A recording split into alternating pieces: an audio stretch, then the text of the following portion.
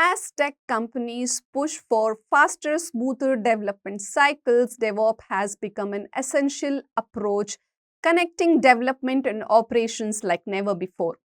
It's not just a buzzword. DevOps opens up new ways to manage software, making it a key skill for roles in tech.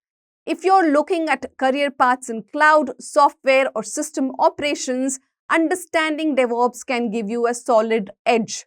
In this video, we will guide you through all the essentials, starting with why DevOps. We will move into practical topics like version control with Git, containerization with Docker, and orchestration with Kubernetes. Then we will get hands-on with CI CD services, including AWS CodePipeline, and dive into monitoring tools like Prometheus and Grafana. Every section includes practical demos from setting up Jenkins to deploying on ECS. You will get a feel of real-world applications of these tools. This is a complete course to equip you with foundational DevOps skills so you can apply today.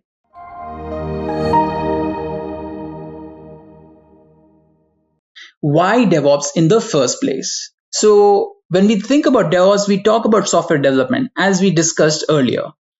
It is very important to make sure that the software development process you have is as efficient as possible, and that too based on the requirements that you have as an organization or as a person who's developing a specific service or a product. Now, if we were to talk about software development in its infancy, when people back in the early days, back in 50s, 60s, 70s, and 80s, during those days, we didn't have as many methodologies, as many concepts for software development, because software development was still in its infancy. People were still discussing new ways to do certain things. And in those days, they used to make use of a certain methodology called waterfall methodology. So waterfall methodology is one of the very basic methodologies or very standard methodologies that are used in many different places. So if you looked at it, you can see that it has multiple phases. The first phase is requirements phase, then you have the designing phase, then the implementation phase, then the testing phase, then the deployment phase, and then the maintenance phase finally. So we have 6 phases over here. So the first phase is requirements phase. In this phase, basically people sit down together and they look at what are the requirements for their product, what are the functional and non-functional requirements for the software that they're going to be developing or the service that they're going to be developing. So they note that down, and then they move on to the designing phase, in which they start planning out everything based on the requirements that they had discussed earlier. They will assign tasks to specific teams. They will schedule these tasks to happen at a certain time, and they'll also make sure that they have enough resources to perform these certain tasks, etc. And then they will go to the implementation phase. Now, implementation phase is where the thing happens, where you go ahead and you develop the software. The coders will sit down and basically start coding the software. Then you come down to testing phase. Now, in testing phase, all the testers will go ahead and test our software for specific things. They will go ahead and test it, based on the requirements that they were listed earlier. So that's your acceptance testing, making sure that the software that is being developed has all the requirements that are needed. Then, you'll do integration testing, in which you check if the software is integrated well with other things, and you perform other types of testings also, like unit testing, etc. Then once the testing has been completed and the testers have given OK for the software, then the software will go ahead and it will be deployed. So what we talk about when we talk about deployment, what we mean is that the software is given to the final end user. So basically the end user will start making use of this particular software. So that is a deployment phase, in which you deploy the particular software so that the end user can start making use of the software. And then finally we come to the last phase, which is the maintenance phase. So in the maintenance phase, we basically maintain the software, make sure that if it crashes, we put it back up, or if there are new updates we want to push, then we do that. So guys, this is the waterfall model. Now, there's something that you might have noticed with this. It's very, very long. Like generally, it would take 6 months to a year even to develop software using waterfall model. If it's a very big software, then definitely it will take that like all that time. The thing is that waterfall model isn't inherently bad. It was very, very useful when it was being used in the early days, like in the 60s and 70s. It was perfectly fine in the research environment, where they had to come up with certain software to help them in research, or during warfare, where they had to come up with certain software that would help them in warfare. So it was totally fine over there, because they had certain requirements and they were ready to fulfill it, and they knew how much time it would take, so it wasn't a big problem. So in the early year of software development, when it was just coming up, waterfall model was used. Waterfall model is a very standard model used in many different fields, not just software development. It was very useful when the requirements were concrete and the development life cycles were long. So since the requirements were very strong, they knew what they wanted, it wasn't much of a big problem. But the thing is that waterfall model doesn't really hold up in today's day and age, because in today's day and age, you have many different kind of use cases and different scenarios where you cannot make use of this model. Why? So let's discuss why it can't do that. So when we'll be talking about the drawbacks of waterfall model. So we have long development life cycles. Now it's good in a certain way, where that you have this much time and you're going to be putting a lot of effort into it, this particular software, so that it comes out as polished as possible. But the thing is, in today's market, people don't exactly expect polished material in the start itself. They want a good ratio between amount of excellence there is in this product or service and the time they get it in, because today's market is very thirsty. You have customers who ask for updates every other second. They see a change, they give you the feedback, and you have to make that change. So in that matter of fact, then long development life cycles really can't happen, especially in commercial use, where if, for example, if you have a game that you have on the Google Play Store, and you have to give a lot of updates to that game, because you have to push balancing updates, you have to make sure that the UI is great. If you taking customer feedback, and then you have to apply that feedback, so that way you can't do it in a very long development life cycle. You have to do it in smaller sprints, smaller time periods in which you go ahead and do all of this. Then another drawback for waterfall model is it's difficult to backtrack. Now it is difficult to backtrack because it's a long process. So that plays into this problem, because once you reach the testing phase, or once you reach the deployment phase or the maintenance phase, and you figure out there's an issue with the whole software, then you have to revert back to the requirements phase or the design phase. So it takes a long time to fix any problems there might be. Or it's like a big train, and to stop that train, it's going to be very difficult. You have to apply brakes really hard, and to go back, you have to reverse all the way. So it's going to take a long time to do that also, and it's going to be very time consuming, as well as it will take a lot of extra budget or capital. Then no finished product till the end. So what we mean by this is basically we have long development life cycles, and we're not able to show the end user what the end product is going to be, because they have literally no idea till they get the product at all. But this is different when we talk about methodologies being used today. In those kind of methodologies, you have software being developed in smaller parts, so the end user gets the smaller parts, and he can give the appropriate feedback back to us, so he has an idea of what software is being developed. Tougher to plan for. It's definitely very tough to plan for, because it's a very long process, and when you have a long time period of like 1 year, 2 years, 6 months, you don't always know all of the variables. There are a lot of different variables to consider, and to consider them, you still can't consider them. So you can do your best, but you won't be perfect. So you definitely gonna look past a lot of problems that may occur, and they will occur. So it gets very difficult to plan for such a thing. High risk. So that's why when we talk about waterfall model, we say that the requirements have to be concrete, because in the end, the reward that is assumed is going to be a high reward thing, because they already know what they expect, and they expect to get that, and it involves a lot of risk, because all these different drawbacks you have. It's very difficult to backtrack, so it's again high risk. You might lose all of your money if you implement a waterfall model.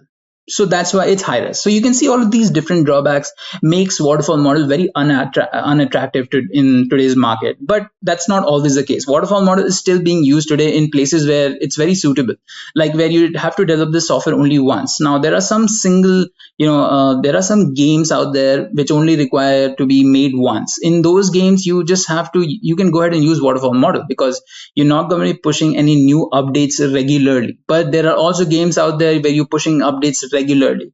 So it depends on your requirements of how fast you want the software, how long are you ready to wait to get the first part of the software at all, if you are ready.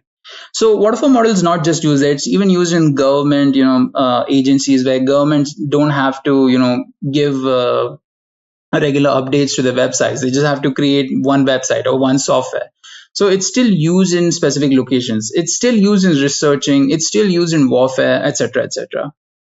Now, there are new methodologies that were developed to solve the issue.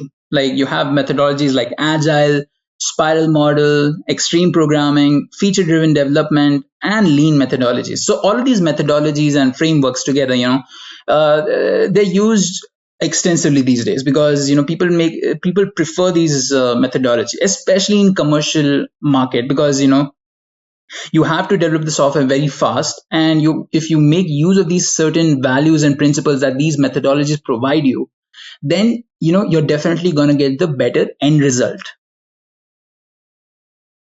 So in the same way, we have all the different methodologies like Agile, Extreme Programming, and feature-driven development. We have DevOps also. So transitioning into DevOps. So let's discuss what is DevOps. We know that DevOps helps us. Why DevOps? Because we use it to basically overcome the problems of previously implemented methodologies. So what is DevOps? So if we talk about DevOps, there are a lot of different ways to define DevOps. You can't define it one way or the other.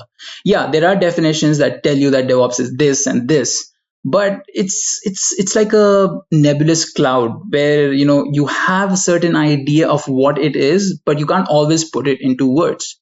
But if you really had to put it into words, you could say that it's a mix of a way of software development where there's a certain set of principles and values you have to follow in DevOps to get the better software development process.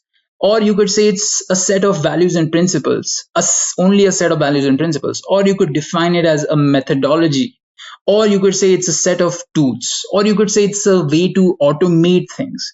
It's a lot of these different things. Instead of thinking of all of these different definitions as single definitions for DevOps, what you can do is you can just think of them all together.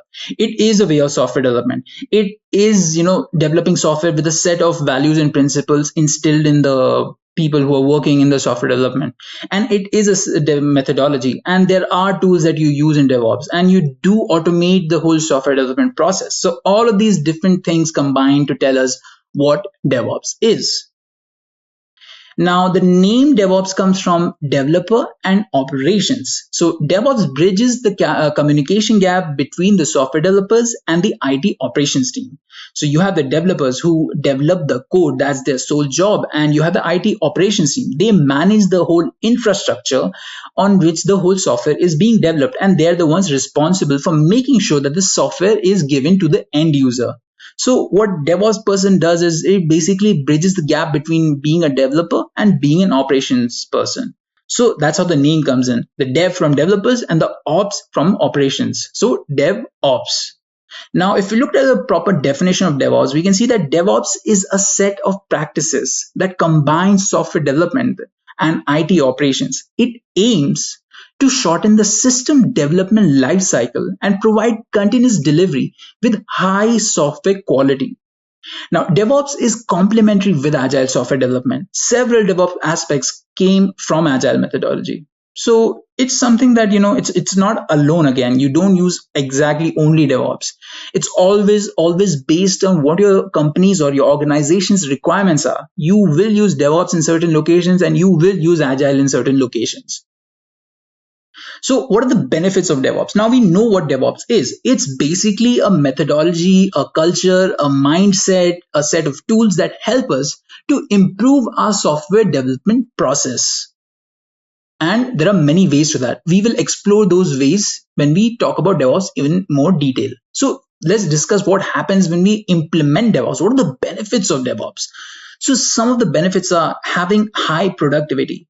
Now, on implementing DevOps, you're definitely going to see a very high increase in the amount of productivity you have, because a lot of processes that were originally being handled by humans are now being automated. They're being scripted now, and that definitely increases the productivity you have. Other people can then go ahead and concentrate on the thing that they have to solely concentrate on. A developer doesn't have to worry about ops things, and he only has to worry about writing the code and then pushing the code and then waiting for it to be deployed, get a feedback, make the changes, and then repeat the cycle. That's his job. So that way productivity definitely increases, and you get an excellent product in the end, or a service in the end. Whatever you're providing to your user, you provide the best particular product slash service there is in the market, because you're improving your quality, because you're improving your productivity, and hence you're improving your quality also. And there are a lot of certain aspects that we will talk about that help us to improve the quality of our product with continuous testing, whether it be dynamic testing or static testing. Then returns. So when I talk about returns, I'm trying to say the profits or the revenue that the organization will generate will increase because of the other two factors. Because of high productivity and because of excellent product, you will definitely see a rise in the returns, or the ROI, the return of investment, the revenue that the company generates, or the profit they're generating. And a lot of other benefits are having a speedy and rapid delivery. You're able to deliver the software that you want very fast, because you're automating a lot of the processes. So you're able to deliver the software you want very fast. Robust security. So when you talk about DevOps, you also have to consider the security aspect. There is a specific field in DevOps called SecDevOps, which concentrates only on the security aspects. They try to make sure that the whole software development pipeline is very secure. There are no security vulnerabilities, whether it be in the networking, whether it be in the software code itself. It makes sure that the software code you have is as secure as possible, because the software is the company's asset. It's the product. So you have to make sure that nobody steals it or misuses it. It helps you to track everything that is being done by any person who has an interaction with the software. So that creates a layer of security that definitely helps you protect your software.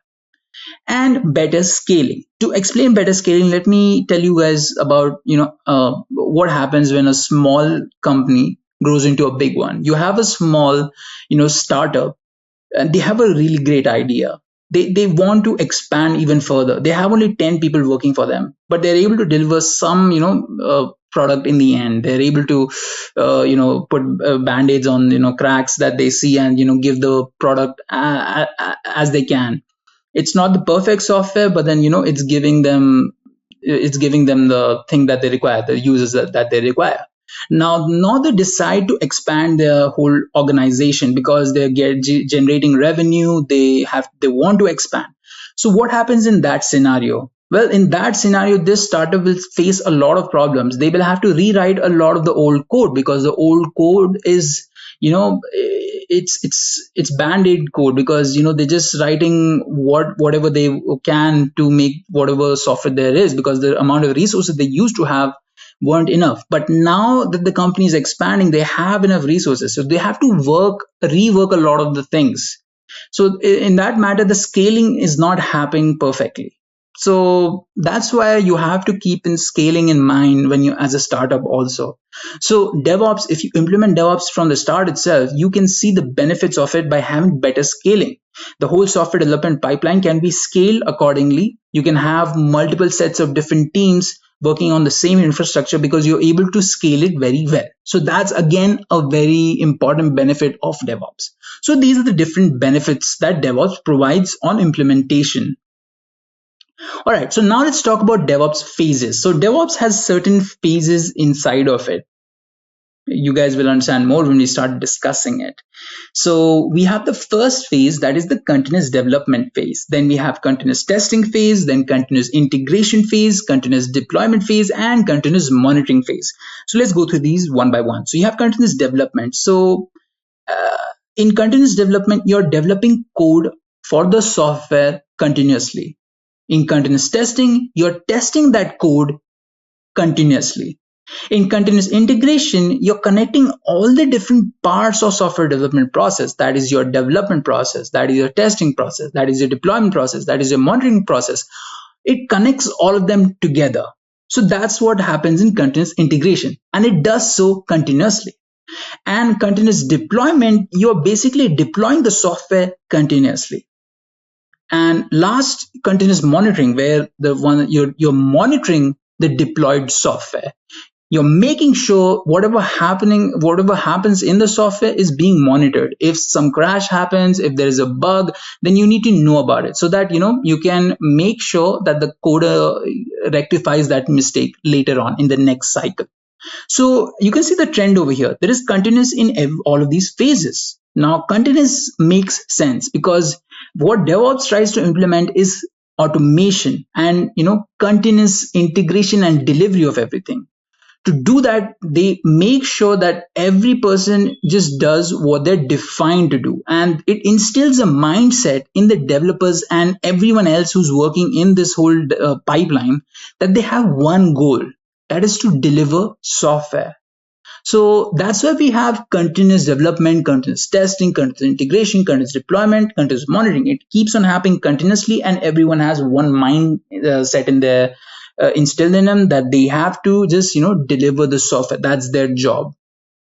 So these are the different DevOps phases.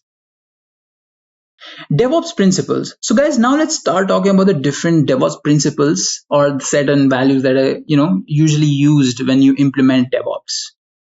So these are the principles you have to keep in mind whenever you're making a decision. So let's look at these different principles. So one of the first principles is customer-centric action. Whenever you take a decision, please keep in mind that this decision has to benefit the customer in the end, or try to make the decision so that the end result helps the customer in the end. Any decision that has priority or that is to be given priority has to be given priority based on the fact or based on the thought whether this decision is going to help my customer in the end. That's why any action you take should be customer centric. Is it going to help the customer? Is it going to make the customer comfortable? Is it going to give the customer the best experience possible? Are we doing the best we can for the customer? So you have to keep that mindset when you are making any decision. Create with end in mind. So whenever you're creating any process or whenever you're creating any part or any new thing and you're experimenting with any new thing, you have to do it with an end goal. You have to make sure that in the end, you're going to have something real or something tangible in your hand that you can give to your end users. And another principle is having end-to-end responsibility. So when you implement DevOps, you have to instill the mindset into the developers, into the different teams that are working in the software development process, that they have end-to-end responsibility. Whatever they create, they have to keep responsibility of that, whatever they've created. If there is any feedback, they're supposed to resolve any issues based on that feedback. And they can't push the blame to other teams. So this is the kind of culture, work environment that is being created, where whatever you do, you have to take responsibility for it, even if it happens down the software development pipeline. You can't blame others. That's the kind of mindset that's the kind of work culture that is trying to be instilled in, when you're implementing DevOps.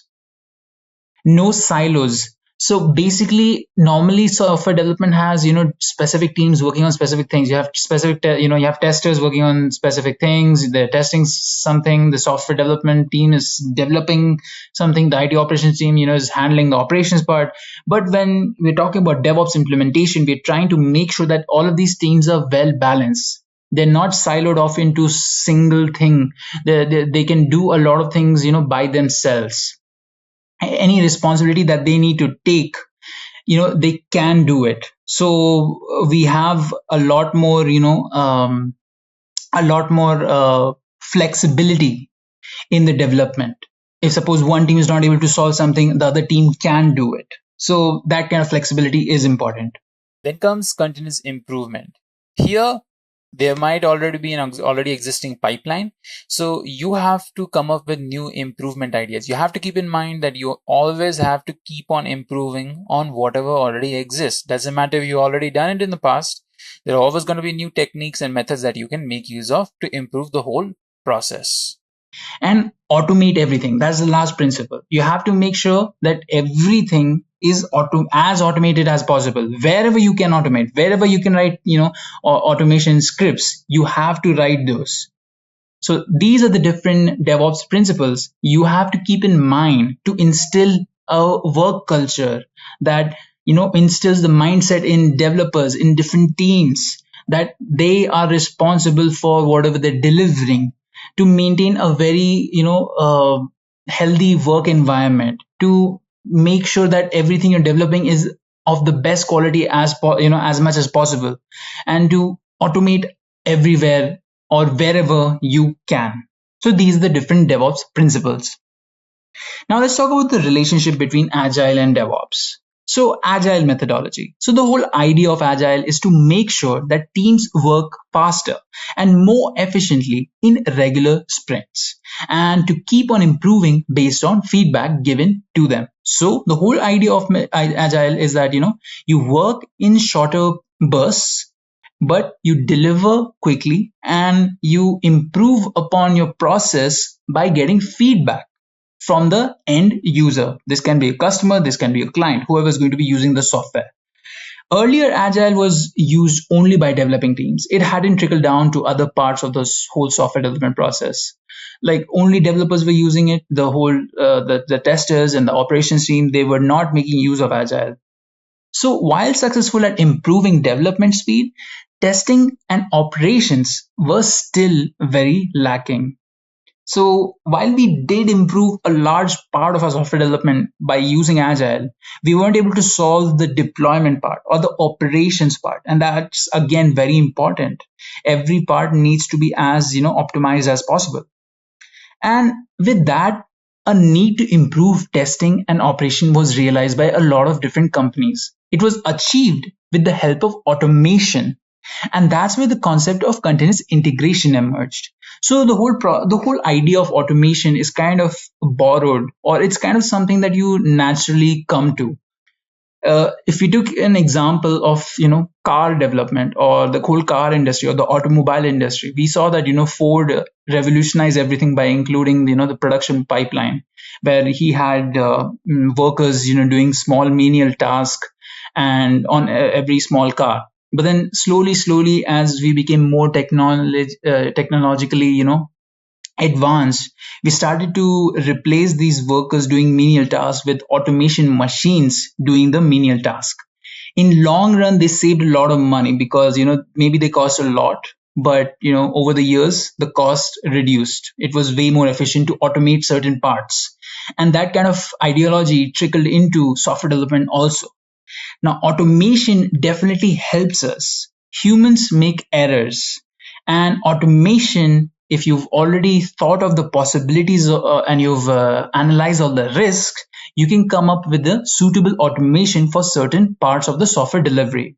Now, companies small and big quickly took up the initiative and improved their delivery part as well, not just their development part.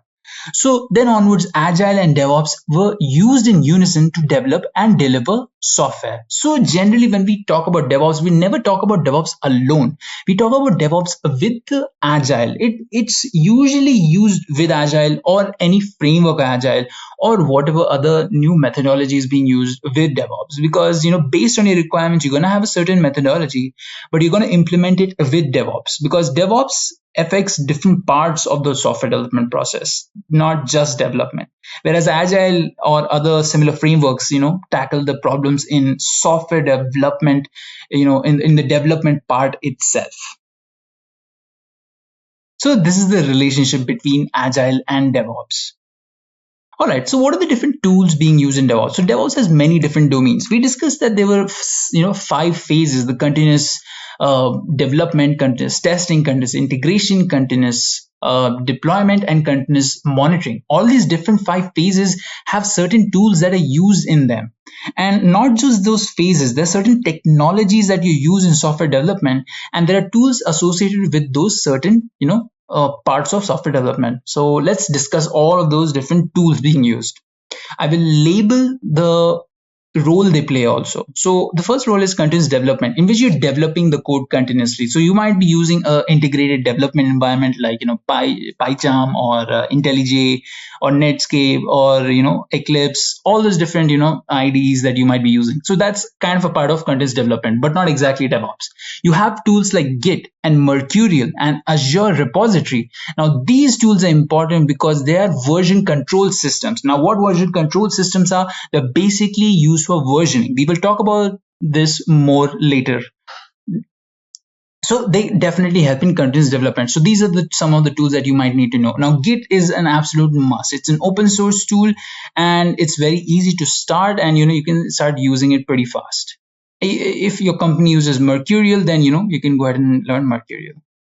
Then you have building tools. Now building is a process in which you take the software code, you take all its dependencies. These can be the libraries or functions that are used to run the code, and you put them all together into one single executable file. Like you have .exe files in Windows, right? They're basically that.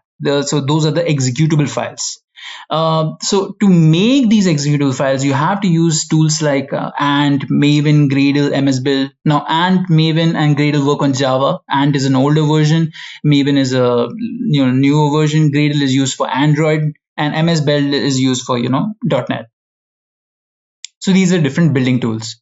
Then you have database management tools.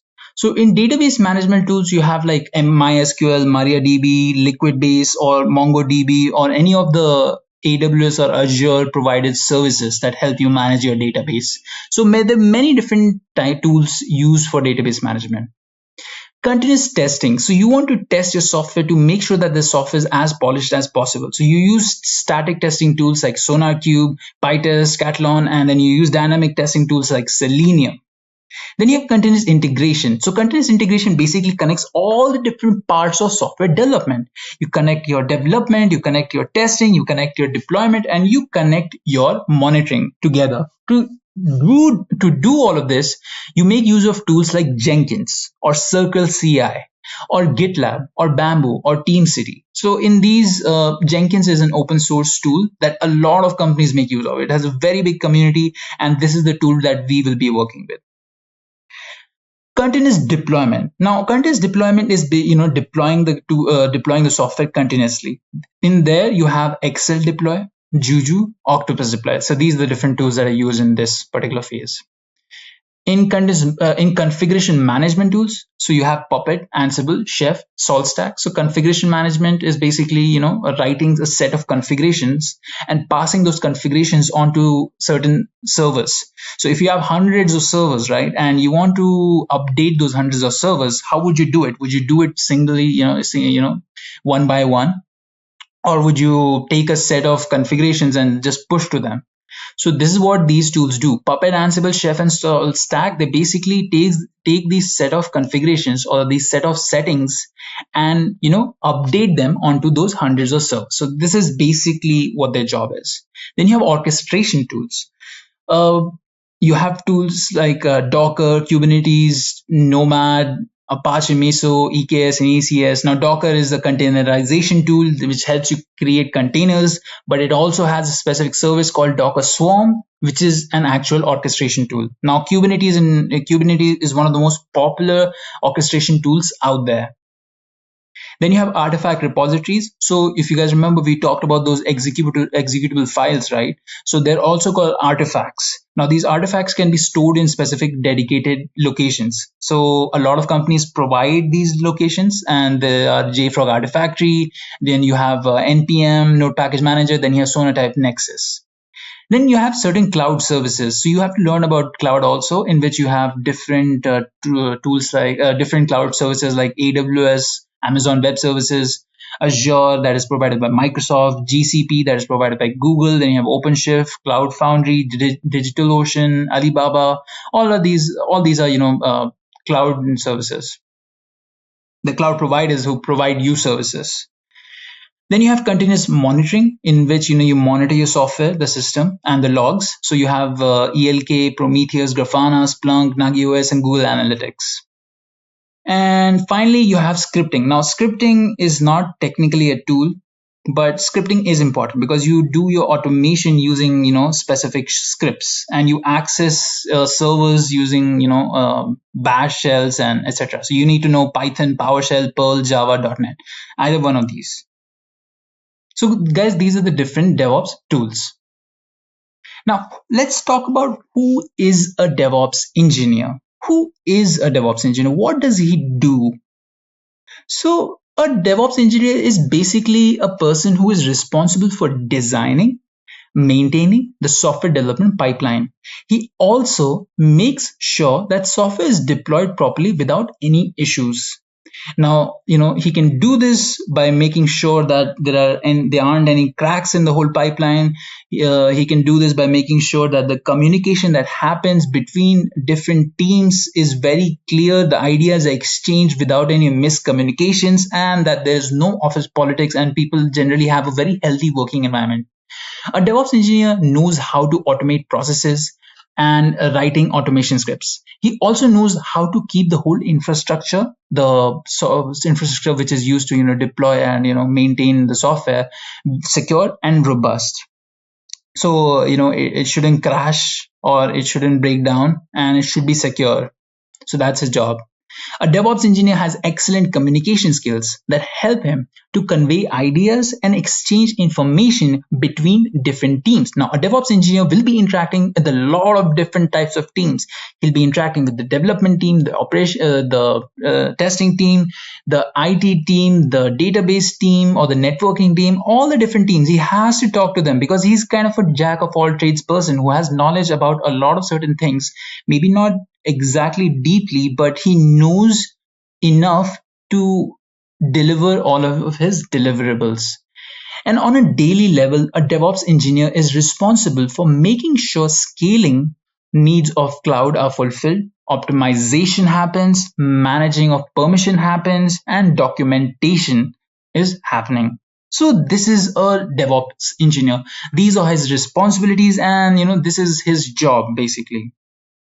A DevOps engineer has a wealth of knowledge. So like I told you, he's a jack of all trades, but he also excels at all those trades. That means that he has to be good at those technologies. So he has to have a knowledge of Linux, Windows operating systems, how to handle them, how to manage all the processes. Then he needs to know about the database technology, the server technology, how to handle servers, orchestration technology, cloud technology, source control, continuous integration and deployment, automation, scripting, networking, and definitely excellent communications. So these are the list of skills a DevOps engineer must have. He must be good at all of these things, or he must be good at giving his deliverables, making sure that there is an excellent software development pipeline in place, and the software that is being given to the end user is of excellent quality. Basically provides some value to the company, right? All right, so let's see some DevOps case studies. So we have companies like Etsy, The Telegraph, and Netflix. All of these different companies have implemented DevOps over the years. Now, some of these companies are new, or they have started, software development recently, and after 2000s. So they aren't new to the idea of software development, but they aren't exactly legacy companies who are using a legacy software. But then some of them did have to change and start implementing DevOps, but some of them started using DevOps, early on. Now, what happened when they started using DevOps? Companies like Etsy, Netflix, and The Telegraph, they saw better productivity in their whole pipeline. They saw that people were doing much better since their whole goal was defined. They had a clear mindset, and the whole process of software development was automated, it was optimized, it had become more efficient. So they saw a record revenue, they saw the productivity increase in their employees, in their software development process itself. Then they saw a layer of security being layered onto the whole process. Since DevOps does also concentrate on the security aspect, it made sure that the product that they were delivering, the service that they were giving to their customers, was secure. There were no data leaks, and there were no security vulnerabilities in their software code. Then the product that they delivered was of excellent quality. Now, that Netflix has one of the best streaming services out there. Netflix gives us the best streaming product that we have till date. That is definitely true. They pay their software developers a lot. They pay the DevOps engineers a lot, and they give the end users the best product in the market. So you can see how it does affect them. Now, the same case with Etsy. Now, Etsy and the Telegraph, they are very specific use cases. Now, Telegraph is a news organization, and Etsy, is a platform for people to sell. Even on these different types of companies with different, use cases in different markets, they're able to implement DevOps and get the best product out there in the market, and hence increase their revenues. They definitely saw a rise in their revenues with the with increase in the excellent quality of their product, and the productivity increase. So they definitely saw high amounts of revenue being generated, and it gave them an option for better scalability. Now, Etsy, Netflix, and the Telegraph are companies that are definitely looking to expand. Netflix is ever growing. It's started expanding into a lot of different countries, and even in countries where there's not good access to internet. Even in Africa, Netflix is there, not in all countries, but in certainly in the richer countries, and they definitely want to expand later onwards. So with implementing DevOps, they have seen that the scalability options that they have increased also, and this gives them a higher ground above their competitors who are not making use of DevOps. So guys, this is the DevOps case study where you see that these companies have used and implemented DevOps and seen, their revenue increase, and, get better scaling options, have a layer of security, see a rise in productivity, and, having an overall excellent product. Now let's talk about the prerequisites that you might need to, start learning DevOps. So there are basically two prerequisites at all if you want to get into DevOps. You just need to know basic Linux commands, and if you don't know those also, but that's totally fine. I'll give you guys a brief intro to them. And you just need to know basic coding. So these two are the two prerequisites. You need to know a little bit about the coding. You necessarily don't need to know a specific language, but if you do know, that's good. Just know the fundamentals of them, and some Linux commands. So these are the prerequisites. If you don't know any of these, that's not a matter.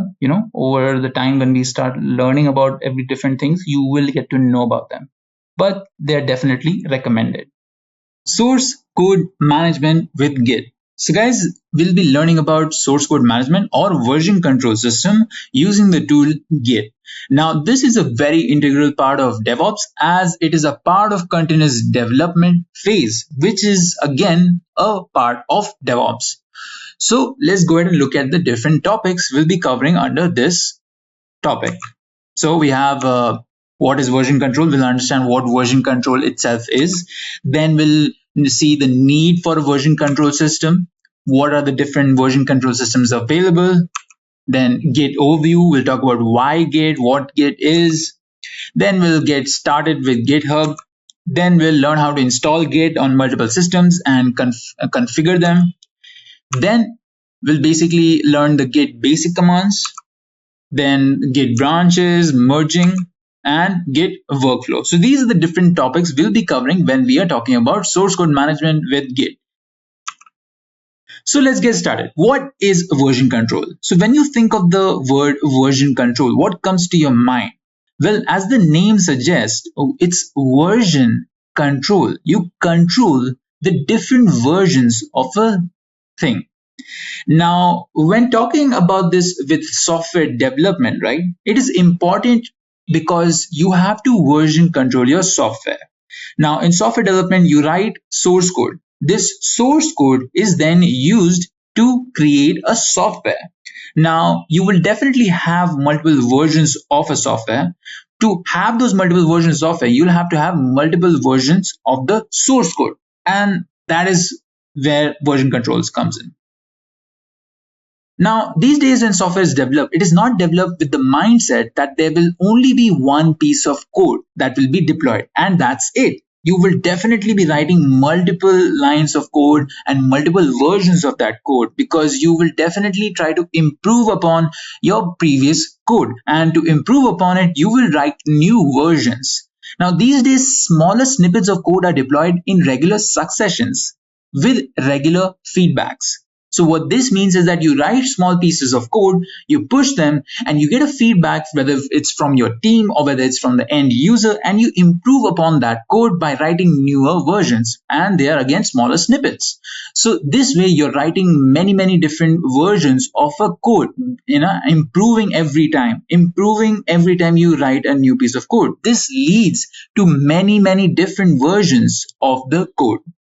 And that creates a need to organize the code and all of its different versions of it. This is where version control comes in. You have to control the different versions. So version control is basically a practice of managing and storing different versions of code. Now, if I were to give you guys an example, think about a college student or a school student who has to do his final year project. And he has finished his final year project. So he's doing his project in, analyzing how a particular website processes a certain thing.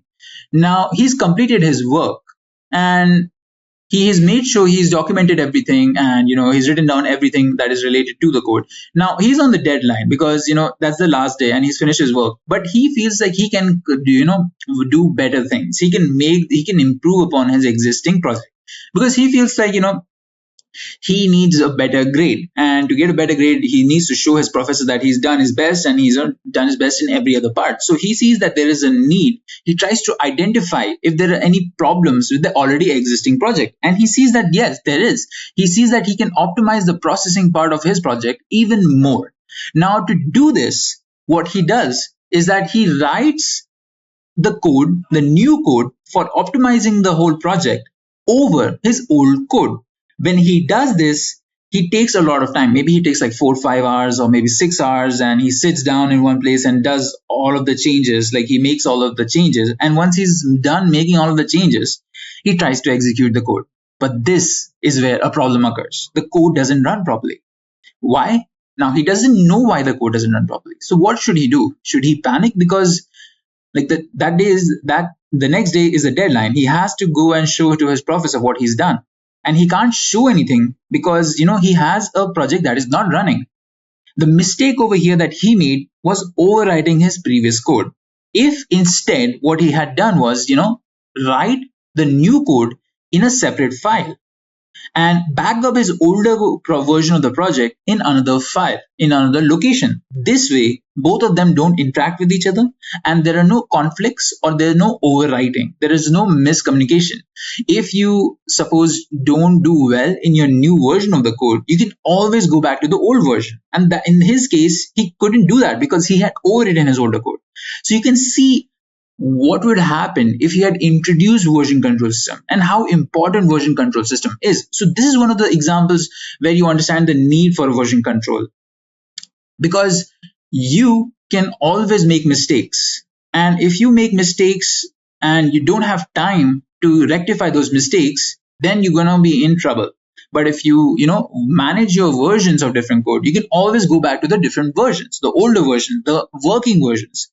So this is especially the case with larger companies that have multiple projects and multiple teams working on them. So for example, there's a team that has a website it's a shopping website, and they have multiple projects on it. They have project A, they have project B, and they have project C.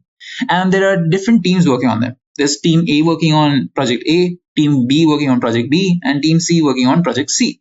And project A is for their payment feature, project B is for their shopping feature, and project C is for their cart feature or their warehousing feature, the backend, where all the items come in and get stored, the warehousing feature. So all you can see that all these different teams work on different versions and different features of the website. So let's examine project A. So project A is basically your payment feature, right? So there are three versions to it. There's A1, A2, and A3. Now the A3 is the latest version of the code. Right now it's not being deployed. The team is still working on A3. A2 is the one that has been deployed. Now A2 has been deployed for a good amount of time. The users have used it for around 6 months and there have been no crashes. It's working perfectly fine. But you always have to make improvements on what you've done before. So the team identified the places where they couldn't make those changes and they came up with the idea of A3, the latest version, and they're working on it and they've actually done working on it. And now they're planning to deploy it. So what they do is they pull back A2 and they immediately push A3 as the latest version. But then they see that A3 starts crashing. They start crashing when the client enters a specific number or specific something. They haven't exactly identified the problem, but it crashes the whole website, and that affects the other teams also. So this is important. This is a grave mistake. So in this situation, what they can do is they can make sure that the application or the website that is provided to the end user remains there. Like this shouldn't happen that there is no application for the users to use. So to do that, what they can do is they can pull back A3 and push back A2 again, because A2 was the latest stable version that these people were using and it was working fine for 6 months. There were no issues with it. So this way they make sure that their clients or customers have an end working product. While this is happening, while A2 has been pushed, they go ahead and debug A3. So they can go ahead and see what is a mistake made in A3. They can rectify it. And while they're doing it, there's no downtime for their final application. And this way, project B and project C can still, go on working without any integration issues. So this is again why, version control is important. It helps you organize all of your code. It allows for greater collaboration between different teams. You can manage different projects at the same time. So this is exactly why people go ahead for version control. All right, so now we know what version control is. Now let's see, why do we need it? We've already discussed some of the reasons. So just as we discussed right now, the purpose of version control systems is, as the name suggests, it controls the different versions of the code. Now, how does this go with DevOps? So the idea of a version control system, or a VCS, meshes very well with the DevOps ideology. What is the DevOps ideology? We studied a few principles, but the whole goal in the end was to make the whole software pipeline as efficient as possible. And the idea of VCS meshes very well with that ideology. It helps us to make the whole software development as efficient as possible, because we're using a version control system where we organize everything. That increases productivity as well as efficiency, and it also allows us for quick delivery of code and automatic job triggering. So when you want to push a specific code quickly, you can do so because you already have version control system. So you can create triggers. You can create triggers in build jobs where the whole process is automated. This way, there's no human intervention always required. You can automate even more. So this is very integral for DevOps. This allows for easy automation of the whole software development pipeline. That's why version control goes really well with DevOps. Now, there are a few benefits to version control systems also. So let's study them. So it gives you complete control. So that is one of the big benefits of version control systems. A good version control system, or a SCM tool, will allow you to completely control all the aspects of the code that you are going to write. Why? Because you will have complete access to every facet of that code. Who's writing that code?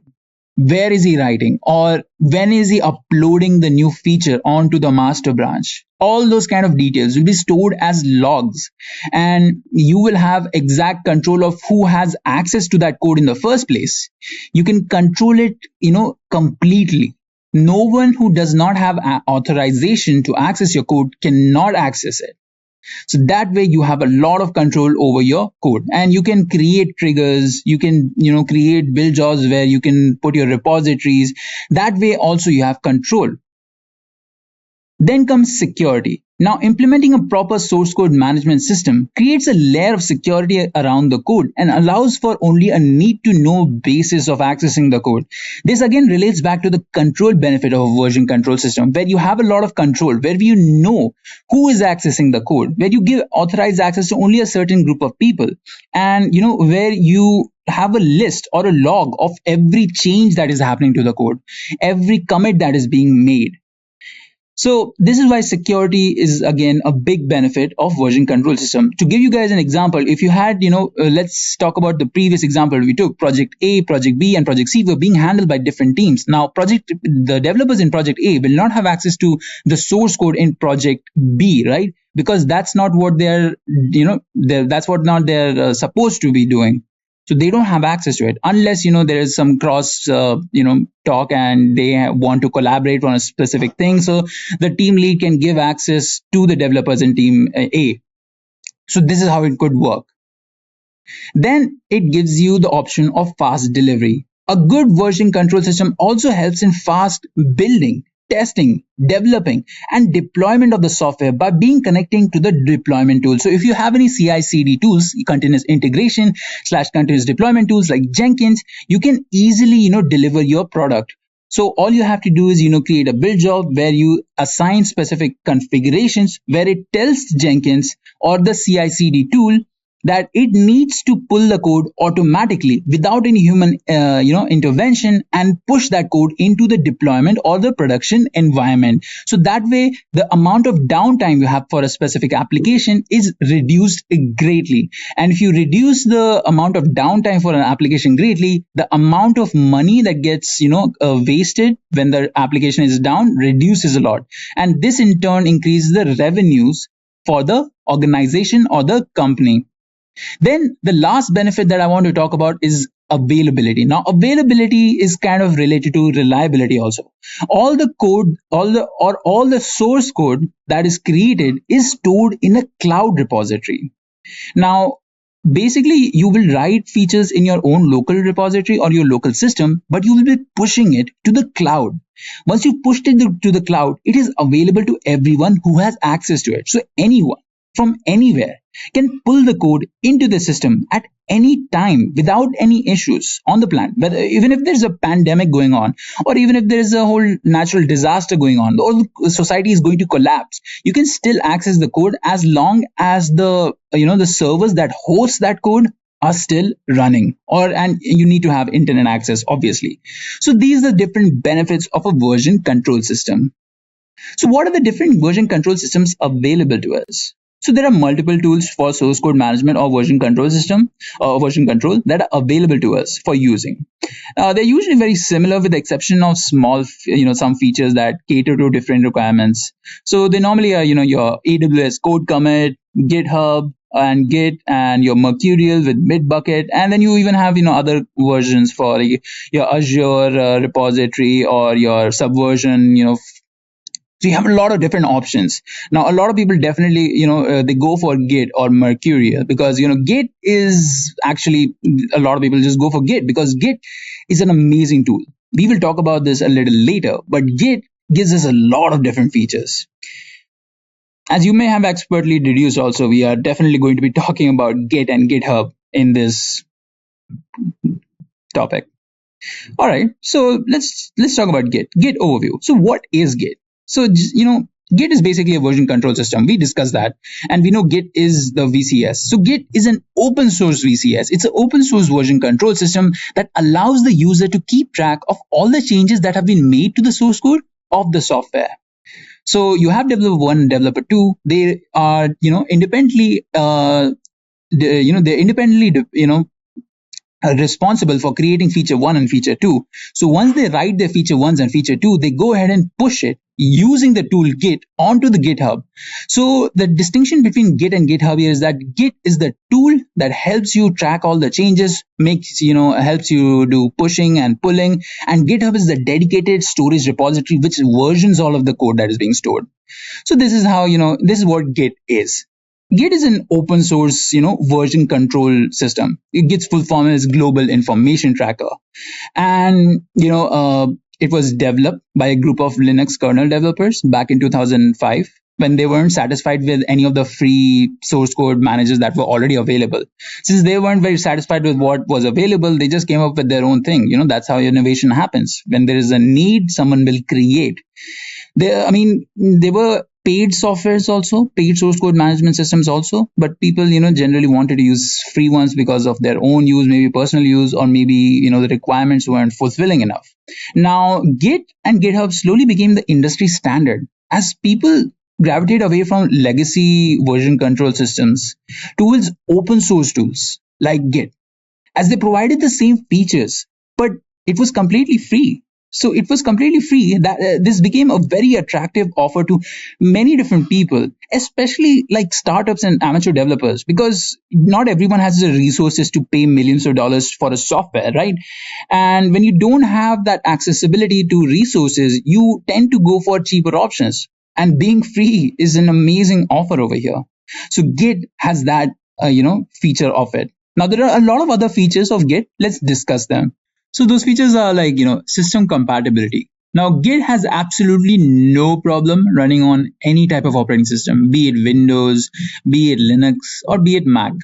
Git is also great when it comes to inter-version control system compatibility, as it can work together, it can work with other tools repositories.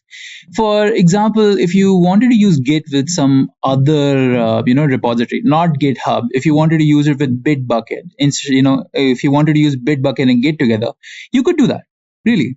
And if you wanted to use Git and SVN together, Git has no problem pulling and pushing code to and from distributed repositories of SVN. Or any other repository than GitHub. So it's got great system compatibility, not just with operating systems, but also with other repositories. Then comes collaboration. Now, Git allows for heavy collaboration. A team of developers or different teams of developers can maintain a hierarchy and work on the same main code, but on different snippets of features simultaneously, and then merge all of their work when they're done to form the software that is to be deployed and be presented as the end product. Now, this allows for easy tracking of who's working on what part of the project and what changes they have made, which again, relates back to whatever details they have, whatever details have been or of changes have been made are stored as logs. Then comes speed. So speed is another feature of Git. Now, Git is very efficient at handling code and allows the user for easy forking and cloning of major repositories onto local system. So if you're working in a company and you're working in a specific developer team and you want to pull the whole, code into your system so that you can start working on a new feature, then you can do so very easily and very efficiently. It is also much faster than all of its alternatives. So if all the other alternatives like Mercurial and AWS CodeCommit, it is much, much faster than them. So that is again a big thing about Git. And then another feature is distributed system and reliability. Now, this facet of Git allows multiple users to work on the same piece of code from anywhere in the world, as it is stored in a distributed repository accessible from the internet. This allows for companies to hire people without having to worry about their location, but rather their abilities. Not only that, people can start working from, their homes. Work from home becomes very easy, especially in situations where you have a large pandemic at hand, where people can't travel to the office due to security and safety reasons. Then you can, just rely on whatever is available on the cloud or the distributed repository. Just pull your code, work on it, and then push it back. So it removes any, dependency on the location itself. You don't have any dependency on what your location is. That is a great improvement from before. This provides a sense of availability, as the code is always available to the developers. They needn't worry about the server maintenance or the upkeep of that server also. Unless you had your own dedicated server where you were storing all of your source code, you would access the cloud, and that is not maintained by your company. Or if it is, that is fine, but that's still not your job. If you're making use of any services that are provided by AWS or Azure or GCP, then they are maintaining those servers, so there is no upkeep for those servers. You just have to pay them, and they will guarantee the availability to you. And then the last feature I'll talk about is security. Now, we've already discussed this when we talk about version control systems, how they will create a layer of security. With Git also, you have the same. It keeps a track of all the changes and all the commits that were made as logs. This allows for easy investigation if or whenever any issue occurs down the pipeline. So if any issue suppose occurs down the pipeline and you want to figure out why that issue occurred, then you would just go ahead and check out all the commits that have been made to your master branch. And if you see that there are some issues, you can easily click on them and make changes accordingly.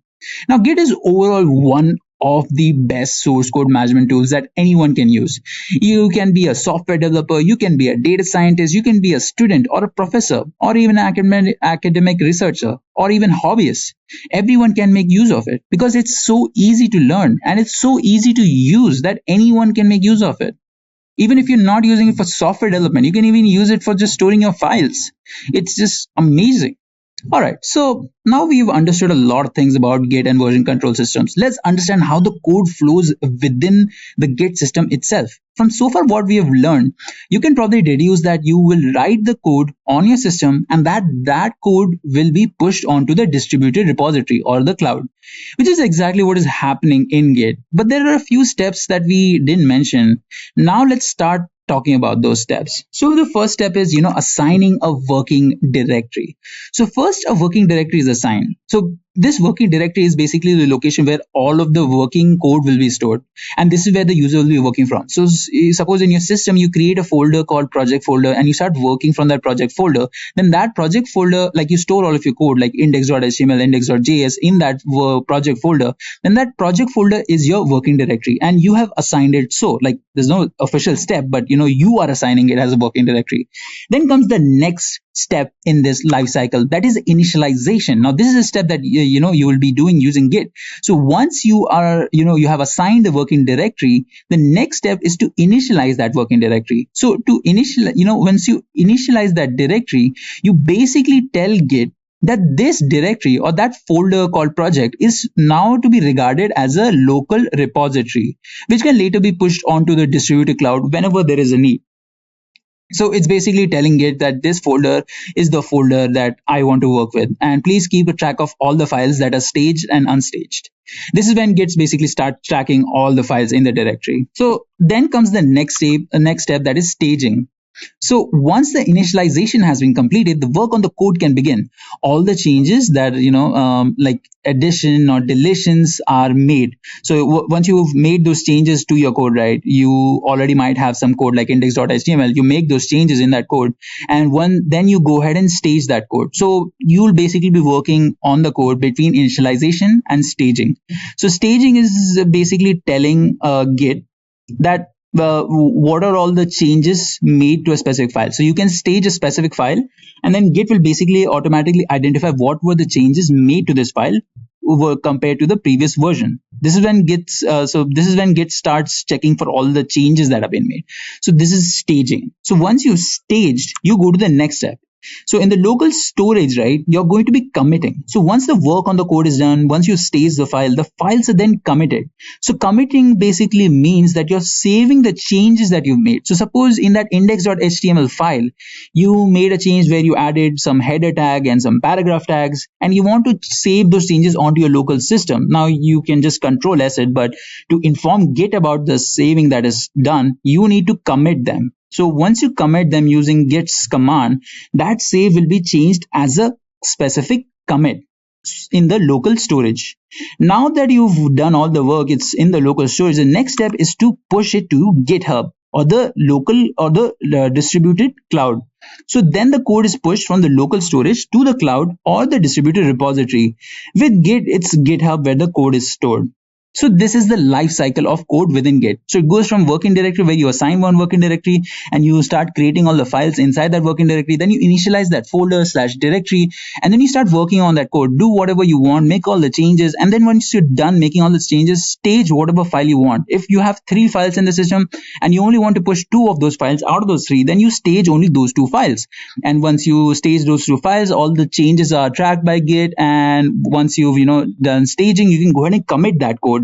So once you commit that code, all the changes are saved on the local system. They are stored in like those track of those changes are stored in a commit, and basically then you go ahead and push the code to the GitHub. Now the code can be later be pulled on to make newer changes, and this whole cycle will be it'll start repeating again. So this is the life cycle. Now let's get started with GitHub. When we talk about Git, it is important to also mention GitHub, as GitHub also plays a major part in this source code management. Now the job for source code management is usually divided in this way. You have Git. So Git is the tool that tracks all the changes. It pulls and pushes the code, solves any merge conflicts or does any merging or rebasing. And GitHub is the one that is responsible for storing all of the code. It's the distributed repository which stores all the code. Now to effectively use Git, we need to know how to use GitHub also. So let's start by creating an account on GitHub. Head to github.com and then fill out the form in the sign up like so. So let's start doing it. So committing basically means that you're saving the changes that you've made. So suppose in that index.html file, you made a change where you added some header tag and some paragraph tags, and you want to save those changes onto your local system. Now you can just control S it, but to inform Git about the saving that is done, you need to commit them. So once you commit them using git's command, that save will be changed as a specific commit in the local storage. Now that you've done all the work, it's in the local storage. The next step is to push it to GitHub or the local or the distributed cloud. So then the code is pushed from the local storage to the cloud or the distributed repository. With Git, it's GitHub where the code is stored. So this is the life cycle of code within Git. So it goes from working directory where you assign one working directory and you start creating all the files inside that working directory. Then you initialize that folder / directory, and then you start working on that code. Do whatever you want, make all the changes, and then once you're done making all the changes, stage whatever file you want. If you have 3 files in the system and you only want to push 2 of those files out of those 3, then you stage only those 2 files. And once you stage those 2 files, all the changes are tracked by Git. And once you've done staging, you can go ahead and commit that code. So once you commit that code, all the changes are saved on the local system. They are stored in like those track of those changes are stored in a commit, and basically then you go ahead and push the code to the GitHub.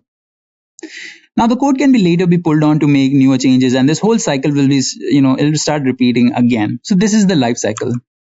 Now let's get started with GitHub. When we talk about Git, it is important to also mention GitHub, as GitHub also plays a major part in this source code management. Now the job for source code management is usually divided in this way. You have Git. So Git is the tool that tracks all the changes. It pulls and pushes the code, solves any merge conflicts or does any merging or rebasing. And GitHub is the one that is responsible for storing all of the code. It's the distributed repository which stores all the code. Now to effectively use Git, we need to know how to use GitHub also. So let's start by creating an account on GitHub. Head to github.com and then fill out the form in the sign up like so. So let's start doing it. So I will open up my browser. Go ahead to your browser, just type in github.com. And when you do type in github.com, if you already have an account, it will directly redirect to your account. Like I already have my account over here, so this is my home page.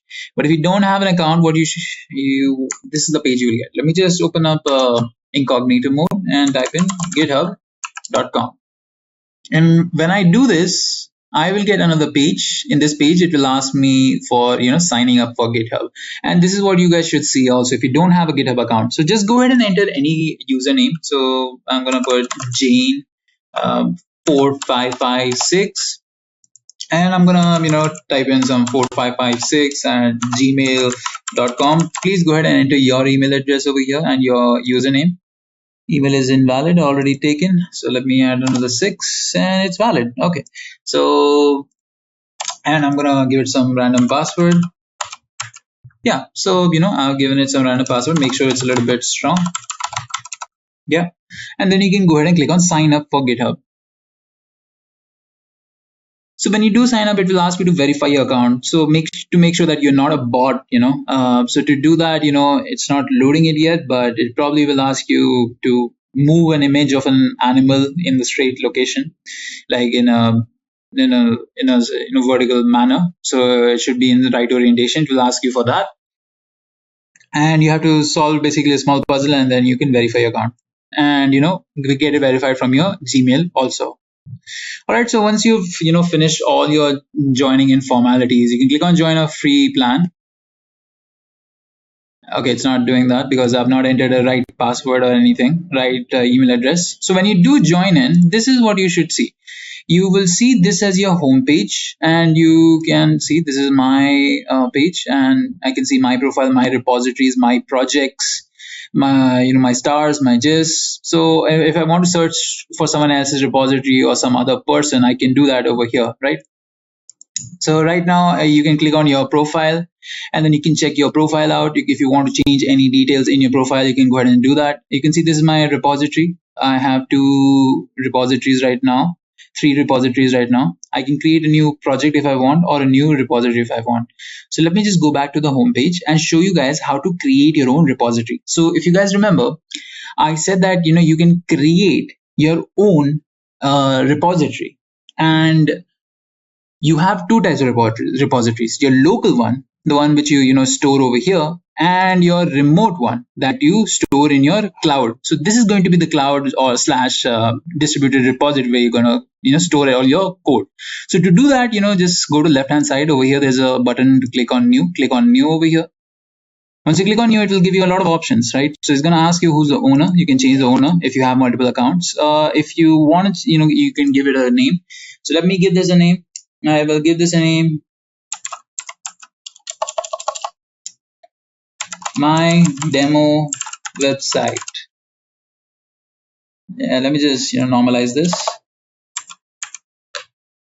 Yeah, and let me spell website correctly. Yeah, my demo website. So this is the name of my repository. I can go ahead and give this a description. This repo will store all the source code that will run my website. This is my description. You can make it public, or you can go ahead and make it private. I'll leave it public so you guys can go ahead and check this repository out.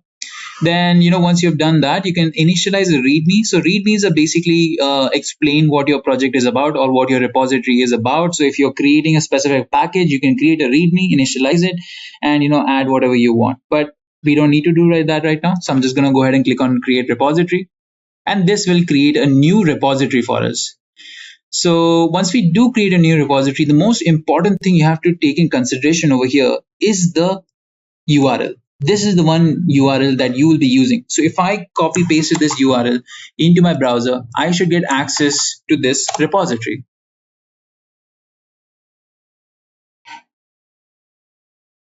And I do get access to it. So this is an important one. Copy and keep it, or just remember whatever your name is, github.com/username/repository name. And you can see there are a lot of details over here to take in. One of the details is it helps you create a new repository command line in your local local system, push an existing repository, or import code from another repository. You can check out issues, pull requests, actions, projects, wiki for security, insights, and settings. So there are a lot of options over here. You can see GitHub is full of different features. You can create webhooks. You can perform a security analysis, check integrations, and etc. etc. And this is where your code will be stored. All right, so we've created our own repository. We have created our own account and our repository. So this is what we will need for now. So let's move on to the next thing. Now we will install and configure Git, because we want to work with Git. So Git is a two-man source code management is a two-man job. It's with Git and GitHub. So let's go ahead and install Git. Now you can install Git on any of the various different operating systems. Like I mentioned before, it's independent. It works independent of the operating systems. You can work with Linux, GitHub on Linux, GitHub on Windows, GitHub on Mac. So I'll explain how to download GitHub on Linux and Windows. All right. So I will go through these process more briefly, comprehensively. All right, so let's go ahead and do it for Windows first, then we will do it for Linux. So let me go back to my browser over here. We'll close these. All right, so open a new browser, new tab, and type in Git download. So when you type in Git download, you should click on the first link. It will be gitscm.com. Just click on that, and it will give you various options. It will give you options for downloading it for Linux, downloading it for Windows, and downloading it for Mac. So the one we will choose is downloading it for Windows. So let it just load. All right, so we're going to go ahead and click on Windows over here. You can directly click on download 2.2.8 for Windows. Now, once you click on Windows, it will automatically start downloading it. So you can see Git 2.28.0 64-bit is downloading. If you have a 32-bit system, go ahead and click on 32-bit for Windows setup. Just wait for this to get downloaded. All right, so once the .exe file is downloaded, you can go ahead and click on it. If it does not automatically download, you can go ahead and click here to download manually. So once the executable is downloaded, go ahead and start it up. I'm going to click it over here. It start opening Git installation wizard. Now in the installation wizard, it will ask us a lot of things. I want you to leave most of them default. All right, so when you have the installation setup up here in front of you, just keep on clicking on next. Make sure you have it in the right directory. You can change it if you want, but I would recommend just keep on clicking on next. Leave everything default, because you're new to Git. If you're not, you can go ahead and change them. If you want to change the editor, you can change it to Sublime, Atom, or whatever you're comfortable with, Visual Studio. We'll leave it as Vim here. I'm going to keep on clicking on next, because these are advanced configurations, and usually the default one is fine. I'm going to click on next. I'm going to click on next, and I'm going to wait for it to download, install. So as you can see, it's starting to install Git for me. So we'll just wait for it to install.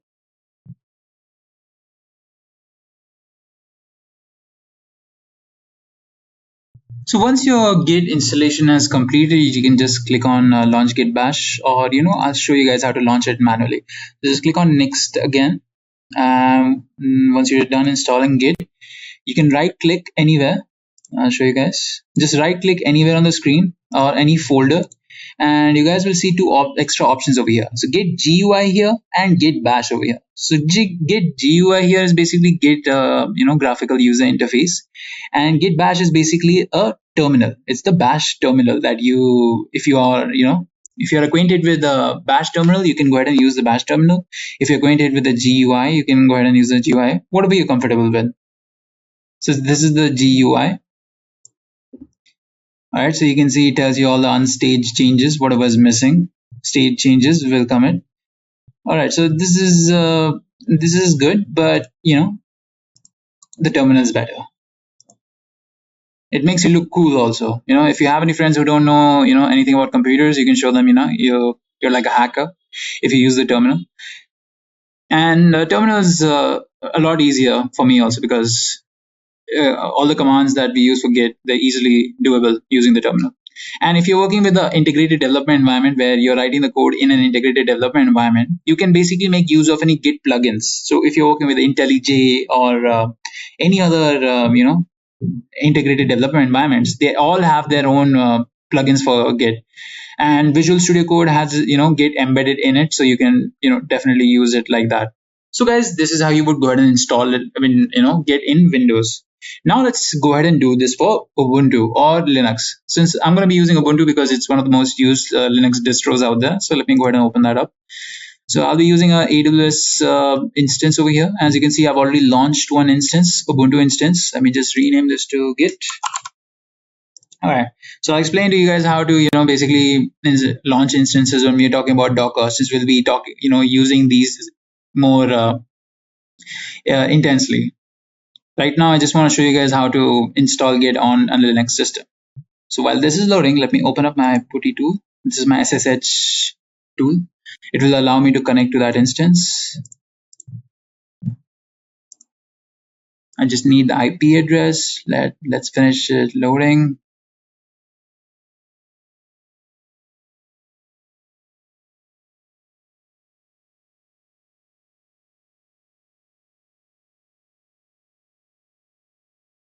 All right, so let's go ahead and copy the IP address over here. I'll paste this.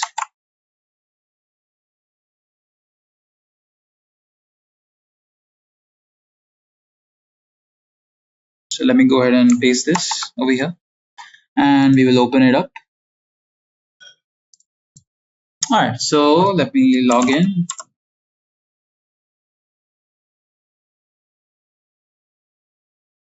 Okay, so we are now logged in.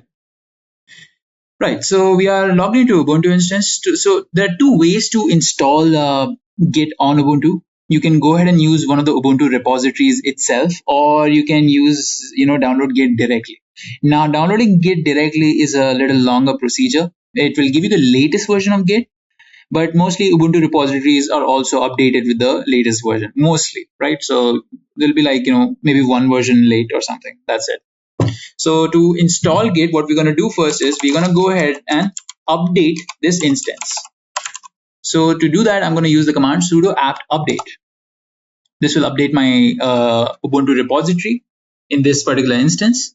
And once that completed, I can go ahead and install Git. So the command to do that is sudo apt install Git. Now, the thing with the instance that are launched with AWS here, that Git is already installed. So if you have an Ubuntu system that you're using, instead of using an AWS instance, you wouldn't have Git installed already. So you can go ahead and type in this command. Or if you're using the AWS instance, it will already be installed. So you don't really need this command. But I want to show you guys nonetheless. So if I press enter, it will start installing it, but it's already there. So if you want to do it in CentOS or RHEL, the command for that is sudo yum install git. So this is the command for CentOS and RHEL. So if you're working with that. All right, so now that we have git installed, we can go ahead and use the first git command. So the first git command is basically git __ version. So it will give us the version of git that is being used there. So we have git version 2.17.1. All right, so let's go ahead and do the same over here. Let's check it in the bash.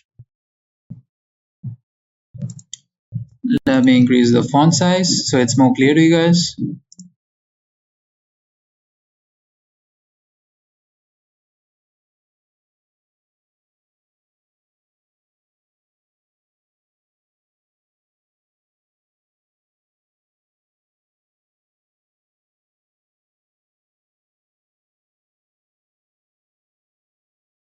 All right, so this is the different version for Windows and this is the version for Ubuntu.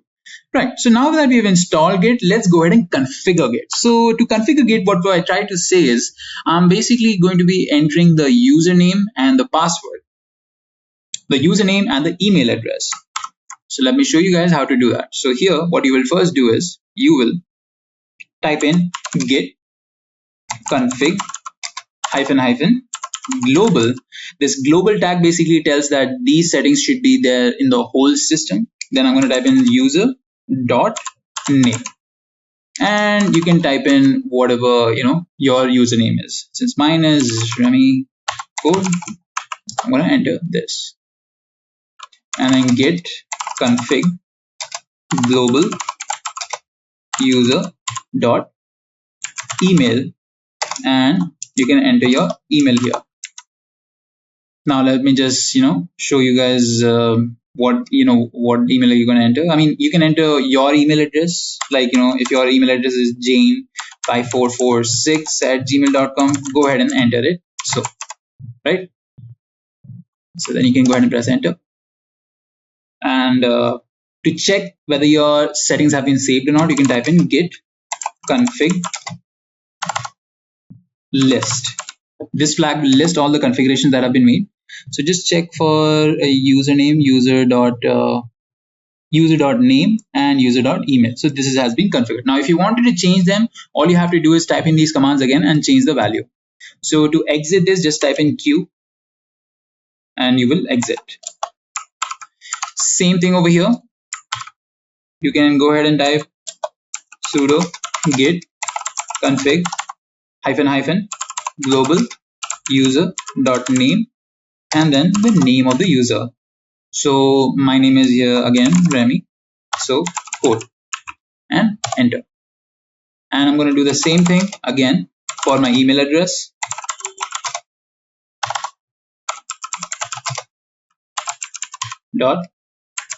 .email. And I'm going to enter my email address. It is jane4556@gmail.com. Right?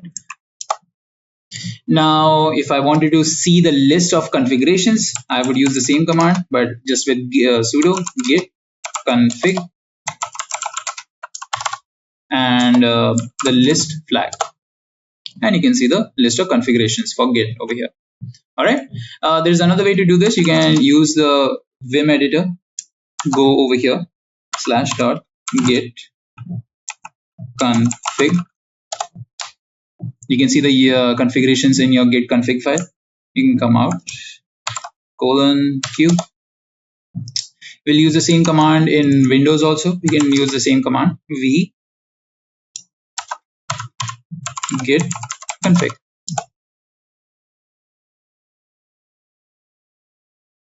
All right. So let me just exit out of here. All right. So those were the basic configurations for Git. So now that we're done with that, we can move ahead to the next topic. That is basic Git commands. So let's go ahead and learn all of the different basic Git commands. All right. For all the Git basic commands, we'll be using the Windows version because it will give you guys a much better idea of how to work with Git. And I know a lot of you are inclined towards using Windows. So let's go ahead and use that. All right. So our first step here is going to be opening up our Windows system. So guys, here what we want to do is we want to use all the different commands. We have to understand what are the different commands that will help us achieve the Git life cycle. So if you guys remember, we had to first create a working directory, assign a working directory, then initialize that working directory, then stage all the files and then commit them and then push them to GitHub. So that's exactly what we're going to be doing here today. So first we will create a folder or a working directory. To do that, we will use the mkdir command. So I will type in over here mkdir and I'm going to type in the name of the file/directory I want to create. So the directory I want to create is called project. Now you can use the same command for Linux also. If you're working with Ubuntu, you can use exact same commands because they're using the bash terminal. All right. So I'm going to go ahead and press enter over here, and this will create a file or folder called project. So to check that, I can type in ll over here and it will show me all the files, and this is the file I created. So I will head into that file using the cd command. So cd project, and I am now inside the file. So you can check the address or the location or the directory over here. All right, and this tells you what branch you are on. We will discuss branch later. So let me just clear the screen. All right, so our first step is completed. We have assigned a working directory. So we will be working inside of this directory. Any files that we create inside of this, they will be part of the working directory. All right, so our next step is to initialize this directory. So if I type in git init, this will initialize the directory. So if you remember what initializing did, it basically told Git that all the files are to be tracked in this particular folder. So if I create any file, suppose I create a file called, I use the command touch index.html. So now this file will be tracked. So it will tell us whether these files are staged or not. So if I type in git status over here, so it will tell us that these files are not tracked. So basically it will tell us that whether these files are staged or not. All right. So let me clear the screen again. And now we have an unstaged file, that is index.html. So let's go ahead and enter some values into this index.html. So I will type in nano. You can use v also, but nano is a little bit easier. So I'm going to type in nano index.html. It will open the nano editor for us. All right. So inside of this, we will enter the code for this. So I'm going to put some HTML code. All right. So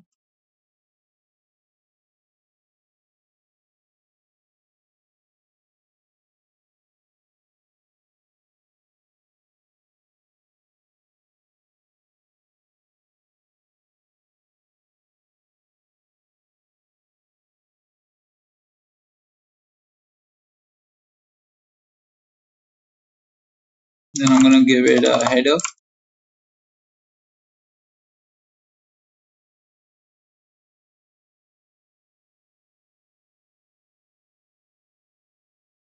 And then I'm going to end it.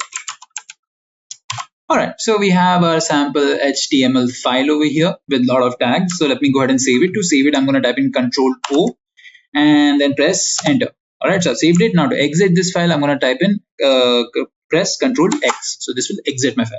Now to check the contents of my index.html, I can again press nano, but I'll just use the cat command. So it will list everything inside of index.html. And you can see this is the contents of my index.html. All right, now that we've added some basic code to one of our files, we need to go to the next step. So we've worked on our file. Now our next step is to stage this file. To stage this file, we have to go ahead and use the git add command. So there are two ways to do it. I can type in git add and type a dot. So dot will basically stage all the files in this particular folder. But if I want to, basically only stage one file, then I have to mention that file's name. So I'm going to mention it index.html, right? Okay, so if I press enter, it will stage the file. So if I do a git status again, so remember git status is to check the status of the local repository. This is my local repository. All right, so let me press enter. All right, so no commits yet, but there is a new file called index.html, right? So our next step here is to basically commit this file. We have staged this file. Now we have to commit this changes made to index.html into the local repository. So we have to use the git commit command for that. So I'm going to type in git commit, and this is the syntax for it: git commit, right? Git commit, and then write -m. So this is for adding a message. You have to add a relevant message to whatever commits you're making, so you remember what you did. So what did we do over here? We added a HTML file. So I'm going to write here added index.html. All right, so I'm going to press enter, and it will tell us there's a commit made. Added this is the commit message, added index.html, one file change, 8 insertions happen. Okay, so see, you can see that it's tracked all the changes that happen. Now if I do a git status again, it will tell us that on the branch master, nothing to commit because the working tree is clean, because we've made all the commits. So there is only one file which has been committed. So our next step is to generally push this file onto our remote repository. Okay, so now we have committed our file. Our next step is to basically upload it. So we have a repository. Let me show you guys. So this is our repository again. So this is the link. So just go ahead and copy this link. Make sure this is the same repository you want to upload to. And once you copied the link, you can go ahead back to your terminal. And inside of your terminal, you will add this repository as a origin location. So we will use the command git remote add origin, and we will paste the URL. So this will basically add this particular URL as a origin in our system for this particular directory. So let me go ahead and press enter. All right. Okay. So we have added our remote repository. Now we can go ahead and push the changes we have made onto this repository. So we can use the command git push origin master. So it will push it, but it will need authorization.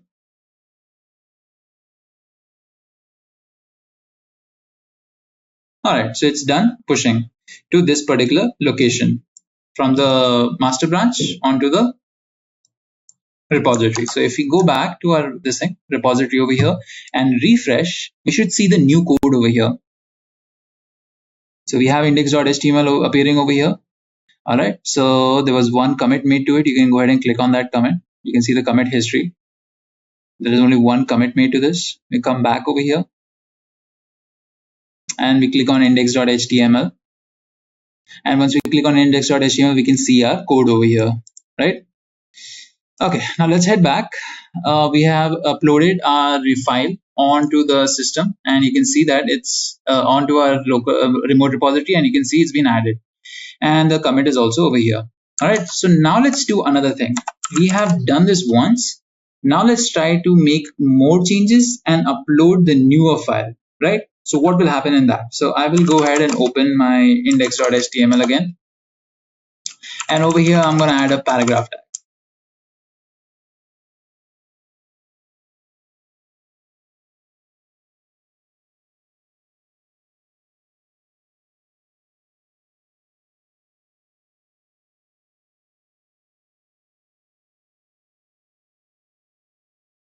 I'm going to close this tag. I'm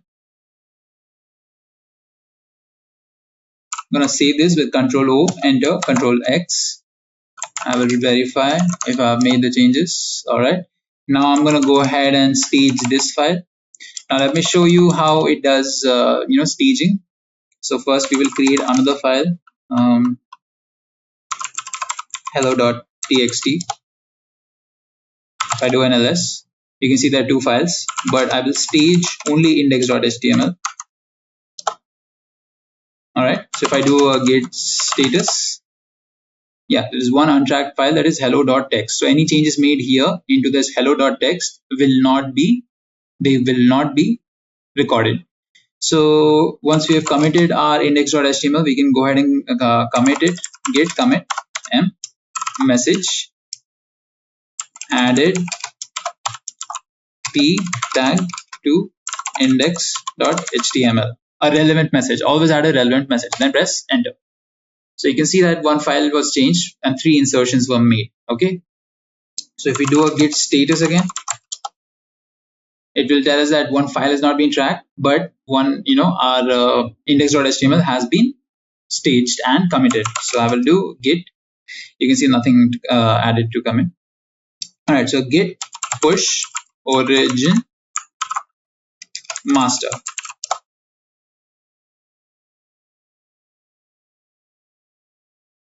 All right. So it's pushed all of the changes I made onto the remote repository now. So if I reload the page again, I will see that there are now 2 commits. If I just look it up, you can see the latest commit always appearing on the right hand side. There are 2 commits: added index.html, added p tag to index.html, right? They have their own commit IDs. You can go back. You can open index.html and you will see the changes that have been made. Okay. So this is how you would go ahead and version it. You can always go back to a previous commit if you want. We can go back to the older version if you wanted, right? Right, we have an older version. So, this is why Git is useful. You can do a lot of things, especially go back to older commits. Now, if I come back over here, I want to show you guys one more thing. It's the git clone command. To do that, I will come out of the project directory, our working directory. I will create a new directory, mkdir, call this temp, and I will head inside temp. Now, once I head inside temp, I'm going to go ahead and use the git clone command. So this basically clones any person's repository onto your local system. So if I go back to code, I click on code over here, copy the URL. You can do this with anyone's code. You can go ahead and do this with my code also. Just go, it's public, so you can copy this, come back, use the git clone command, and then paste the URL, and then press enter.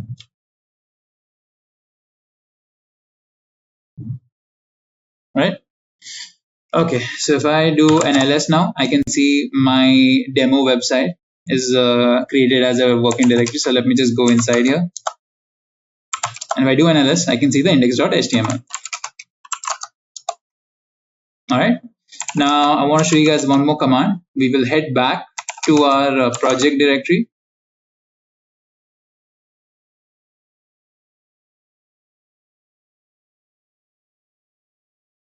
And over here, we will use the command called git log. So git log basically gives you an idea of how many commits were made. So if you wanted to add one more commit, you can see all the previous commits, added index.html, added p tag to index.html.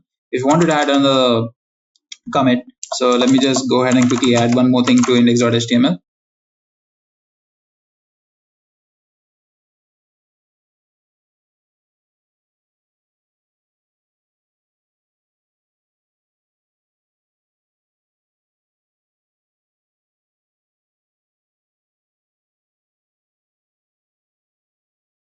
I will commit this.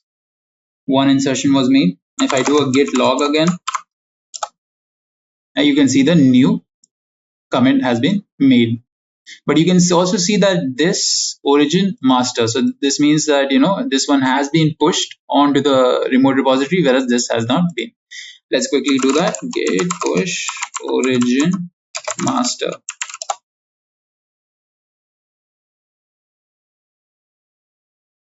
All right, so now we are done. Now there is another command called git pull command. It is exactly like clone, but clone is generally used in the starting when you have a fresh new start. That's when you use git clone. And git pull is generally used and it's better to use when you are pulling from a main repository. Git pull is, if you are working with a team and you need to update whatever code you have. Suppose this is my master code index.html. But a lot of more people kept on adding to the index.html, not just me. So I want to pull these onto my system. So what will I do in that case? Instead of using git clone, I will go ahead and use git pull command. All you have to do is write git pull and copy the code and just paste it. Press enter. All right, so it's already up to date. That means everything is already added. So if somebody added another file over here called hello.html separately, you can go ahead and use git pull, and it will merge all of it in your local repository, right, with all the changes you have made. All right, so guys, those were the git basic commands. Now let's move on to the next topic. We have git branches. So let's study git branches. So what are branches over here? Now you might have some idea of what branches are, because I've told you about master branch, right? So branches basically allow easy management of different parts of a software. For example, let's say your team is working on delivering a website. Now this website will have different features, right? Each of these features will be counted as a branch within Git that will be worked on separately by different developers. Once they are done with their work on the corresponding branches, they will issue an PR, a pull request, and then the branch will be merged onto the master branch on the Git repository. So the master branch will be the one that goes into production. This sort of falls into the idea of changing a small part of that old code without affecting the the whole code at large. You can imagine branches as separate timelines. So let me show you guys with the diagram. So we have a master branch over here. We have made some commits, and we decide to create a feature one branch. So we have created a feature one branch over here, and feature one branch will have its own commits as well as feature two. So you can see feature one was pulled from the master at one point, and they made the changes, and then they merged it back onto the master branch. And then similarly, feature two branch we have over here. Feature two branch pulled from the master branch. They made their own commits, and then they merged it later on. So the latest version of master will include both feature one and feature two, whereas the earliest version will not. So this is how branches work. They're basically like timelines where you can work on different timelines and then merge those different timelines together. Now, each branch has its own unique commit, right? So these commits are basically like checkpoints that are created whenever you use the git commit command to save the changes, like we studied. They are also created when you merge the branches. So when we learn about merging, I'll talk more about merge commit. So basically what that means is that, whenever you merge it back onto a master branch, there's a commit created. So these circles are basically commits. All right. So these are branches. Let's see a few common commands to work with branches. Let me come back. Git branch is one of the very common commands. It basically tells you all the different branches in your system in the local repository. There's only one branch, that is master branch. So make sure. So to create a new branch, we will go ahead and use the command git branch, and I'm going to give this a name, feature one. Let me give it a proper name. Git branch feature one. So if I do a git branch again, I should see two branches, but you can still see that I'm on the master branch, and feature one branch I'm not there on. It's there in the system, but I'm not on it. All right, to go to the feature one branch, what we can do is you can use the command git checkout. So git checkout will basically help you to go to the other branches. So git checkout, switch to branch feature one. If I do a git branch again, you can see that I am switched to feature one as a branch. Now to delete a branch, right? So make sure you first come out of a branch. So let me check out master over here. and I will create another branch, feature 2, and I will go ahead and delete feature 1 branch. To do that, I will use the command git branch -d. And when you use the -d command, just go ahead and type the name of the branch you want to delete, feature 1. Deleted branch, feature 1. So if I do a git branch again, I can see that feature 1 branch is not there anymore. Now this command won't work if you are deleting the branch you are currently in. Now you can rename a branch also. So let's go to feature 2 branch and rename it. Git checkout. You can only rename branches if you are in those branches. So that's why I have to go to that branches, feature 2.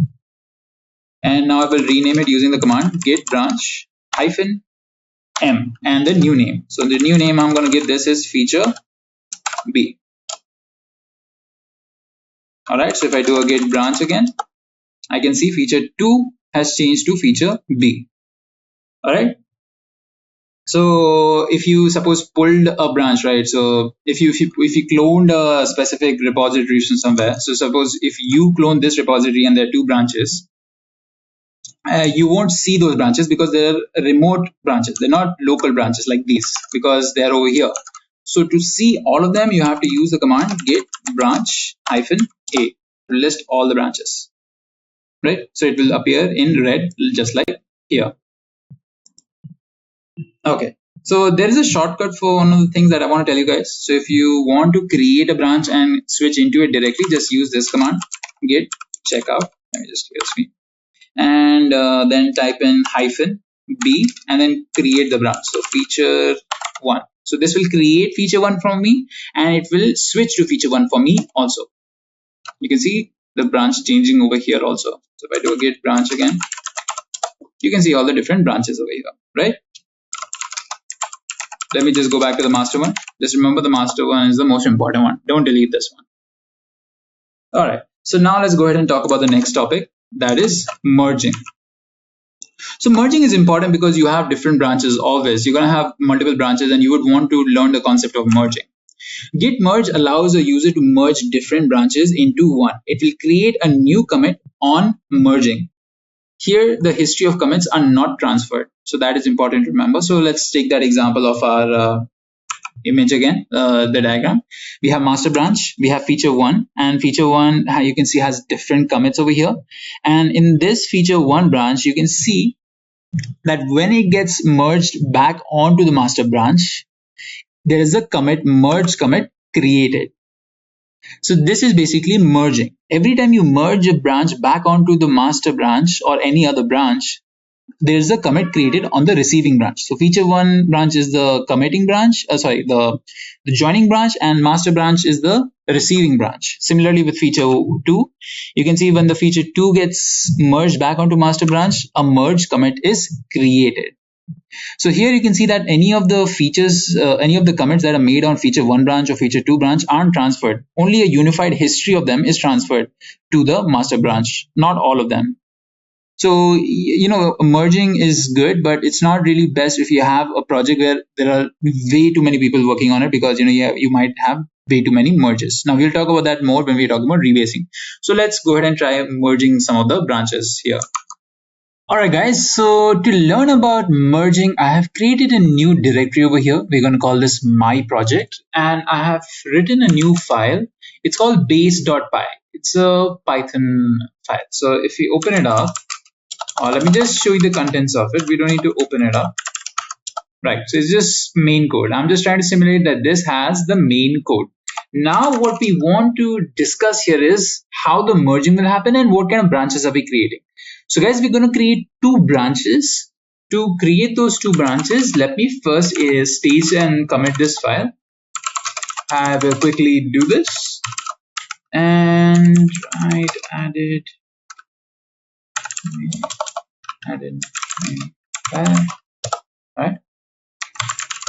Alright, so we're done doing that. So let's say that there are 2 developers, developer A and developer B. So these developers are going to be working on this particular project, and their jobs respectively is to basically create features A and features B. So let's go ahead and create those branches for these developers.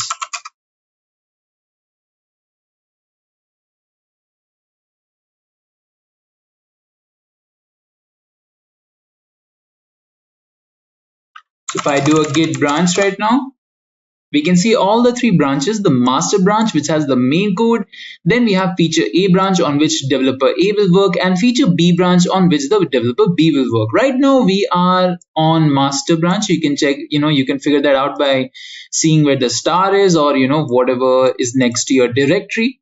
So this is what it tells us. Now let's go ahead and see how developer A will work. So right now, if we check out feature A, my bad, let me go ahead and, yeah. So we are in feature A, as you can see with this. Now, if I do an ls over here, you can see that base.py has been copied to it. Now the developer is going to basically create a new file. So let me nano it, feature a.py. So he's basically going to write the code for feature A. He's going to go ahead and save this. And let's say that the developer B is also going to do the same. So we will head to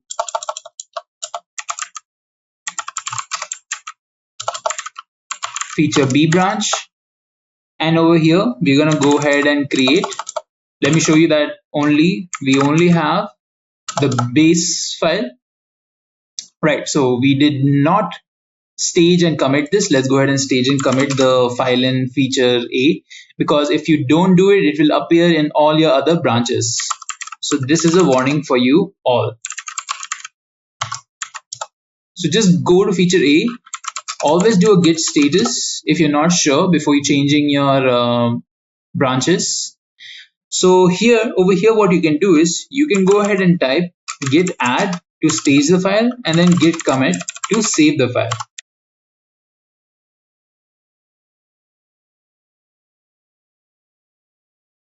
All right, so we have committed the changes. Now, if we go ahead and check out feature B branch, we are not going to see the file. We're only going to see the base.py. And if I list the contents, there's nothing new in this. So let's say that the developer B is also going to write feature b.py. So let's go ahead and do that. Feature b.py. Let me open it up using the nano editor. And over here, we're going to write some code for feature B. Let me save this. Let me go ahead and stage this so that doesn't appear in other branches, and then we will commit this.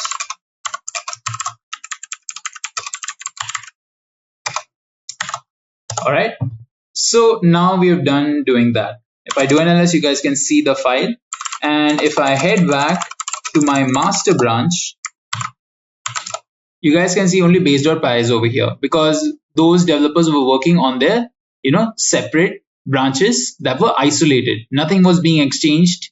The only reason it was exchanged because we didn't commit it, right? So now we will go ahead and merge our feature A branch with our master branch. This is to signify that the developer A has finished working on all of his work, and now he's going to merge whatever he's done onto the master branch. To do that, he will use the command git merge.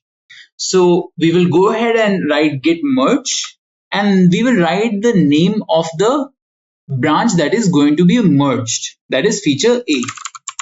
So whenever you want to merge a certain branch, right, so two branches, go to the receiving branch. In this case, it's going to the master branch that is going to receive the merge, and write the name of the sending branch, or the the branch that is going to be merged. So we're going to write git merge feature A, press enter. All right, so here if I do an ls now, we can see feature A has now been copied onto the master branch.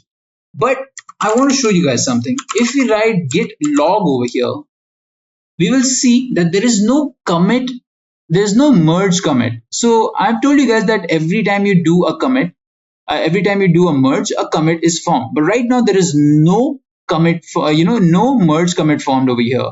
Only the commit from the feature branch has been transferred over to the master branch. So this is basically called a forward. So forwards basically happen when there are no changes made in the earlier branch. If the history of master branch is same, it's similar to feature A, as in if no changes were made to master while feature A was being changed, then this fast forwarding can happen. So if in case we had added something else to base.py, or if we added a new file altogether to master, and then we had merged feature A to master, then we will get a merge commit. Only then a merge commit happens, right? So we can see that when we merge feature B onto master. So let me go ahead and do that. Git merge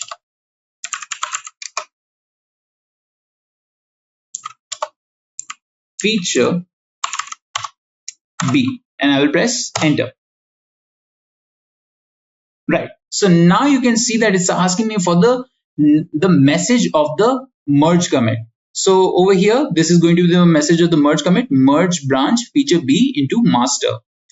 And to save this, or if you want to write anything, go ahead and press insert and enter whatever you want. Since we don't want to enter anything, we will just backspace whatever extra we added. And we will go ahead and remove the insert by pressing Ctrl C, then pressing Shift : and pressing WQ. So this will write this commit message and then exit. So you can see that a new commit has been created. And if we go ahead and do a git log, we will see a new commit over here. That is the merge commit: merge branch feature B into master. Now this didn't happen when we did with the same thing with feature A, because it was a fast forward. We didn't really need to do anything because master hadn't changed at all since feature A was being merged. But when we were merging feature B, there was a new change in the master. There was a new commit in master, and that's why we needed to do that's why a merge commit happened. So if you want to exit your git log, just press Q and you will automatically exit. So guys, this is how your merging basically happens. Okay guys, now I want to talk about Git merge conflicts. When do they happen and how can we resolve any Git merge conflicts? So let me go back to the terminal over here. So I've created a new directory to explain this to you guys. It's called the temp directory, and we're gonna go ahead and create a file. Actually, I've already created a file over here called hello.py, and I already staged and committed it over here. So git log, you can see the commit. Now we're going to go ahead and create two branches again. I'm going to name this feature, I'm going to just name this fee1 and fee2 for convenience sake. So these are feature 1 and feature 2 branches. And if I do a git branch, we can see the branches over here. All right, so we have two branches. Let me go to feature 1 branch.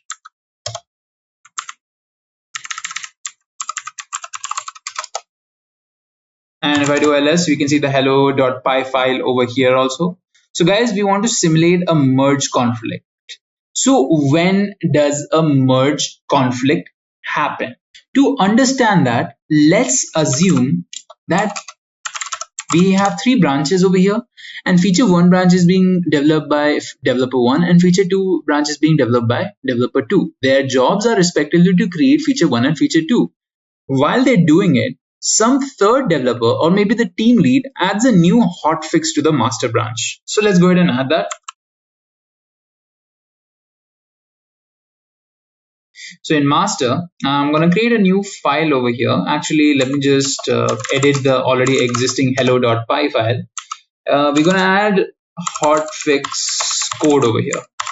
All right. Hotfix code has been added. So let me go ahead and commit this.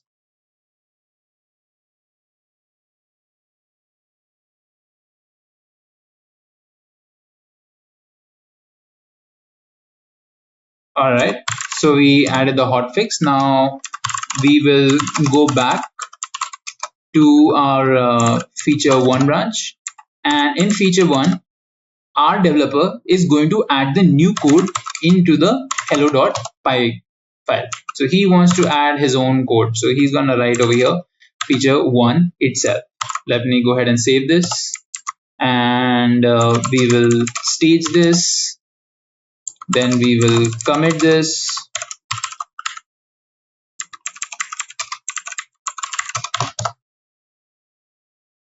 All right. So he's committed it. All right. So now what he wants to do is he realizes that the master branch has new code in it. So to run the code on his system, he has to basically merge the master branch onto his own system. To do this, he will go ahead and do a git merge in his branch, that is feature 1 branch. So once he does that, git merge master, all the basically contents of master will be joined into the feature 1 branch. So if you press enter, you can see that there is a merge conflict in hello.py. Now, the automatic merge failed because there are some conflicts within the same code. Because why? Because in our hello.py in feature 1 has different code than the one that is there in master. The master has the hotfix code, whereas our file does not have it. Now, generally your merge conflicts appear because of, sometimes developers may work on the same file, and once they do work on the same file, they might push it independently and the other developer might not know about it. So he realizes that mistake, so he pulls the code and then he will go ahead and get this message of the merge conflict. All right, so we can see that there's no commit formed here because we haven't resolved the merge conflict. To resolve the merge conflict, we will go ahead and use the vim diff tool. To go ahead and access that, we will use the command git merge tool -t vim diff. So this will allow us to basically see what are the differences in our code and basically resolve it into a final file. So let me just press enter and it will open up the editor for us.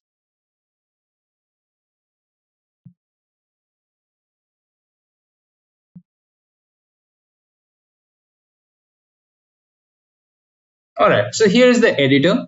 We can see the two files over here. This is the feature 1, this is the hello.py file in the feature 1, and this is the hello.py file in your master branch. And this is what is going to be our main file, so we can go ahead and edit it over here. So you can see there's some extra things, we can remove them. What we will basically keep only those things that we desire. So we only desire feature 1 and the hotfix code to be in our file. So we will go ahead and delete all of these.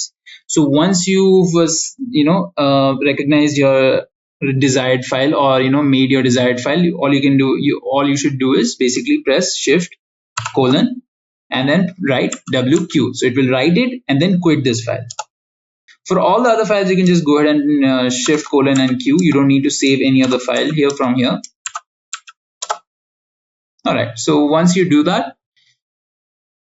you can press ls and you will see that the two files hello.py. You can go ahead and remove this file rmf. You can remove this original file. You can go ahead and keep this file itself.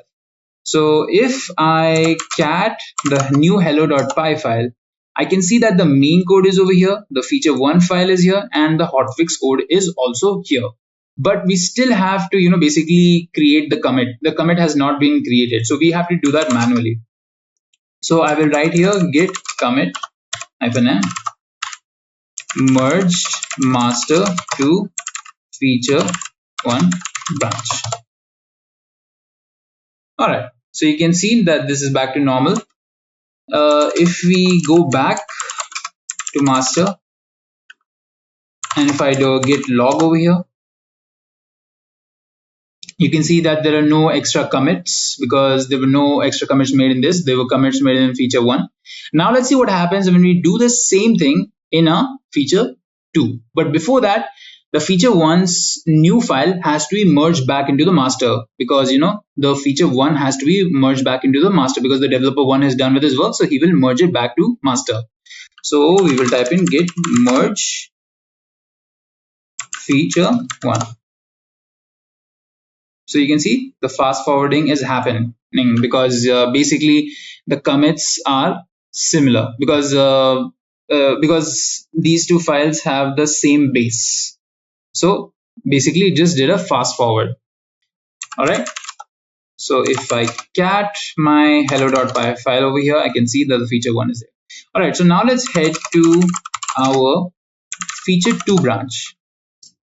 In our feature 2 branch, if I do a cat of hello.py, you can see that only main code over here. So the developer 2 will start working on this code.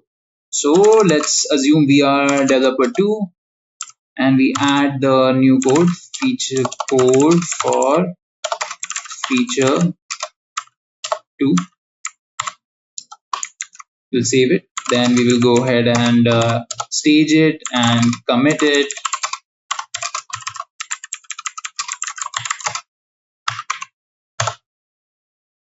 All right, now that we've done that, we will go ahead and merge the original branch.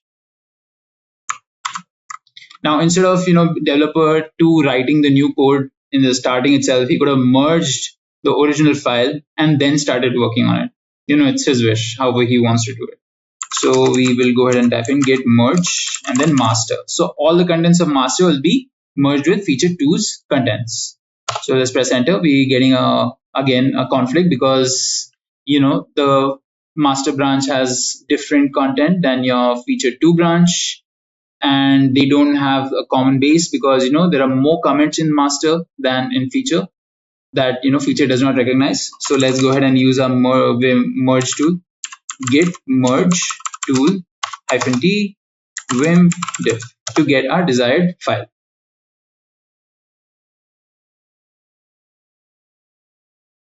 Alright, so we will go ahead and edit our file to get whatever we want. We'll remove this greater than and head these equal to signs, this master. So we have code for feature 2, feature 1, hotfix code, and the main code. So we can go ahead and save this. So shift : WQ and Q for the rest of them. No need to save them. Alright, you know the drill. Just check ls and we see the remove the original .original file rm-f hello.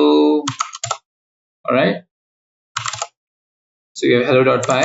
Let's just check it to make sure that it has all the contents. Alright, so this is how you would go ahead and resolve any merge conflicts that you face. Now let's move on to the next topic. It's called rebasing. So rebasing is very similar to merge. Now the git rebase basically allows a user to shift a set of commits and give them a new base. It is similar to git merge, but the difference here is that the history of commits of the branch is also carried over when it is joined with the current branch. So basically you have your master branch, and from the master branch you create a new feature branch, and in that feature branch you make a few commits.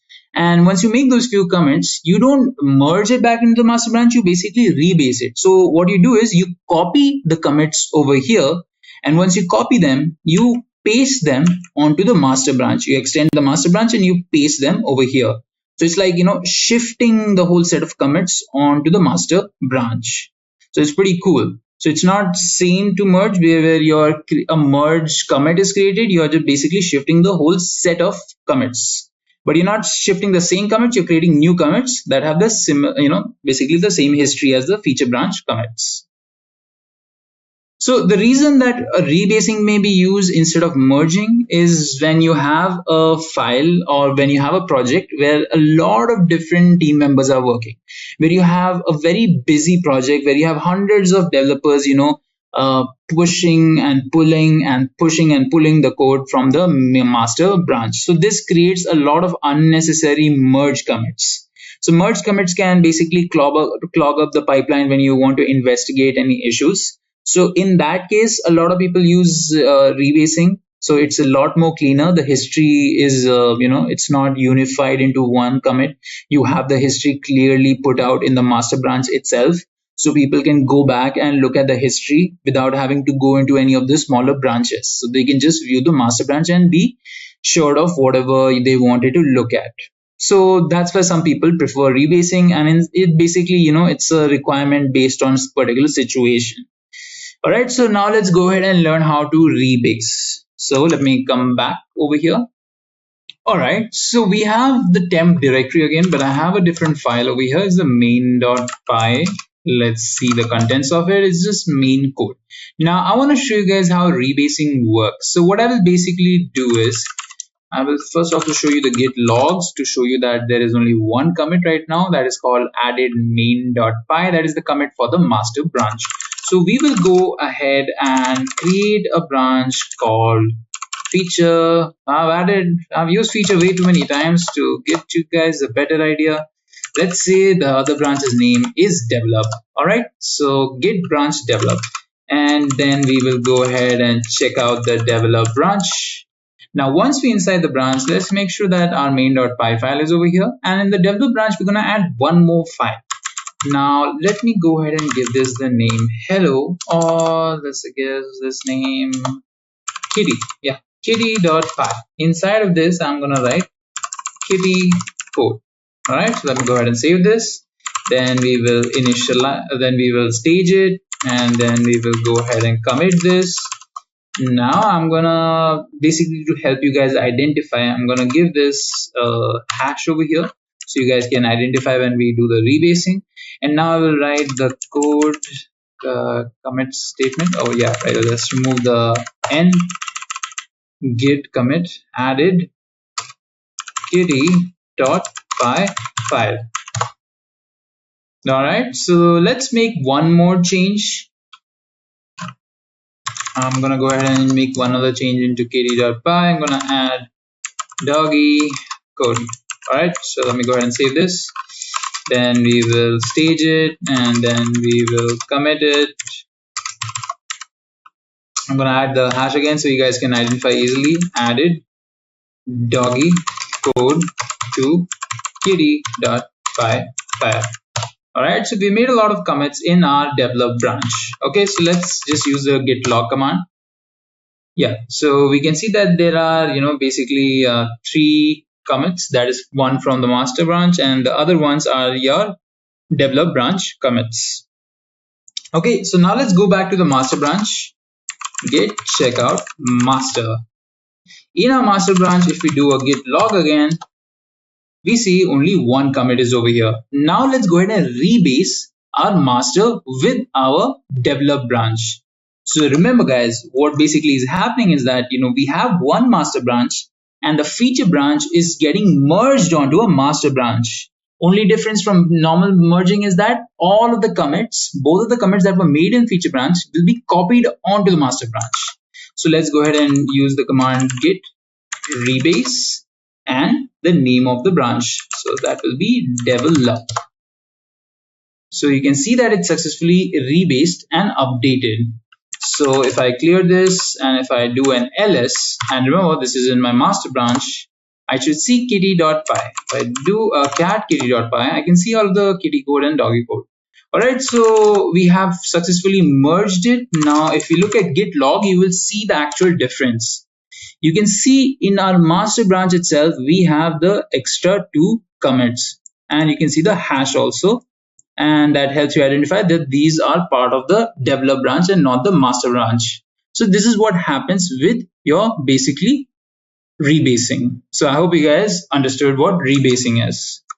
Well, now let's move on to the next concept. So the next concept is called Git Workflow. So guys, basically when you're working in an actual software development company, a lot of you guys already might have some idea about it. You don't basically have a single or a very simple architecture like how we use to practice all of the git merge rebasing commands. You have a lot of different branches because you'll be working with a lot of different people, and there has to be hierarchy maintained in a very organized manner. So Git is a powerful tool, and leveraging it effectively in software development is very important. This is where the approach of Git workflow comes in. Git needs to be designed. So you need to design a perfect workflow that suits the needs of your team as well as your organization, where you're able to deliver the perfect product with a complex architecture that basically complements that perfect architecture, that perfect product, right? So you can see over here, this is just an example where you have master, hotfix, release, develop, and feature. So all of these are different branches. So let's say that master branch is started out with version 0.1, and feature basically, is a branch created off the master branch. Actually, the develop branch is created off the master branch. So we have the develop branch. So this branch is where basically all of the features are merged onto. So if you have feature 1, feature 2, feature 3, all of them will be merged onto the develop branch. It contains all the functional code that will be responsible for running the software. And once all the features have been merged onto the develop branch, it can go to the release branch. So let's actually go through this one by one. So we have version 1, and it's made so a branch is basically created out of the master branch, that is the develop branch, and from the develop branch we make a commit, and then we create the feature branch. So feature branch, well, this is basically representation of all the features that there might be in your software. This branch is the one that most developers will be working on, and any and all of the features of the software are coded in these branches. So the developers will pull from the master branch into their local systems, then create a pull request, and do their work. And then when their work is done, they it's reviewed by the senior member, and if it's approved, then the branch is merged onto the develop branch. And then develop branch basically contains all of the different features. And once all of the features have been merged onto the develop branch, then the develop branch is merged to the release branch. So this is the branch where all of the code is reviewed for extra bugs. Release preparation is done, and the documentation is completed in this basically branch, and then the release branch is merged onto the master branch. And once it's merged onto the master branch, you have your version 0.2, and the version 0.2 can go ahead for deployment. But the thing is, if there are any issues that were overlooked in develop branch or release branch or feature branch, they can be fixed using a separate branch called the hotfix branch. So this branch, as the name suggests, is used to make quick fixes to the code. This branch allows for the workflow interruption. This allows for basically no workflow interruption, and you can resolve any bugs without doing that. It is quick, and it serves the singular purpose of solving the bugs. And then we have definitely our master branch, where basically the code is tagged with a version, and it's pushed for building purposes, testing purposes, and deployment according to a certain schedule that there might be, right? So this is how a Git workflow might work in an organization. This is a very generic one. All right, so let's go ahead and try and create our own Git workflow. It's going to be very similar to this. So let me just clear off the screen. So let me create a new folder for this. I will call this workflow, and then we will enter this folder. All right, so once we enter this folder, I'm going to go ahead and initialize this folder. Right, and once I've initialized the folder, I'm going to create the first file, nano main.py. Inside this, I'm going to write all of the main code. Save this, stage this file, commit this file, added main.py file.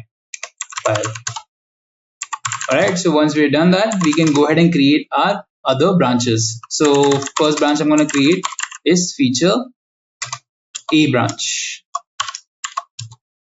Then I'm going to go ahead and create feature B branch. So they're going to contain features A and features B respectively. Then I'm going to go ahead and create the develop branch. All right, so we've created the develop branch. Then we will create the release branch.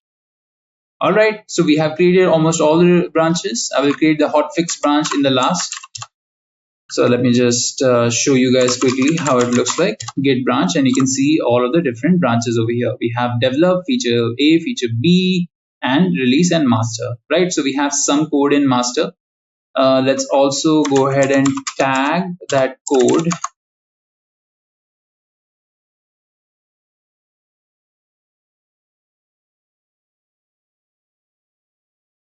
And I will initialize this code again. Sorry, stage, commit the code.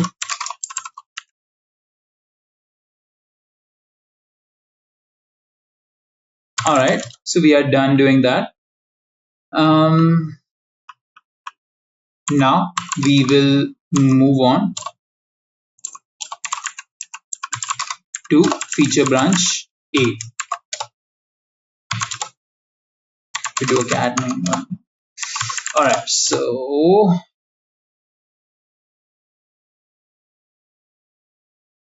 we made one mistake. That was, basically we created all the branches without having the final code. So the code has not been copied. So let me just redo this quickly.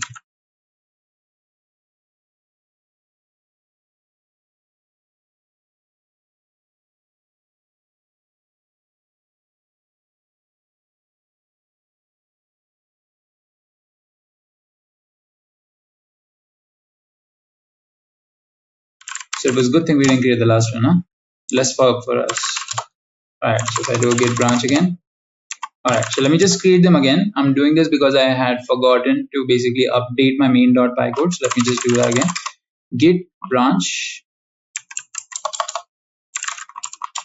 feature A. Then we will create feature B. Then we will create the develop branch. Then we will create the release branch. All right, so we have created all the branches we want. We will also create the hotfix branch in the end. All right, so let's go to our first branch, that is feature A branch. So the developer A will be working on feature A branch. He'll be working on, that is main.py file. So this is the version 1. So his job will to basically add, extra features. So he will add feature A.py code for feature A.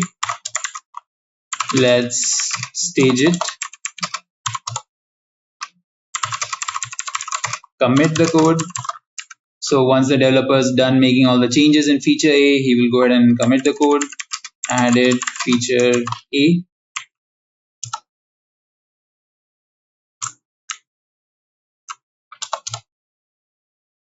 All right, so he's done doing that. Now we will move on to feature B branch, and we will do the same thing over here. We will create feature B.py. So this will be worked on by developer B. So code for feature B. Let's save this.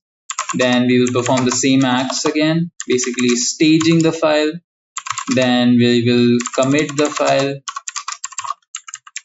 Added feature B. All right. So let me just change this commit. We keep on adding that N. I shouldn't be doing that, right? So we have basically added our features, right? So our next step is to basically merge these features onto the develop branch. So the developers are done working on their code. Now their job is to basically merge these branches onto the develop branch so that this, it can be reviewed by the team leads or the senior developers. So to do that, we will head to our develop branch. And over here, we will use the git merge command. So let's just show you guys that there is no other code over here. Then git merge feature A, then feature B, right?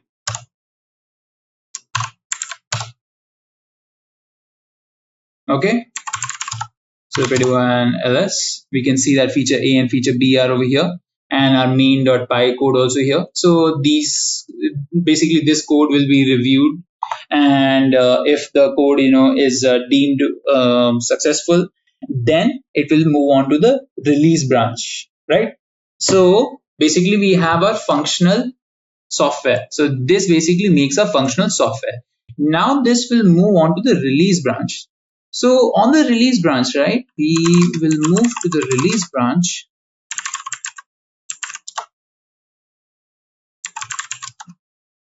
And we will go ahead and merge our develop branch. You can see that the fast forwarding is happening. All right, so we have all the things we need in our release branch, and all of our code is over here. Now, it will sit in the release branch until the scheduled date comes for, for pushing it to the, for building purposes, for testing purposes, and for production purposes. And all the documentation will happen, and all the rest of the extra bug checking will happen. So once all of that is done, right, so it will be merged back onto the master branch. So let's go ahead and do that. Git checkout master, and we will merge release branch. So let's suppose that this is the date it was scheduled for the basically pushing. So this is what we are doing.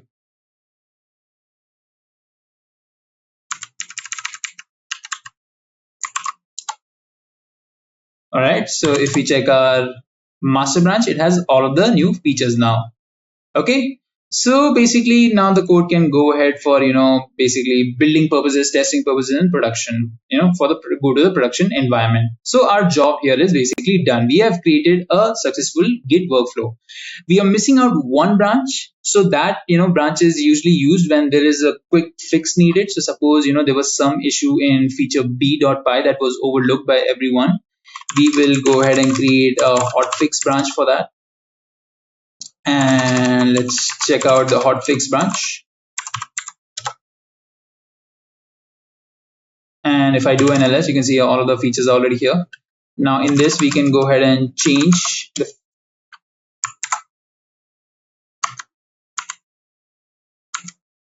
so inside feature B, they wanted to change the code. So we will write over here, code was changed in hotfix. Right, so let's save this, let's exit it, and we will go ahead and stage this and commit. Git commit message added hotfix to feature B, and enter. All right, so our work here is done in feature, that is our hotfix branch, and we will go back to the master branch and merge hotfix onto the master branch. Git merge hotfix, and there we are done with the whole workflow. So if I do ls over here, we can see our feature B again, and if I list the values, you can see the values are here now. Now guys, I want to show you guys how it might look, all the commits, how it looks. If I do a git log in master, you can see a lot of the things over here. Let me show it you in a graph form. So we can do that. Git log graph. You can see the graph over here. So this is what it looks like. We have one master branch, and we have a lot of other branches coming back and committing and merging onto our master branch, right? If you wanted to see it in a little better way, we can go ahead and use another flag called online. Sorry, one line. Yeah, so this is how it looks like. I hope you guys understood how the workflow works and it was helpful for you guys. Oh, one more last thing I want to leave you guys with is a command that is called git pull. Now git pull is the one that you guys will be mostly using a lot, because instead of git clone is originally used when you want to clone a specific repository from remote cloud onto your system. But once you've done that and you want to update that the whole file you have, if you want to update that whole master branch you have on your local system, instead of cloning it again into another location, you just pull again from the remote repository. If there are any changes made onto the remote repository, you basically pull it and it will update your local repository after you use the git pull command. So that's how your git pull command works. Microsystems and containerization with Docker. So we'll be learning about microsystems architecture, that is used to deploy software, and then, the containerization aspect of software development itself. And we will be learning all of this in conjunction with the Docker tools. So let's get started by, discussing the issues we used to face before containerization. Now, this is an important thing to discuss because we want to know why containerization is there in software development in the first place. To understand this, we have to see what used to happen before containerization was a thing.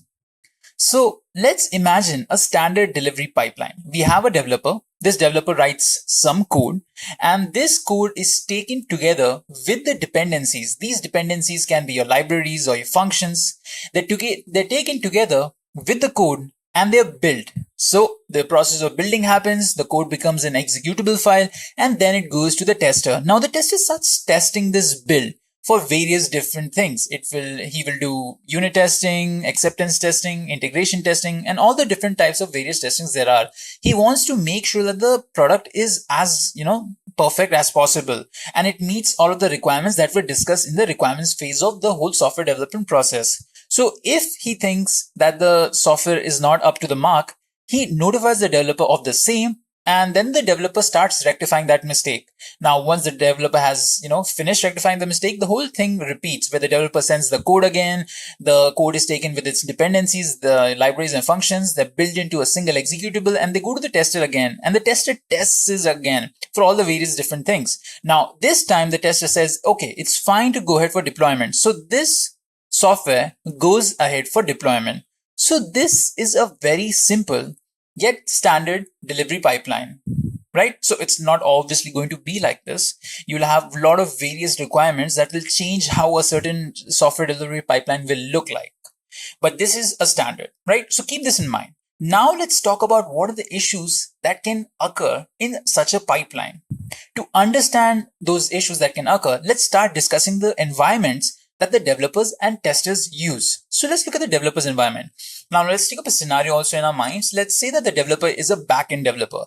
So let's look at his environment. So he has a CentOS operating system. That's the company standard that's being used. And he has PyTest 5.4.3, the software he's using for testing his Django backend code. And he's using the PyCharm integrated development environment. And he's writing the code in Django, that is your Python framework. And he has certain dependencies so that the code can run, right? These can be the frameworks or the libraries or the functions that are used to make the code run.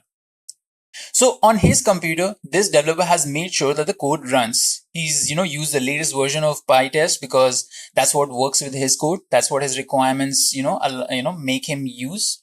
So these things form his environment completely. Now let's look at the tester's environment. So the tester has a similar environment, but you'll see a little bit, of different versions. So you see that the CentOS operating system is again being used, but the PyTest is of the older version. It's 5.3.0.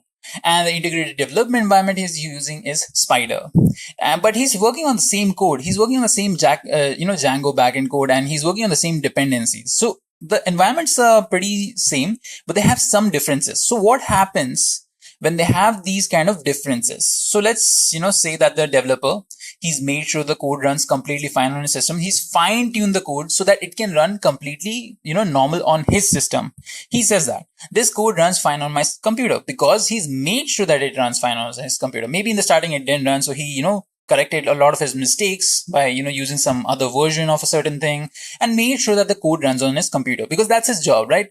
And then the code goes to the tester. Now the tester tries to do the same thing, but he doesn't know exactly about the context of the code he's working on because he won't always know it. He will know through the documentation, right? And through the meetings and the discussion with the developer, but he won't always know the exact context. So he tries to run the same code on his system, but this time he says, the code does not run. So he says that this code does not run on my system. Now you can see that it's the same code and it's the same dependencies, but the code is not running on one system while it's running on the other. Now, why is this the case?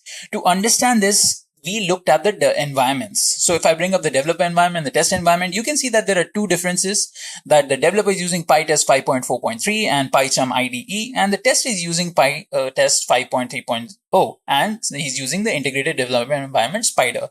Now he's using PyTest to perform, they're using PyTest to perform all the test cases. Even the developer runs his own, smaller test cases. He wants to make sure that, all the basic things are running. Whereas the tester also wants to do that. But the difference is that they're using different versions. Now, this won't always be the case, but sometimes when the versions of a particular software are different, the compatibility issues start to occur. Now, this is very clear when you're working with Java. So all of those people, who have worked with Java know that Java 8 and Java 11 don't always have the perfect compatibility. Sometimes code runs on one and it doesn't run on the other. Sometimes it runs on both, right? Now, these people have a lot of headache already on their mind. They have to deliver software on a certain deadline. Compatibility issues should not be one of those headaches that should be on their head, right? So to resolve this, we make use of containerization technology, right? So now let's see what happens when we introduce containers. So when we start using containers, we see that the developer and testers don't have any problem at all. Now, why is this so? How does container solve the issue that we were facing? Now, that's a very interesting topic, which we will now discuss when we talk about what is a container. So let's see what is a container. Now, containers are software that wrap up all the parts of a code and all of its dependencies into a single deployable unit that can be used on different systems and servers. So you have your code and libraries, which is put inside of a container, right? So this is exactly what's happening. You're taking your code, your libraries, and even your operating system and putting them into one container. So imagine this container as a box that contains all the integral information, software, tools, and the source code itself that is required to run the source code. So basically, it's like a VM where you're running everything inside of it. So this basically removes any compatibility issues we may have had earlier. Now, this is so because in the diagram, you can see that the container is the one that is being passed along. The developer takes the container, puts all of the necessary items inside of that container. This is the code, these are the dependencies, and this is the environment, like that is the operating system. And he shifts all of it together in one container and gives it to the tester. Now, tester takes this container and he executes the code and then runs test scripts inside of the container itself. So this way, the code is not interacting with the outside or the host system. So this way, even if the developer and the tester have different systems or different versions of specific, tools, it does not really affect how the code is working in their systems because the code is just, being shipped in a package and it's being executed inside of that package itself. So this removes all of the compatibility issues that may have occurred in their systems earlier because the developer specifically added in the container the CentOS operating system, the PyTest 5.4.3, and he put in the code and the dependencies all together and he gave it to the tester. So the tester doesn't have to use his own PyTest. He already has everything he needs to execute his test scripts inside of that container. So this way, we remove any possibilities of having compatibility issues. Now, the great thing about containers is that they are very portable and they are platform independent. They can be executed in certain platforms without having any issues themselves. So that's where they're amazing, right? So again, let me reiterate, containers are software that wrap up all the parts of a code and all of its dependency into a single deployment unit that can be used in different systems and servers. So, that's what containers do. And that's what containers are. Alright, so you can basically create multiple containers also, and you can launch these multiple containers together to form microservices, which can be easily managed using any of the orchestration servers. So if you have multiple containers and each of these containers contain different parts of a code, then you are forming a microsystems type architecture, and you can handle them, all of them together using either, Docker Swarm, Kubernetes, or any other tools that are available out there for orchestration. Alright, so to understand containers better, we will go ahead and compare containers to virtual machines. Remember I told you guys to think of containers as virtual machines? They're actually not the same thing. They're different. So we will go ahead and take a container and we'll take a VM and we'll compare them using a set of criteria. So let's compare them. So here's the criteria that, we've used. We are going to compare them based on the operating systems, the architecture that is being used, the isolation that they both provide, the efficiency with which, they can do certain tasks, the portability of each of them, the scalability, and lastly, deployment. So this will give you guys a better idea of what containers are and how we can use them. So let's look at the operating systems of the containers versus VMs. So with containers, they only contain the bare minimum parts of an operating system that is required to run the software. So like we discussed in our example, right, the CentOS operating system, it will not be completely included in the container. Only the bare minimum parts of it that are required to run the software are included in the container. Now, this is important because you don't necessarily have to include everything of us, a particular operating system. Let's say you're working with a Windows container. So in that container, you will only have the basic parts that run a Windows operating system. You won't have its GUI because you don't need the Windows system GUI to run the software inside of it. You need the Windows operating system itself. So making updates in containers is very easy and it's very simple to do for the operating system. Whereas with VMs, right, the virtual machines, they contain the complete operating system that is normally used on systems for general purpose. Like the normal everyday Windows system we use, if we wanted to run a VM, we have to run the whole operating system on it. So this way it eats up a lot of resources, and updates are, usually very time consuming and they're very tough. So you can see how containers are much better in this scenario where they only have the bare minimum parts versus the whole, whole blown guest operating system. All right. So now let's move on to study the architecture of each of them. How do they occupy space in the host operating system? Now, both containers and VMs, they are independent machines, but they don't run independently. They need a host server or host system to run on. So we have a host operating system, which is on some hardware. And inside of it, you can see there are apps and services and kernel. So container basically occupies a very small space where it, basically uses any of the resources it needs from the kernel itself directly. It has its own apps and services, but it does not, it's not completely isolated from the whole operating system. It does not form its own operating system that is based on the hardware. You can see that the case is totally different with virtual machines here, where the host operating system is its self-contained thing and the virtual machine is its own self-contained thing, where you definitely interact, with the virtual machines using the operating system, but then the whole resource management is handled by someone else. Like you basically use hypervisor to, allocate resources in a virtual machine. We will not talk about it. It's a, different topic altogether. So just understand, a hypervisor used in virtual machines. So you can see with virtual machines, you have apps and services and it has its own kernel. Whereas with the container, it does not have its own kernel. It basically makes use of, the operating system that is already present kernel. So it kind of acts like a, normal software or a normal program, the container versus the virtual machine. So this is how the architectures differ from each other. All right. So now let's go ahead and talk about isolation in containers versus in virtual machines. So the isolation provided by a container isn't as complete as of a VM, but it is adequate enough.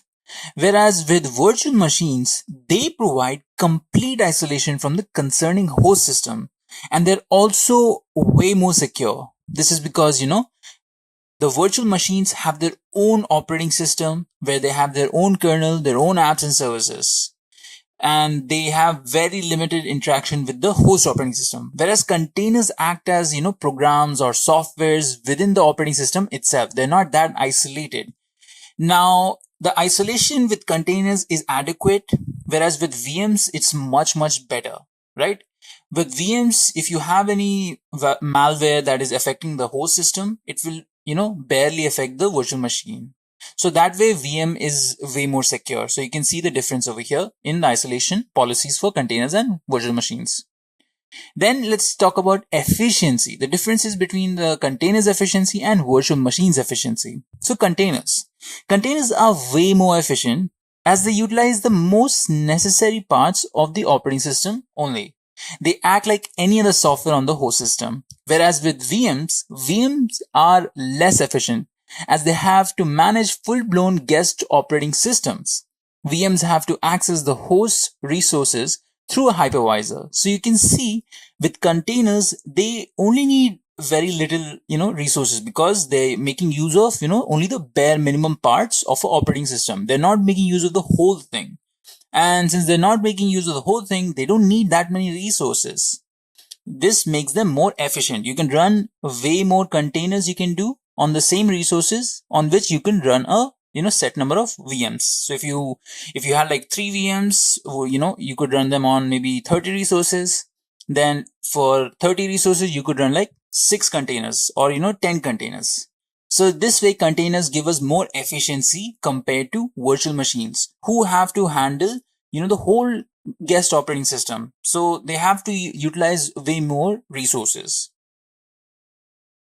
Portability. So let's talk about the differences in, containers portability versus VMs portability. So containers are self-contained environments that can be easily used on different operating systems, whereas VMs aren't that easily ported with the same settings from one operating system to another, because again, the whole having, being lightweight versus, heavyweight. So containers are very lightweight and they're self-contained environments. So they're portable across multiple platforms.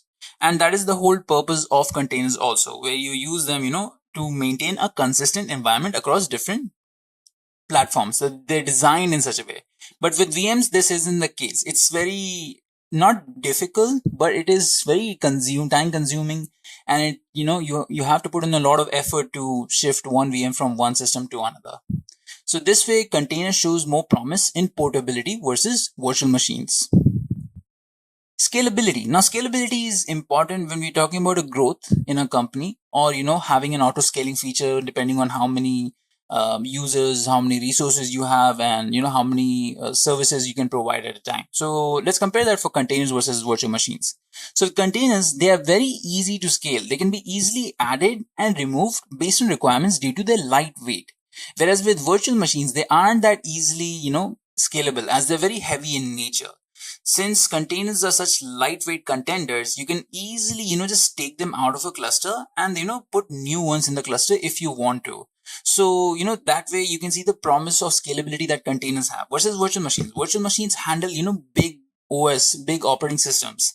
So it takes time to remove them, add them into the whole architecture, and they use a lot of resources also. So you have to think about the resource management that is going into the managing all of the different virtual machines you have in a set cluster. So this way, again, containers get the upper hand with the scalability they offer for software development. Now let's talk about deployment. So deployment is again important when you talk about software development, because you have to give an end product to the user, and the end product you're giving to the user should be very easily managed and should be very easy to maintain. The upkeep for the software should be low. So with containers, you can see the containers can be deployed easily using the Docker CLI or making use of cloud services such as AWS and Azure. And similarly with VMs, VMs can be deployed using PowerShell or by using, Virtual Machine Manager or using cloud services such as AWS and Azure. So you have a lot of options for containers as well as VMs. So containers, you have, the management part is much more easier because you have a lot of orchestration tools that are specifically designed to, launch these smaller, lightweight containers in a cluster, manage these clusters, and, scale them, auto scale them based on requirements. So this way, again, you can see how the deployment happens with containers as well as with VMs. You have a lot of different services that help you do the deployment. So these are the different,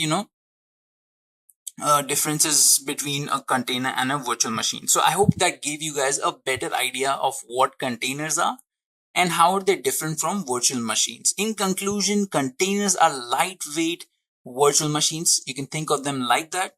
And they have some, they have some unique advantages. So we will talk about this right now. Why do we need containers? So there are two important aspects to containers. One of them we've already discussed. One aspect is that, they give us the ability to have consistent development environments across our delivery pipelines. So if you guys remember when we were talking about the standard delivery pipeline, that, the developer and the tester had certain, differences in the environment that they were making use of.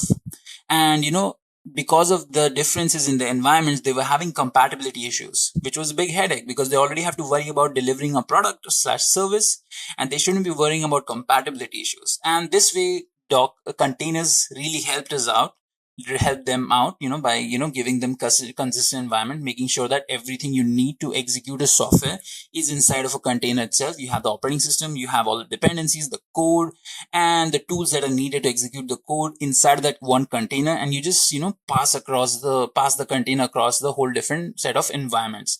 And this way, the developers and testers don't see any compatibility issues. And they're successful in developing, testing, building, and deploying the code. So this way we keep consistent development environments. There is another reason why containers are very significant in software development, and that reason is because of microservices.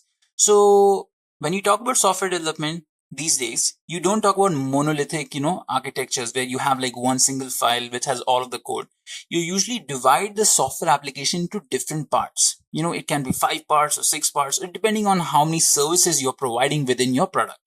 So let's say you are a food delivery app. We'll take that example again, where you have to give your customers many different options. You have to tell them how many restaurants are there nearby. That's one feature. There's a payment feature, and there's a tracking feature, how long your order is going to be taking, and there's a grocery shopping feature where you can directly contact the grocery shops nearby. And there's a account managing feature, there's a subscription feature. There are a lot of different features, and all of these different features are worked on by different teams, and they create these features in iterative process where they release the better versions of these features in regular successions after getting feedback from customers and teammates alike.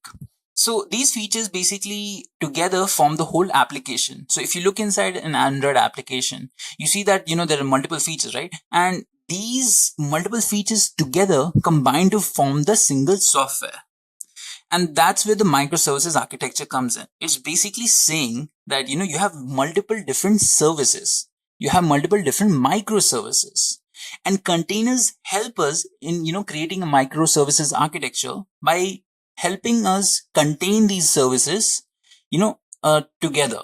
So you have 5 services, let's say, and all of them are connected together by making use of containers. You keep these services inside of these containers, and these containers are inside one cluster, and they talk to each other inside this cluster for integration purposes. You can scale them, based on your requirements, and you can scale either one feature itself or the whole software itself based on what you need to do. So this way you can see that there are 2 aspects of why containers are very much needed and why they are so helpful in software development process. So now that we have completely understood what containers are, we can move on to learn about Docker. What is Docker? So Docker is basically a containerization tool. It is a tool that helps us in developing, building, deploying, and executing software in isolation. It helps us to do so by creating containers that completely wrap up a software. So we talked so much about these containers, right? So who creates these containers? How do we create them? So that's where Docker comes in. Docker basically helps us to create these multiple containers in which we can contain our application / software.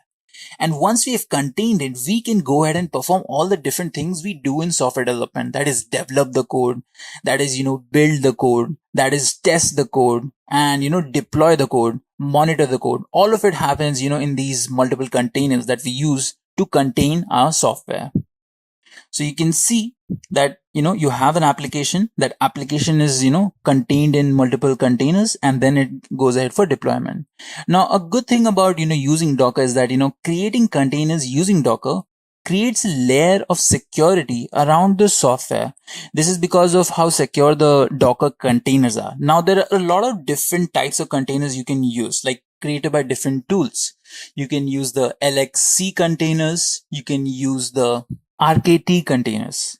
Now, the whole concept of containerization isn't something, that, Docker has created. The idea of containerization has been there for a long time.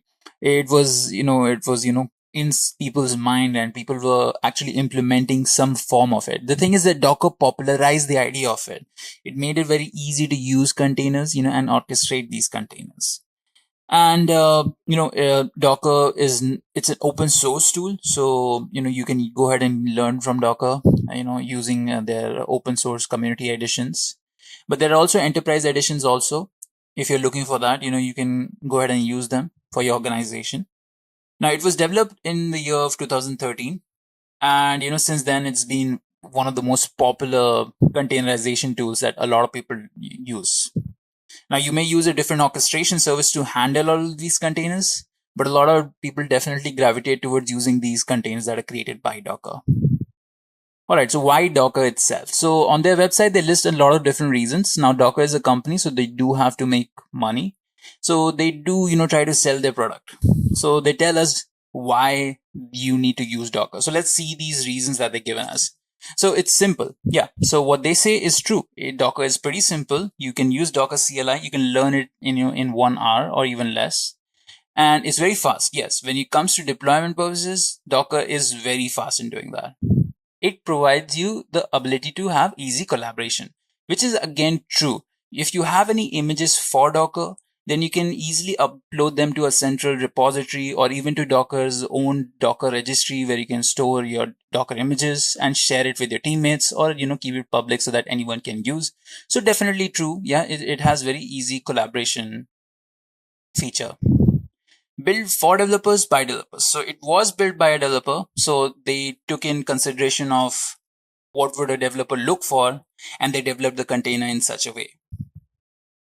And then Docker community. So they say that the Docker has a very big community, and that's true. Docker has a very large community since it's a very popular open source tool.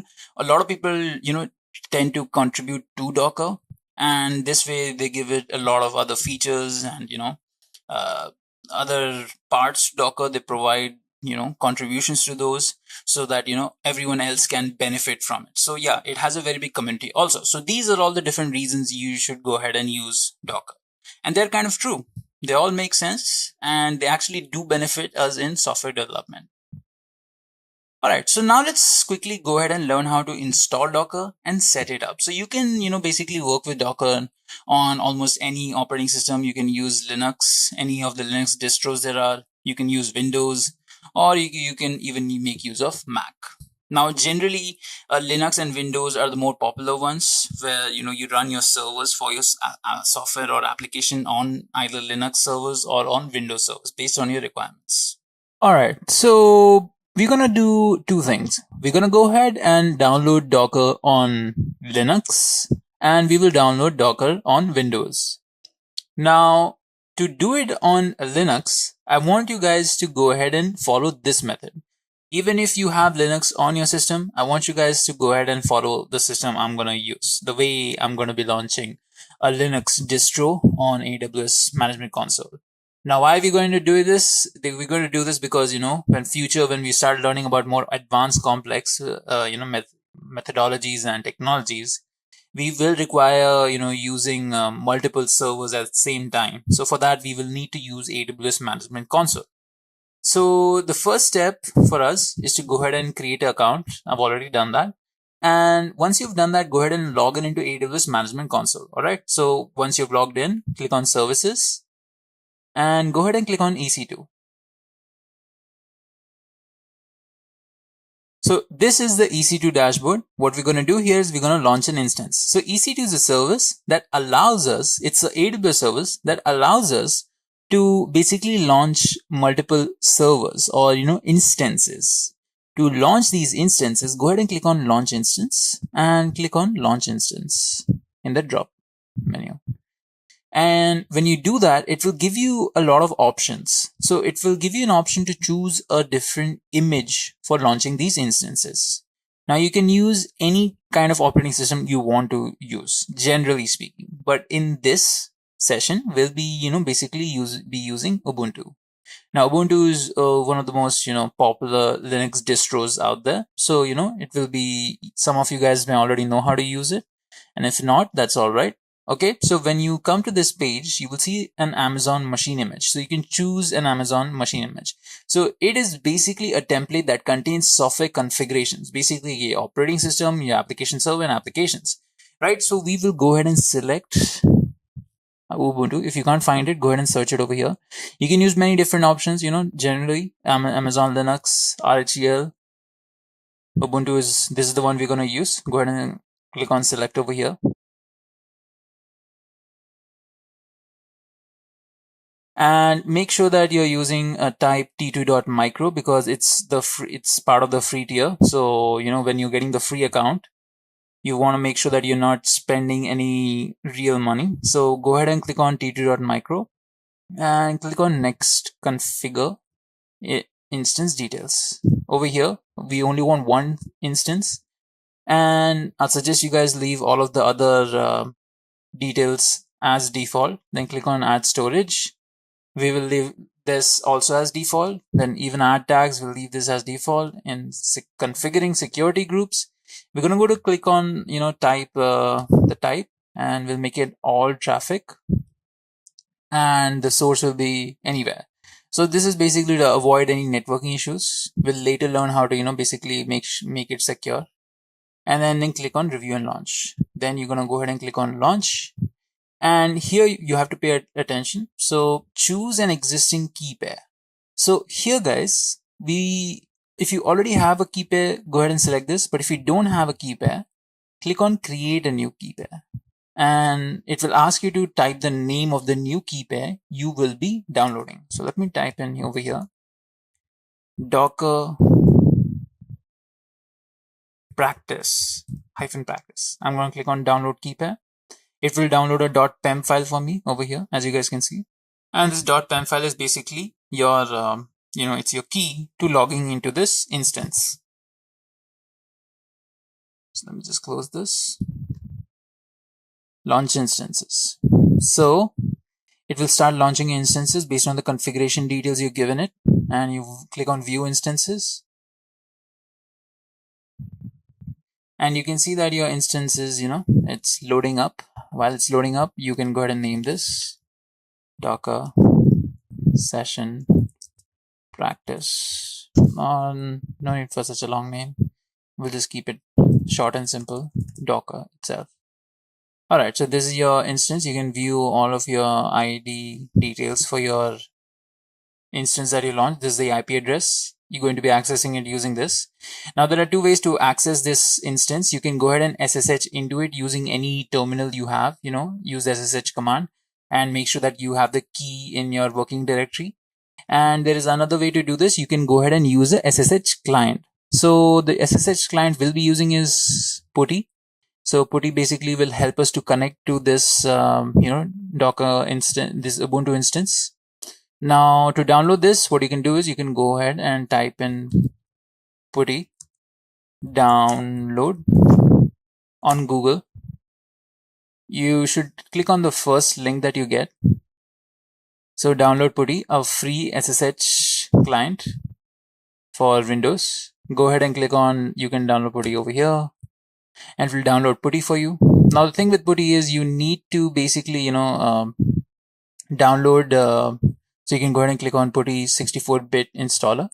So once you click on this, it will give you an option to, download it, and you go ahead and download it. I already have it, so I won't be doing it. So with the thing with PuTTY is you need to use a .ppk file instead of a .pem file that we had downloaded. Now, to get the .ppk file, you need to convert it from .pem to ppk. So what you can do is open up your, search bar, just type in PuTTY after you've downloaded PuTTY. And you will have two options, PuTTY and PuTTY-gen. So click on PuTTY-gen. So this will basically create the .ppk file for you. To generate it, you need to load up your .pem file. So go to the location where your .pem file is.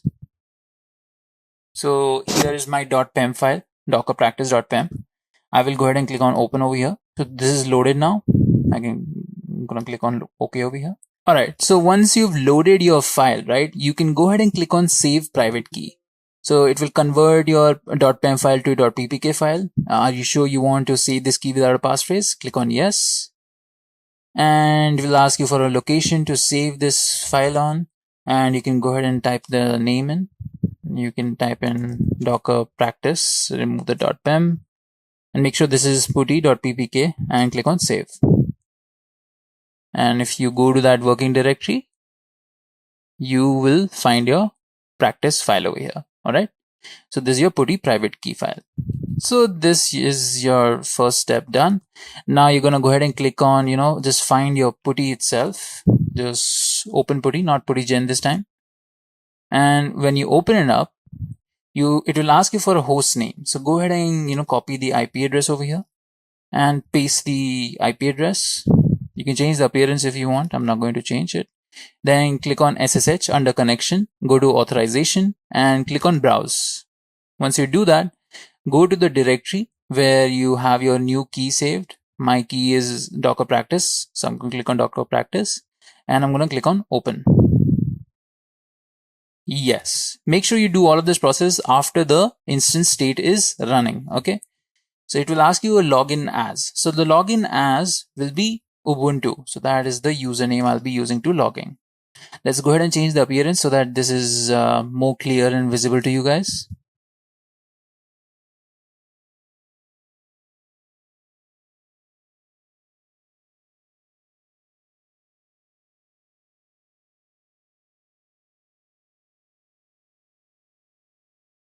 All right. So now we have logged in into our instance. So we have a Linux instance open. So if you guys have followed my steps, you should also have this instance open for you. So this is our Ubuntu instance. So there are two ways to install Docker in this. You can go ahead and make use of Docker's own repository and install Docker from there, or you can, get it from Docker directly if you want. So we'll go through both the ways so you guys understand how to do it. So for practice purposes, use the easy way. So let me go ahead and do that. Sudo apt. We'll first update this instance.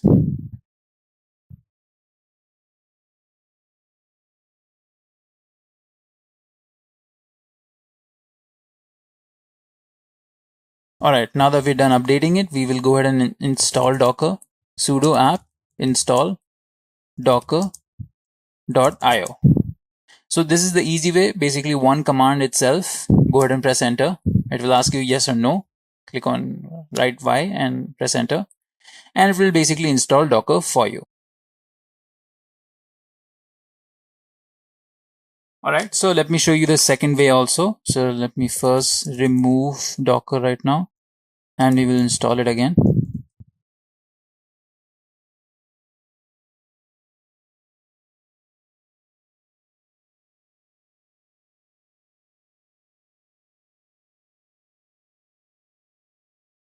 So for the steps for those are here. So first, you update it. We've already updated our instance.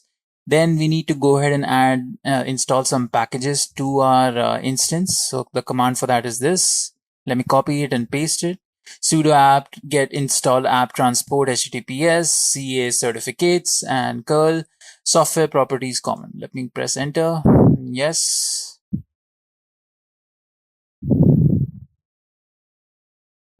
All right, so we have installed a few packages. Now we're going to go ahead and get the key for the repository so that we can install Docker. So for that the command is over here, and we've added the key. Now let me go ahead and get the repository, copy.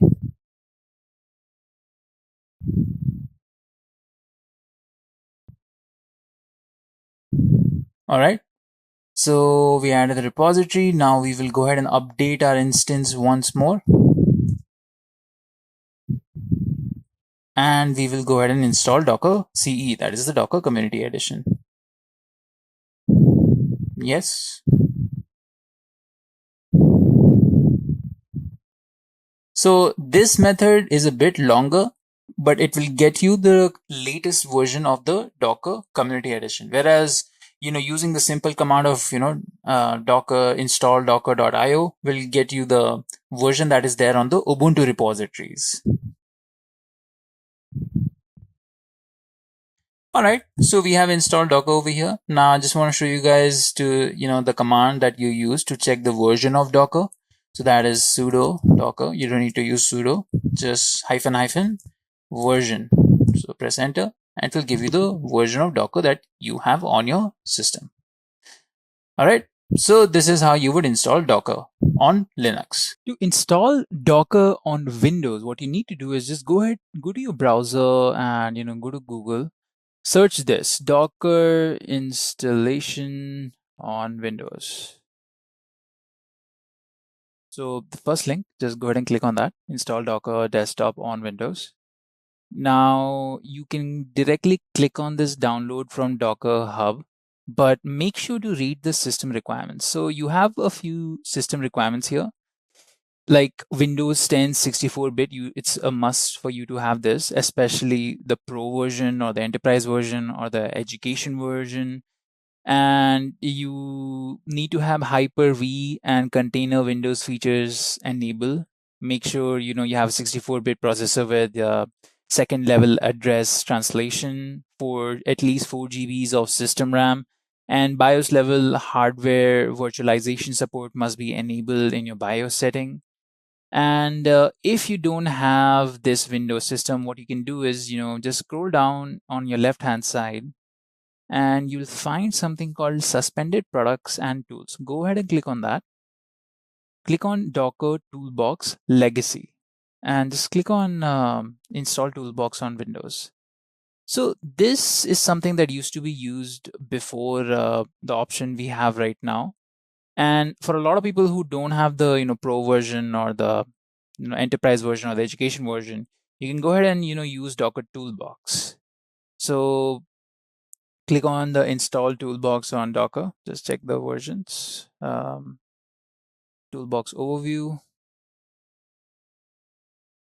And it has a wide description of what to do and how you can do it. You can install this. But if you do have the required versions, just go and install the Docker for Windows. For that, you have an option over here. Click on download from Docker Hub. So you can get the stable version. Just go ahead and click on get stable and it will start downloading the .exe file. I already have the exe file. Let me just cancel this. Open my downloads folder and show you guys.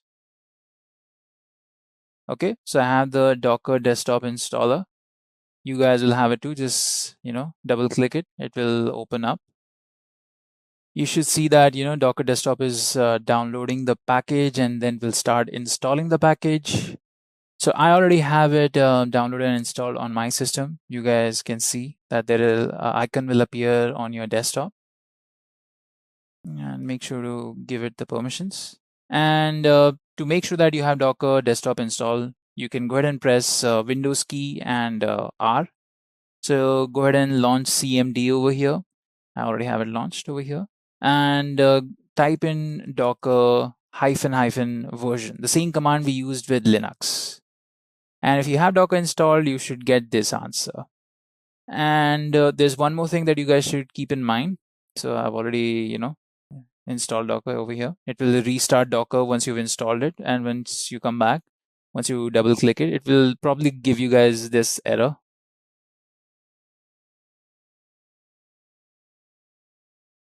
So this is the error where the hardware assisted virtualization and data execution production must be enabled in the BIOS. So what you need to do is, you need to follow this documentation that is given over here and enable the BIOS, the data execution protection and virtualization. Now you need to make sure that virtualization and these two are enabled. To do that, just go to the BIOS and there's a documentation for that. All right. So this is how you would go ahead and install Docker in the Windows system, right? So let's just summarize it. If you want to install on Windows, you need to have Windows 10 Pro or Windows 10 Education or Enterprise version for the latest version of Docker. But if you do not have that, it's all right. You can go ahead and use a legacy tool, that is Docker Toolbox, and you can install that and start working with Docker. So it will just be like a normal terminal when you start working with Docker Toolbox. All right, so that's it. That's for installation of Docker on Linux and Windows. We studied how to install Docker on Linux and how to install Docker on Windows. All right, so now let's move ahead and see the Docker common commands. So I will be going through all of the Docker common commands with our Linux distribution that we had, installed. So let me open up that file over here. So first thing we will do is we will go ahead and type in sudo so we get root access. All right. Over here, I want to show you guys a few commands. So one of the first commands is going to be docker image ls. So what this command will do is it will list down all of the images that are there inside of your system. Right now, there are no images in your system. That's why it's not showing us anything. So if we did a docker pull Ubuntu, so it will pull an image for Ubuntu. You can see this is how it will pull the image. And if we do a docker image ls again, we can see that Ubuntu is there in our repository. All right, so let me clear the screen and show you guys one more command. It's called docker ps. It's basically used to check how many containers are there in your system. So if I do a docker run ubuntu and do a docker ps, let me just show you guys. If we do docker ps -a, you can see that our image is over here. Is just that it exited, right? So there's a reason why it exited. We will talk about it later after we discuss the Docker environment and get to know what are the different objects in Docker, right? So we get a better and clearer understanding. So let's go ahead and do that. So Docker environment. So now let's discuss everything that makes Docker.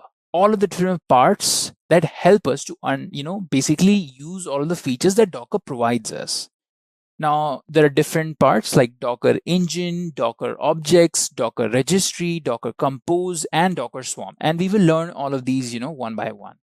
So let's start off by discussing Docker engine. So like the name suggests, it's basically the engine of Docker. It's what, basically makes Docker.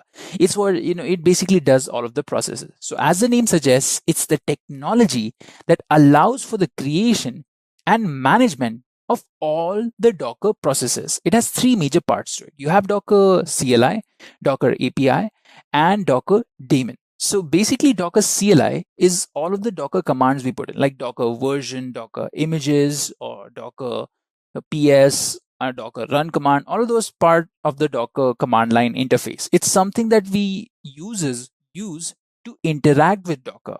So that's what Docker CLI is. And it forms a major part of Docker engine. And then comes the Docker API, or Docker application programming interface.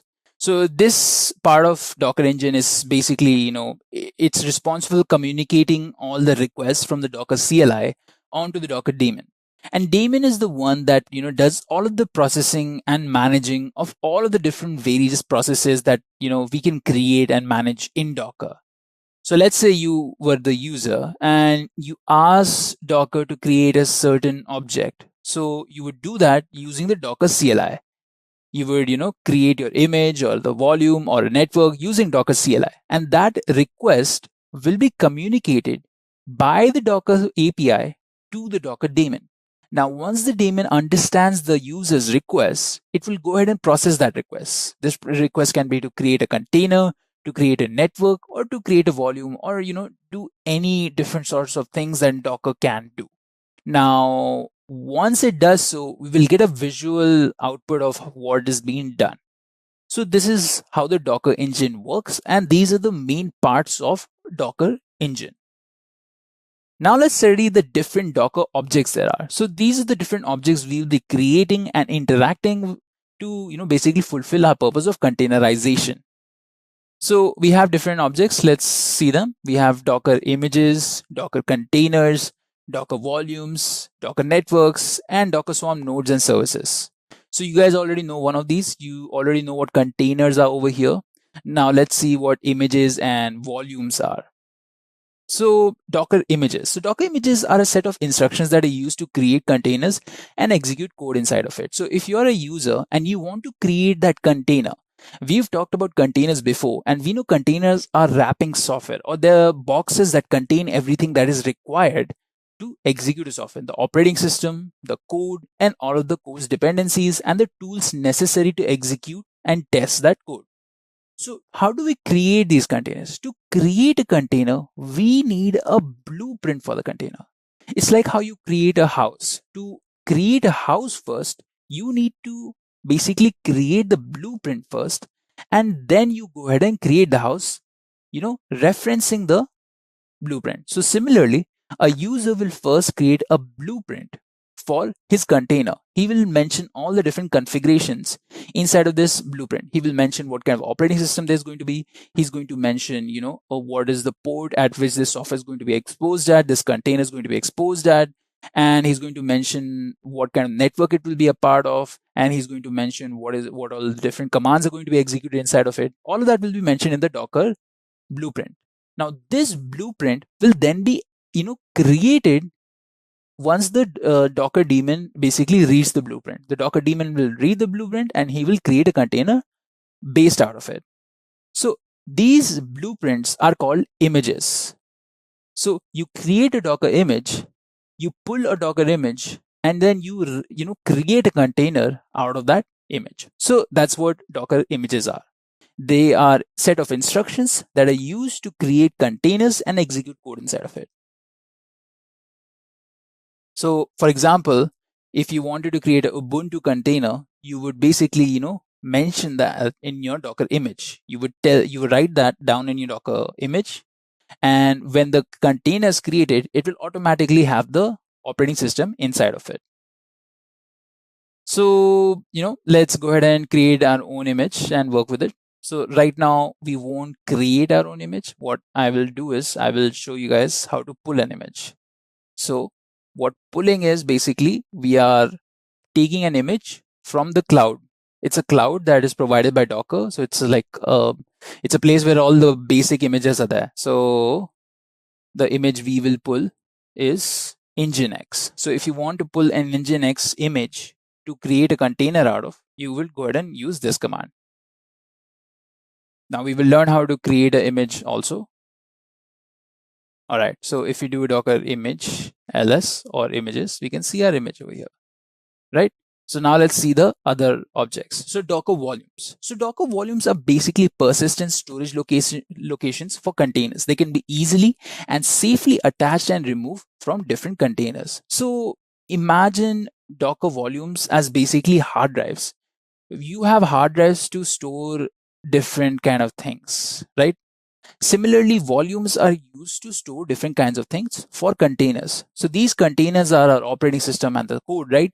So they need to store data sometimes. To store the data, we make use of volumes because they're persistent storage. Now, these containers themselves cannot completely permanently store data by themselves. They need to make use of these external storage devices. And that's what volumes are. They basically help us to store data for a container.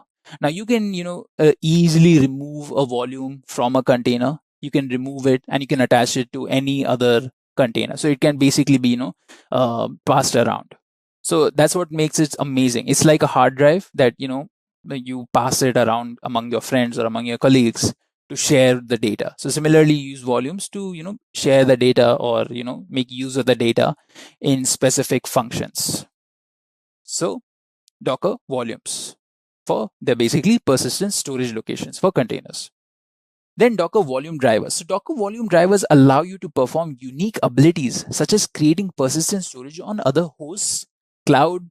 They basically help you to encrypt these volumes. Imagine Docker volume drivers as basically drivers that help you enhance the ability of a particular volume. It's like, the whole example with hard drive, if you want to increase the storage space for the hard drive, or if you want to make sure that hard drive is encrypted, then you make use of a driver. Similarly, with volumes also, you make use of drivers to enhance the ability of a volume. You can, volumes can store space in your own local system, or you can make it so that that volume has its, location in a cloud. So you have drivers for these specific kind of things. So those are your volume drivers. All right, so now let's talk about Docker networks. Now, Docker networks arguably is like one of the most powerful, like one of the powerful things that are about Docker, because it helps you basically connect all the different parts of a container together. Not just the container. You're talking about connecting different containers together actually. So a Docker network is basically a connection between one or more containers. So if you have a set of 3 containers, and these containers together form one application, so they want to talk to each other because they may be dependent on each other. So you connect them using a Docker network, and you can do this with even sets of different containers. If you have the first set of 3 containers and a second set of another 3 containers, and you want to make sure that these containers talk to each other, these sets of containers, so you can even put a network all around them. So containers, this makes it very easy to isolate and manage these containers, especially when it comes to managing and making sure that there is a wall between containers that shouldn't be talking to each other. So you create some form of abstraction where a certain set of containers only talk within each other and they don't talk to anyone else. So that's your isolation property. So these are your networks, Docker networks. All right. So now let's talk about the Docker registry. Now, Docker registry is basically a dedicated location. It can be any location where you store a set of images. Now, we talked about images, right? They're blueprints for containers. You can have customized blueprints that you create by yourself, and you store them in one dedicated location so that you can share it with your teammates, or share it with your other teams, etc. So when I talked about developers and testers sharing that container, they don't exactly share the whole container itself, they share the blueprints. So the developer will create the blueprint, the image, he will create the image for a custom container, and he will push it to a Docker registry. So when the tester wants to use it, he will pull it from that Docker registry, put it on his own system, run it, create a container out of it, and then do whatever he wants. So you can think of registries as like storage locations for Docker images. These images can be versioned in the registry as well. So if you have a Docker registry and you have different versions of an image for different versions of an app, if you have version 1 of a Docker image for application version 1, you store it. It goes ahead for deployment, and Docker image 2, then Docker image 3, and they can be basically taken by other users. So you can version them as well, and as well use as a storage location. So you have many options for Docker registry. You can go with Docker Hub as your main registry, as there is already a Docker command to pull and push images to it. So a lot of people do make use of Docker Hub because Docker Hub has a very, very, very large, libraries of images that you can make use of. Like how I pulled the Nginx image, that was pulled from Docker Hub. I use the Docker pull command. So, there is a dedicated command for this. But if you don't want to use Docker Hub because you don't want to pay Docker because you already have your own servers, you can go ahead and use your own servers. Or if you use some other service like AWS's ECR, that is Elastic Container Registry, or JFrog Artifactory, or if you use Azure Container Registry, so you can go ahead and use these also as your Docker registry. But a lot of people make use of Docker Hub. Now the Docker Hub has two parts to it, where one part of Docker Hub is entirely free, but it's public, so you can't make your images private. So if you're a company and you don't want to share your customized images to everyone, then you can go ahead and subscribe to Docker Hub's premium subscription, where they allow you to make some of your images private, and it has a lot more other features also. All right, so that was about Docker registry. So let's go ahead and create our own Docker Hub account, and then let's try and pull and push an image from it. Okay. All right. So this is Docker Hub, where you store your images. Now, we've already talked about what images are. They're basically blueprints for our containers. So when we talk about sharing containers, we actually mean sharing images. To do that, we need a dedicated location for storing those images. And I've told you guys about Docker registry, right? So Docker Hub is one of those Docker registries. Now, what you can do is you can go ahead and create an account for Docker Hub. It's a simple process of creating your own account. I have my account over here, as you guys can see. And now I will take you guys through basically an intro of what there is, everything, over here. So first of all, you guys need to go ahead and look at the search bar, because this is where you're going to do most of your work, this and, your account. So if you want to look for an image, so let's say you want to look for MySQL image, you search in MySQL and you will see the most popular result is the official MySQL image. Now you can select it and you can see all of the different, descriptions, reviews, or what are the different tags you can use for this particular image. And a lot of different things, basically all the details you would need to run or connect, or everything you need to know how to deal with MySQL. Now, the common command over here is docker pull MySQL, so that you can go ahead and pull the MySQL image onto your system. Similarly, if we typed in over here Ubuntu, if we wanted to create an Ubuntu container, then we would go ahead and get the Ubuntu image. All right. So let's go ahead and try this out. What I'm going to do is right now, this is my instance. I've changed the color over here. If I do a docker --version and I press enter, I see that we have Docker on this. Now what we will do is we will do docker pull and the name of the image we want to pull from Docker Hub. We want to pull Ubuntu. Now, if you don't have root access, you can go ahead and put sudo over here like this and press enter. And you will see that my Docker client is now pulling the Ubuntu image and it's completed pulling the Ubuntu image. It's the same command that we saw over here when we clicked on Ubuntu. So if you wanted to do the same for MySQL, we just have to type in sudo docker pull MySQL and we'll pull the image for MySQL. All right, so now let's do Docker images. So if I do Docker images, you will see it will list all the images I have on my local system. That is MySQL and Ubuntu. And you can see with the sizes that, they're pretty small compared to their actual software. Like with Ubuntu, it's only 73.9 MB, which is very, very less compared to its actual image that is around 1 GB or even more than that, depending on what version you're using, right? So there you have it. We have the images pulled onto our system. Now let's try to do one thing. So you must have created an account over here. Now what we will try to do is we'll basically try to push an image onto our account that we have created. So for that, I want to basically first, run a container out of the Ubuntu image that we have over here. And I want to make some changes in it. I want to save it and then I want to push it back onto my repository. So first what we will do is we will run the container for this image. So I will type in docker run -it-d and I will give in the name of my container. This can be my container and I will put in the name of the image that I'm referencing to create this image container. Now I will go ahead and press enter. So you guys can see that this is the syntax, that is docker run -it-d and this is --name. So these flags, the -it flag basically makes the container interactive. That means you can, basically interact with it. Then -d basically makes it detached. So, it runs in the background. You don't see any of its processes working over here and you can make use of the terminal. And then this flag is basically used to give the container a name. We've given it the name my container and then we are referencing the image. So we have a container running over here. So if you want to see if our container is running at all, what we can do is we can type in the command docker ps.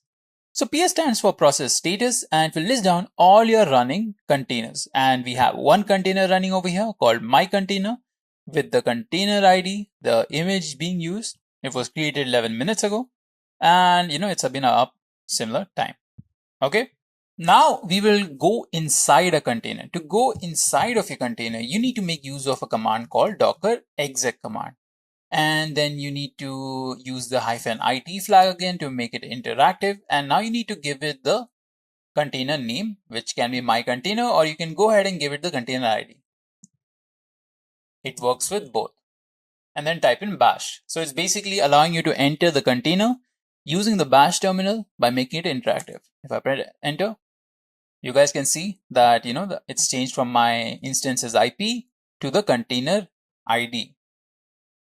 All right, so this means we're inside the container. So if I do an ls, you guys can see that we have all the things that are inside Ubuntu, all the basic necessities for running Ubuntu.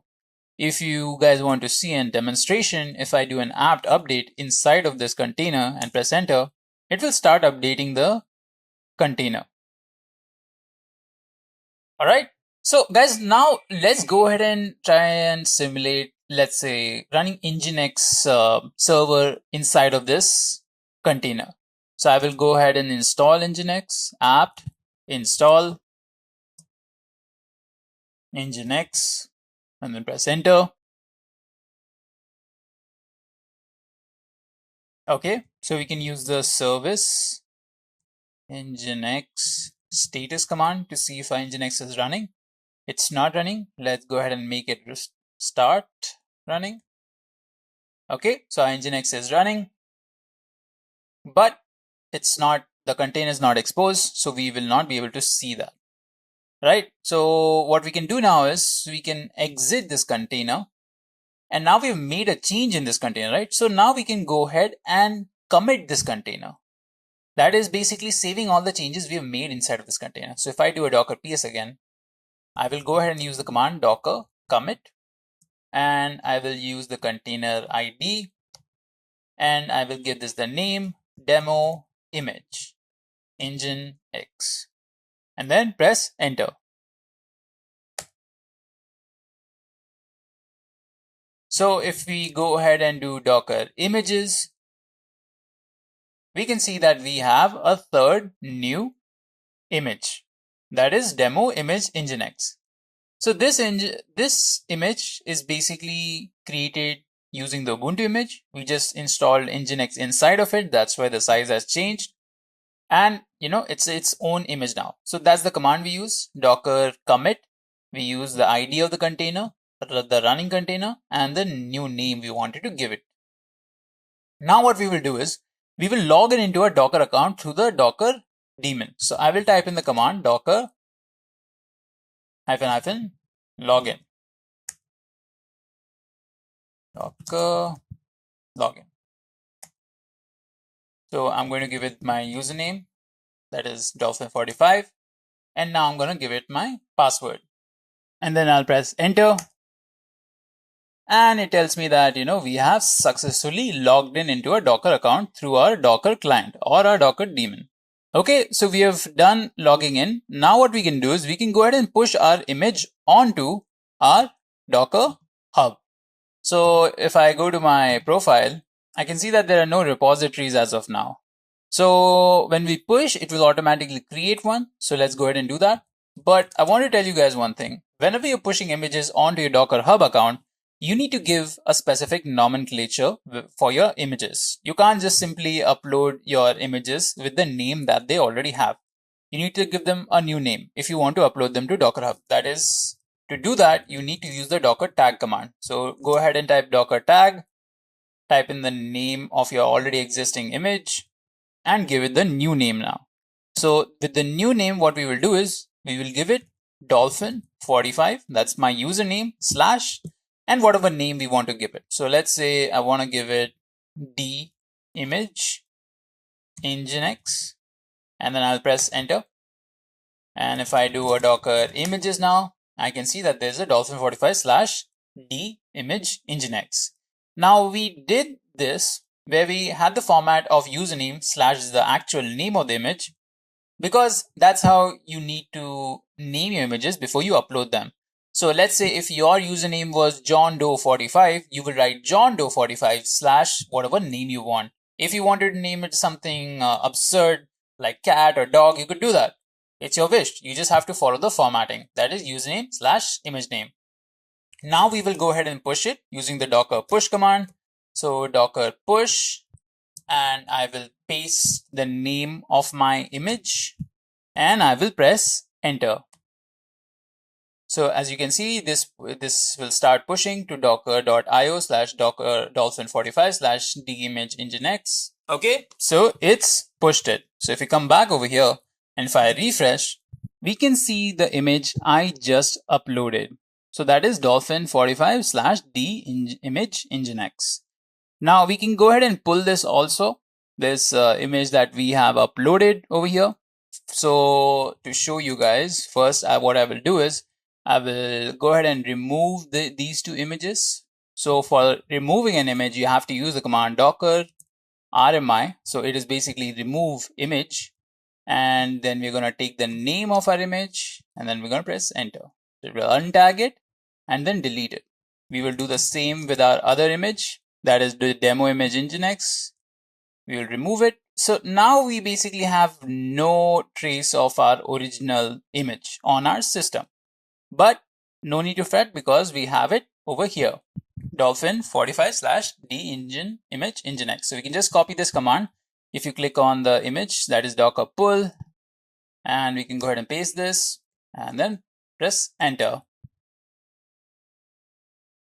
So if we do docker images now, we can see our image over here. We can go ahead and run this, docker run -it -d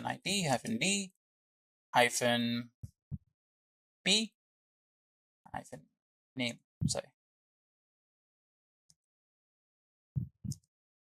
And then we'll use the name of the image, and then press enter. So if I do a docker ps now to check what all containers is running, I misspelled docker.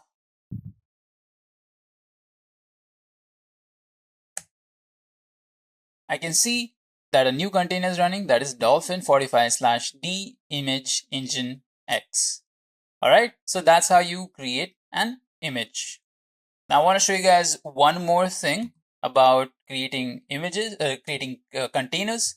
Sorry, this is me creating a container. So while you're creating container, let's see what happens when you don't include the hyphen name. So if I do -it-d and I don't write in the name, but I do include another flag called -p and write in -et. So what this basically does is it basically creates a container that is exposed on the port 80. And so we'll see two things. What happens when we include the publishing port? So this is flag is used for including the publishing port. And what happens when we don't include the name? So if I press enter, I forgot to add run. Let me go ahead and add run. And if I do a docker ps again, you guys can see we have a third container up and running. So this is the container ID, the image used, but the name is different. The name being used is Compassionate Swanson. And why is this different? Well, apparently if you don't give it Docker any name, then it comes up with its own randomly generated name. So if you don't want that, go ahead and include the -name flag. And you can see that the port at which it's available is 0.0.0.:80. So this basically means that it's available at the default port because port 80 is the default port. And this is the IP address of your local system. Basically, if it's your local system, it will give 0.0.0. So you can just type in localhost or whatever your IP is, and you can access the container. Since we don't have anything special running on this, we will not be able to see it. Now, if I were to change this, instead of Ubuntu, I were to write Nginx. So it will pull the Nginx image if it can't find it locally. So you don't necessarily have to, use the docker pull command. You can directly do it. And it says that it failed because something is already allocated at port 80. So if we do docker ps, we have this container running. So to stop this container, we can go ahead and type in docker stop and give it the name of the container. So I'll put in the name and this will stop my container. So if I do docker ps again, I don't see the container. But if we do docker ps -a, we can see all our containers, even the one that we just stopped, that is Compassionate Swanson. And we see a fourth container. So this container basically is a failed container. It didn't run properly because there was no location for it to get started, because we already had Compassionate Swanson taking its place. So let's go ahead and remove these two, because we stopped them, but we have stopped one, but we haven't removed them. So to remove it, we need to use the command docker rm. And to forcefully remove it, you use docker rm -f. Just go ahead and put in their names.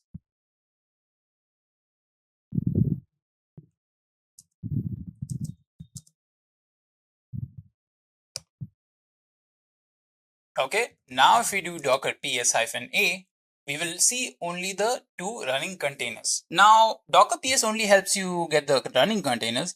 The -a command helps you get even the exited containers. Okay. All right. So now let's try that command again. Docker run. And if we press enter. Okay. Now if I do docker ps, I see one container running. Now let's go ahead and access it. I will take the IP address of my system and go to the direct IP address of it. And you guys can see that it gives us the message, welcome to Nginx. So whenever you're launching Nginx without any special configuration, by default, you will get this page. And since we configured it to run on port 80, so it will be running on port 80. That is the default port. So you don't need to add it. Go ahead and add it, but you'll get the same answer. All right, so that's how you create your container, and you can expose it at a certain port. Now we learned other commands also, like docker stop and docker rm. Now there's another command called docker kill. So docker kill is exactly like docker stop, but it does things forcefully. it won't elegantly wait for processes to stop. It will kill the container. So if we wanted to kill laughing patrol me, we will just type in the name and it will kill it. Now it hasn't removed it, it just stopped it. So if we do a docker ps-a, we can still see the container. It's just that it's exited 6 seconds ago.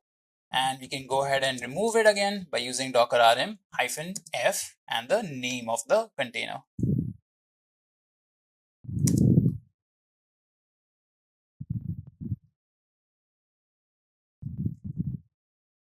All right, now let's move on to the next topic, that is Docker Compose.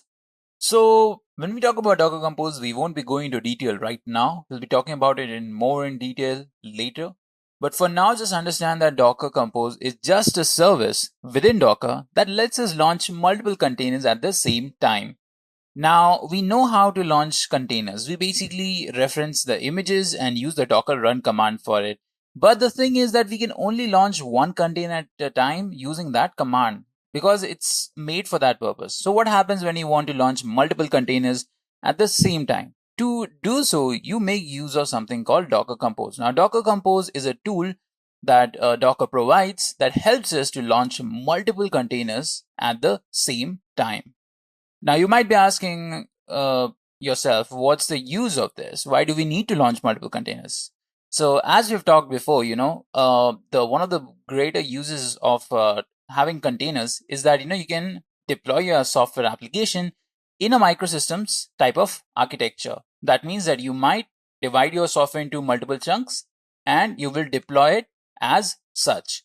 So, to keep those multiple chunks in certain containers, you need to create those containers, and it's much easier to create those containers once you have a configuration file that lists down all the things that are needed for the containers. So you can imagine Docker Compose files being like Docker files. They contain all the information that is required for the containers to be launched. You can mention a lot of different things, and we will discuss all of them when we are talking about Docker Compose properly. So now let's go ahead and talk about Docker Swarm. So Docker Swarm is kind of related to Docker Compose in that, it allows us to manage multiple containers. So even with Docker Swarm, we'll be talking about it more in detail later onwards. So for now, just understand that Docker Swarm is a service within Docker that allows us to manage multiple containers at the same time. So let's say that you have two servers, and on those two servers, you have Docker installed. Now you have multiple containers. Let's say you have 3 containers running on server 1 and you have 3 containers running on server 2. So these containers have been launched with the help of different Docker clients because you're not using the same client because they're not the same server. So what happens when you want to connect all of these 6 containers together that are on separate servers? To do so, you can make use of something called Docker Overlay Network that allows you to connect them, and you can put them on a Docker Swarm. So Docker Swarm will help us to manage all of them. So let's say you have one swarm in which there are 6 containers, then one of them will be a manager node and rest of them will be worker nodes. So manager node is basically the one that manages all the worker nodes, as the name suggests, and the worker nodes are the ones that do all the work. They perform any tasks that have been assigned to them through the manager node. So that's Docker Swarm. It basically helps us to handle and maintain and manage all the multiple containers that we create. All right, so now let's discuss the Docker architecture. We've gone through the Docker common commands, so we have a better understanding of how to use Docker. But let's go through the architecture to understand Docker a little bit better. All right, so now let's look at the Docker architecture. So first, we have the Docker CLI, that is the Docker command line interface. Then we have the Docker host, and then we have the Docker registry. So these are the 3 main things that form the flow in the Docker architecture. So with the Docker CLI, you'll be giving in all the commands like Docker build, Docker pull, and Docker run. These are your normal Docker CLI commands, and these commands will be read by your Docker daemon in your host. And once it reads it, it will process it accordingly. So let's see what happens when each of these commands are processed.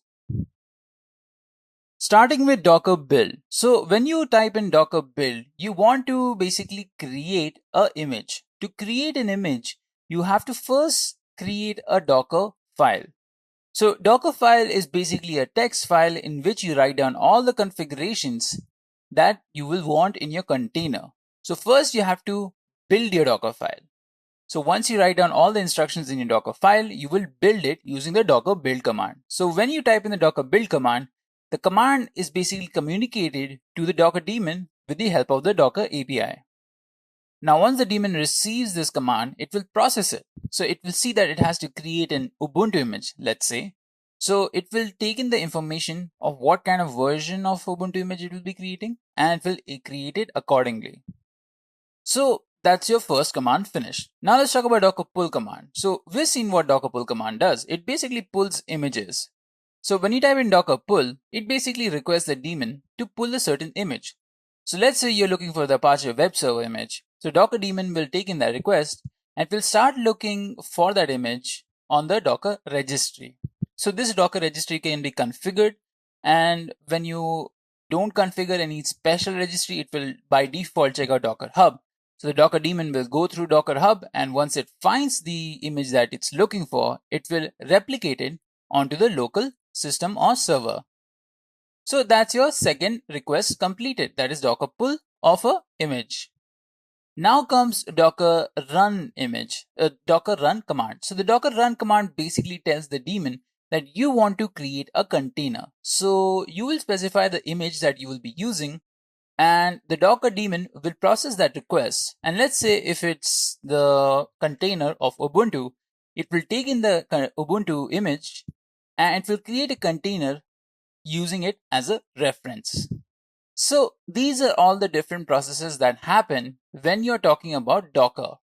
So let's say for Docker build, you have, image being built. Docker pull, you're pulling an image onto your local system, and Docker run, you are creating a container out of an already existing image. So guys, this is the Docker architecture. Dockerfile. So guys, now we will go ahead and talk about Dockerfile. So basically we'll be talking about how to build a Docker image in this. So Docker files are basically scripts that you can write and then build into an image. The image can then be run to create the container. It is like a shell script where you write down a set of commands and you run the shell script so that the commands are run. So similarly, in a Docker file, it's going to be a text file where you're going to write down all the instructions that will help you to create a container. Now, these instructions will basically list down every specification that will help you create that container. But a Docker file will not be directly used to create a container. A Docker file will be built by a user into a Docker image. After it's been built into an image, it can then go ahead and be created as a container. So this is the process where the user first writes down all the instructions that are required to run a container inside of a Docker file, and then he builds that Docker file into an image. And this image will contain all of these details. And once the user requests for the creation of a container, the daemon will basically reference the specific Docker image and it will create the Docker container. Now, to write a Docker file, there are a few formats and instructions that you have to follow. So this is basically the set of instructions that you will be using. Commands such as instructions such as from, add, copy, run, workdir, cmd, volume, expose, entry point, and label. All of these are instructions that help you to create your image. For example, we have the first instruction, that is from. Now, from instruction basically tells Docker what kind of base image has to be used with the container. So let's say you want to create a very custom image where through which you want to launch a container that is basically an Ubuntu container, but it has an Nginx application running within it. So it's your own custom image, but you're using the base image of Ubuntu. So you will be referencing Ubuntu as from Ubuntu. So from is again, guys, an instruction that informs Docker about the base image that is to be used as a reference for the container. So basically, if you have any image in mind whose properties you wish to inherit, you can mention it using this instruction. This is always used as the first instruction for any Docker image, but you can use it multiple times within the file. So whenever you create a Docker image using Docker file, the first instruction that you must mention is from, because you have to reference some kind of image. It can be your own personal image, or it can be any other already available image. But if you want to create an image from scratch, you don't necessarily have to mention a base image. What you can do is you can mention scratch. So whenever you write from scratch, you are telling Docker that you want to create a new Docker image from scratch. So it won't inherit any proper properties from any other base image. You'll be basically be creating that image from scratch. And you can use this instruction anywhere in the Docker file, but you must use it whenever you're creating a Docker file in the start. All right, so that's one of the first instructions. Now let's move on to learn all the other instructions. Like you have the add instruction. Now the syntax for add instruction is add, source, and then destination. So this instruction is used to add new sources from your local directory or a URL to the file system of the image that will become the container in the designated location. So what all these basically confusing words mean are that, basically you're going to be adding specific files and folders from the source directory. This source directory can be in your own system, or it can be a URL that you are referring, and the files from there will be taken and put into the designated location that you mention as the destination. So that's how the syntax works. You write an add, you write in the files in the source, and you write the destination where you want the files to be. Then, basically, you can include multiple items also in the source. If you want more than one file to be included, then you can do that, and can even make use of wildcards. When I say wildcards, what I mean is, using the star that is in your 8 key. Like when you use Shift 8, you get the wildcard, and that wildcard basically allows you to select multiple files. Let's say you have multiple files called dog. You have dog1, dog2, dog3, dog4, and you want to select all of them. So instead of writing all of them together, what you can do is you can just write dog and then star. So this will tell your Docker that you want to select all files that start with dog, and it will select those files for you. And if the destination that you have mentioned does not actually exist within the container or within the operating system that you're using inside the container, then it will go ahead and create that destination and put the files in that destination. So this is how your add instruction works. Where you write add, then the source of your file can be any source, can from a local directory or URL, and you can mention multiple files using even a wildcard, and then you mention the destination. And if the destination is not a one that already exists, it will create that destination. So that is your add instruction. Now let's move on to the other instruction, that is copy instruction. Now you might see some similarities with the add instructions, but it's a little different. Let's see why.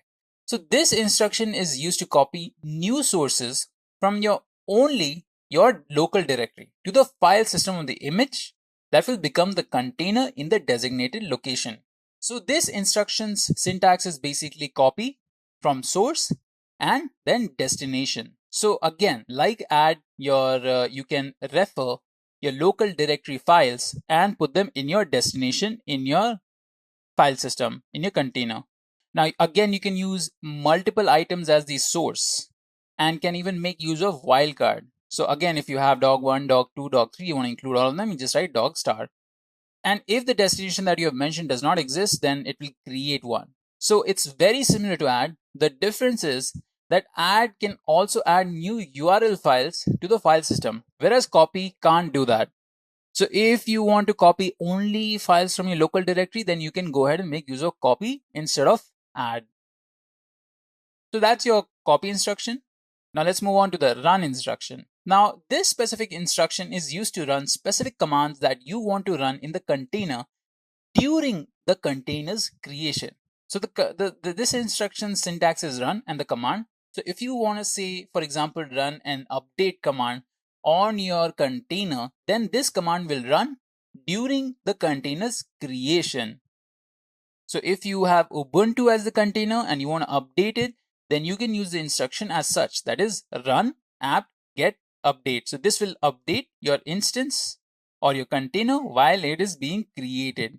Now we come to workdir instruction. Now the workdir instruction is responsible for setting the working directory so that you can run shell commands in that specific directory during the build time of the image. So basically it defines the workspace that has to be used whenever any processing happens within the container. So for that purpose, we make use of workdir. It's like assigning your own working directory, but within a container. So let's say you wanted to assign working directory to /app and you mentioned workdir /app, then whatever processing that happens, whatever thing you download will happen in your working directory. So that's your working directory instruction. Now let's move on to the CMD instruction. Now the CMD instruction's syntax is CMD command. Now this instruction tells the container what command to run when it gets started. So this specific instruction tells our container to run specific commands when the container starts. So these commands only get run when the container starts. So that's your CMD command instruction. Then comes volume instruction. So the volume instruction basically tells us what volume has to be used. The syntax is volume, then the path of the volume, and it makes a mount point for the volume of a specified name that you mention. So this is your volume instruction. So if you wanted to attach a volume to your container, then you would go ahead and make use of this instruction. Then you have expose instruction. Now the syntax is expose ports. This instruction tells what port the container should be exposed at. But this can only happen for an internal network. The host will not be able to access the container from this port. So when you want to expose a container within an internal network, then you can go ahead and make use of this particular instruction, that is expose at this particular port.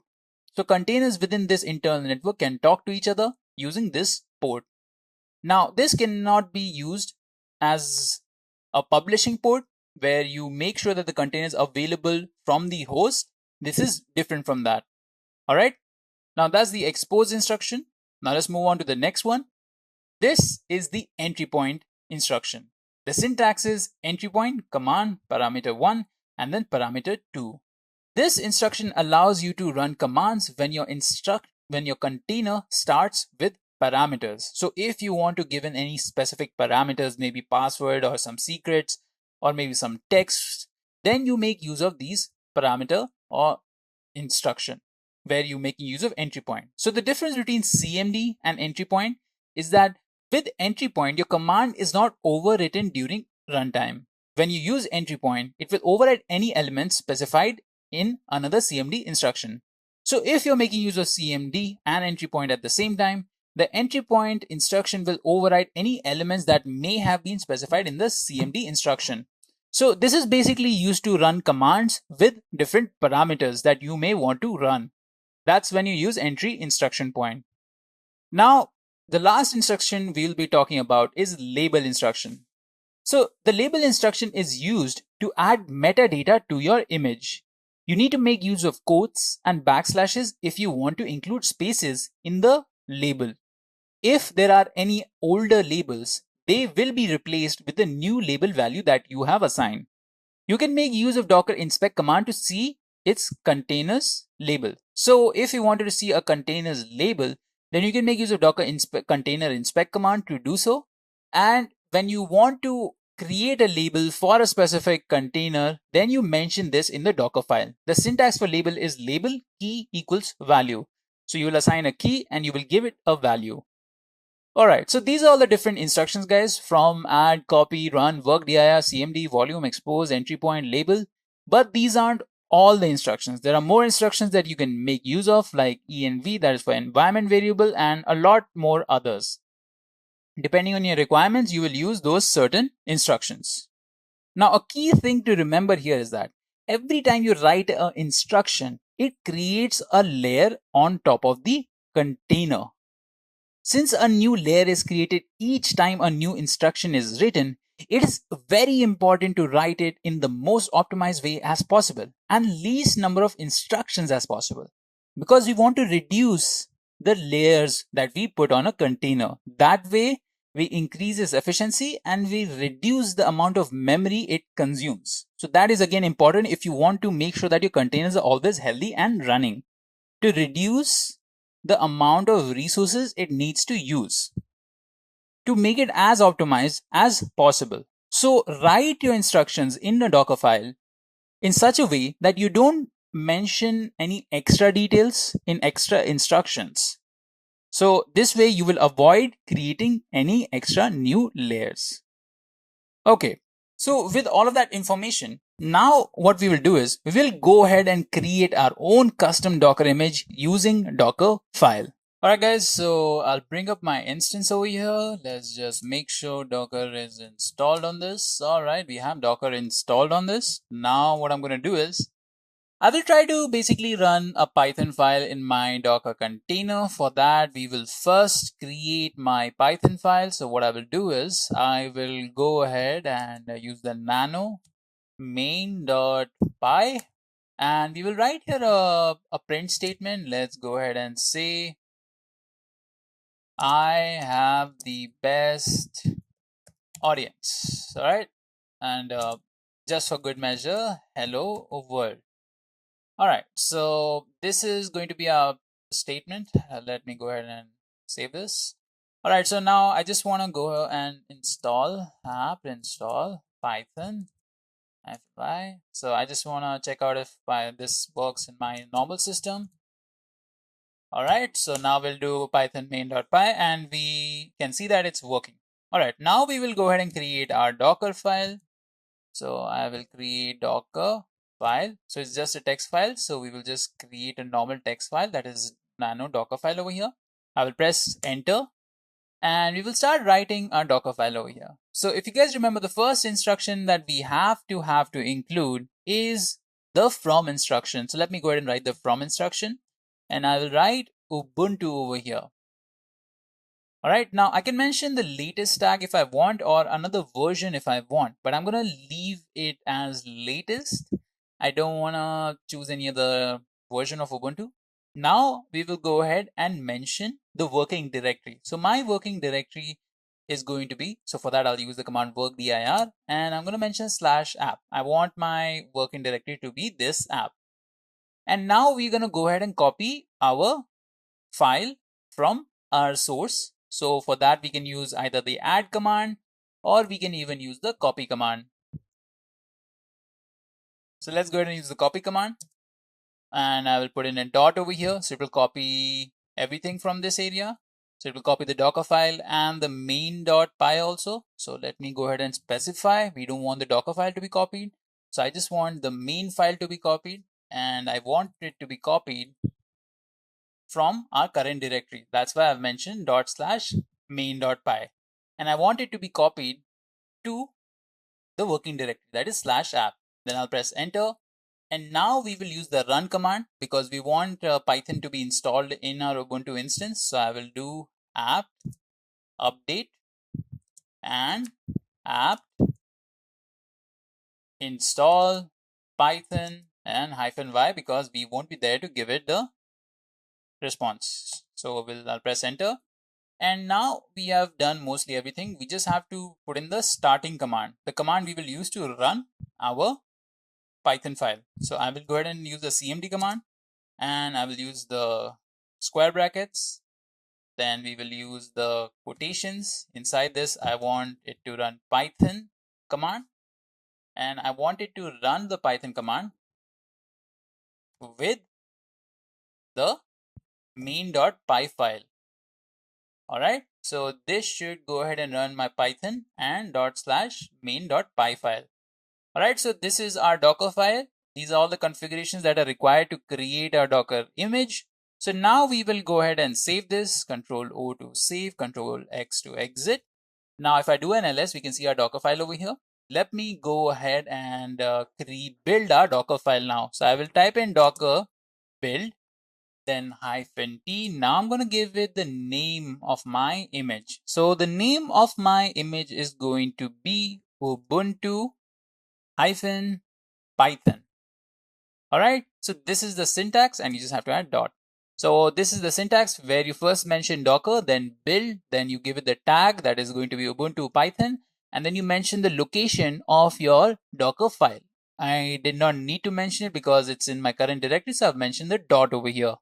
All right, now I'm going to press enter and we'll see the process start happening. First, it will pull Ubuntu image to form its base image. Then it will run all the other commands. Right now it's updating our instance and then installing Python. All right, so it performed all the steps. Okay, now we'll come back up over here and I'll show you guys each step one by one. So the first step is from Ubuntu. So that's our first layer. And then a second step is basically making the work directory /app. Then we copied our file from that is .main.py into our container or our image right now. And then we ran the command apt update and apt install Python. So it installed Python and updated the instance in the reverse order. And once it completed all that, it went ahead and executed this command. Well, it stored this command and it will basically run this command when we run the container. So let me go ahead and first do a Docker images to show you guys what all happened. So first we have two images here, Ubuntu and Ubuntu Python. We have Ubuntu here because to reference the Ubuntu image, it had to first download the Ubuntu image, then it referenced the Ubuntu image, and then it created our image. So now let's go ahead and run this. So Docker run -it -d and the name of our image. Let's also mention the name of the container -name, and our name is going to be my container, and let's press enter. So if we do a Docker ps, we will see one thing, that the container is not over here. That's because the container automatically exited. And if we do a Docker ps -a, we can see the container here. But the thing is that it completed its task, that is to print the statement. So if I do Docker logs and I put in the name of my container, so this will show you the logs of your container, we can see that our statement over here was executed. That is, I have the best audience, hello world. So that's what we wanted. So guys, this is how you would go ahead and create your image. First, you need to make sure that you have your project with you if you want to copy your project into the Docker image. And then you need to have your Docker file. So Docker file will, again, if I show you guys, basically contain all the instructions that will help you create your container. The Ubuntu image, the working directory, the file you may want to copy, and running the command. And as you guys can see, I ran both the commands in a single line. I used the and feature over here to include both the lines in one instruction instead of making it two instructions. That's me optimizing over here. And then me writing cmd python /main.py. So this will basically run python main.py, and this will only happen during the creation of the container. So this is a Docker file which we build using the docker build -t, the name of the image, and then the location of the Docker file command. And we created our Docker image, that is Ubuntu Python. And then we ran that as a container, and we saw that in the logs that it had printed our statement. I have the best audience, hello world. So this is how you would work with a Docker file in basic. Docker storage. So guys, now we'll be talking about storage within Docker. So when we normally talk about storage, we talk about how data needs to be stored in a dedicated location for a specific purpose. So similarly, we'll be talking about how data is stored within Docker and what are the different types of methods we use to store data within Docker and how efficiently can we store data. Now, let's go ahead and answer some of these questions. So first, I'll be talking about advantages to the Docker storage types. Now, normally, if you talk about storing data in Docker containers, you're talking about storing data within the container's writable layer. So anytime you store data within a container, you're storing it in its writable layer, not in a dedicated location or anything. You're storing the data in its writable layer itself. Now, this is not an efficient way to store data. It eats up a lot of memory of the container, and it makes the container way less efficient. So that's why we try to make use of different Docker storage types.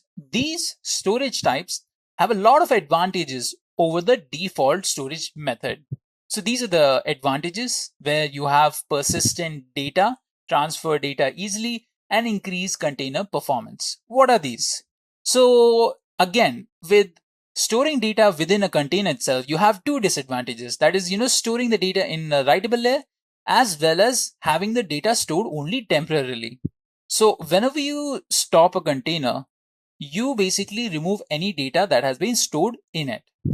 So it's temporary storage. So when you use different Docker storage types, that time you're basically storing the data permanently. So if you guys remember, when we were talking about volumes, we were talking about a Docker storage type, and it basically allows us to store data permanently, or it helps us to persist the data that we want to persist. So that's the first advantage. Now the second advantage is that it allows us to transfer data very easily. So if you're making use of a Docker storage type, you can basically transfer data from one place to another without having any major issues, because the Docker storage types are easily detachable and attachable to different containers or even different locations. So that's why a lot of people make use of Docker storage types. Now comes the last advantage, that it helps us to increase container performance. So again, when we talk about storage in containers, by default, it gets stored in the writable layer. So that decreases the efficiency of the container to work, to do its job. So what we do is we assign the job of storing the data to someone else. So this can be one of your Docker storage types, and they will help you to store the data permanently. And this will reduce the performance issues on the container and hence increase it overall. So these are the three advantages for using Docker storage types: persistent data, transfer data easily, and increase container performance. All right, now we will go ahead and discuss the different types of data. So different data types. Now we have a lot of different data types like volumes, bind mount, and TMPFS mount. So we've already talked about volumes, and we will talk about volumes even more in detail now, and what bind mount is and what TMPFS mount is. So let's start off by talking about how these different storage types get memory from the host system, or how do they store data in the first place in the host system. In the diagram, you guys can see there is a container, there's a file system, and there's the memory for the host system. So the first data storage type is volumes. Now, whenever you create a volume, right, it basically takes up space in the file system of the host operating system. So any operating system will have a file system where it stores files and data. So whenever you create a container and you create a volume, that volume basically occupies a space within the file system. So this area that is called Docker area is basically being managed by Docker itself. The file system has no longer any control of this particular area, and Docker controls and manages it entirely. So when you create volumes, you're basically taking area within this Docker area, and hence the volumes are completely managed by the Docker itself. The file system and the host have no manageability on the volumes, even though volumes still take up space within the file system. Then we have another type, that is bind mount. Now bind mounts are basically very similar to volumes, where they basically map their storage locations in the file system itself, but they're not completely managed by Docker. They can be managed by the file system of the host system itself. So that's the difference between volumes and bind mounts. Whereas in volumes, you can, they're completely managed by Docker. Bind mounts are not. And then you have TMPFS mounts. So TMPFS mounts basically map their storage within the memory directly itself. Now they do this because they also help you store data temporarily. So if you want to store a lot more temporary data, then you would make use of TMPFS mount. And they are unlike volume and bind mount in the matter of fact that they cannot persist data. That means they will basically store the data in the memory temporarily, and when the container dies, the TMPFS mount will be removed. Alright, so these are the different Docker storage types: bind mount, volumes, and TMPFS mount. And this is how they store data. Now let's move on And let's go into a little bit more detail for each of these. So first we start off with Docker volume. So Docker volumes are basically persistent storage locations for containers. They are managed by Docker completely. They can be easily attached and removed from containers. You can back up your volumes also, and this is one of the most used type of data storage. Alright, so volumes are your standard data storage types. They're basically completely managed by Docker itself and no one else can manage them. And one of the more advantageous things about using volumes is that they can be easily attached and removed to containers. So if you have one volume, you can attach it to one container and store in all of the data. And once you're completed, you can go ahead and attach it to another container and help transfer the data. So they provide that as a big advantage.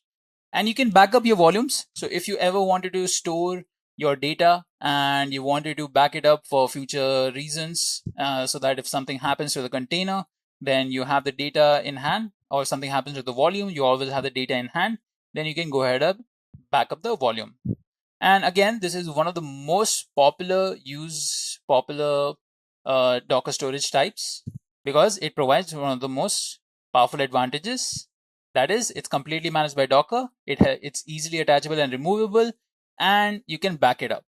All right, so now let's go ahead and work with Docker volumes on our instance. All right, guys, so here we're gonna go ahead and create a Docker volume first. To do that, we will use the Docker volume command. So Docker volume create, and we're going to mention the name of the volume. So let's say my volume's name is going to be Batman. So if I press enter, it will create a new volume named Batman for me. So again, the syntax is Docker volume create and the name of the volume. Now, if you wanted to see your volume, if it's present in your local system or not, you can go ahead and type in Docker volume ls. And if you press enter, you will see that there is a volume named Batman that has been created. All right. So that's one of the first steps of working with volumes, that is to create a volume. Now, what we will do next is we're basically going to remove this volume. So I'm going to type in Docker volume rm and the name of the volume, that is Batman. So if I press enter, you will see that Batman has been removed. And if I do a Docker volume ls again, which will list all the volumes I have, you will, so it's volume, not volumes. So you can see now that there is no volume at all, right? Before you could see that Batman was there in the volume name and its driver was local, but it's not there anymore because we removed it using the Docker volume rm command. All right, now if I want to remove a lot of volumes together, what I can do is I can use the Docker volume prune command. Now to show you guys how this works out, let me go ahead and create a bunch of volumes. So I will create Batman again. I will create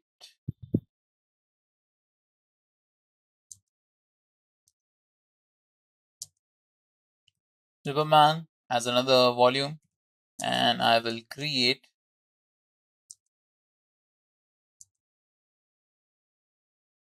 Wonder Woman as another volume. So if we do a Docker volume ls, you guys will see that we have 3 volumes. Now I can remove all of these 3 volumes at the same time by making use of the Docker volume prune command, that is Docker volume prune.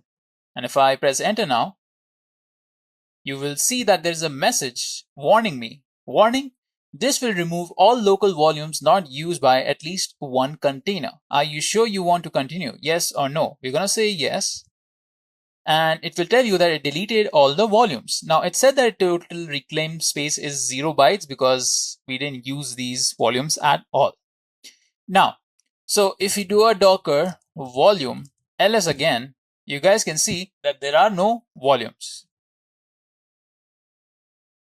All right, so now what we will do is we will try to attach one of our volumes onto a container. So first I will go ahead and create one of my volumes, that is Docker volume create using the Docker volume create command. I will create Batman again. I have created Batman. Now I will go ahead and run a container. So Docker run -it-d, and now I'm going to use the mount flag. To use the mount flag, just type in double hyphen and then mount, and then mention the source or the name. So I'm going to mention Batman over here, and I'm going to put a comma and I'm going to give it the target. So from where the data is going to be stored. So target is going to be inside the container and we could give it anything. So let's say I want to give it app.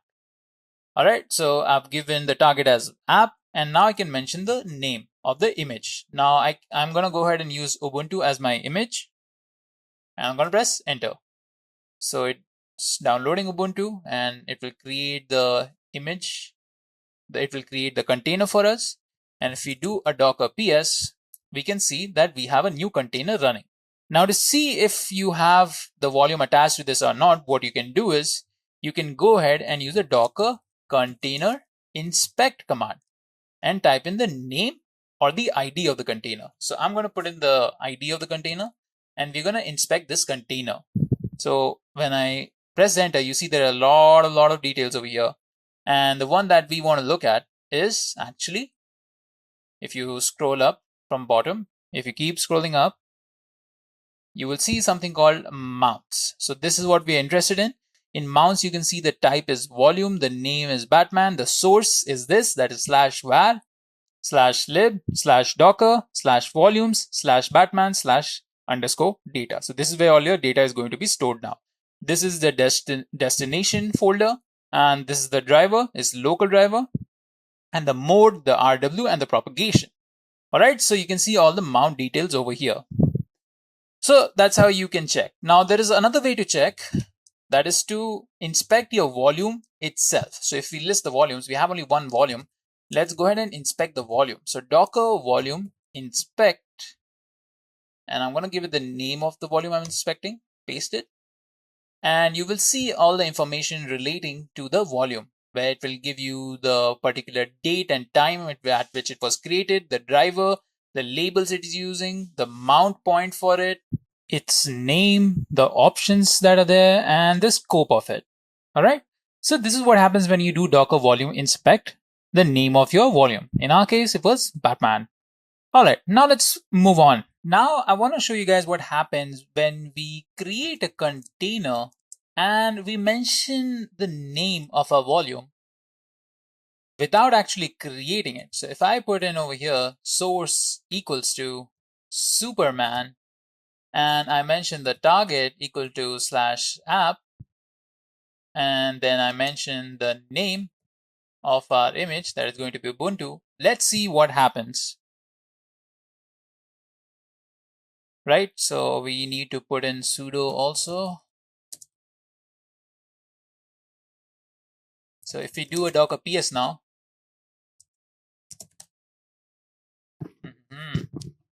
sudo docker ps,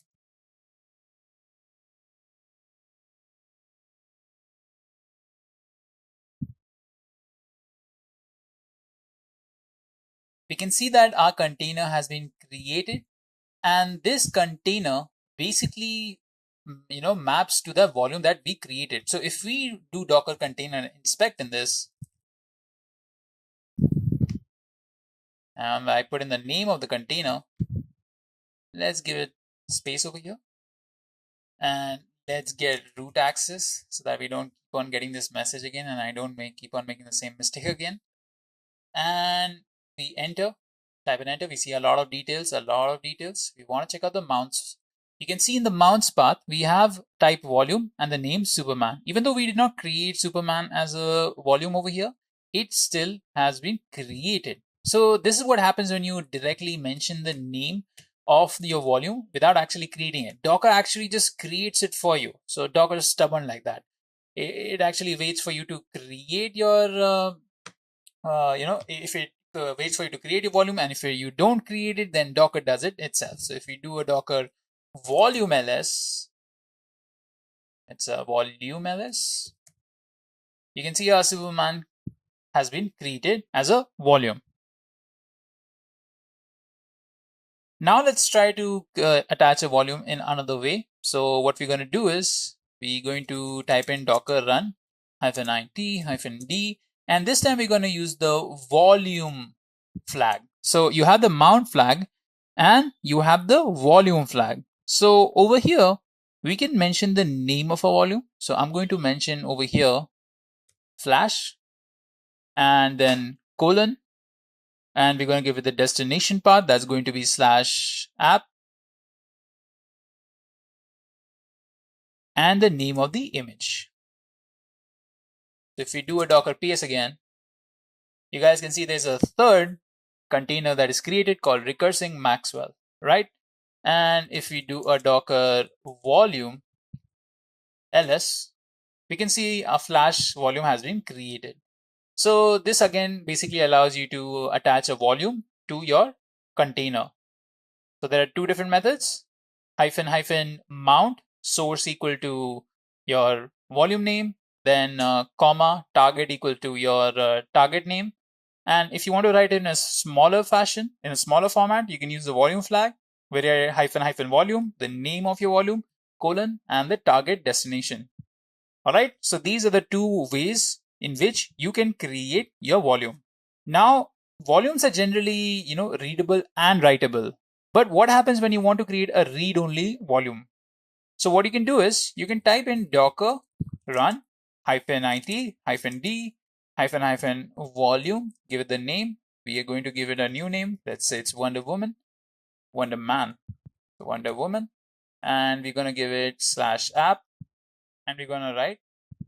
And then you need to mention colon again and type in arrow. So this makes the volume read only. And then you can go ahead and put in the name of your image. This will be Ubuntu. Now you can do this again, the same thing with mount flag also. You just need to remove volume over here, type in mount, and you need to mention source over here, source equal to. Then we need to mention our target, and then we need to mention read only over here. All right. So if I press enter again, and if I do a docker ps, you guys will see there is a fifth container called hardcore Maxwell, which has the volume Wonder Woman with read only defined. All right. So this is how you do it, guys, with volumes. All right. Now let's move on to the next topic, that is bind mount. All right. So now we'll study about the other Docker storage type that is called bind mount. So bind mounts are basically very similar to, volumes. The difference is that, they aren't managed by Docker and they're mapped to the host system directory. So basically when you define a bind mount, you're basically defining the location in your host system that will act as the storage location for your container. All right. To understand this better, I'm going to open up my console over here, my system. Now I'm going to clear everything out, and we're going to create basically our bind mount. To do that, we're first going to go ahead and create a directory. I'm going to call this directory data directory. And if I do an ls, we have the data directory. And if you go inside data, and if I do a pwd, it will list the directory location. So this is my directory location. Let me come out of here. All right. So now what we will do is we will go ahead and create a container. So for that, I'm going to type in docker run -it -d. Then I'm going to mention the mount flag. So mount flag is used both with volume as well as bind mount. I'm going to mention the type as bind, then comma, source. In source, I'm going to go ahead and mention this directory. And now I'll mention the target equals to /app. There's no need to, configure the target to be anything else. And now I'm going to mention the name of the image. So we're going to use Ubuntu again. And if I do a docker ps, we can see that upbeat Hodgkin is our container name. Next time we're going to use the name flag because these names are getting more ridiculous and ridiculous. So let me go ahead and remove all these containers and we'll run this again.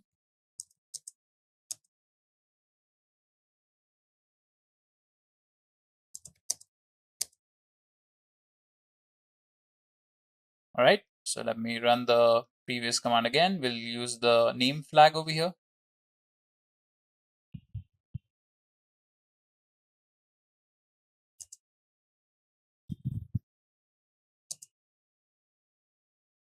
All right, so if I do a Docker PS now, we have our Avengers container. Let's go ahead and inspect this container. Docker container inspect Avengers.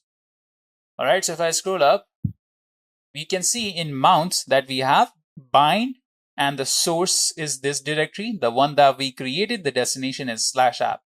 So this is your bind mount. Now, whatever data you store will basically be stored in this directory. That is your data.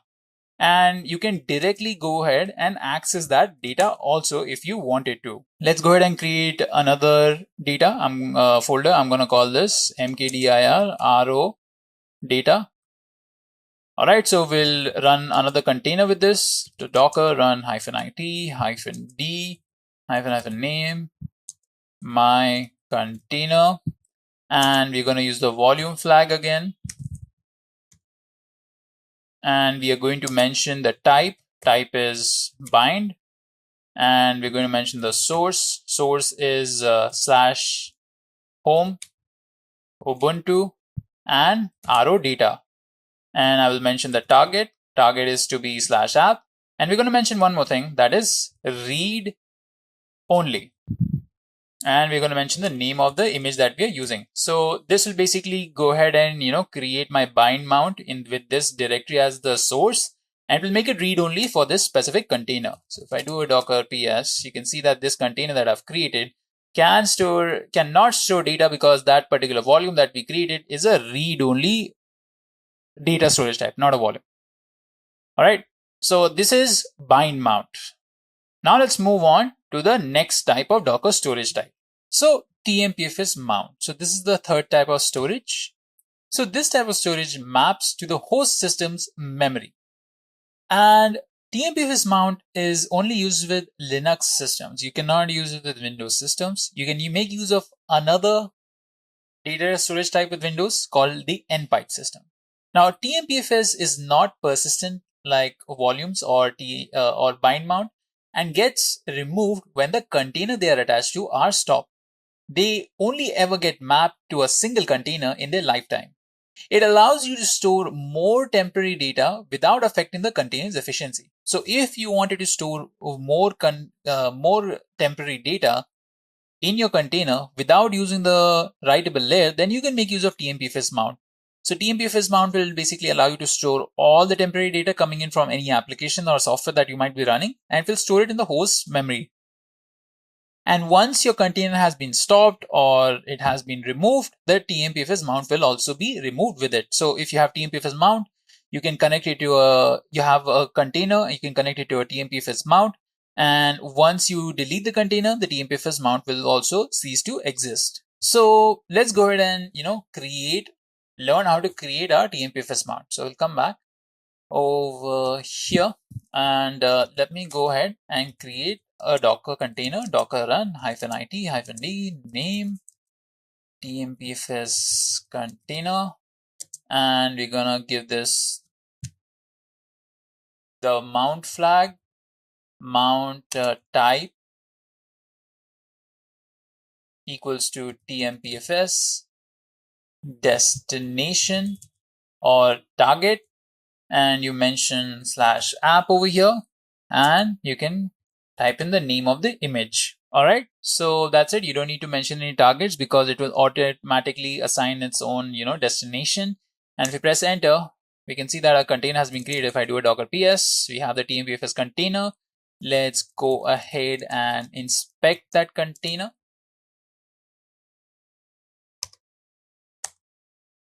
Right, so if I scroll up, you can see in mounts we have the type TMPFS and the destination is /app. So that is your TMPFS container. All right, so we'll now talk about storage drivers. So storage drivers are basically used in a situation where you have to write in a Docker's writable layer. So when you have to write in a Docker's writable layer, you can make use of specific storage drivers to help you do it in a much better way. These will allow you to maintain control over how Docker images and containers are managed and stored. So here are a few storage drivers like overlay2, AUFS, device mapper, BTRFS, and VFS. So these specific storage drivers work for specific Docker versions, like overlay 2 works for a certain version only, and AUFS also. And they are used to basically help you store images and container and manage them. So for this tutorial, you guys just need to know their names, nothing extra. Docker networks. So guys, we are now going to talk about networking within Docker. So when we talk about networking, normally we try to say, or we try to mean, connections between different software, connections between different systems, and exchange of information through a network traffic. So similarly, we'll be talking about Docker. So Docker networks, right? They're basically a connection between one or more containers. And one of the more powerful things about Docker containers is that they can be easily connected to one another or even other software. This makes it very easy to isolate them, and it makes it very easy to manage them. So you can connect any container to each other, and any bunch of containers to each other. And this is especially useful when these containers may have interdependency. That means they might need each other to function, to their logical functioning, to keep up with the logical functionings. Let's say that one container has a feature that needs to be, that needs to function, but can only function with the help of the other container. So if you have one payment feature and one cart feature in a shopping website, then these two features have to be connected to each other, because the payment feature cannot go forward without knowing what's there in your cart. So that's an example. Now we have more containers, and they are also connected to each other. And all of these containers, they together form the whole website. So if you want to connect them all together, you can also make use of networking. So you have multiple layers of networking over here within containers themselves, and to the containers as a whole, between different servers, different Docker clients, etc. So this is Docker networking, where you can communicate and exchange information between different containers. And it also helps you to create layers of isolation. And in the end, it all helps you to manage these containers. So that's your Docker network. Now we'll be talking about the types of Docker networks. So when you create networks in Docker, you can create different types of networks. So let's see what are these different types of networks that we can create. So one of the first types is bridge networks. Then we have host network. Then we have overlay network. Then we have MAC VLAN network. Then we have none network. So we have all of these different types of networks that we can use between different containers and different servers. So your bridge network is your most default network, or the most basic network that is used to connect two different containers. Then you have host network, which basically allows you to connect a container to the host. So in this case, the container will be sharing the namespace with the host. Then you have overlay network, which is basically used to connect different Docker clients. So let's say you have two different servers and you install Docker on these two different servers. So these two different servers will have their own Docker daemons, right? And what happens when you want to connect these two different Docker daemons together? So you would go ahead and make use of an overlay network. Now these Docker daemons may have created their own containers that cannot virtually talk to each other because they are on separate servers. But if you made use of the overlay network, then they will be able to talk to each other. So generally when we talk about Docker swarms, we'll be talking about the overlay network, because in Docker swarms, you'll have a lot of nodes in a swarm, and these nodes will definitely need to, talk to each other. So that's why you use overlay network over there. Then you have MAC VLAN network. So MAC VLAN network is one of those networks that is used only in very specific cases.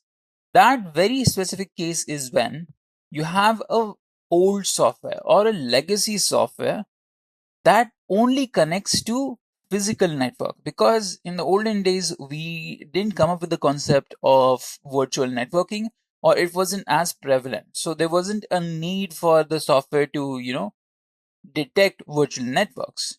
So even these days, even though the software may be old, we still use it in some places.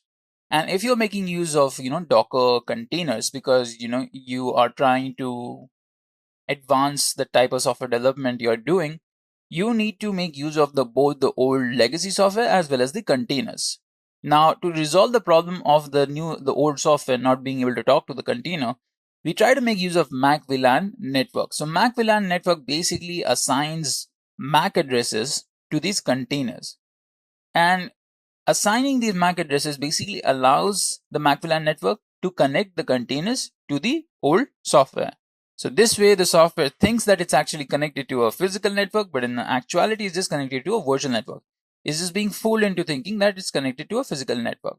So that's what MAC VLAN network does. It basically helps us to connect containers to old legacy software. Then we have none network. Now, none network is basically used to disable networking for any container. It is not a network. It is basically an option for you to disable the networking for a container. Alright, so we'll go into a little bit more detail about each of these things when we go to them individually. So let's actually go ahead and do that. But before that, guys, these are the different Docker network types. They're basically drivers that allow you to enable different types of networking within your containers. So let's start off with bridge network. So bridge network. So as we've already said, bridge network is one of the most basic networks and it's a default network. So it basically allows us to connect two containers or more containers together so that they can communicate with each other. This creates a layer of isolation between the Docker container that are connected to each other through the bridge network. So if you have two containers and you connect them by using the bridge network, then they can talk to each other, they can exchange information, and basically they know each other's names. But if you have a third container which is not a part of this bridge network, then it cannot talk to these two containers because it is not at all a part of these two containers network, that is its bridge network. So it basically forms a layer of isolation. So if you want to keep abstraction in your microservices architecture, that is, hide the unnecessary data and show only the relevant data, then you can go ahead and do that in bridge networking, where you basically do not connect containers that don't need to be connected to each other. This further reduces the amount of errors and issues that we may have in future. So this is bridge network. So guys, now let's go ahead and try a bridge, creating our own bridge network. So I'll open my instance over here. I'll type in Docker network create driver equals bridge and the name of the network. So I'm going to give the name for this network. All right, so let's go ahead and type in our command, that is Docker network create -- driver. So you have to make use of the driver flag, and then you have to mention the driver you're using. Since we are working with bridge network, we have to mention bridge as the driver. So I'm going to write in BRIDGE. So bridge network. And now I'm going to mention the name of our network. So this is for us to identify this network. So I'm going to name it Rainbow. So let me press enter. And you can see that it's been created. Now to check if your network has been created or not, you can go ahead and type in Docker network ls. So this will list down all the networks there are in your local system. So as you can see, our default bridge network is here, the one that we created. And you have another bridge network over here. So this, guys, is basically the default bridge network. So basically, whenever you create a new container and you don't mention any specific network to connect it to, it by default gets connected to the bridge network. So if I show you guys, Docker run -it-d Ubuntu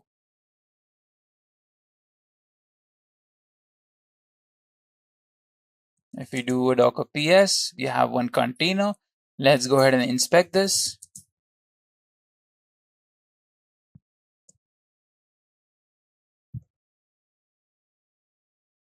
And you guys can see under network, it is connected to a bridge network. So basically, it is being connected to the default bridge network. Now we can do one more thing, that is to inspect the network itself. But right now, let's go ahead and connect our already created network, that is the Rainbow network, to a new image, right? So I'm going to go ahead and type in Docker run -it-d. I'm going to name this my container, and I'm going to mention the network I'm using. So I'm going to use the network flag. So -network and the name of my network, that is going to be Rainbow. And I am going to give it the name of the image. We'll be using Ubuntu. Now let me press enter. And if you do a docker ps, we see that our container called my container is up and running. Now we can go ahead and inspect this container. And I'll put in the ID. And if I scroll up, you guys can see within the network. So you guys can see that the network that is connected to is the Rainbow network, right? So we have done it. We have basically attached a network to a container. Now there is another way to do that. You can go ahead and use the Docker network connect function. That is, we have an already existing container that is not connected by us. So let's go ahead and use the Docker network connect. So Docker network connect, and we're gonna give the name of our network, that is Rainbow, and we're gonna give the ID of the container we want to connect it to. So now if we do a Docker container inspect, and if we go inside this container, you guys can see that it is connected right now to two networks, that is the default network and the Rainbow network. So that's what happens if you do not mention a network at the start of the container's creation process, then it will be connected. So you can see how the Docker network connect command works. Now what we can do is we can go ahead and disconnect our Rainbow network also. But before that, I want to show you guys something. If we check out the network list again, we can go ahead and inspect this network. So I will do a Docker network inspect and our network. So let me go ahead and inspect the Rainbow network. And we can see that there are two containers connected to it. That is your blissful Corey, that's the randomly generated name for the container that we created first, and our my container. So there are two containers in this specific network. Now we will disconnect a network. To disconnect a network, you just have to use the command docker network disconnect and the name of the container. So first you have to type in the name of the network and the name of the container. All right, so let me go ahead and press enter. And if we do a docker container inspect and we check out my container, we will see that it is no longer connected to the Rainbow Bridge network. All right, I hope that is clear. Now I want to show you guys one more command over here. That is docker network rm command. So docker network rm command basically allows you to remove any networks over here. So if I want to remove Rainbow network, I can just type in docker rm Rainbow, but I don't want to remove it. In fact, I want to go ahead and connect my container to the Rainbow container network again. So I'm just going to remove the disconnect. All right. Now I've done this because I wanted to show you guys something. I wanted to show you whether these are connected to each other at all or not.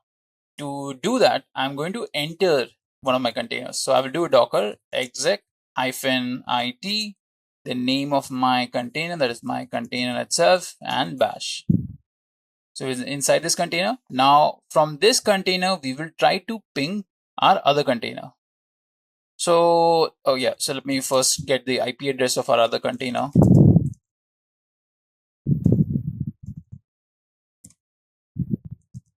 You can get the IP of a container by inspecting it.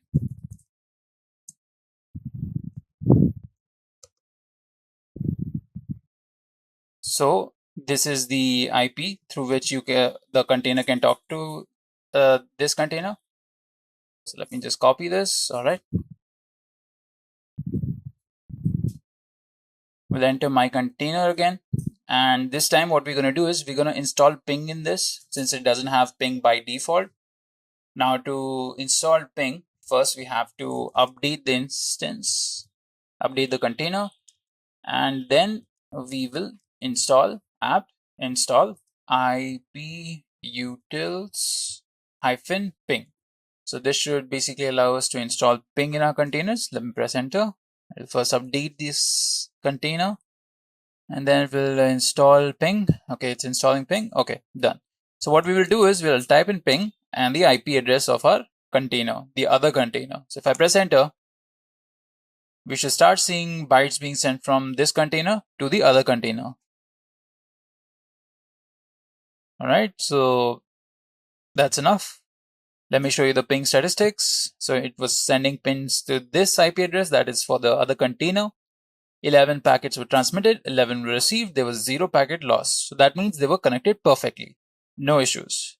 So guys, this is how a bridge network works. Now let's move on to the other type of network, that is host network. So basically in host networking, Docker containers are connected to the host network and they share the namespace with the host. So this basically means that the container will not have its own IP address, and to access the container, you'll basically be accessing the IP address of the host system itself. So they basically share the IP address, and they share the namespace also. So let me go ahead and show you guys how to do that. So we can first create a container. So docker run -it-d, and we're going to name my container 2, and we're gonna give it the network. So network is going to be host this time, and we're going to give it the name. Now a name already we have given. So now what we're going to do is we're going to give this the image to use. So we're going to make it use Nginx. Now I'll tell you guys why Nginx in a while. So it will download Nginx for us. Now Nginx is basically a server platform, so it allows us to basically host websites. So right now if I do a docker ps, I can see that my Nginx container is running. Now if I do a curl at localhost, we should see Nginx data coming in. So this is basically what Nginx does. It gets exposed at port 80, that is the default port.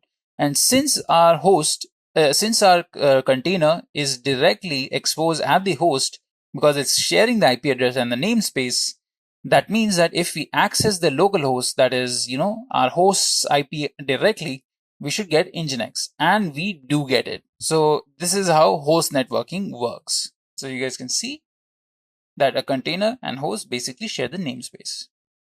All right, now comes talking about overlay network. So Docker daemon hosts that are connected by the means of an overlay network can communicate with each other. This means that containers present in different Docker hosts can communicate with each other using overlay network. This is useful when we need a set of Docker hosts to communicate with each other in a Docker swarm. So like I've talked about it earlier, if you have different nodes or different servers on which you have installed Docker, and you have containers running on these separate servers, but you want to connect them, then you can make use of overlay network. So if you have Docker host A, that is your server A, and you have containers connected to each other inside of it, then you have Docker host B, where you have server B and you have containers within it. And if you want to connect both of these hosts so that containers within these hosts can talk to each other, then you can make use of an overlay network. Now, to use overlay network, you need to have a Docker swarm initialized. So I will just do a Docker swarm init over here. All right, so my Docker swarm is initialized. Now I will go ahead and create a network that is an overlay network. Now I'm using the driver overlay. Now I'm going to give this rainbow overlay as a name. So if I do a Docker network ls, I will see our rainbow overlay network created. Now the scope of it is the swarm, and I can go ahead and run a service within this swarm. So let me type in Docker service create -name our service, and we've given it the name. Now let's go ahead and give it the replicas. So replicas will be 3, and basically we're going to be using the Ubuntu image. So you can see it's preparing the replicas. All right, there was some issue. Let me do this again. Now let's try this again. I'm going to type in docker service create name our service, and I'm going to give it the network to connect to. That is going to be Rainbow Overlay Network.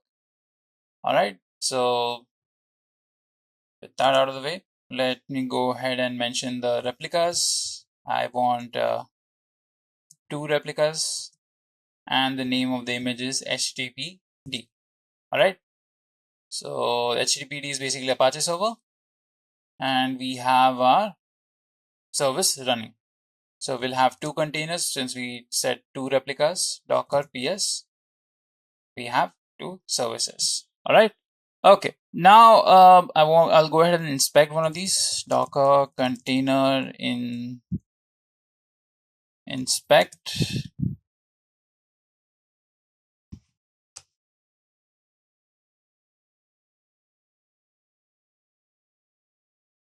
And you will see that within networks, we have Rainbow Overlay as the network. All right. Okay, so that was overlay networking. Now let's talk about none network. So a Docker container which has none network configured for itself cannot communicate with any service or system, as networking for the container is virtually disabled. It is used to isolate certain containers. So if you want to isolate a certain container from other containers, you can just enable none networking on it. So let's go ahead and try that out. So I'm going to docker run -it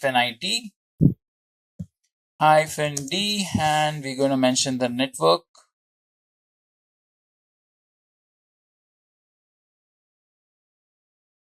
So we want the network to be none, and we'll mention the name of the image.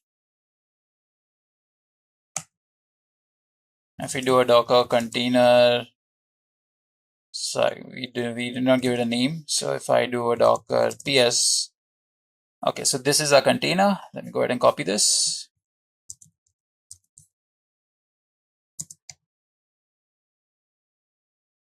If you see in networks, you can see that the network is none, and you can see the side effects of it, that there's no IP and there's no gateway, so it cannot communicate at all. So I hope this was clear for you guys. So guys, now we're gonna learn about the Docker Compose tool. So Docker Compose tool is something that Docker provides us to help us create multiple containers or create multiple services at the same time. Now let me tell you guys the concept of service. So a service is basically what the name suggests. It's a service. So if you have a payment service that allows you to pay for things, that's your payment service. Now for this service, you can either have only one container that contains all of the code, or you can have multiple containers for this service. What do I mean when I say multiple containers for this service? So when you have replicas of a service, like those multiple containers are necessarily going to be different containers. They will be copy of the same container. The one container that contains all of the code will be replicated as many times as you tell Docker to replicate it. So these are called tasks. So every time you have a service, you have to define how many tasks you're going to have for that service. Those tasks are going to be the replicas of the code that the service is. So let's say it's a payment feature, or the code for the payment feature will be inside one container and it'll be task number 1. Now you replicate it to 2 other containers. So you have task 2 and task 3. These are replicas of the first task. They contain the same code and they basically are part of the service. Now we have multiple tasks so that, we have higher availability for a service. Suppose the first container goes down for whatever reason. Maybe the resources that it was using weren't available to it anymore. So we still have task number 2 and task number 3, which are the replicas of task number 1, up and running. So this way our service is always available to the end user. So that's what a service is. It's basically our feature. All right. So with the help of Docker Compose, you can launch multiple services at the same time. Now, I said multiple containers at the same time earlier when I was talking about Docker Compose because it was a little easier for you guys to understand. Now you guys know it's a service that you're launching. So Docker service, Docker Compose is a service or it's a tool that helps us to launch multiple containers/services at the same time. Now, to use the Docker Compose service or to use the Docker Compose tool, you have to make use of something called a Docker Compose.yaml file. Now, YAML files are basically key value pair files in which you enter the configurations for certain things. Now, with Docker file, you gave it the instructions for creating an image. In Docker Compose.yaml file, you're giving the instructions to launch your multiple services. Let me show you guys an example over here. So this is an example for Docker Compose file where you have first thing is version and it's being mapped to the value 3. Now version basically states what kind of format is going to be used to write the Docker Compose.yaml file. You have multiple different types of formats. Some are legacy formats and some are very modern formats. So over here we're using the third format, and in that format you write it in such a way. And you can see then we talk about services.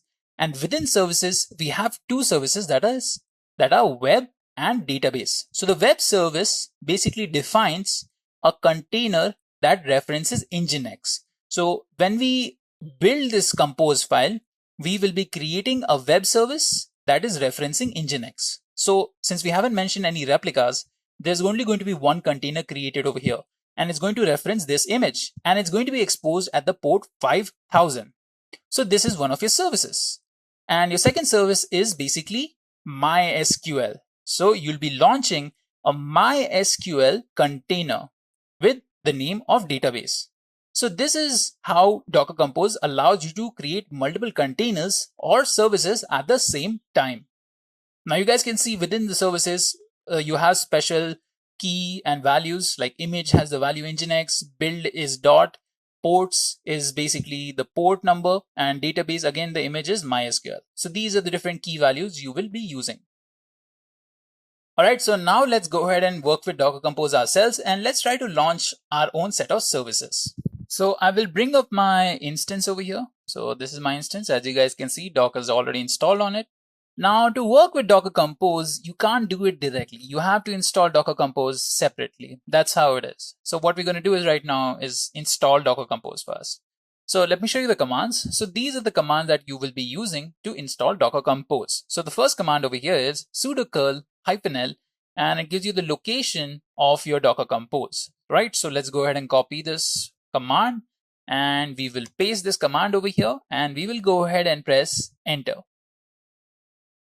All right, so we have downloaded our Docker Compose and installed it. Now we just have to give the binary, that the Docker Compose binary, some special permissions. So we're going to go ahead and do that over here. So that's by using the chmod command. So basically we are giving some certain access to Docker Compose. Let me press enter. All right, so that's done. Now we're going to go ahead and check if our Docker Compose is working or not. So for that, I'm going to type in docker -compose -version. So yes, it's working. Why? Because we can see the version that it gives us and the build number.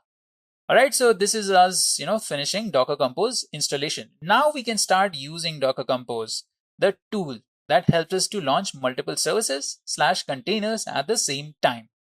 Now the first thing we're going to do is we're going to go ahead and create our own folder. dir.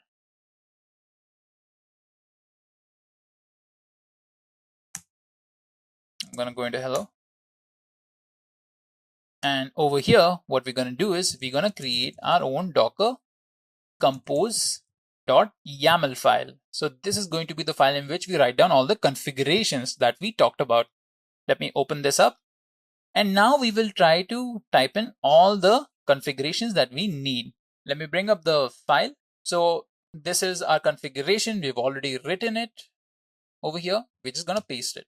And that's what I would recommend for all of you beginners out there, to write your configurations in some kind of editor or some IDE, and then copying and pasting it is much better, because the indentation over here matters a lot, how much indentation you leave.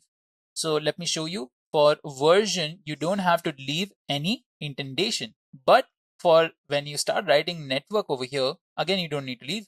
But when you need to write something below networks, such as the network name that I'm creating, I have to leave 4 spaces as given over here.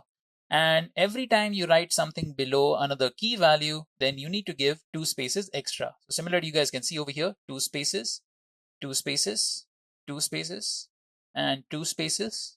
So that's how the indentation over here works. So let me explain all of these different configurations one by one. So first we have version. So I'm specifying that I want to use the formatting of the third type. And then we will be mentioning the networks that have to be created when you build this file. So the networks that has to be created is called Batman. So this is our network over here, and this is our driver. So basically we're going to create Batman that has the driver that is of the type bridge. So we're creating a bridge network of the name Batman.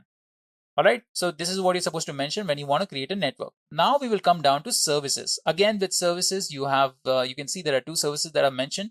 So in web, you can see I've mentioned Nginx latest, that is the image, and build is dot, and the port is going to be referencing is the 5000 port. So the containers port will be exposed at 5000, and the host will be exposed at 5000. I'll show you guys how this works out.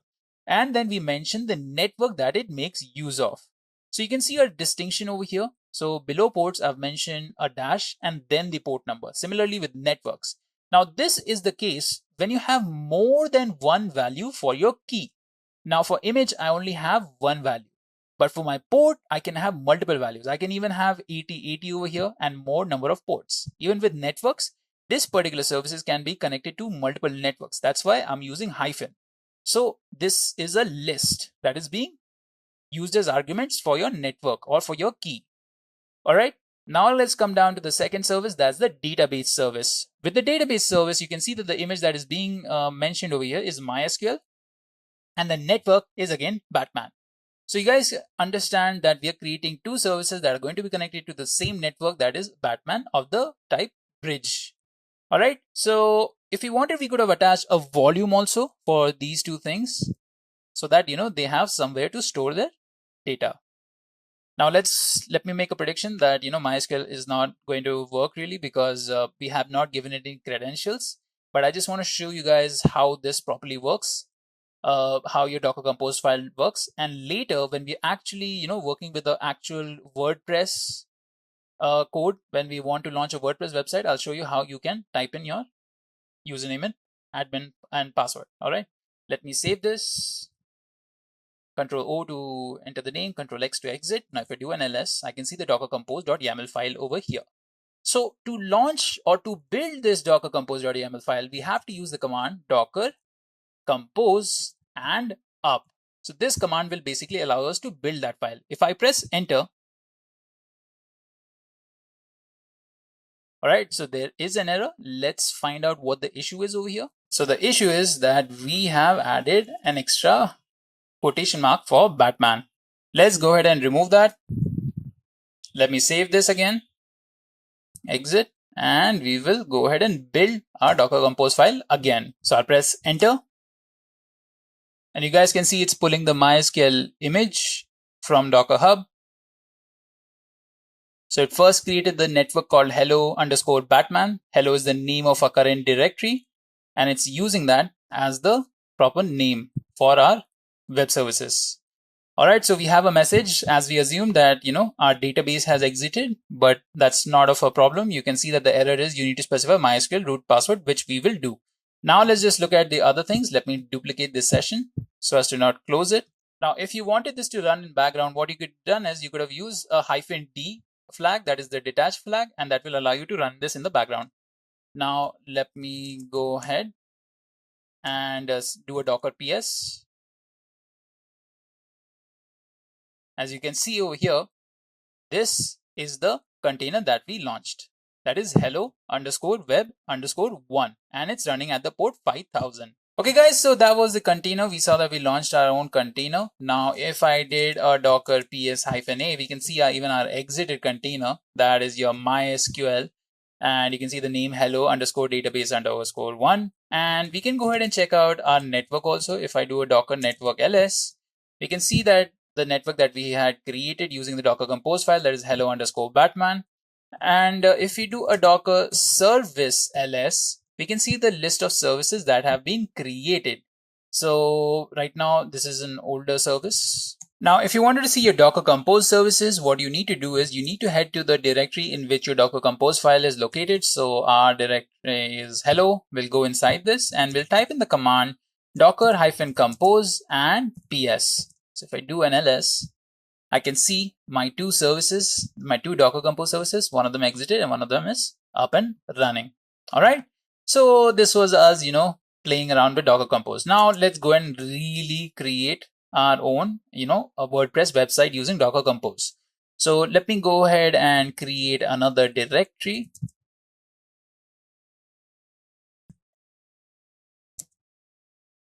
All right. So inside of this, I'm going to go ahead and create a Docker Compose .yaml file. And inside of this, I'm going to paste the code in, or the configurations. These are my configurations. Let me copy them and we will paste them here and I'll show you what they entail. So as you guys can see over here, we have services. The first service is called DB. The image is MySQL. It has a certain volume. It restarts always. And we have given here the password. That is MySQL root password is some WordPress, and MySQL database WordPress, MySQL user WordPress, and password is WordPress. And then we have another service called WordPress over here. I went out too down. Yeah. So this is WordPress. It depends on DB. So when we say depend on DB, that means it will only be launched when DB has been launched successfully. So this won't launch if DB has failed. Then we have the image that is being referenced, that is the WordPress image, and the port it's using as at 80, and it restarts always. And this is the environment variables for WordPress. That is the host, username, password, and name. So let's go ahead and save this.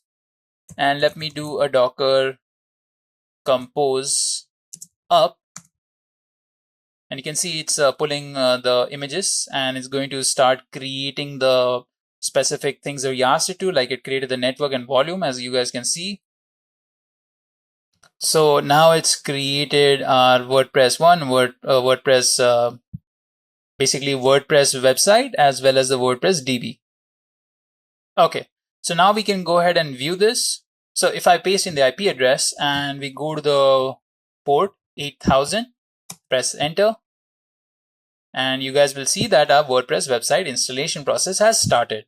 So this means that our WordPress is working totally fine because it depends on the MySQL. So MySQL is also working. We can go ahead and click on continue and configure our WordPress to be what we want it to be. And we can go ahead and install this.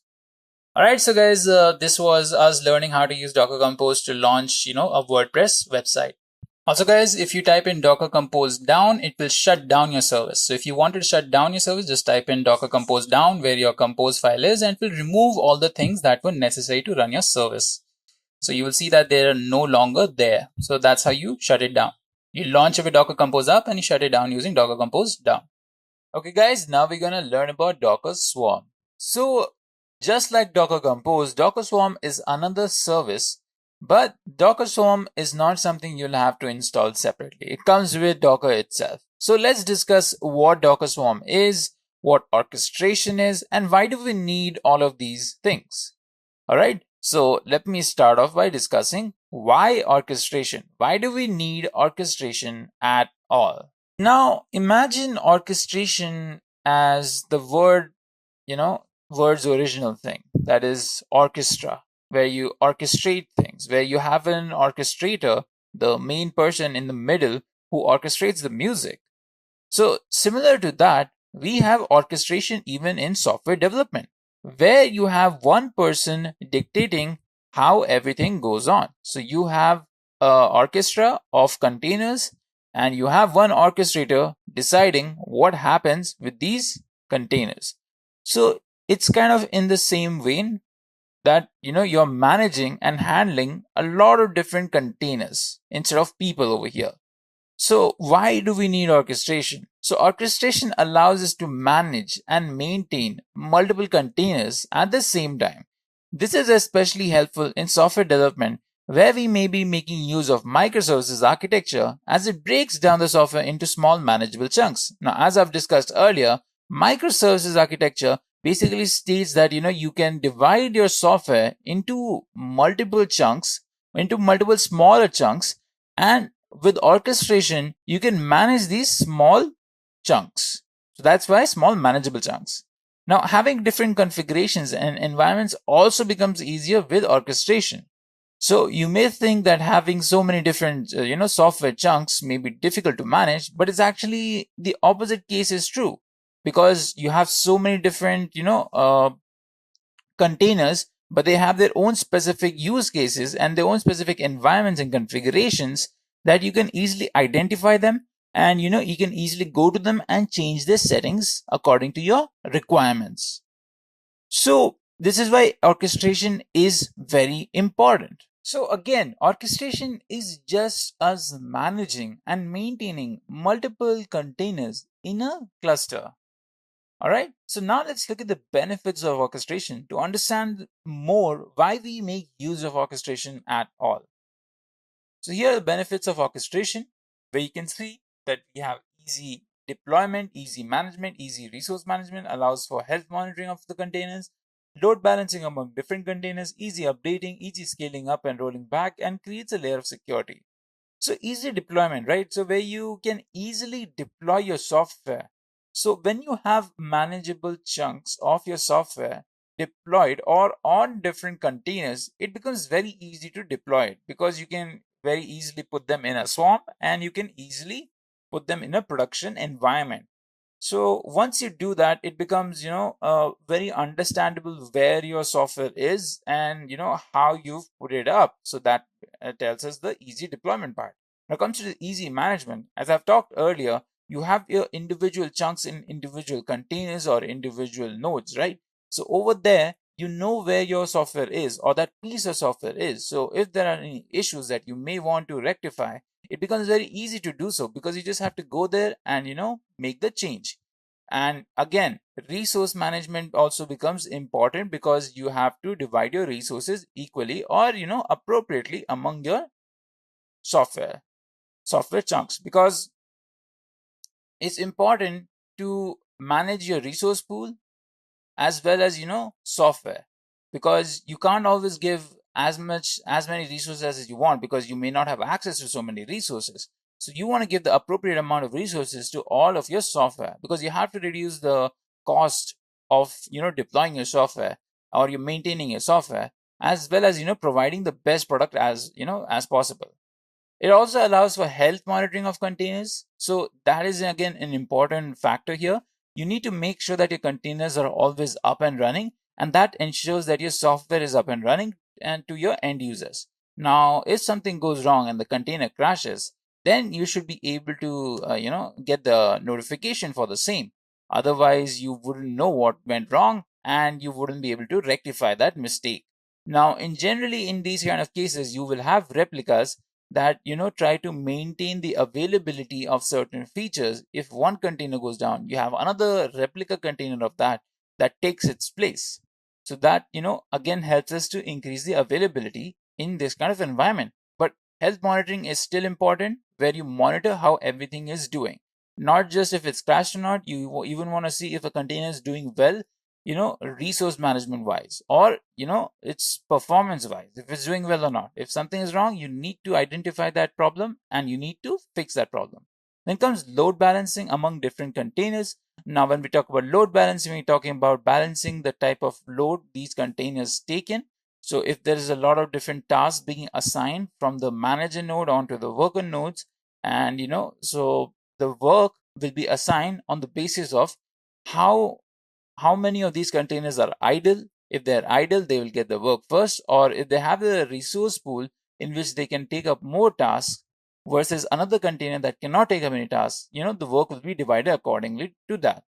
Again, load balancing is important because it allows us to maintain an efficient resource management policy, where we are dividing the resources equally or appropriately, and we're making sure that our tasks are being run on the worker containers or nodes. So easy updating, it allows us to easily update our manageable software chunks. So you don't have to update the whole thing. If you just want to update a specific feature, You just have to go ahead and update that specific feature. You don't have to update the whole thing. And orchestration, since it manages the whole thing, it allows you to easily do this and easy scaling up and rolling back. So this is the most important thing, because you want to be able to scale up your operations. And using the help of orchestration, you can easily scale up the amount of servers that are handling your software, and the amount of containers that are handling your software. So if you wanted to scale up your operations, it would be very easy to do so if you're making use of an orchestration tool. But if you're not, then scaling up would be a little bit more difficult. And again, if you wanted to scale down, that is also an option. Now, rolling back, it's like updating, but you're just rolling back a certain update that you had performed earlier. If there was something wrong with the update, or if you remembered that there is something new, better that could be put instead of it, you can just roll back your most recent update. That is an option available with the help of orchestration. And then it again creates a layer of security over all of your containers and nodes. So having orchestration basically helps you maintain a robust security all over, and all the other benefits like easy deployment, easy management, easy resource management, health monitoring, load balancing, updating, scaling up, and rolling back. So these are the benefits of having an orchestration tool help you orchestrate your software. Alright, so we have many different orchestration tools available to us out there, like Kubernetes, Docker Swarm, ECS, EKS, and a lot of different other services. Now, the one that we will be talking about in this tutorial is Docker Swarm. Now, Docker Swarm is an orchestration tool provided by Docker itself. So let's go ahead and study about Docker Swarm. So Docker Swarm is an orchestration service within Docker that allows us to manage multiple containers and handle them at the same time. It is also a cluster of multiple containers. Now, this may have confused you a little bit. Is it a cluster of multiple containers, or is it something that we use to handle and maintain multiple clusters at the same time? Well, the Docker Swarm is a cluster of multiple containers, but the Docker Swarm kit is the one that allows us to manage and handle the multiple containers. So they're kind of same, but you have one as a cluster and the other one managing this cluster. So inside of this cluster, what are you going to have inside of this cluster? What does any cluster have? Any cluster has a number of entities that have similar properties. So this cluster will basically have containers. Containers are similar to each other, right? And you'll have these containers divided into two kind of categories. You have manager nodes and you have worker nodes. So manager nodes are the ones that will divide all the tasks up and give them to the worker nodes. And worker nodes are the ones that are going to be performing all the tasks. So this is how normal human work life also works, where you have one manager and you have several workers, where the manager assigns the work to the workers. The manager node need not do the work by himself. So even in Docker Swarm, your manager node need not do the work at all. It may just divide the work among the worker nodes. So this is your Docker Swarm in basic. Now let's study the Docker Swarm architecture to better understand what Docker Swarm is. Alright, so let me show you the architecture over here. And as you guys can see, the Docker engine basically gives all the requests from the user onto the manager node. And from there, it is divided among the worker nodes. So let's say if the user gives specific services that he wants to run on the Docker Swarm, then he will do it through the manager node. Now, once he does it through the manager node, the work will be divided among the workers. So if that service has 3 tasks definitions or 3 tasks, then those 3 tasks will be equally divided among the workers, because that's your load balancing, where equal amounts are divided among the workers until the resource pool gets over. So this is how it works, where you have one manager node dictating the work of all the other worker nodes in a Docker Swarm. Alright, so now let's see the Docker Swarm components. So we have a few Docker Swarm components like service, task, manager, and worker. Now I've already explained to you what service and task are before, but I will talk about them again. Here, manager and worker are basically nodes. And we have one more component, that is your load balancing. So service and tasks. So as I've talked about service before, Service is basically your feature that you deploy on your swarm. So any feature, let's say you're talking about your payment feature, that can be your service. So you can call your service payment service, and you can define how many tasks you want to have for your payment service. So having different number of, like having more than one number of tasks basically tells you that how many containers you're going to be having for that particular service in your swarm.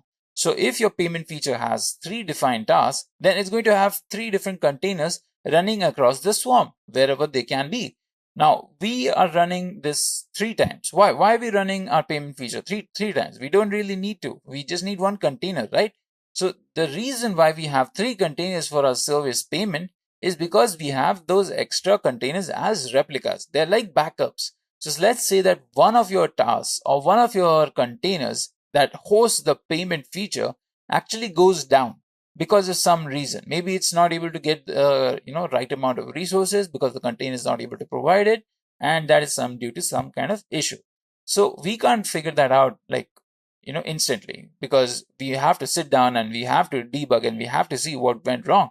But while that is happening, we can have the other task take up its position. So if they take up its position, then you don't have your payment feature going down.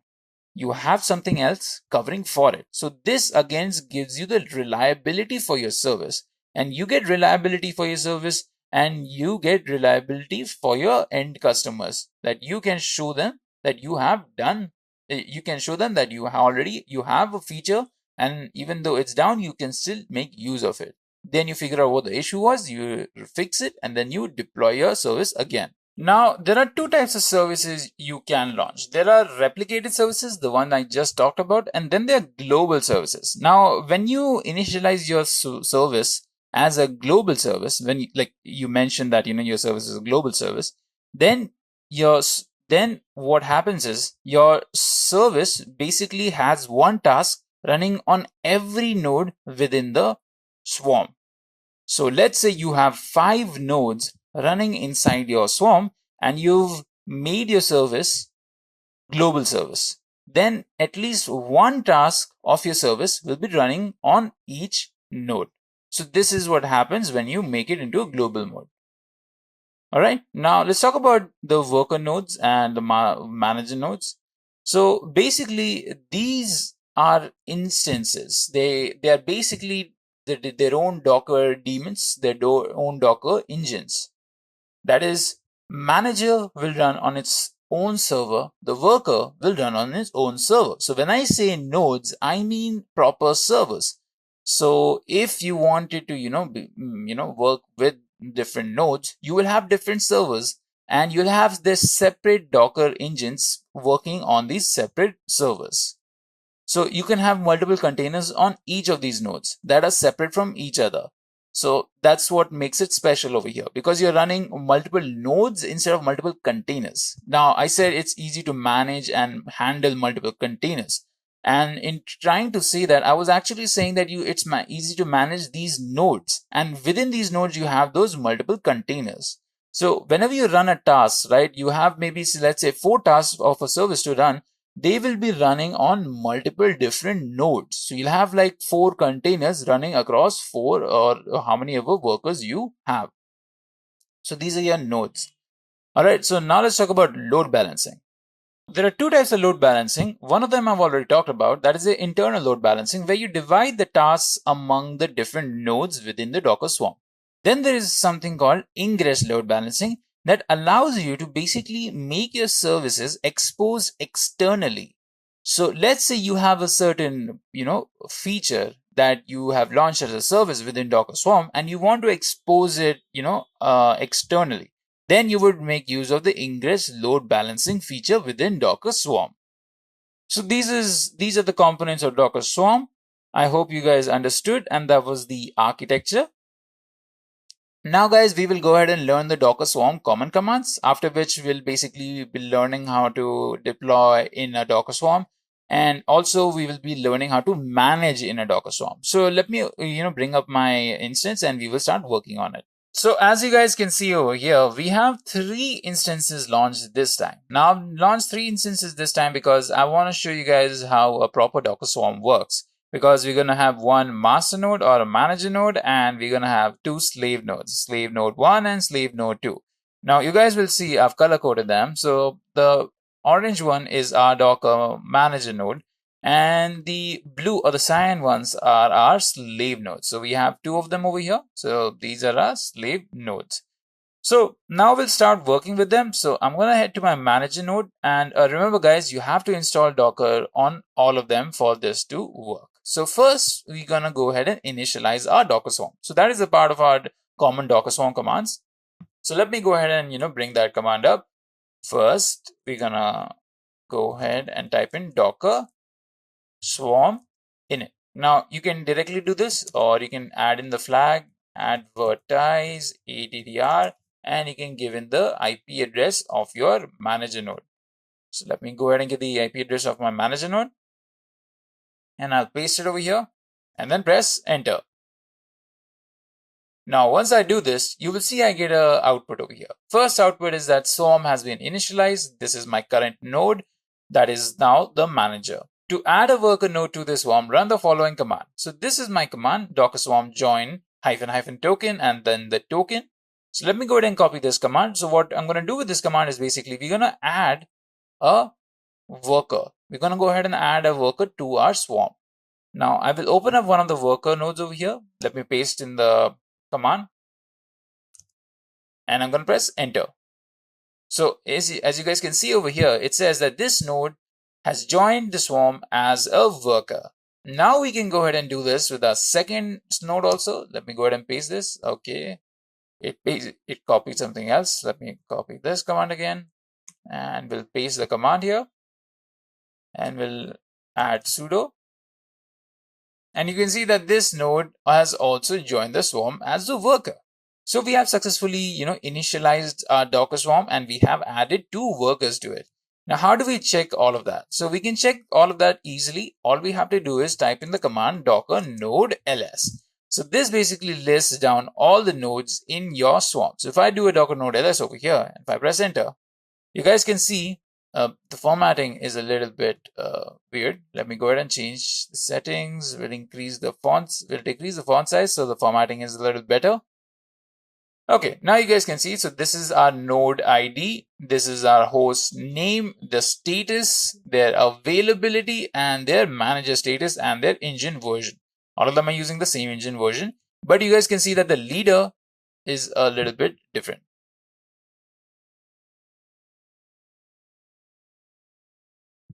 So the leader over here is the node that we are on currently. You can even see there is a wildcard over here or a star. This indicates what node you are on, and we are on this node. You can see the IP matches over here.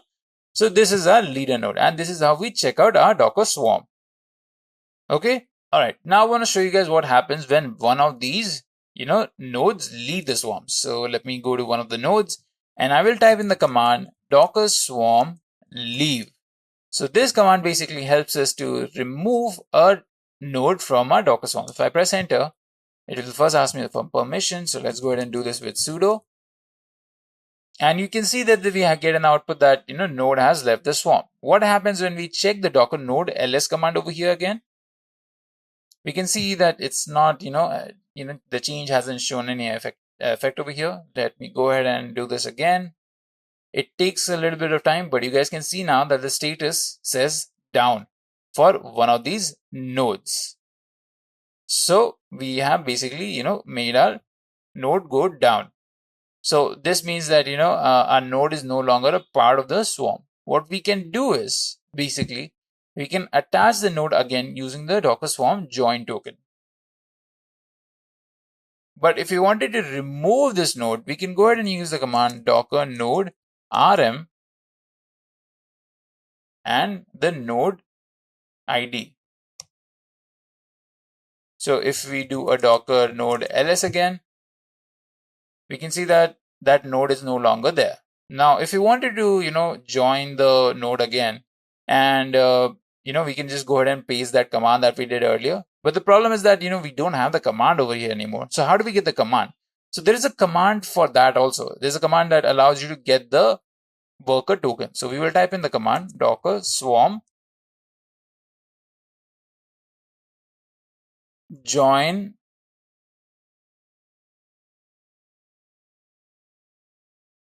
token worker.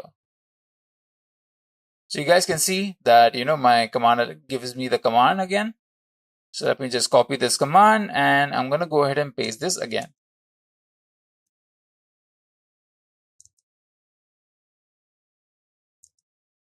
So this node has joined the swarm as a worker again. And if we do a docker node ls again, we can see that we have the node joined again, this time with a different ID. Now, if you wanted to see the information for our Docker Swarm, what we can do is we can type in docker info. So this command basically gives us the information about our swarm, and not just a swarm, basically about every, all the details about a Docker itself on this system. You can see over here, there are a lot of different things like is the experimental value enabled or not? Is the debug mode on or not? What is the Docker root directory over in this system? What is the IP? What is the total memory? A lot of different things over here. So you can even see the server, how many containers are running, or paused or stopped, what images are there, how many images are there. And we can even see the swarm details over here. So the swarm is over here, and you can see that the swarm is active. This is the node on this particular system. And is it the manager? Yes, it is the manager. This is the cluster ID. This is the number of managers. This is the number of nodes inclusive of the manager. And this is the default address pool. So all of the nodes within the swarm will be given IPs based on this, and the subnet size and the data path port. All right. Cool. So this is the information you can check out on your master node or your manager node, or you can, check it out even on your worker nodes. You will see similar information, but there'll be a lot of differences, like, that this is not the manager, and it will give you the manager address separately. All right. Okay, so guys, those were the, basic Docker Swarm commands. Now I want to go ahead and show you how to launch a service. To launch a service within a Docker Swarm, you have to do so from the manager node. So you can't write Docker service create anywhere else other than that manager node. So let me go ahead and write here Docker service create name our service, or let me give it a more fun name, fun service. And we're going to give it the number of replicas. Again, guys, this defines the number of tasks or number of containers for this service that we will be creating. Let me say 3. And I'm going to mention the image I'm going to be using. I'm going to be using the HTTPD image. We can go ahead and put in the publishing port also.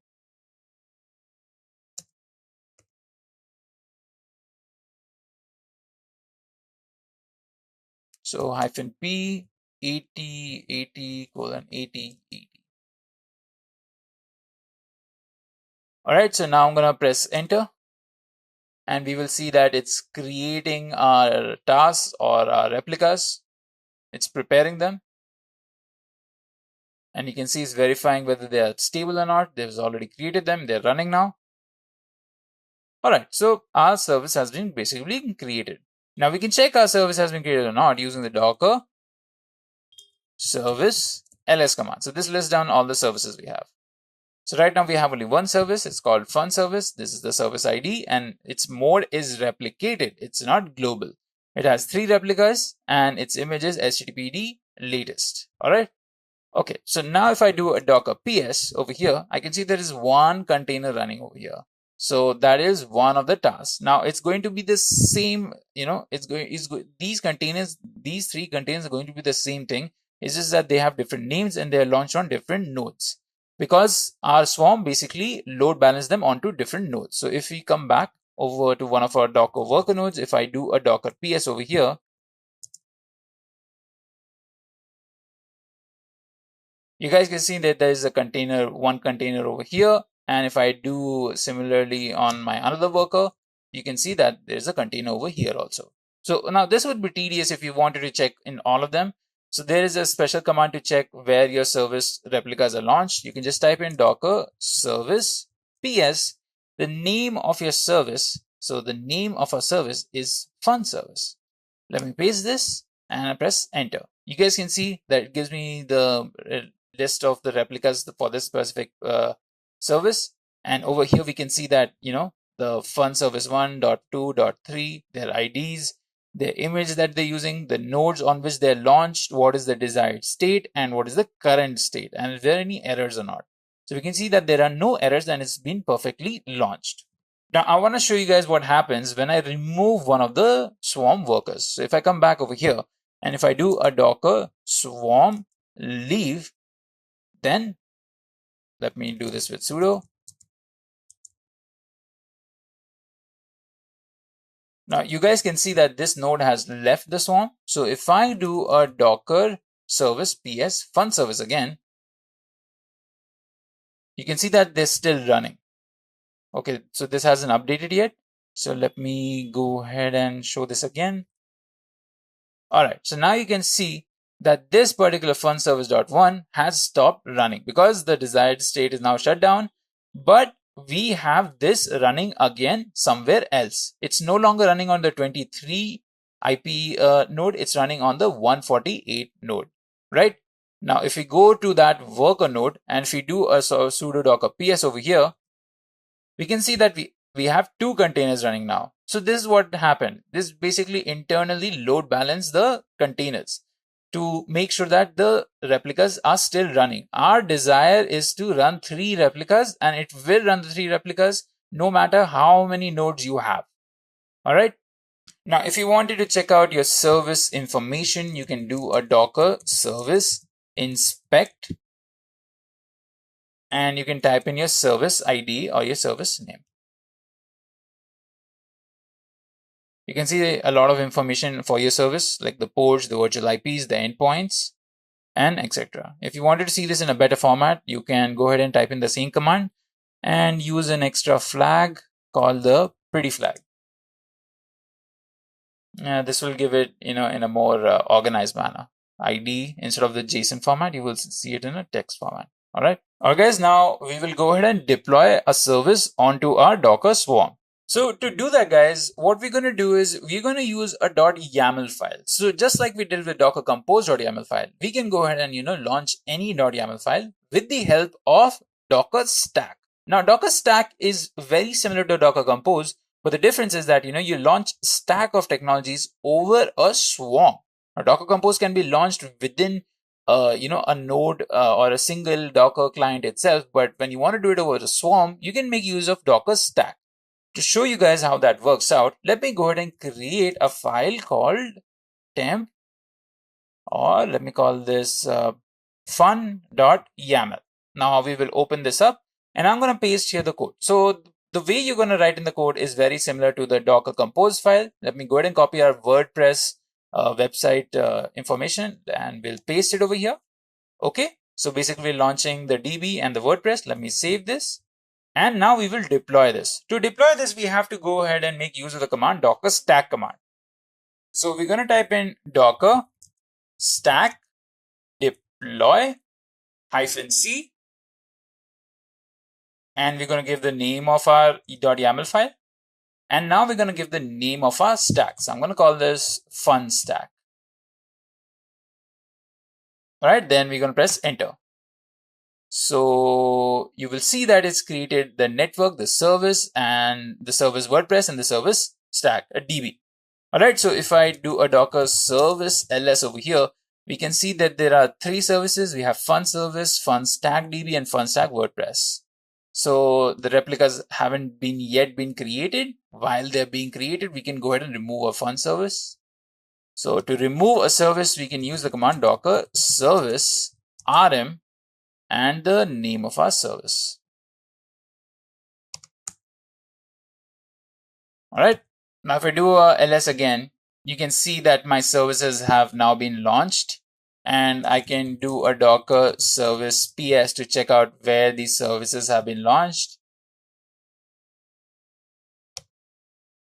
Okay, so one of them is running on 237, that is this manager node itself. So if I do a docker ps, you will see that my container for WordPress is running over here, and for my DB is also running over here. So both of them are running in the same place. I don't need to check for DB. and WordPress. All right. So both of our services are running over here. If we had replicated them, they will be divided accordingly. So right now we have only 2 nodes. One of them is down.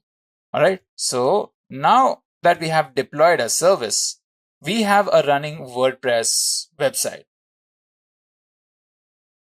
So to this WordPress website, we can perform a lot of different operations. One of those operations is scaling. So we can go ahead and scale our service using one of the scale commands. So let me go ahead and show you the scale command. So Docker service scale, and I will mention the name of our service. I'm going to paste that service, and I'm going to mention equal to, and I'm going to mention how many replicas of this I want. So let's say if I want 3, I will write 3 and I'll press enter. So you can see that it's starting to create those replicas for me. It's preparing them. One of them is running already. It's preparing the rest of them. So if I do a Docker service ls now, we can see that we have 3 replicas for my fun stack WordPress. If I do a Docker service ps,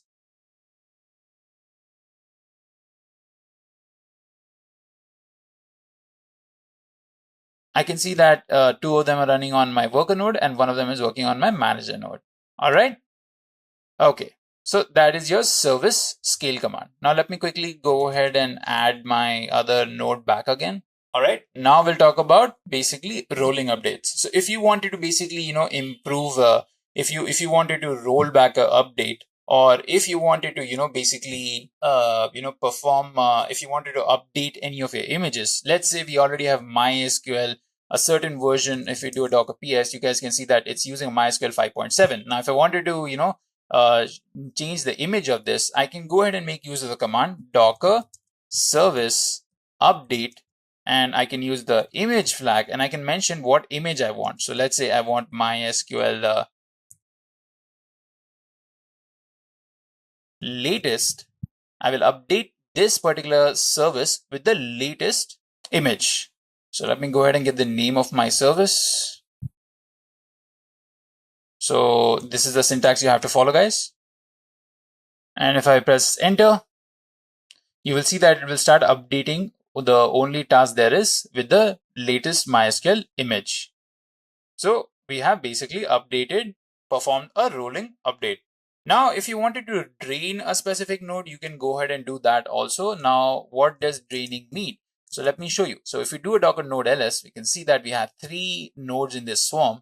Now, what if I don't want my manager to do anything? I just want my manager to be, it should not do any tasks.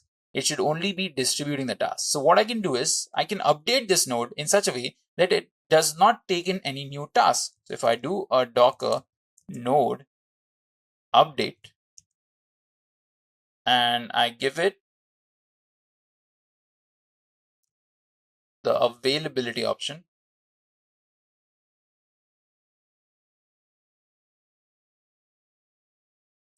and I perform drain on this particular node, let me copy the node ID, let me paste the node ID.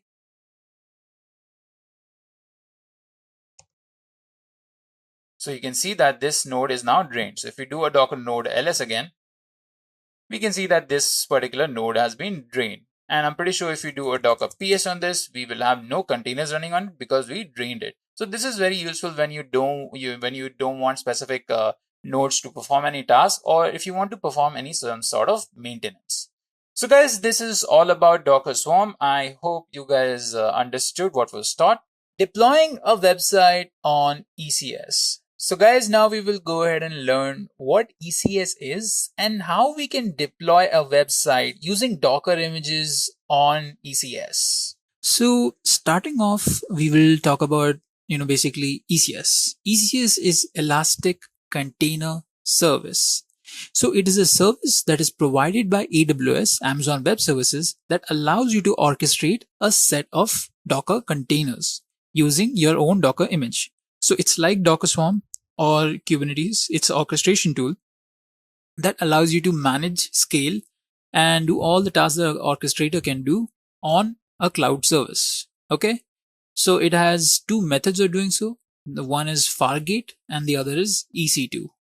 So we will go ahead and learn how to deploy a very simple website on ECS. So let's start off by going to the terminal. Let me go ahead and increase the size a little bit so that you guys can understand and see. All right, so we're going to change it to 16.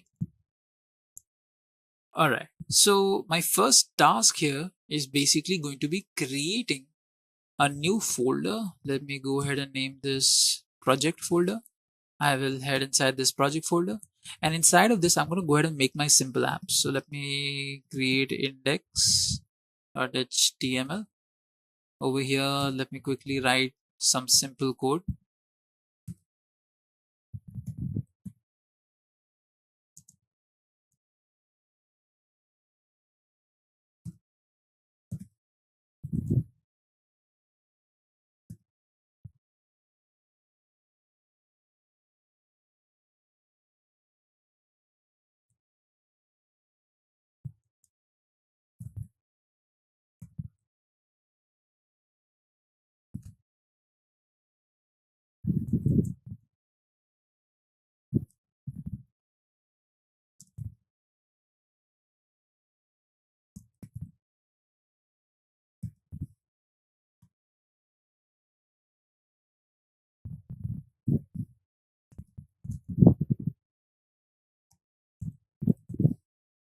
All right, so we have our very simple index.html file. I've saved it. Now come out. Okay, now we're going to go ahead and create a Docker file out of it. So basically, we're going to create a Docker file, and let me show you Docker file. So right now our goal is to construct a Docker image. So we will go ahead and create a Docker file. I will use the from instruction. I want my base image to be Nginx Alpine, and I want everything to be copied from the local directory to. So we're going to copy the index.html file onto this container that we will create from this image. So I want it copied to /user/share/nginx /html. Okay, so this is going to be a Docker file. Let me go ahead and save this. So if I do an ls, I can see we have two files, Docker file and index.html. So now I'm going to go ahead and build our Docker file. So I will use the command docker build -t. This is going to be the tag flag. I'm going to name this HTML Nginx website. And let me go ahead and give it a version 1. And I will put the dot over here. So it will start building my image. Okay, so if I do a Docker images over here, I should see two images, Nginx and HTML Nginx website with the tag v1. Okay, so now that we have created our Docker image, we can, basically go ahead and make use of it in ECS. But before that, let's go ahead and test this out if it's working or not. So I'm going to run this docker run -ti -d. I'm going to publish this at the port 80, and we're going to copy this name and :v1. So if I do a docker ps, I can see it's running at this particular port.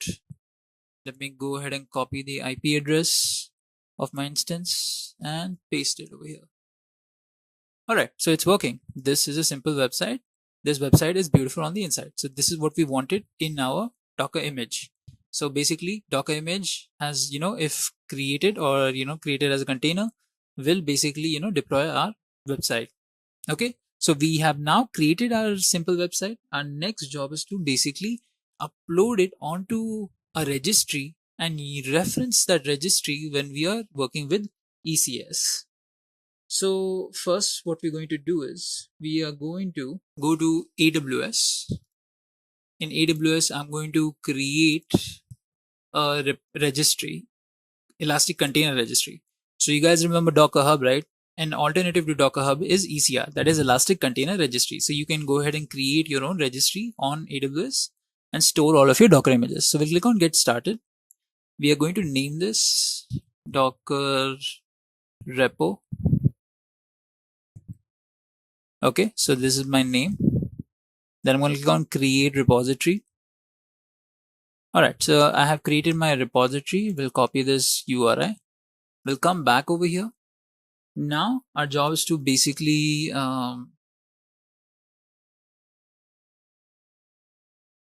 authenticate this particular Docker client.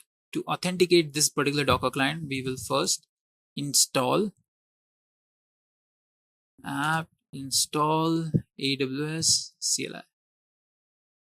All right, so we have installed AWS CLI on this system, and now we need to authenticate this system. To authenticate this system, we need a specific command. To get that specific command, come back to your AWS ECR repository, click on the repository you just created, and click on view push commands. So over here, it's going to give you a command that will help you, retrieve an authentication token and authenticate your Docker client to your registry. So we want to make sure that, our client is authenticated for AWS. So I'm going to copy this command and I'm going to go ahead and paste this command over here, and I'm going to press enter.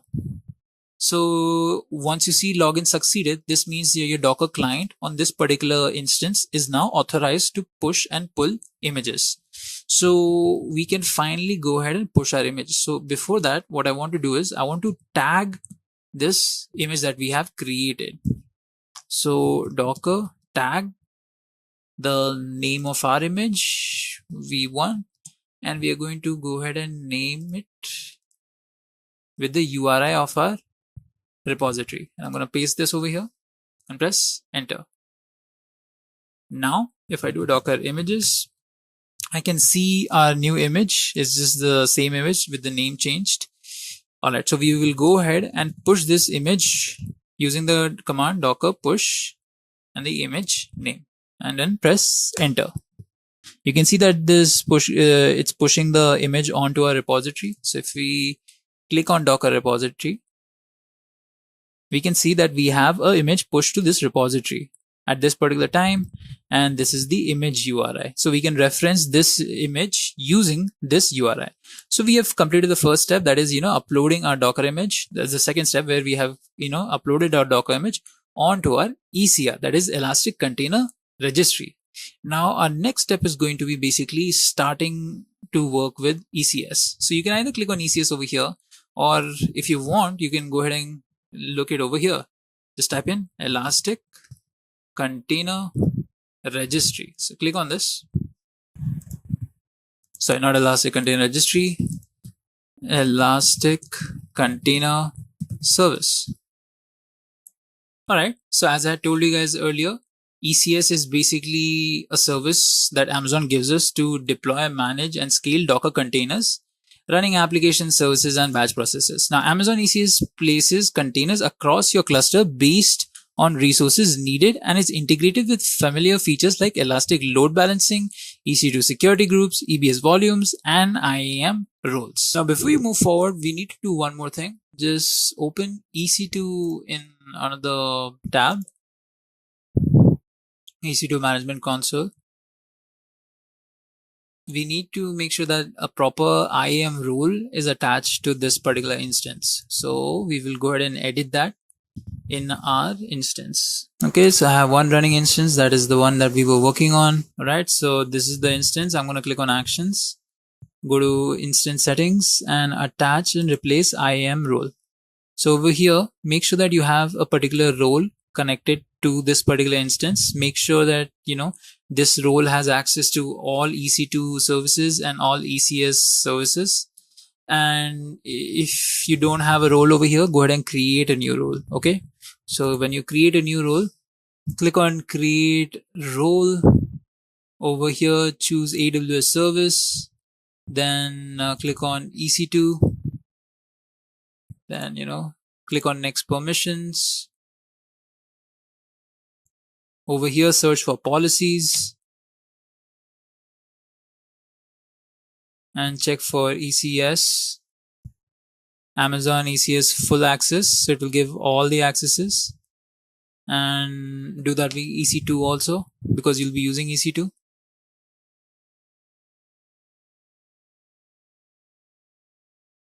Amazon EC2 full access, then click on next tags.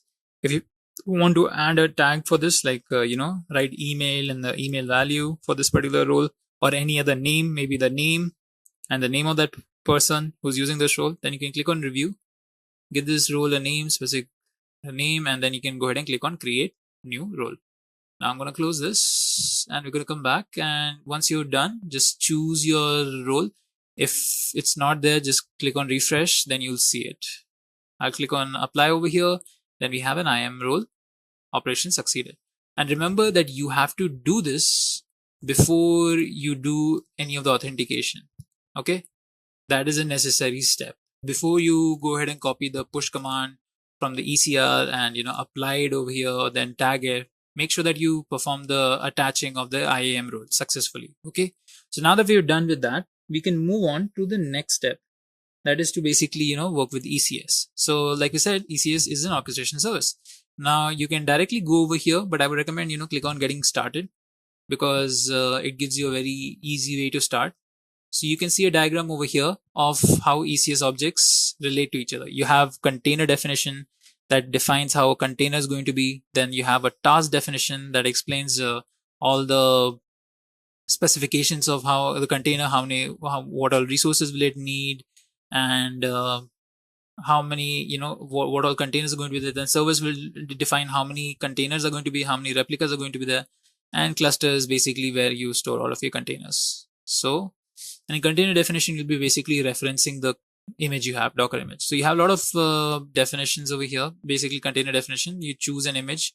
So that's your choosing an image, container definition. Now you have many options. You can choose sample app. Now it's a sample app that AWS provides itself. You can use Nginx or Tomcat web server, or what you can do is you can choose a custom one, because we already created an image for this. So we'll go ahead and click on configure. We'll wait for the side panel to open. Go ahead and change this name to something more relevant. HTML Nginx website. That's the name. Now we need to get the image URL. So it was handy that we had stored our URL in basically ECR. That is Elastic Container Registry. So it becomes easy and does not require any specific authorization. No private repository authentication is required, because we have it on ECR, and if it's on ECR, then you don't require this. So let me just wait for this to load up. Then we will copy the image's URI and we'll paste it over there. All right, so I'm going to go inside my Docker repo. Okay, I have my image URI. I'm going to copy that and I'm going to go ahead and paste it over here. Okay, then I'm going to give it a soft limit of 512 MBs. So this is basically for, how much memory should be reserved for the container. Now ECS recommends 300 to 500 MB as starting point for web applications. So, you go ahead with that. And then it's going to ask us to map the container at the specific port. So let me type in 80 over here. Okay. So basically what we're doing is we're basically exposing the container at the port 80. And by default, any instance on which our container will be launched exposed at port 80. So it will be container exposed at port 80, and whatever it's being launched on, exposed on port 80. So we can view our application. So you can click on update. So you have your container definition over here. Now remember that we are using Fargate. So I'll tell you guys the difference between Fargate and EC2. Let's go ahead and actually use this right now, and then I'll tell you guys what's the difference. So we're gonna go through the task definition. So unlike container definition, which basically defines the image that is used for your container, task definition is a blueprint for your application.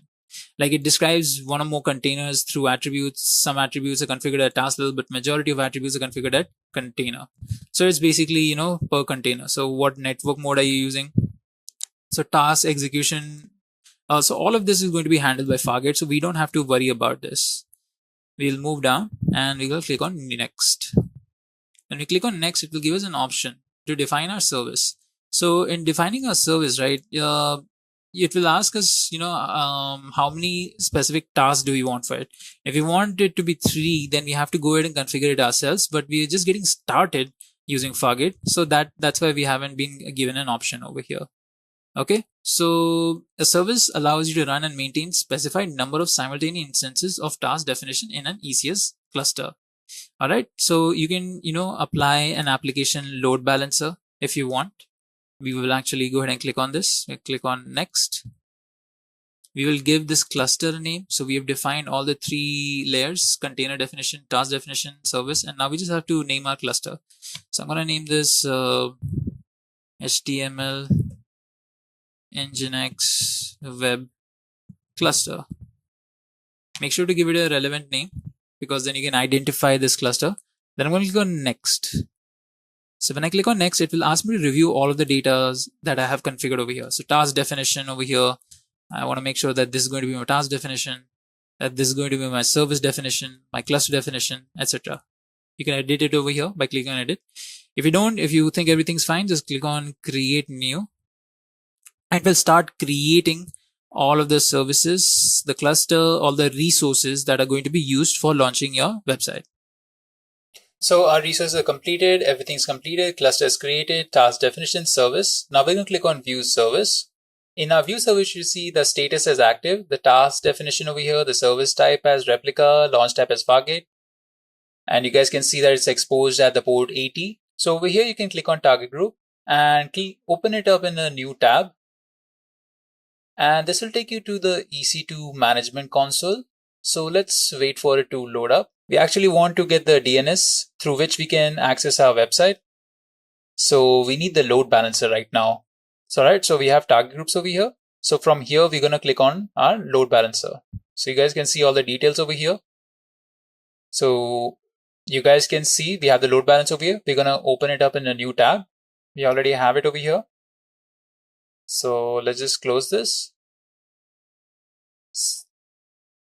So we have the load balancer over here. You can see the basic configurations. We need to copy the DNS name over here, and we need to paste it in a new tab. So when we paste it in a new tab and press enter, it will take us to the website that we had created. That is, this is a simple website, and this website is beautiful on the inside. So hooray, we have created our website. We have deployed it. Now, the reason we do this is because we'll have multiple replicas. So that means we'll have multiple containers for the same service. So it helps us, if one of them goes down, then the other one is always up. So that way our service is always up. And here the load balancer basically allows us to balance it between the other replicas we have, and we can access it at the port 80. So if you click on tasks over here, you guys can see the different tasks that we're running. If you don't want to access it through the DNS, you can access it directly through the IP. So while we click on this task over here to access it directly, we'll click on clusters. So I'll show you the contents of the cluster. Let's just open this tab, and over here. All right. So in clusters, basically it will show us the contents. All right. So this is our cluster. You can see 1 service, 1 task running, 0 pending, and 0 container instances. All right, you can see over here all the tasks running task counts, like 1 Fargate, 0 EC2. So we're running Fargate. And you can see all the other things, like the status is active and the tasks that are running, and the EC2 instances, the metrics, schedule tasks, tags. So if you want to schedule tasks based on certain times, and tags and capacity providers. So we have the task over here. And if you go down, you can see the IP address of the task. If you copy the IP address, you can access it again using the IP address if you press enter. And it will lead us to the website that we had just deployed. So now that you guys have understood how ECS instances work, ECS works with Fargate, now I will show you guys how to create our own thing without using the getting started option. We'll click on task definitions for that first. So when we were getting started, it automatically created a task definition for us. But what we will do is we will create it for ourselves manually by clicking on create new task definition. So task definitions specify the container information for your application. And you guys can see there are 2 types over here. One is the Fargate type and the other one is the EC2 type. So with Fargate, you guys can see there are a lot of differences. Like in Fargate, there's a price based on the task size. And in EC2, you guys can see the price is based on the resource usage. Now the difference is because in EC2, you can manage EC2 that we launch it on. Whereas Fargate, you don't get to manage any of these things. No Amazon EC2 instances that you can manage. You just have to manage it by yourself. So in EC2, you have its self-managed infrastructure. So if you want higher amount of manageability, you go for EC2. But otherwise, you go for Fargate, where you don't need to do all of this configuration for your infrastructure itself. Now, one of the downside is that you need to use only the AWS VPC that they provide as a networking mode, whereas with EC2 you have multiple network modes that are available for you. But right now we'll just go for Fargate itself. So let me just select that and we'll click on next step. So over here we're gonna enter our name. That will be HTML web task. Actually, just remove that HTML because we already named a lot of things with HTML, so we don't want to confuse ourselves. So it will just be task for us. And then we'll come down, we'll assign the task role. That is, we'll choose ECS task execution. This is the optional IAM role that task used to make API requests to authorize AWS services. So if you want to access any of the other services you want to make sure that, you have an ECS role that allows you to access all of the other services also with ECS. So we already have a role for this, that is ECS task execution role that we're going to be using. Then, you can't change the AWS VPC network mode because the default one, ECS will start your container using Docker's default networking mode, which is Bridge on Linux and NAT on Windows. All right, so task execution role, we'll just leave it the same. So this is basically the role required by task to pull container images and publish container logs to Amazon CloudWatch. So task size, we're gonna make it 0.5 GB and task CPU will make it 0.1 2V CPU. Okay, 0.25 CPU. So now let's go ahead and add a container. So for that, we'll click on add container, which is our innermost layer. So if we click on add container over here, we'll get a lot of different options to enter in. So if you here, you can see a lot of details that we can answer or enter, like container name over here. So we'll write an HTML Nginx website. So for the image repository, we'll go ahead and copy that from ECR. That's, this one, image URL, copy it, and I will go ahead and paste it over here. Then we'll set the memory limit to 5112 and port mapping will be 80. So here, again, you can see that we have only mentioned the container port because, EC2 instances managed by AWS itself because we're using Fargate launch type. So we only have to mention the container port type. If we had chosen EC2 port, instance type, then we would have to choose for the EC2 instances also at which port it will be exposed. But right now we'll just use container port, that is 80. And we'll leave all of the other details as it is. We don't need to configure them. Just click on add. And we'll come back and we have service integration, proxy, volumes. And if you guys wanted, you can go ahead and configure all of these details using, JSON. You don't have to use the UI. You can just go ahead and type in JSON key value pairs. All right. So now we have configured everything. We can just go ahead and click on create. So once you click on create, we'll create all the new tasks for you. So we'll just view task definition over here. All right. So this is the task for us that we created. Now what we're going to do is we're going to go ahead and create our own clusters. And inside of this cluster, we're going to launch our own service that will, be based on the task definition we just created.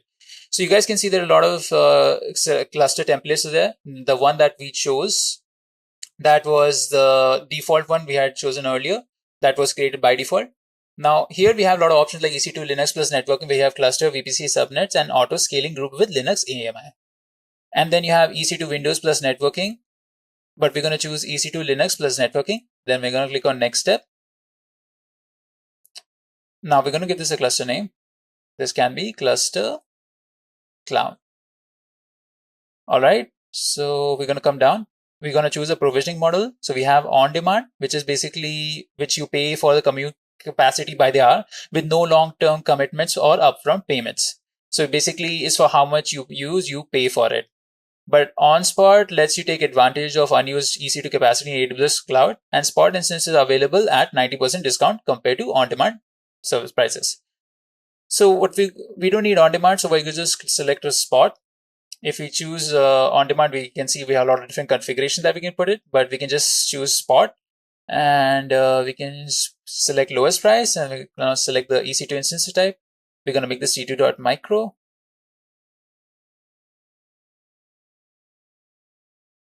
But it seems we don't have t2.micro. Let me just check this. All right, so let me just try something. Diversified. All right, so what we're going to do is we're going to choose t2.small since that's all that's available to us over here. So we're going to select t2.small, and then we're going to scroll down. Then we have the number of instances that we can choose. So here we're going to select number of instances as 3. So we're going to have 3 machines that are going to be using EC2 EMI, that is the Amazon Linux that that they have provided. And we're going to leave the everything else as normal. Now we don't need to create a new VPC. We'll just use the one that is by default there. So in subnets, we will choose 2B and we will be choosing 2A. So these are the 2 subnets we will choose. Use subnetting, no.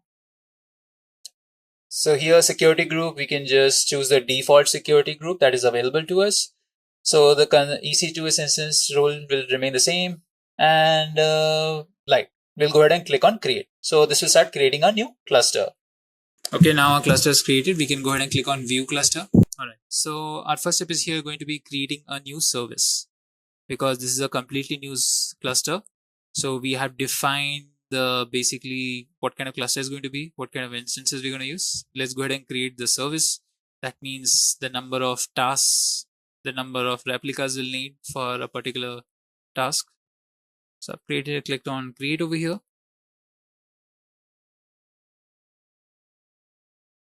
All right, so we're going to choose Fargate.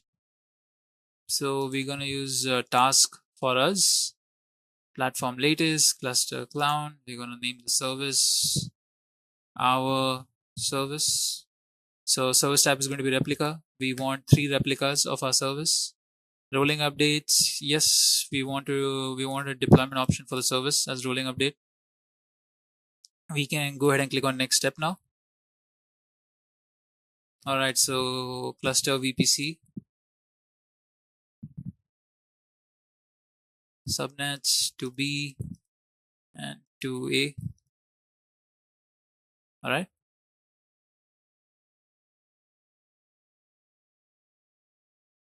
We can choose a application load balancer, but it will not automatically create that for us. We will have to create our own load balancer if we want this. So for right now, I'm going to click on none, because we won't use a load balancer, but it makes sense to use a load balancer. So actually, let's show you guys how to create a load balancer. So I'm going to click on application load balancer over here. So we'll go and create. To create it, we have to go to the EC2 console. So I'll open it up over here. I have an option. And once I open it up, I'll go to the left hand side. There are many options. We need to check out load balancers over here. So let me scroll down and I'll click on load balancers. Now we want an application load balancer. So I'm going to click on application load balancer. This for HTTP and HTTPS. All right, so let me start filling these details. So let me name this our load balancer. We're going to leave this as internet facing. IPv4, we're going to leave it as IPv4.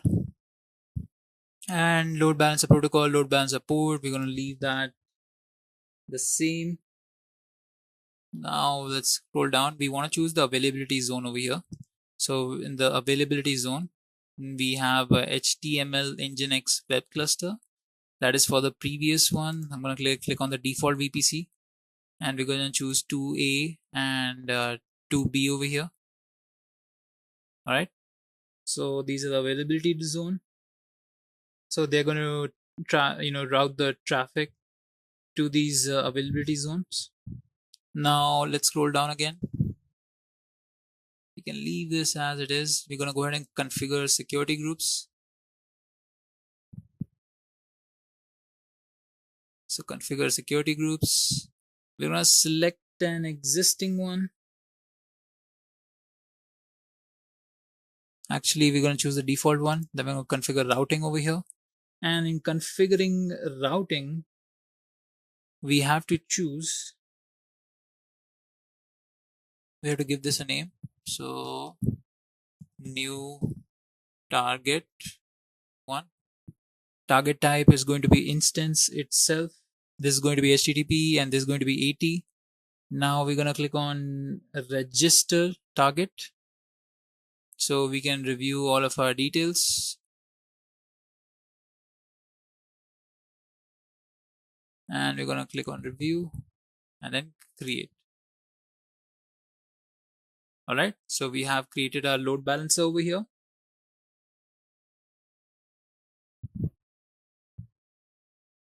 Let me close this. Load balancer, this was created by default if you guys remember. I'll click on listeners over here. And here in listeners, make sure you have this listener ID. Okay, so once you made sure, you'll go back and in load balancer name, you should see this option. If not, just click on refresh and you should see the load balancer you just created. So once you see the load balance over here, come down to container to load balance. Then just click over here, add to load balancer. Over here, we're going to type in 80.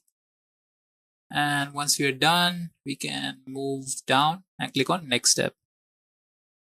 So if you want, we can configure auto scaling. So it will adjust our service desired count up and down, within a specified range in response to CloudWatch alarms. So we don't have to go in such detail. So we can just click on do not adjust services desired count.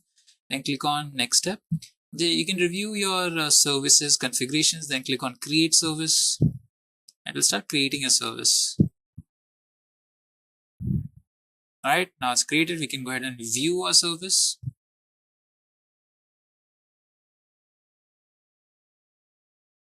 Also, if you're not able to basically, add the load balancer to the container, what you can do is go to the load balancer in the one that we created in the load balancer dashboard and go to listeners and remove the HTTP:80 over here. Then refresh your page and then add container to load balancer. So let me just wait for this to refresh and I'll show you guys how that works out. So this is the one that we created. Click on it, go to listeners and just remove this. Not after you've done it, not after you created the service, but before you created the service, when you're loading your load balancer, when you're configuring your load balancer and you have to add the container, right? When you have to add the container to the load balancer, at that time, come back over here, remove this HTTP:80 and then refresh the page and then, add the 80 that the process we went through. And once you've done that, you will come over here. So we can see that these are the different tasks. We have 3 of them. The last status is provisioning right now. Desired status is running. So let's just wait. Let's refresh a little bit. All right. So we have the status of them, all of them running. All right. So what we can do is we can come back over here and go to description and copy the DNS of our load balancer and then go ahead and paste it. And voila, we have our simple website now running. So guys, this is how you would deploy it manually. And we can see that there are 3 tasks running. That means, we have 3 replicas of each of our tasks. All right, guys, I hope you guys understood what was taught. And one more thing before we end, if you guys want to update any of your images, any of your services, any tasks, you would first go ahead and update your task definition, in which you would update your container image. Then you would, basically use the revision of the new task definition in your service when you update your service over here. And then, you would force a redeployment and then you wait for it and then it'll start redeploying. Okay. AWS ECR. So guys, we are now going to go ahead and learn how to utilize our Docker tool and make use of it with AWS services such as AWS ECR and AWS ECS. Now, we will be using these two similar technologies to basically orchestrate and store our Docker images on the AWS cloud platform. Because whenever you're working with software, right, it's much easier to work with the cloud platform because they provide all of the infrastructure and you just have to manage the services instead of managing the server. And that's where a lot of companies these days have migrated on to these different cloud providers like AWS, Azure, and Google Cloud. And they made use of the services that these cloud providers have given to implement all of the things that they want to basically deploy the software. So when it comes to deploying software using Docker technology, you have two similar services on AWS cloud. You have AWS ECR and AWS ECS. So let's study these two, and then let's see how we can go ahead and implement the our software using these two services. So we'll start off by discussing AWS ECR. So AWS ECR, or Elastic Container Registry, is an AWS service, that is Amazon Web Services service, that acts as a dedicated location for storing Docker images. So you guys know what Docker images are, and those images have to be shared among team members, or if you want to collaborate with other teams or even other people, you use Docker registries for that purpose. For example, we pulled and pushed images from and to Docker Hub. Now, Docker Hub is the official Docker registry that Docker itself hosts. So it has its own cloud where it hosts its own registry, and it's the one that we make use of. Now, it's very easy to use because it's Docker's own thing. Whereas AWS ECR, or Elastic Container Registry, is AWS's service. So if you wanted to upload an image onto AWS's service registry, then you would use ECR. Now, and big advantage of using AWS ECR is that it's very well implemented with a lot of services within AWS like ECS and EKS. So instead of authorizing your Docker Hub to be able to pull images from your Docker Hub onto your services such as ECS and EKS, you just use Amazon's own registry. And if your company or organization makes use of a lot of Amazon services, then it makes sense to go ahead and use their registry. Now, once a Docker client has been authorized, it can pull and push to and from the ECR registry. Now, normally when we pull and push images with Docker, we don't have to authorize anything. It's already done by itself, especially for Docker Hub because it's Docker's own thing. Whereas with ECR, we have to authorize the Docker client because AWS is a separate service. And to make sure that you can pull and push images from the ECR registry, you have to make sure that the AWS cloud recognizes the Docker client you're using on your system as a proper system, proper client. So it has to authorize it, not someone random. So that's why you need to authorize the Docker client with which you'll be pushing and pulling the images.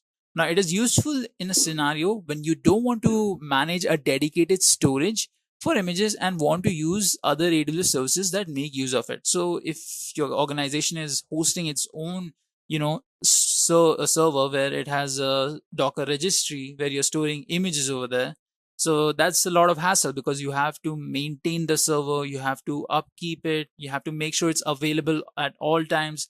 This basically eats up a lot of resources. Now, AWS provides servers on a very large scale, so they're able to do it for cheaper for us. So that's why it's more fiscally responsible or fiscally feasible to use ECR instead of keeping your own server. And again, if you have a lot of AWS services that you're already making use of, then there's no harm in using their own registry because then you don't have to manage any extra secrets that have your username and password. There's always another layer being added over here if you're using third-party registries for AWS services. So that's why a lot of people use AWS ECR. So again, AWS ECR or the Elastic Container Registry is a dedicated location for storing Docker images, just like your Docker Hub.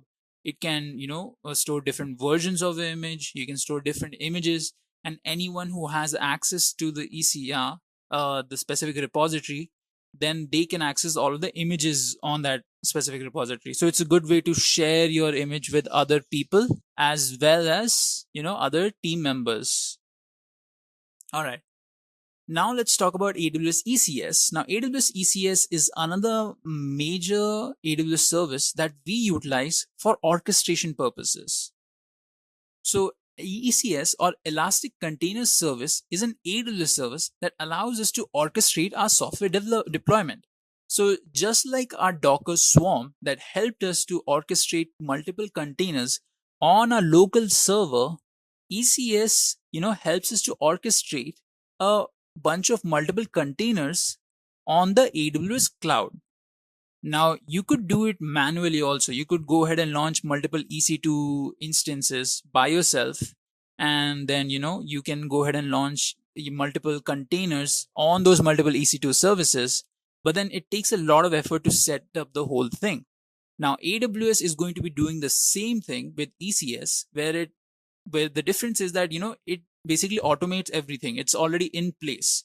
It just asks you for specific definitions so that your cluster is formed, so that your EC2 instances are formed, so that your particular service is formed, your containers deployed, etc., etc. So you basically already creates the service, so we don't have to do anything manually, and that's why ECS is such an amazing orchestration tool. And it's again on cloud, so there is the advantage over there also. It acts like any other orchestration tool like Kubernetes or Docker Swarm. It allows us to deploy, update, rollback, scale up a software development, based on our requirements. You can deploy your software based on specific images of, containers you have. You can update them. You can, perform rollbacks. If you don't like the new updates, then you can scale up your software based on, what kind of requirements there are, etc., etc. So ECS is basically like Docker Swarm, but on cloud. Now, when you go ahead and, you create your ECS platform where you use the service, there are 4 things to keep in mind. So there are 4 layers of definition that you have to create within ECS. First, you have the container definition, in which you inform ECS what is going to be the image, where you can, provide your own custom image, or, you can use some sample image that there is on ECS. Is basically giving what kind of image will be used to create the container in the container definition layer. Then you have the task definition layer. So task definition layer basically informs ECS how much resources or how many resources will your containers will be making use of. And then we have service definition, which basically tells ECS what kind of load balancing is going to be happening, and if there's going to be load balancing at all, and how many number of tasks are going to be there. So, are you going to have multiple tasks? Are you going to have only one task? Or are you going to have more, how many replicas of the specific task are you going to have? So that is again defined in service definition. And then you have cluster definition, which basically tells you how the cluster is going to be. So like how we had Docker Swarm, which was a cluster on a local server, cluster definition will help you, create the platform or the infrastructure over which all of your EC2 instances will run, and through which you will be able to manage the whole thing. So these are the 4 different layers of, definition you have to create when you're talking about Amazon's AWS ECS. Now, there are 2 types of launch type when you have to consider ECS. So let's see how the life cycle works when you're working with ECS. So you take ECR. ECR is the container registry. So you basically create your image, you push it to ECR. ECR basically stores the image, and then you go to ECS, you start defining all the layers.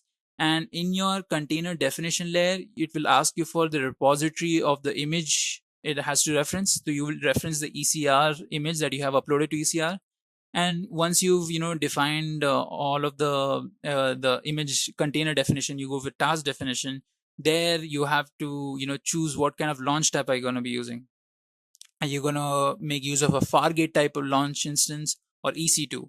So the difference between Fargate and EC2 over here is that Fargate is completely managed by AWS, whereas if you're choosing EC2, you are saying that you want to manage some aspects of the EC2 instances or the virtual machines that are going to be launched. So let's say you want to SSH into these EC2 instances to add, few more configurations that you might want to add. So you can, if you want that kind of option, then you will go ahead and choose EC2 launch type. If you don't want that kind of option, where you just want, to manage Fargate by itself, then you would, if you just want to manage how the orchestration is going to be and not worry about any kind of infrastructure, even the virtual machine, then you go ahead and make use of Fargate. And, once your EC2 instances or your instances at all have been launched, they all will be, connected by a load balancer, which will direct you to your app or your website. So this is the life cycle of how you would go ahead and deploy any software on ECS. Introduction to Jenkins. So guys, now we will go ahead and learn about Jenkins, which is a continuous integration tool, and it forms an integral part of DevOps, that is the continuous integration phase. All right, so let's go ahead and go through all of these topics, like why continuous integration, what is Jenkins, what are Jenkins features, Jenkins architecture, Jenkins installation and setup, and setting up a CI CD pipeline, and many more. So first, let's start off by discussing why continuous integration at all.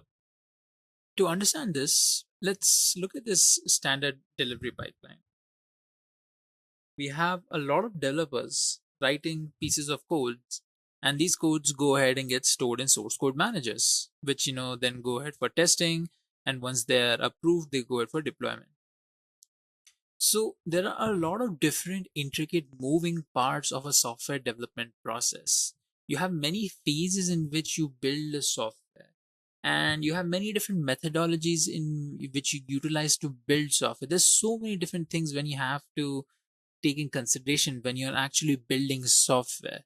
And all of those different parts, the most optimized of them, when they are connected together, you greatly improve the efficiency as well as the productivity of a software development pipeline. And we make use of continuous integration for that purpose. Now, DevOps has many phases like continuous development, continuous testing, continuous integration, continuous deployment, and continuous monitoring.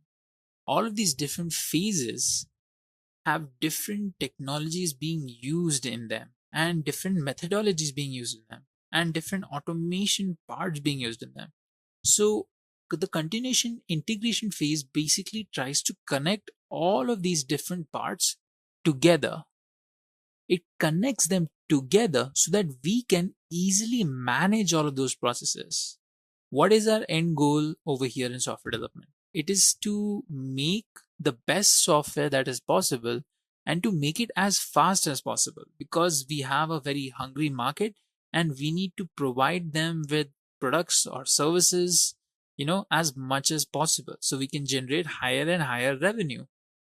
To do this kind of thing, we need the most efficient way to develop software. And to create the most efficient way of developing software, we come up with this idea of continuous integration, where we integrate all the different parts of software development, be it the development itself, be it the source code management, be it the building process, be it the testing process, be it the load balancing process, be it the staging process, or be it the deployment process, or even be it the monitoring process. All of them different parts of software development are connected together using continuous integration tools, and that's why we make use of continuous integration itself.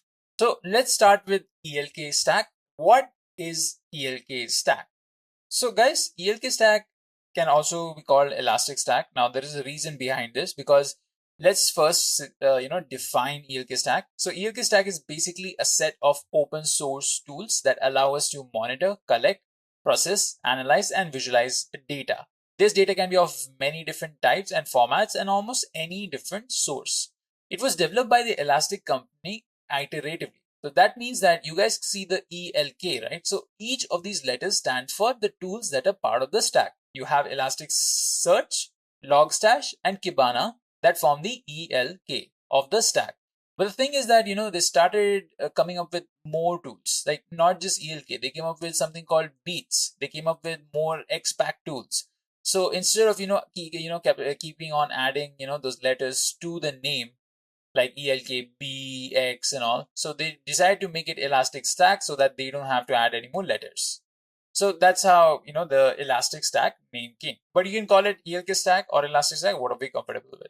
So they started with Elasticsearch. That's the first tool that they made, and they kept on adding more tools to the stack. So the primary purpose of ELK Stack is for log management. So basically, any log that you have is collected with the help of ELK, and it is converted into a set of visualizations that help us to understand these logs. Right, so it does what any other good monitoring tool does. It basically takes in the data and it helps us to understand that data by creating really beautiful visualizations out of it. All right, now there are a lot of competitors to ELK. One of the most prevalent competitors to ELK is Splunk. But the thing with Splunk is that it's a very expensive software. A lot of companies make use of it, but it's on the very high end and very high payment spectrum. Whereas ELK is a completely free tool, it's completely open source. But even though it's completely open source, there are some paid features that we will talk about. All right, so what are the features of ELK? So let's go through these features one by one. So we have system and application performance, where it basically gives you the performance of the system and application also while logging about them. Then logging, that's its major thing. Then stack security and alerting. So it creates a layer of security because you're monitoring the networking and you're monitoring the whole system. So you understand that that there can be some kind of breaches. So you keep monitoring for them, and you can schedule alerts by using ELK, where for specific conditions that you said that alerts are created. Then you have to talk about scalability and resiliency. So ELK helps you to increase your scaling prowess and allows you to scale much better. And you have dashboards and visualizations. Now this is something very obvious, but ELK allows you to create very dynamic and real-time dashboards with really beautiful visualizations that get you the whole idea of what's going on with your software or with your system or your application. So these are the features of ELK. Now let's talk about the ELK stack itself. What are the different tools that are used inside of ELK? So we will start off by talking about Logstash. So Logstash forms the L of the ELK. So it's basically a collection agent. It is used to collect data. It finds data and it collects the data. So that's what Logstash does. Now that's not its only responsibility. It has another job, that is of filtering and pre-processing. So any data that is being collected is raw data. Now, if you want to filter it or process it, then you would go ahead and again make use of Logstash. Then you have FileBeat, which is a part of set of tools called Beats. So Beats are basically lightweight data collectors. So they are an alternative to Logstash. So when Logstash was pretty prevalent, being used by a lot of different people, they complained that it was very, very, resource intensive, and it kind of affected the performance of the server that was monitoring. So that's not a really good thing, right? So they came up with these lightweight data collectors called Beats, and each of these Beats collect different kinds of data. You have FileBeat that allows you to collect, logs. Then you have Metric Beats that allows you to collect metrics. Then you have Audit Beat that helps you to collect audit events. Then you have WinLog Beat, Heartbeat, Network Beat, Packet Beat, and a lot of different types of beats that collect different types of data. So these are individual components that allow you to selectively choose the type of data that you want to collect. So just for the sake of it, we'll call FileBeat as the tool that we're going to be, thinking about when we talk about ELK stack. All right, so then we have Elasticsearch. So this was one of the first tools that was ever developed by Elastic. And this tool is basically a database. So it allows you to basically store and index data. So it was created based on the Lucene search engine. So that's your storage mechanism. So once your data has been collected, it will be stored within the Elasticsearch. And then you have the visualization medium that basically allows you to create visualizations, dashboards, and Kibana basically acts as the general graphical user interface for the whole system. Also, if you want to check out what all objects are being stored, or what all data is being stored, you can check it through Kibana also. So that's Kibana's role. It acts like a general GUI, as well as your visualization medium that allows you to visualize and create dynamic dashboards.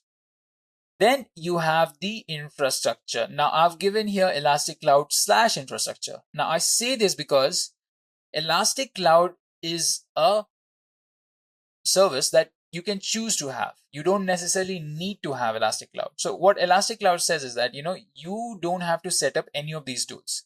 You don't have to manually set up any of these tools.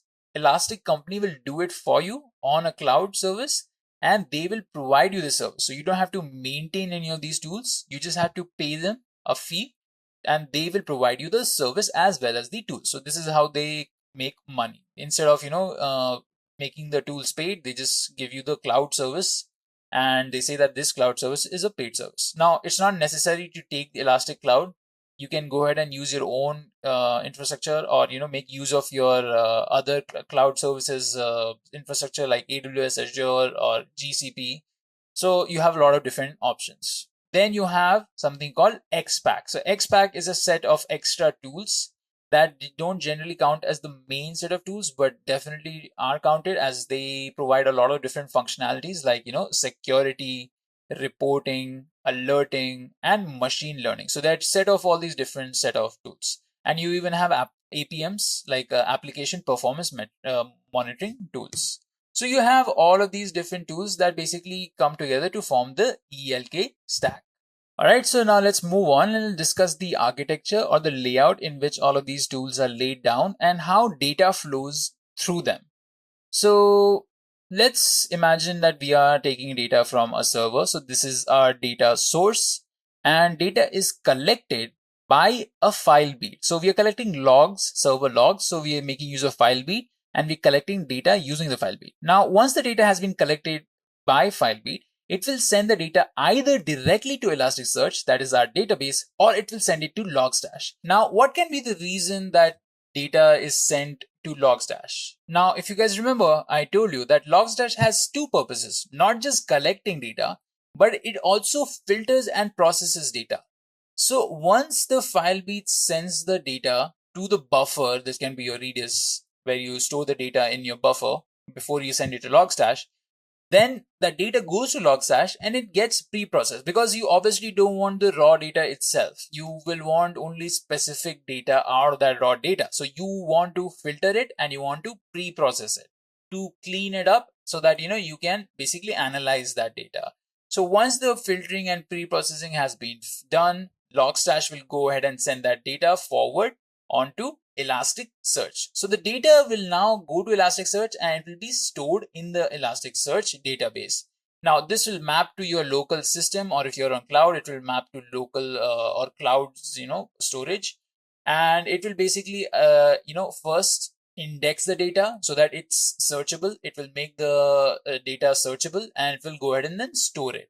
So once the data has been stored, the data flow kind of stops over here. But you make use of Kibana that actually references the data in Elasticsearch to create specific visualizations or dashboard. Or even if you want to explore your data, like if you want to just look at your data, what are the fields, what are the events, then you can use Kibana for that purpose. Just open a Kibana up, then discover the data, and then type in any query you want to search up certain parts of the data. Or you want to create visualizations or dashboards, then you can do that too. So this is where your Kibana comes in. So it does all of the analysis and visualization part of the ELK stack. So this is how data kind of flows within ELK architecture. First, it's collected from a server or a data source onto a collection agent like FileBeat. Now, FileBeat can directly send it to Elasticsearch, but it can also send it to Logstash, where it will go ahead for filtering and processing. And once that happens, it will go to Elasticsearch, where it gets indexed and stored.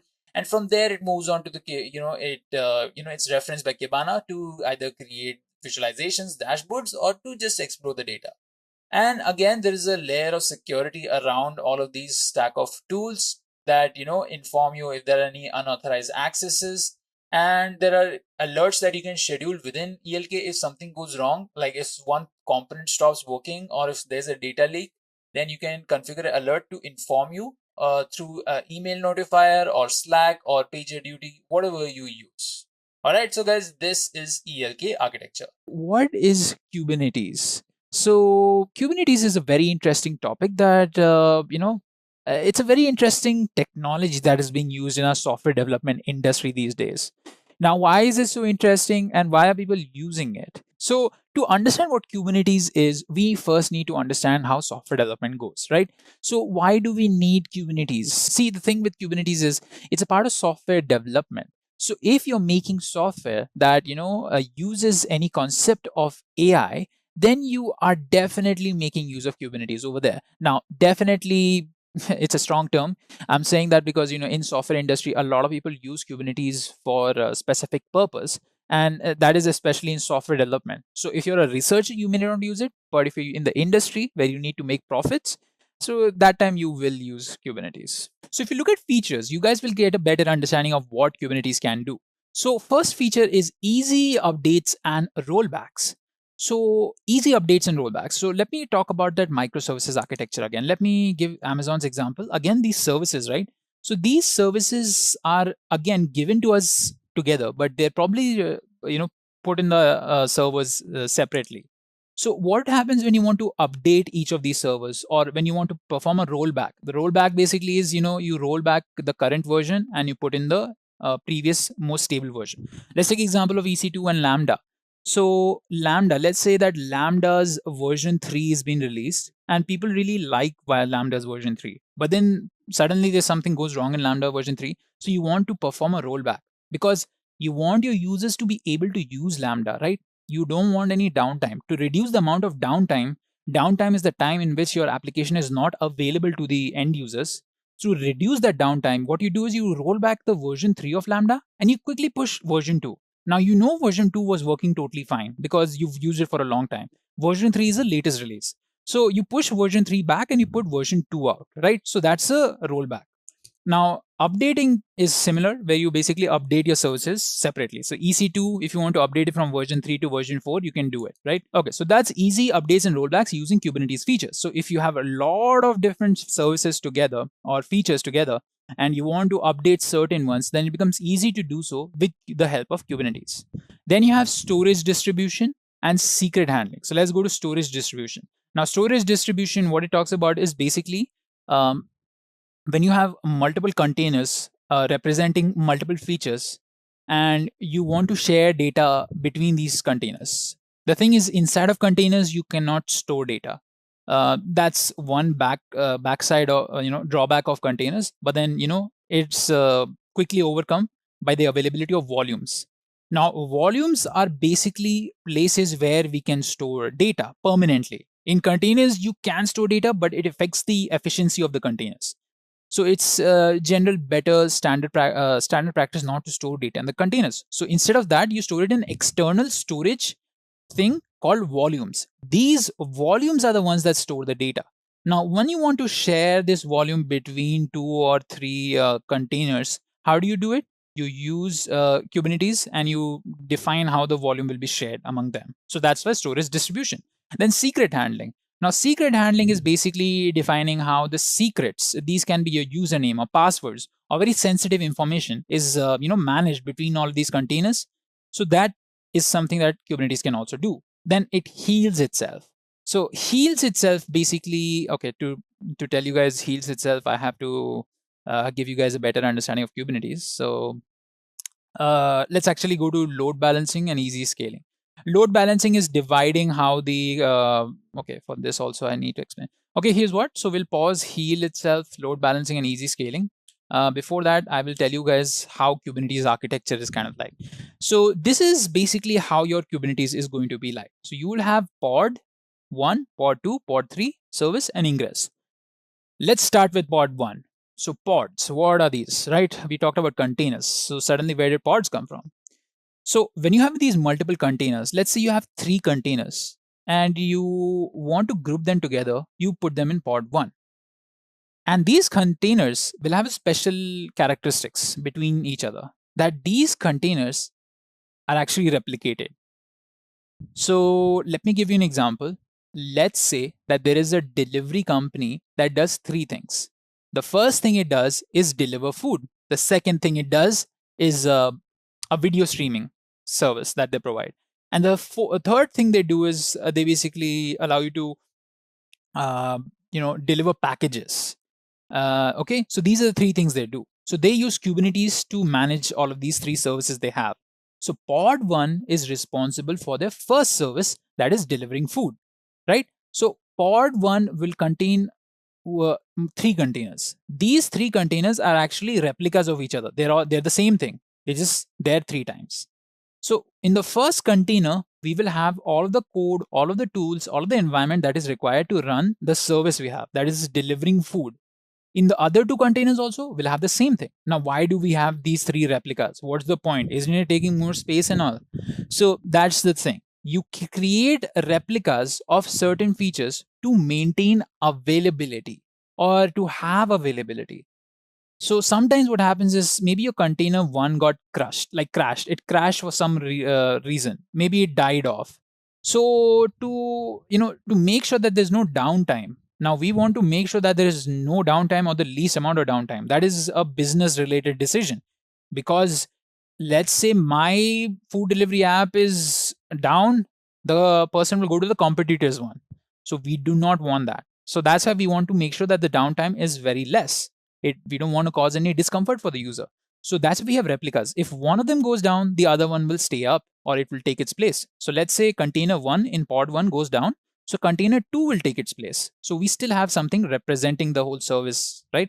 Similarly for pod 2, right? Pod 2 represents our second service. That is the video streaming service. Similarly, one container will be the one doing all of the work. But if it goes down, then we need a backup for that. So these other two containers are replicas, that those are backups. That if one goes down, we have the other one, right? So similarly with pod 3 for a third service also. So these pods represent our services, right? Okay, so I don't want to call these services because then you guys will get confused with the service idea. All right, so let me call them something else. Let's say these are features or functions. So what would you guys like? Let's say features. So this is my feature 1, feature 2, feature 3. So pod 1 represent feature 1, pod 2 represent feature 2, and pod 3 represent feature 3, which is the delivering packages. Now you have all of these together over here, pod 1, pod 2, pod 3. How do you control them? How do you manage them? How do you expose them to an external person, right?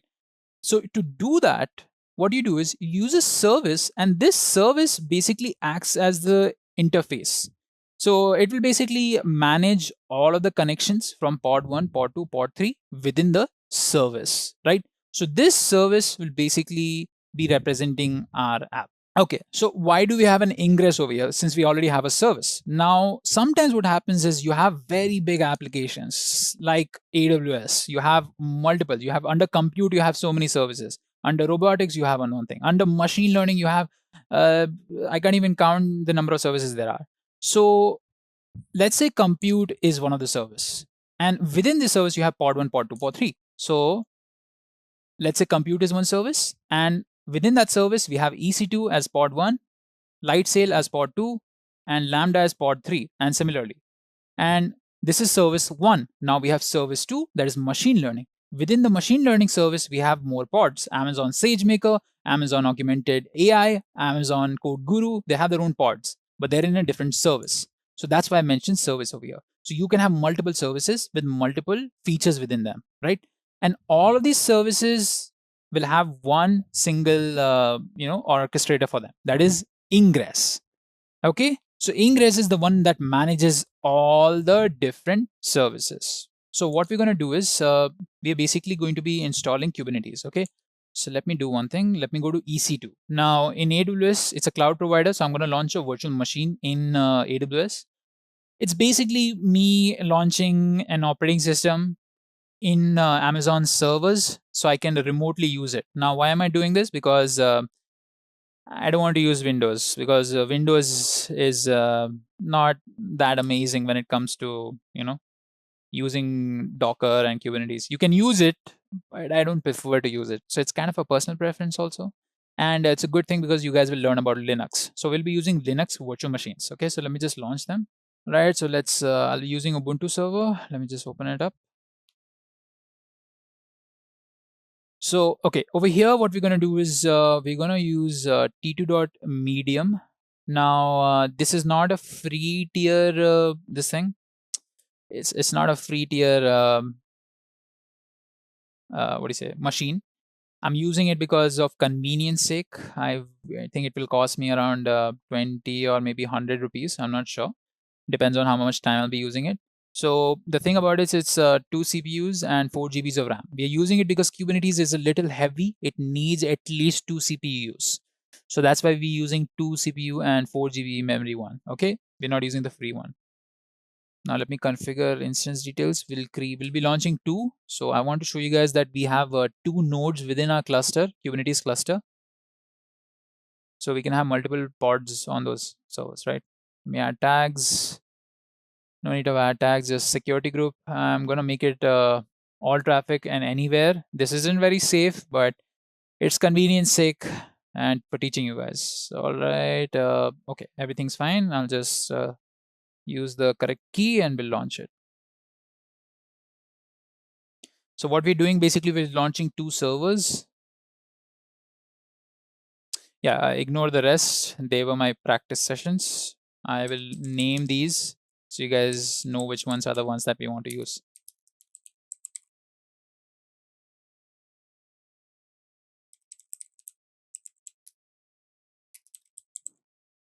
So I launched only these 2 servers. Now on these 2 servers, I'll basically be installing Kubernetes, right? So let's open up the first one. I'm SSHing into them. Basically, I'm going into them. I'm using a client called Putty. You guys can use it too. You need your private key for this, okay? Or if you want, you can directly SSH using any bash terminal or PowerShell also if you guys want. Okay, so we are logged in, sudo su. All right, so let me just bring up my installation sheet. Okay, so these are the steps to install Kubernetes. First, what we're going to do is we're installing Docker. Now, you need Docker to run Kubernetes. Okay, so just think of Docker as a dependency because it needs Docker to create containers. Okay, so first we need to update our instance. So I'll use apt-get update command. Now, I use the sudo su command to get root access. So make sure you have root access, and after you get root access, type in the command apt-get update. This will update our instance package manager.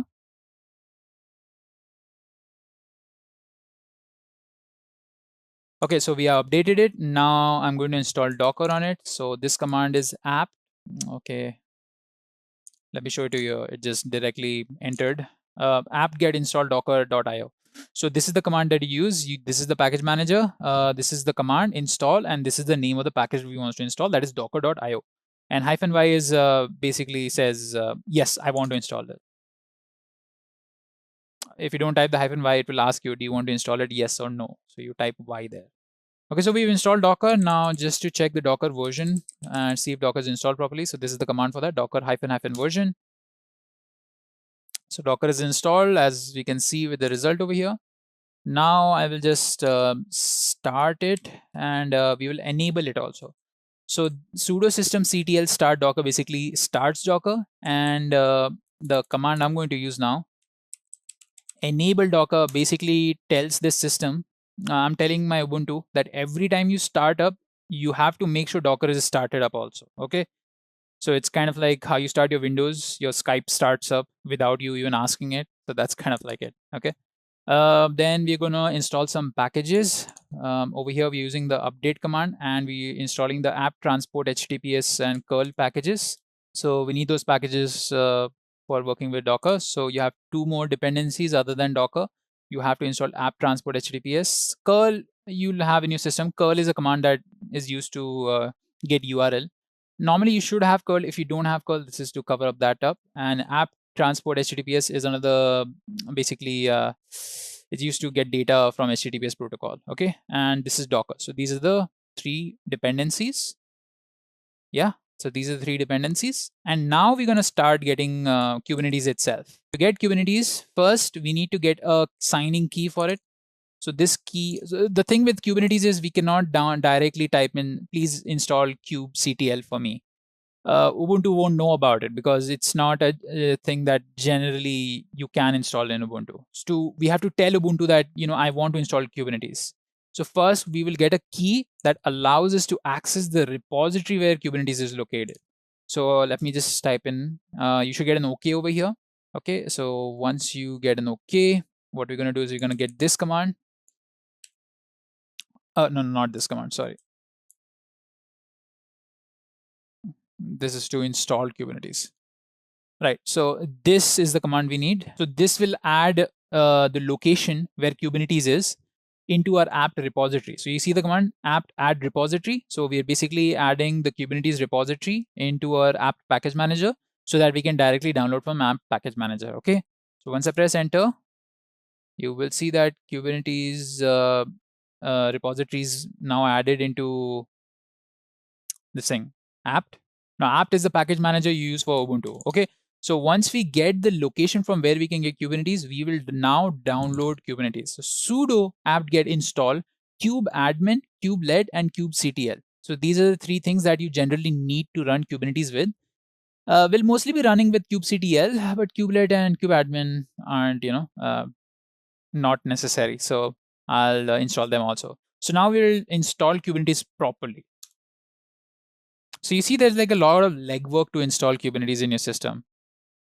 And you need to make sure that you have a strong enough system to handle Kubernetes. All right, so it's installing Kubernetes for us. The next command is kubeadmin version. So we'll see if kubeadmin is installed properly or not. So let me type kubeadmin version. I will press enter. So it says, yes, it's basically installed. Version info. We got it. All right, so we've installed Kubernetes on this. Now let me quickly do it on the other system also. Now for this, I'm just gonna use a shell script.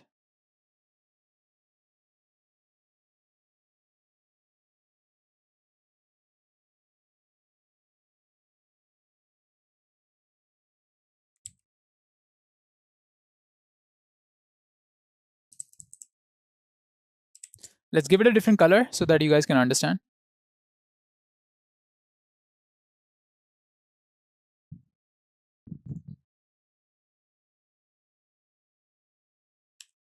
All right, so sudo su. Now what I'm going to do is I'm going to create a script, and we'll run that script so that I don't have to type in all these commands. Okay.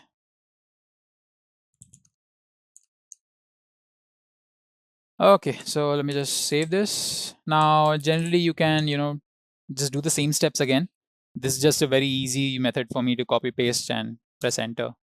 So you guys can see it's already automatically executing. So you can execute shell scripts like that also. Just create a file called something.sh, type in all the commands you want to. And once you do that, execute it by typing in sh and the name of the shell script. Okay. And you can see that it's automatically doing everything. Okay, so with that out of the way, kubeadmin is downloaded. Now we need to initialize a cluster. So here's the thing, guys. When you have these multiple pods, right, you will have them inside of a cluster, which you will control with a service, right? So you need to initialize a cluster with one master. So I will create one node as a master. Let me go ahead and get the command for that.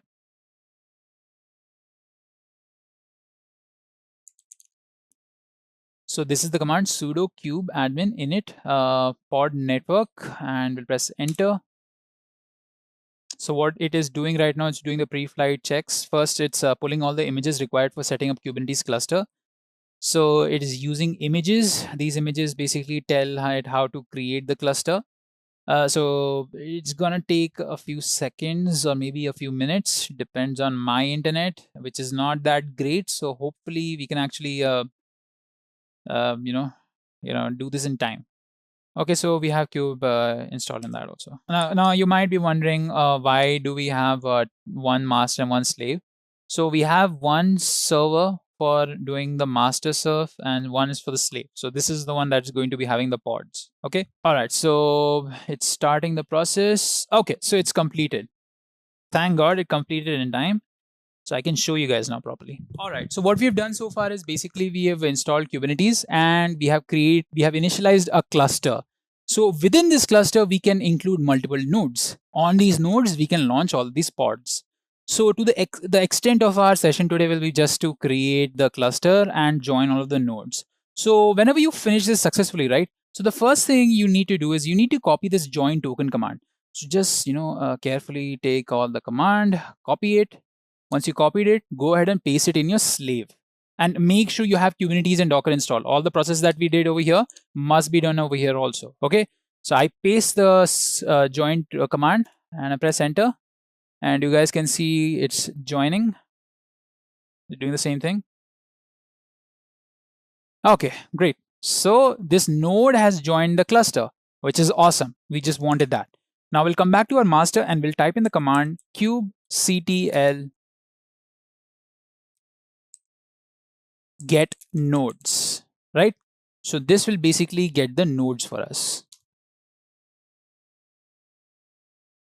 It should have worked. Did we mention the correct? Let me just check the security groups. Well, it's all sources, shouldn't be an issue.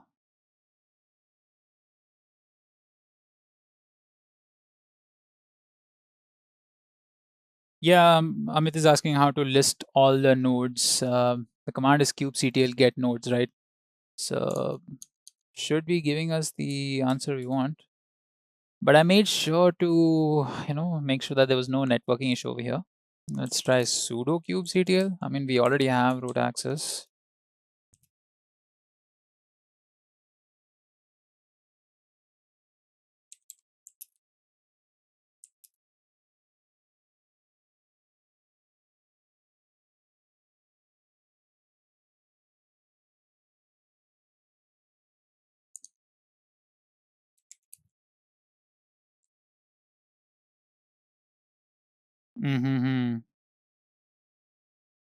Okay, so it's not able to connect. Okay, so I'll have to debug why this is happening. Give me a second, guys. We need to give it proper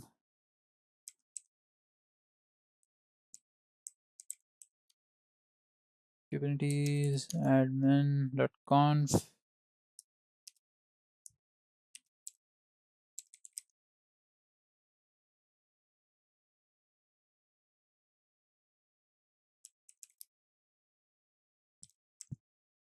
So we need to give it valid permissions. That's why it's not working.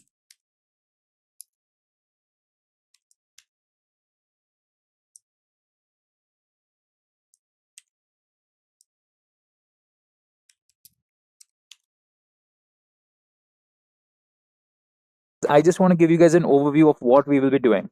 Now, so this is what we'll be doing today, guys. We'll be basically going ahead and launching our static website. So I do not have an HTML file over here, but here's what I can do. I can go ahead and write an HTML code, a very simple code, no need to write anything fancy.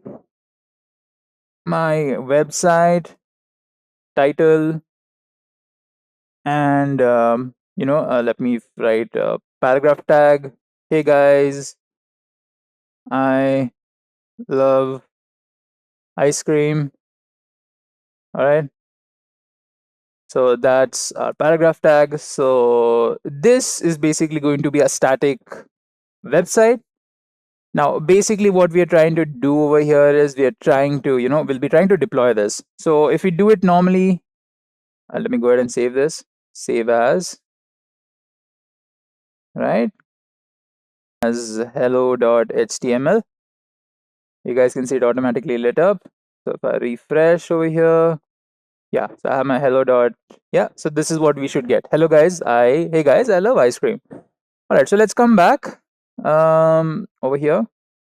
Right. So what we're going to be doing is basically we're going to be using Git as a repository to store all of our code. We'll be using Jenkins to automate the whole process, and we'll be using Kubernetes to deploy anything we want.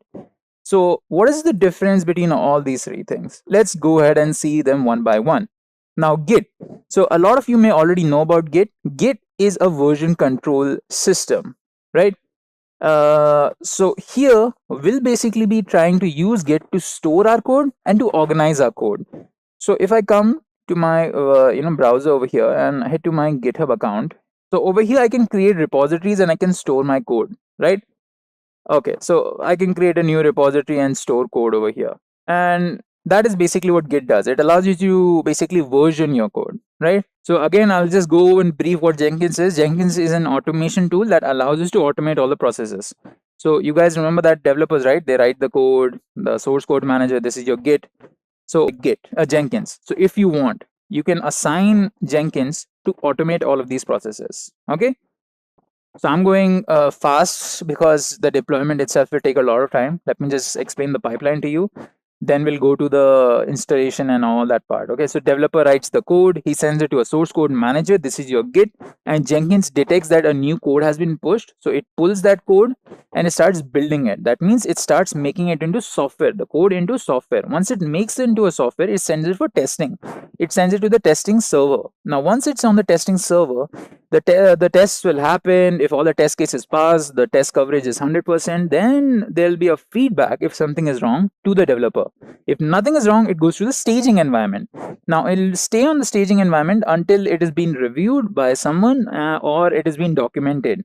So once it has become a release candidate, it will go into production where it will be available to the users. So this is a basic Jenkins pipeline. All right, so now let us begin the whole thing. So first what I'm going to do is I'm going to set up my environment. So guys, I'll be using AWS EC2 to launch virtual machines, and I'll be launching 2 virtual machines so that I have a Kubernetes cluster. Now Kubernetes cluster is basically a cluster where you have multiple servers that can host containers. I hope that didn't confuse you. Multiple servers as in you have 2 servers, and on both of those servers you can have Docker containers, right? So generally when we talk about Kubernetes, you can use a lot of different container services. Docker is one of the container services that is used most popular, which is one of the most popular choices. So I'm also going to be using Docker to create my containers. To manage those containers, I'll be using Kubernetes. All right, so yeah. So here I'm going to be using t2.large. Now I don't recommend you guys to use t2.large also. I mean, you can use if you have the fiscal means, because I'm saying this because this is not a free tier thing. You have to pay a little bit of money. It's not a lot of money, but you still have to pay the money. So please make sure that you know what you're paying for, what you're getting into, okay?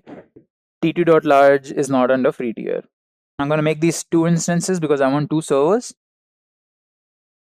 Now in security groups, I'm going to make sure that we have all the security groups, all traffic. So first we're going to name these Cube Manager, and I'm going to name this Cube, let's call this slave.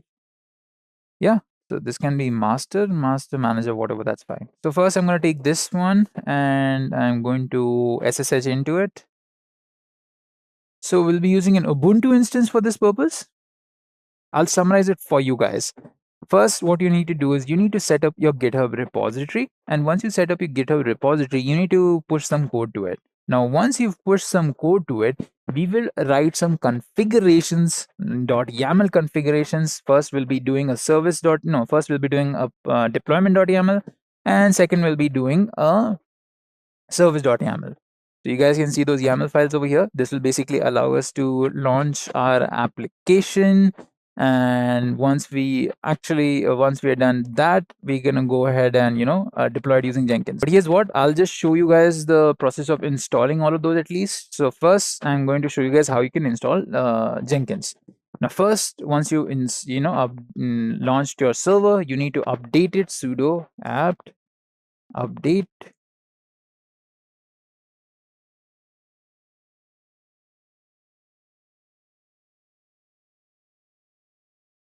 So we're done updating it. Now we're going to go ahead and install Java. Now Java is a requirement for Jenkins. So you need to install Java. So this is the command: sudo apt install openjdk 8-jdk. So if you guys want this command, just type in how to install Java on Ubuntu. All right. Now I added that -y because it asked me, do I want to continue or not? And I don't like typing yes every time, so I put that -y over there. Okay. So now this is installing Java for basically the Open Java Development Kit. So we'll be using that to launch our Jenkins. I can show you guys till then. What I'll do is I'll go ahead.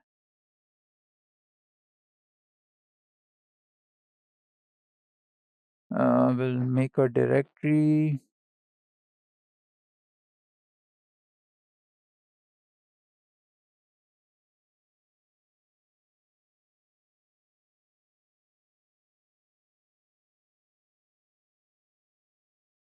All right. Okay.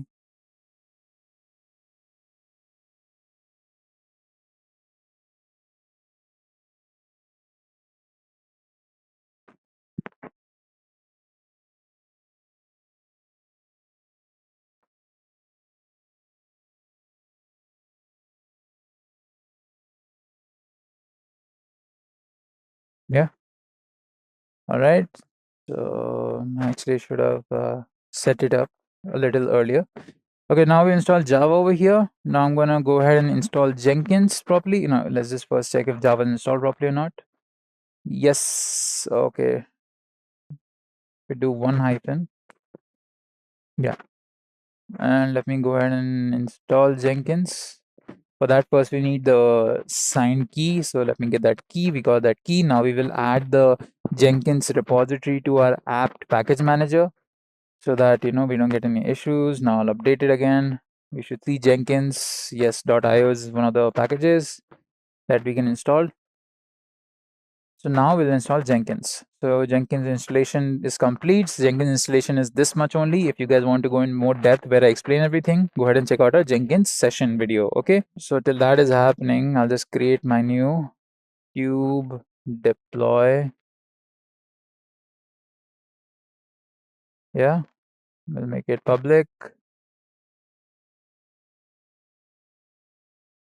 I'll create the repository. All right. So this is done. So we have installed Jenkins. So what I'm going to do is I'm going to open Jenkins over here. And copy this, come over here, git remote add origin, right, git push origin master. So what I'm doing here is I'm basically pushing the code. Again, if you guys want to know more about Git, check out my Git session. I go into a lot more detail about this. If we come back, refresh, we should see our code.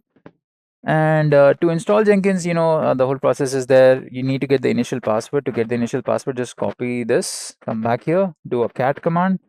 Actually, now we'll do the cat command. This is the first key that we need. We'll paste the administrator initial password. I'll continue. I'm sorry about the internet connection. Actually, since a lot of us are working from home, we don't exactly have the best internet connection.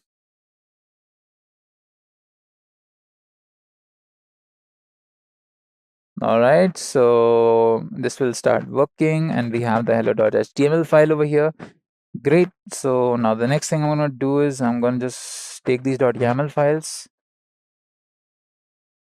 I'll come over here. Yeah. So over here, I'm going to add more files. Let's say we're going to call this deployment.yaml. I'm going to paste this.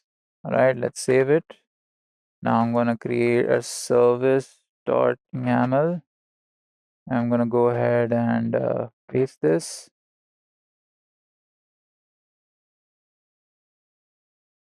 All right, so let me go ahead and stage these.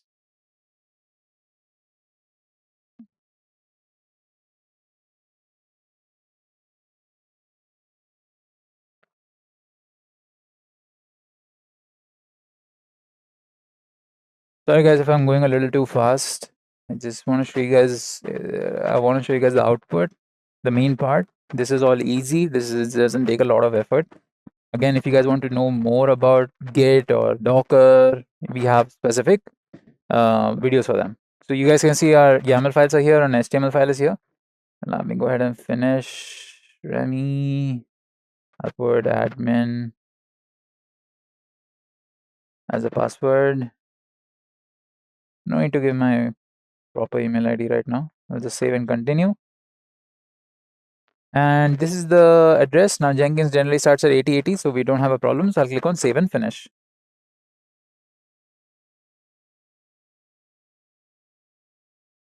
Start using Jenkins. Hooray. So finally we've done something in our session, right? I hope that is a milestone where we install Jenkins. So welcome to Jenkins message is a good thing to look at right now. Fine. So Jenkins is working. That's good. We can go ahead and create a job. But before we go ahead and create a job, we need to set up a Kubernetes cluster. So now I will take time to set up the Kubernetes cluster. So what I'll do is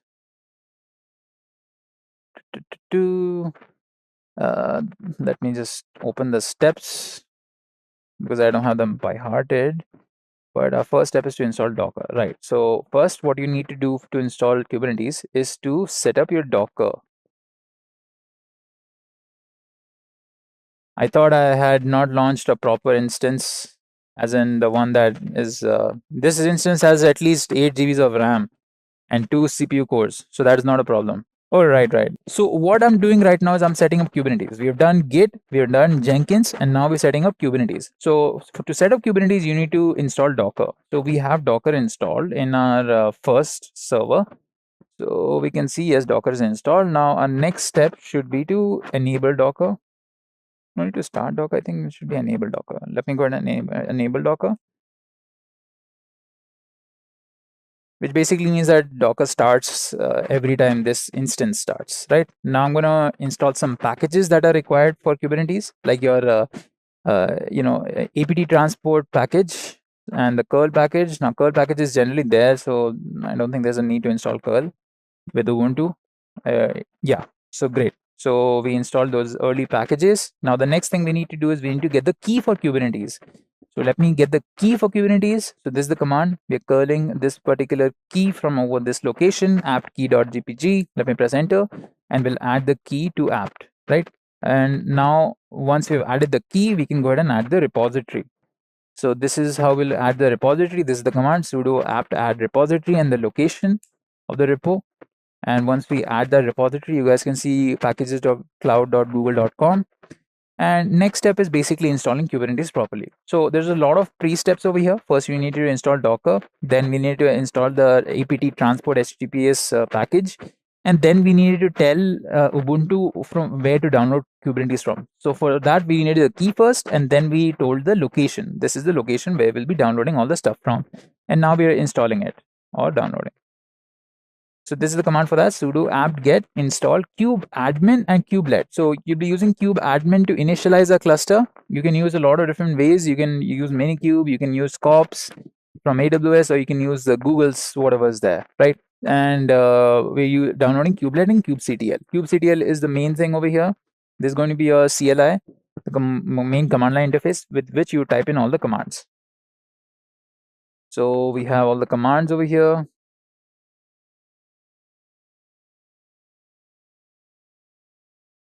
So let me open my slave, because even in your slave, you need to install Kubernetes. So this I won't explain. I'll just directly do it. Let me color this differently so you guys have a distinction. Now, why do I have a slave? So generally in a Kubernetes cluster, you have one administrator and you have one slave, right? The administrator is the one responsible for doing all the managing, and the slave is basically the worker node that does all the work and everything. So sudo su, all right. Okay, so now here what we're going to do is same steps. In first update, then install Docker. Actually, this will take a long. Okay, here's what I can do. I'll install Docker. Let's actually create a shell file, shell script. nano install.sh. So what I'm doing over here is I'm basically going to take all of these commands and I'm going to paste them here. Instead of typing them one by one, we can just type them, together. So shell scripts basically allow you to execute multiple Linux commands at the same time. Okay. I should have thought of this earlier. Since we are on time crunch, let me press enter, come out. You can execute it in two ways, /install.sh. Okay, so let's do sh install.sh instead. All right, so it will start executing all the commands on the go. Oh, Mayank, thanks for coming in and telling us about telling Atif about what a YAML file is. Yeah, so here we have Kubernetes installed. Now I'll just check if it's installed or not. Kube admin, not in it. It is version. Yes, version. Yes, so if you're getting this output, that means your kube admin has been installed properly. All right.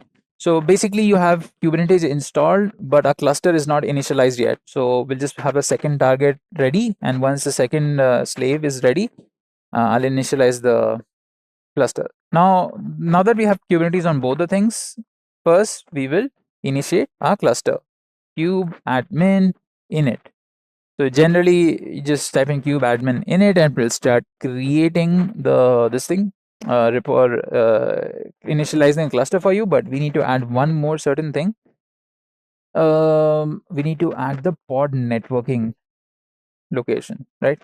So I mentioned that and press enter. So right now it's doing all the pre-flight checks and checking all the things. Remember, Kubernetes requires a lot of resources, so you need a good enough powerhouse of a computer to run, or at least have 8 GBs of RAM. Okay, so if you have Ubuntu in a system, it will be much better for you. So since till it's initialized in the cluster, I'll tell you guys what YAML file is. So Kubernetes, again, I told you guys, is an orchestration tool. It allows us to manage multiple containers, right? Now, to create your containers, you don't need Docker CLI for that. You can create something called .yaml files. Let me explain those YAML files to you guys now. So first, we have the deployment.yaml. Let me just take this, copy it, put in a new this thing. All right. So over here, yeah, so here this is a YAML file. So YAML file is basically a configuration file where you tell Kubernetes certain things. So if you have a deployment.yaml file, you're basically telling Kubernetes, I want these specifications in my containers. So first you use the API version. So this is important because you need there are certain APIs in Kubernetes that allow you to perform different tasks, right? So we want to perform a deployment. So we need to mention certain API for that. Then you need to mention metadata name of the deployment you're doing, then the specifications of the deployment. Now, in the specifications, you mention the match labels. So your app name is going to be Nginx since you're launching an Nginx container. So I mentioned that. And next thing we are mentioning is over here is replicas. Now, again, I told you guys what replicas are. They're basically copies of certain things. So if I say 2 replicas, it will launch an Nginx container, but it's going to launch 2 of those that are going to be exactly the same replicas of each other, you might say, right? And then we're going to mention the template, and then here we're going to mention the specifications for that template. So template is basically your container template, right? So labels, again, we're mentioning app as the label for that. And containers, you can see we are mentioning the name of the container and the image we're going to be using. So here, this is the image that we're using. So what it will do is, what Kubernetes will do is, it will make use of Docker, and once it talks to Docker, Docker will help it get the image that it wants. So it will go to Docker Hub. Yeah, so it will go to Docker Hub and it will grab the Nginx image that it requires and it will get it. Okay, so visibility is low. Let me increase that. Yeah. So it will grab the Nginx image and it will pull it and make it into a container. And we will expose the container at the port 80. So the container will be exposed at the port 80. So this is what the YAML file will do. So this is basically used to create our pods. If you guys remember, let me show you that diagram again. So here you see the pods, right? So these are the pods. To create one pod, we need a specific YAML file. So we're telling it. So this pod 1 can have multiple replicas. So pod 1A and pod 1B, that's what we're doing over here. And we're mentioning the image that is to be used for it. We're using Nginx image and we're exposing at the port 80. right? So now let's see. Okay, the cluster has been initialized after we did that command. It generally takes a few minutes, maybe 2 to 3 minutes or 4 minutes, and in the end it will give you a certain command. So kubeadmin join and the token. So you need to copy this token over here. Once you copied the token, you can go to your slave, and in your slave you can paste the token. Once you paste the token, press enter, and it should have joined.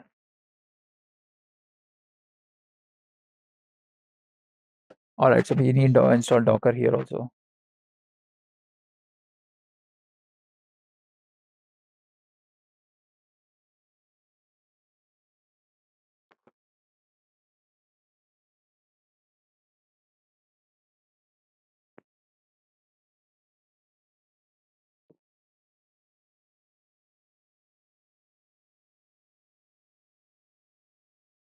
Right, so Docker's installed. Let me try that command again.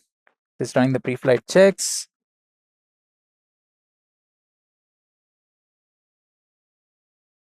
All right, so this means that the node has joined in the cluster, right? So one of our nodes has joined our cluster. So we can check with the kubectl command, kubectl get nodes.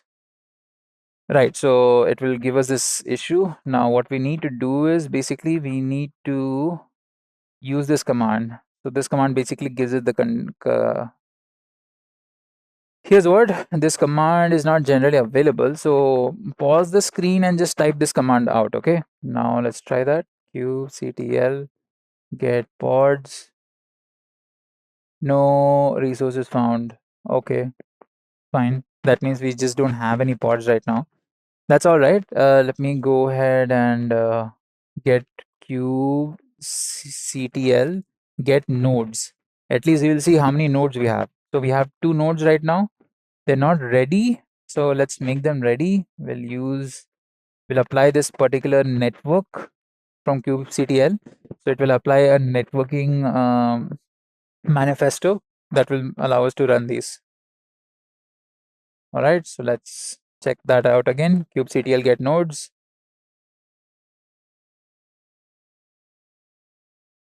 So one of them is ready.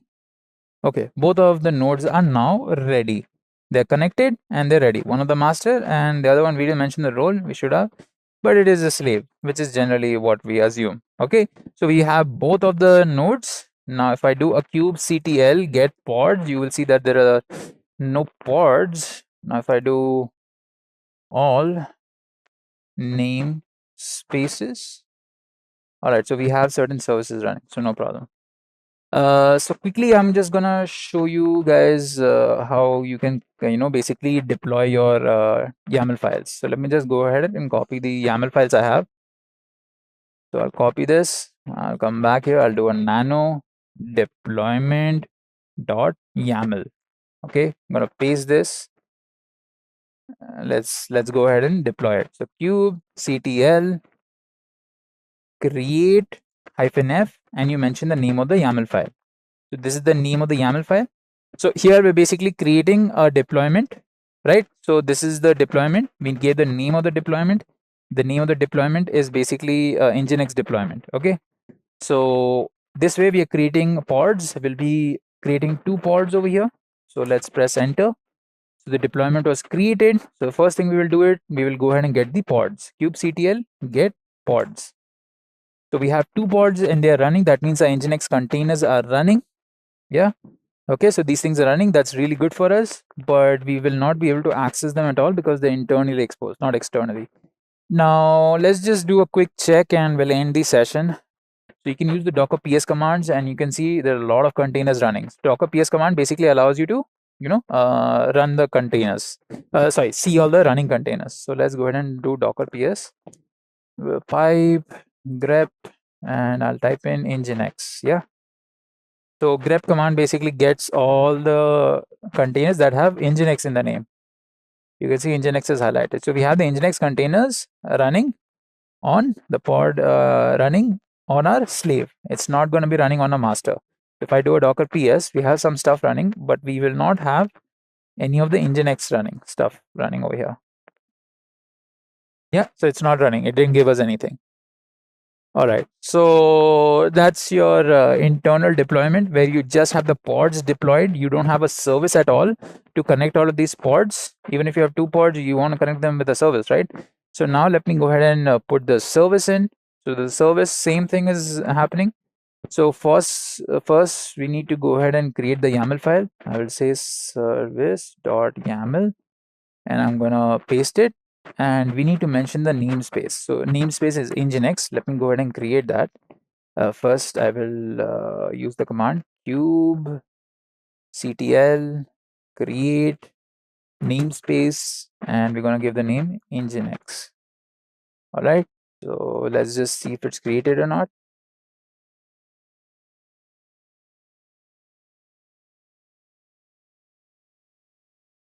Yes, so we have Nginx namespace created. Now we can go ahead and deploy our service.yaml file. Let me explain the service.yaml file. So basically we have a service. So this is going to be our service. And we have mentioned the metadata, the name of it, the namespace, and the labels it needs to that it needs to, it has. And the specifications we're mentioning, we're using a node port. So there are a lot of different types of services. So this is the kind of service, but there are a lot of different types of services, right? So we're using node port for our service. And let me change this to 80. So node port is available at port and node port. Okay, so this is basically port exposing it at the exposing the host. All right, so let me just copy this instead. Nano service.yaml. Let me remove all of this, paste this. All right, so now I'm going to go ahead and deploy this. So kubectl create -f service.yaml. And so we're basically using GitHub to store all the configurations, like all the YAML files, the code, and everything. We're using Jenkins to do all the automation where we create the pipeline and everything. That will basically have the steps. It will have the steps for deploying. So if you want to deploy, Jenkins is the one that is going to be deploying. Now Kubernetes is basically our infrastructure. It's our infrastructure where we are deploying. Okay, so we have a local cluster that we created ourselves that has not been exposed anywhere, right? And it will be infrastructure. It manages all the containers, and Docker is the one that creates the containers.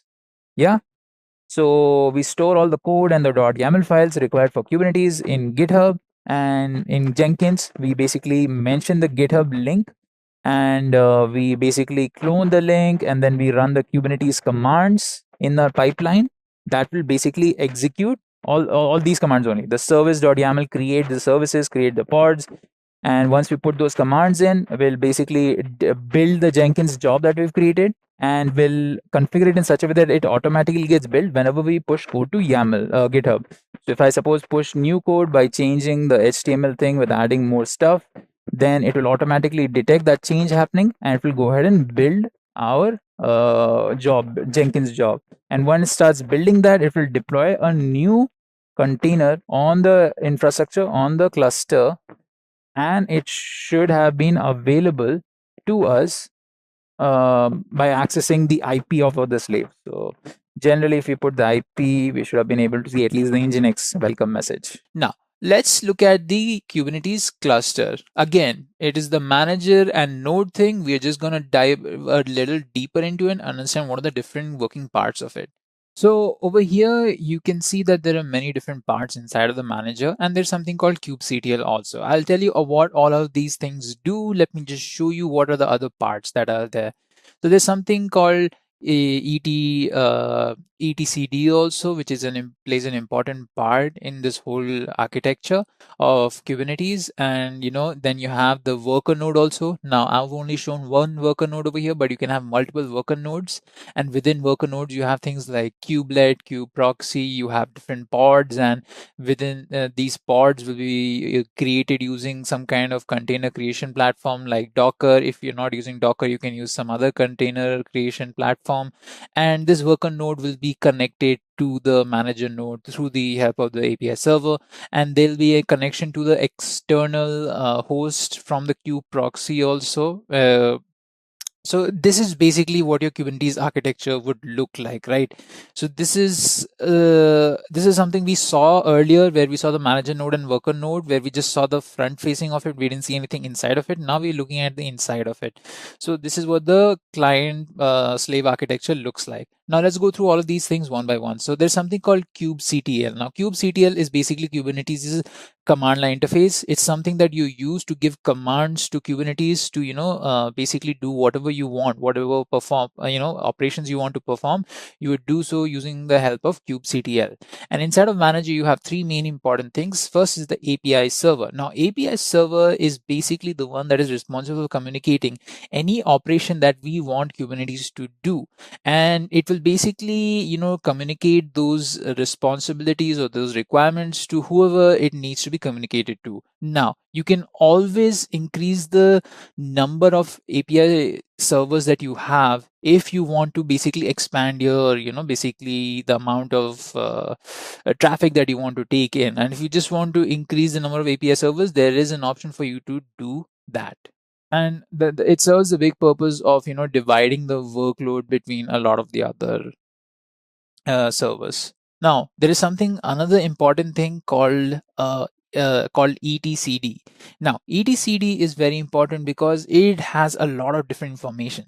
So it has things like sensitive information. It keeps sensitive information, and if any part of this particular worker node, any container wants to access wants to access any sensitive information, then it has to do so by asking for it from etcd. And it also has a lot of different information, like things that are required. It has a lot of different config files. It has things that are required to run Kubernetes itself. To run Kubernetes, where's the knowledge coming from? The knowledge is stored in etcd for that purpose. And a lot of different configuration files are also stored in etcd. Now it is not strictly a part of manager node, but it is a part of your Kubernetes cluster architecture, right? So that is etcd. Now let's talk about the control manager. Now control manager is basically used to control all the different controllers there are. You have node controller, you have service and account token controllers, you have endpoint controller, and you have replica controller. Now node controller is basically something that is responsible for managing and taking care of the nodes. If a node goes down, then it makes sure that the node comes back up. Replica controller is responsible for making sure that the replicas are available and can be used if you want to increase the number of them. And then service account and token controllers are basically used for making sure that the tokens are available for the purpose. And endpoint controllers that basically allow or make sure that all the different pods have different endpoints, and all the different services are able to talk to each other using those different endpoints. So it's responsible for that. Then there is something called a scheduler inside of the manager node. Now the scheduler basically helps in scheduling all the different processes, and it also helps in basically load balancing between the issue the requests that are coming in. So that is basically our manager node. Now let's move on to talk about the worker node. So in worker node, we have a lot of different things also, where we have Docker, where we have kubelet, we have kubeproxy, and inside Docker we have different pods. Now we already know what pods are. Pods are basically a logical set of containers that form an application, and these pods are created by Kubernetes, but Kubernetes takes the help of a container creation platform like Docker. In this case we are using Docker, but if you wanted to use some other container creation platform, you could go ahead and make use of it. But here we have mentioned Docker because Docker is the most popular one, and Docker is the one that I know also. So there are other things also. You have things like proxy, kubeproxy. Now kubeproxy is basically a service that runs on every worker node. So as I said, there is not just one worker node. Just for the sake of clarity, I have included only one worker node over here. So but there will be other worker nodes also, where you will have kubeproxy running on each of them. Now what this kubeproxy basically does is that it gives these particular worker it gives access of the services to the hosts that are there on which these worker nodes are on. and basically it does a little bit of load balancing from here and there. It does some extra other tasks also, like making sure that any new pod that is coming up is healthy or not. It also helps in managing secrets and different volumes there might be, but its main purpose is to serve as a proxy where it allows external host access to the pods, right? So that is your kube proxy. Then we have kube-led service. Now kube-led service basically tries to make sure that information is being received and being sent from the control panel, or basically your manager, right? So if a manager has some request that is being coming from kubectl, that is coming from the user, then that request has to be given somehow to the workers, to the pods. Like if you want to update a particular product or a particular project or app, you will send that request, and it will go to the kubelet, and from there it's basically going to apply the changes whatever there are. So basically kubelet is responsible for managing all the pods. So these are the different parts within your manager node as well as your worker node. So I hope you guys understood what they were. Right, so now that we've understood all the different components, the whole cluster and the architecture within that cluster, we can move on to discuss what Kubernetes is and how we can go ahead and install it and set it up. So it is a little bit of a difficult process, and we will be doing this using Ubuntu Linux, right? So to use Kubernetes, we need a bit of power also.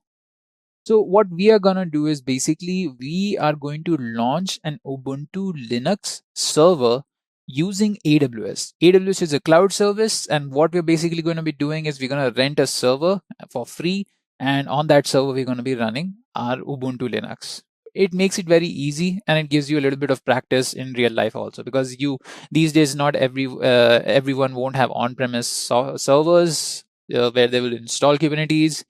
But they'll be using cloud services like Azure and AWS. So I'm just going to scroll down and choose the AMI I want. Now I'm not going to go into a lot of detail on how to choose the AMI that you need to and what to do once you do it, how to configure it. But I wanted to show you one thing over here. That is the requirement. Now we're using EC2 service. Within EC2 service, we've chosen Ubuntu as our operating system, as our AMI, and we are going to be using T2.medium as the type of instance we're using, because Kubernetes requires a lot of power and we need at least 4 GBs of RAM, right? So that's what I'm going to be doing over here. We have 2 CPUs and 4 GB. So I'm going to go ahead and click on configure, and I'm going to launch 2 instances, because we are going to be setting up a master slave architecture over here. So we need one manager and one worker node. So remember, these nodes are basically your servers that we are starting. Let me just go ahead and create a new security group, all traffic, anywhere, review and launch. I'm going to choose my keys, knowledge, and then launch instances. Right, so we are basically launching these instances. It takes a few seconds to launch them. Once they're launched, what I'm going to do is I'm going to connect to them using SSH client. But before that, let me go ahead and name these. So I'm going to name this one worker, and I'm going to name this one manager. So you guys can see what we're going to do. We're going to emulate our master slave architecture that we just saw in theory. All right, so I have my master over here. So I'm just going to open my SSH client. Now, instead of opening an SSH client, you can just use any terminal to access it by using an SSH command. But it's easy for me to use an SSH client, so that's what I'm doing. So I've loaded up my settings. I'm going to copy my IP address, and I'm going to paste the IP address so that we can access it. All right, so we're just going to wait for the instance to finish loading up, and then we'll open it up. All right, so it's done loading up, and we can open it. All right, so I'm going to click over here, yes, and I'm going to log in as an Ubuntu user. Great. So now we have basically logged into our Ubuntu server. So that is great. We can do anything that we could do on normal Ubuntu over here also, because this is Ubuntu server basically, right? So what are the steps for installing Ubuntu? So there are quite a few steps. So let me take you through all of those steps. So the first thing we need to do is we need to update our apt package manager, right? So what I'm going to do is I'm going to do sudo apt update. So this will basically update the Ubuntu's package manager, that is apt, so that we don't have any issues. We have the latest information. And once this gets updated, we can move on to the next step, that is to install Docker. Now again, the platform we are using for container creation is Docker. And let me show you the steps. Sudo. Now you can use apt-get, or you can just use apt, right? So I'm going to go ahead and press enter, and this will install Docker for me. Now, if you were setting up a proper environment for Kubernetes, this is not how you would do it, because this Docker version may not be the latest version. And this is because the package manager has a certain address where it goes to download Docker and install it, and that address may not be updated. Almost like a lot of times it's not updated to be the latest version. So to get the latest version, you need to go to Docker's own website, and in their documentation they give the correct address for the latest version. You can just copy that using wget and install it after you get your keys. So now that I've installed Docker, I'm just going to check if Docker is properly installed or not. So I'm going to do docker-versions. Docker is installed. We can move on to the next step, that is to start Docker. So let me just go ahead and paste this command. So this command is basically sudo systemctl start docker. So this should start up Docker. Right, so now we're going to do the next step, that is to install a certain set of packages. Actually, one package, that is our apt transport HTTPS. This is for transferring stuff over the HTTPS protocol. All right, gives us an error. This is because we did not give it root access, right? And we don't need apt-get, but you can still use that. I'm going to press enter, and it will start downloading the apt transport HTTPS package. All right, it still says access denied, so let's get root user access. And I'm just going to copy this again, and I'm going to paste this. So the command is apt-get update, and then apt-get install. -y basically means yes. If it asks yes or no, then I'm going to press enter. So we just needed extra root access. So we're just going to leave it at super user access over here, so that we don't get any of these issues again. Now I'm going to come back over here, and we're going to do the next command, that is curl-s https //packages. Let me just copy this, come back, paste it over here, right? So these packages are so what we're basically doing is we're going to go ahead and get the key, so that when we download Kubernetes, we can use this key to access it, right? So while we're downloading it, not while we're downloading it, to download it, right? So we added the key to apt. Now apt key has that particular key in it, so it says okay, this is what you should be getting also. If you don't get it, then look at the command again and copy it correctly, come back, scroll. So over here, then we'll use the next command, that is apt add repository. So now what we're doing is basically we're pasting the address into apt package manager where Kubernetes is. So this is the address where we're going to get Kubernetes, and we're going to be adding it to apt package manager. If I press enter, you can see that it has updated apt to now have Kubernetes also with it. Great. So now we can go ahead and directly install Kubernetes. So to install Kubernetes, what we're going to do is we're going to install kubeadmin and kubelet and kubectl. So let me just go ahead. I already explained to you what these things are, and press enter.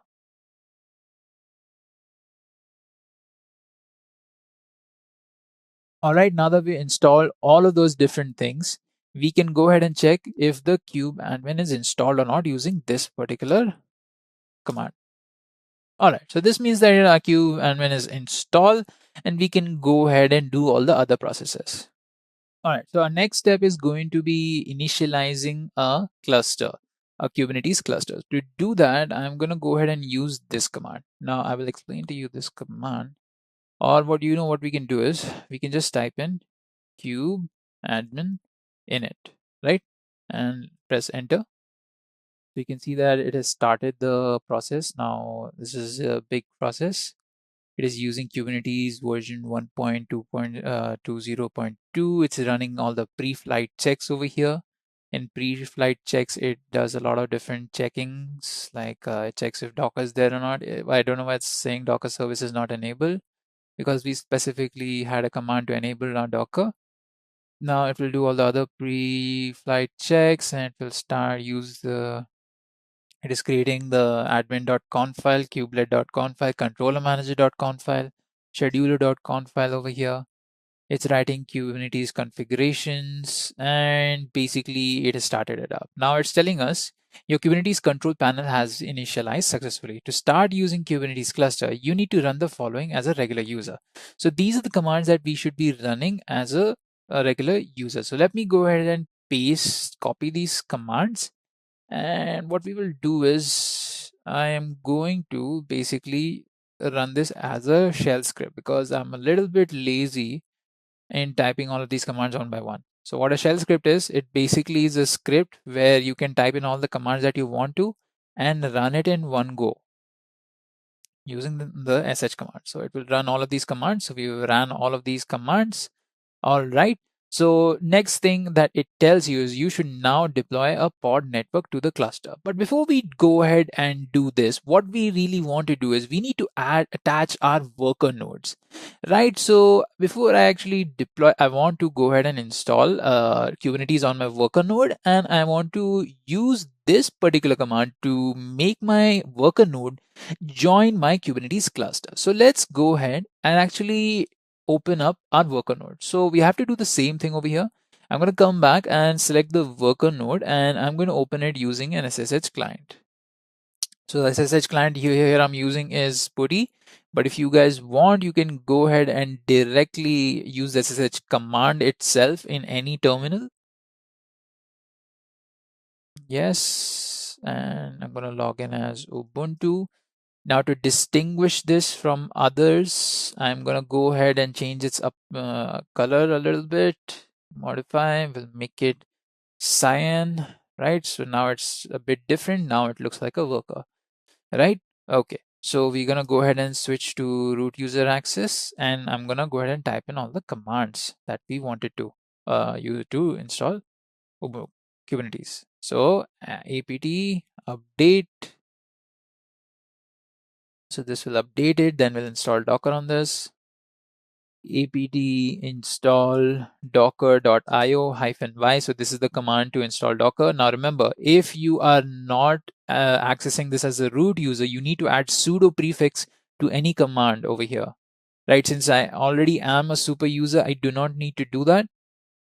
Now, generally, it's a better practice to not be a root user to do all of these things. You should be using the prefix sudo, but just for the sake of practice, we are doing this. All right.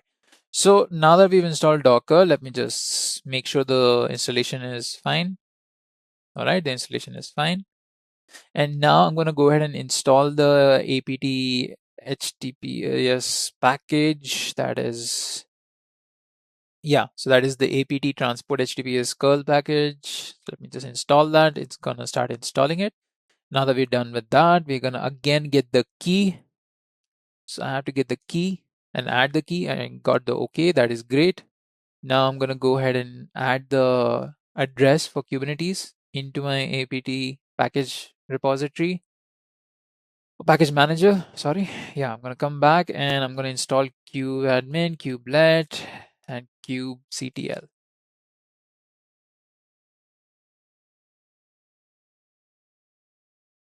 Right, so we've installed Kubernetes over here also. Now we just need to type in a kubeadmin command to see if it's installed or not.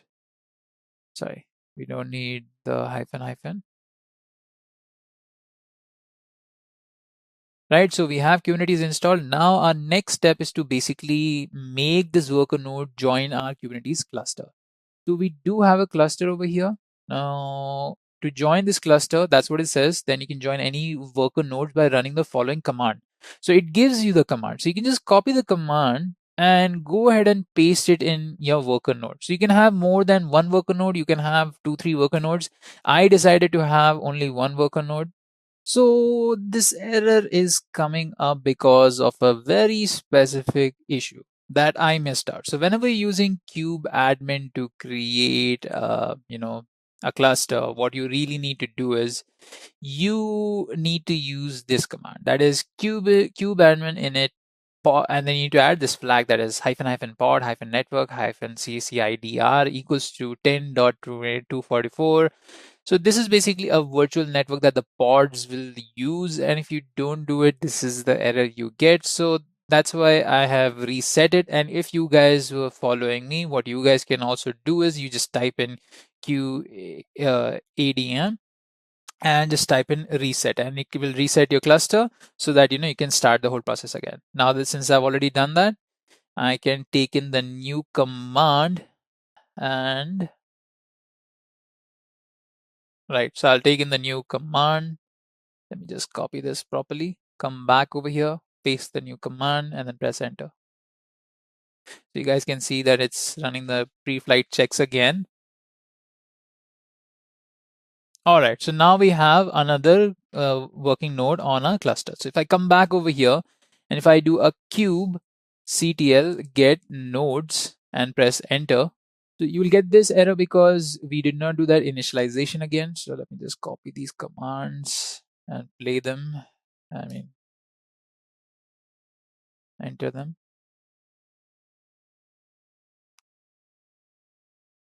Copy this command, paste it.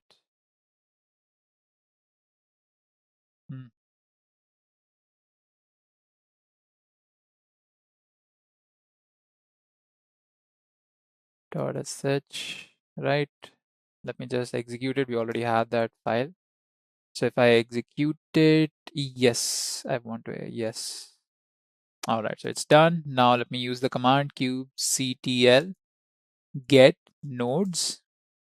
And you can see that I have two nodes over here, right? So both of these nodes are there. This one is not ready. That's fine.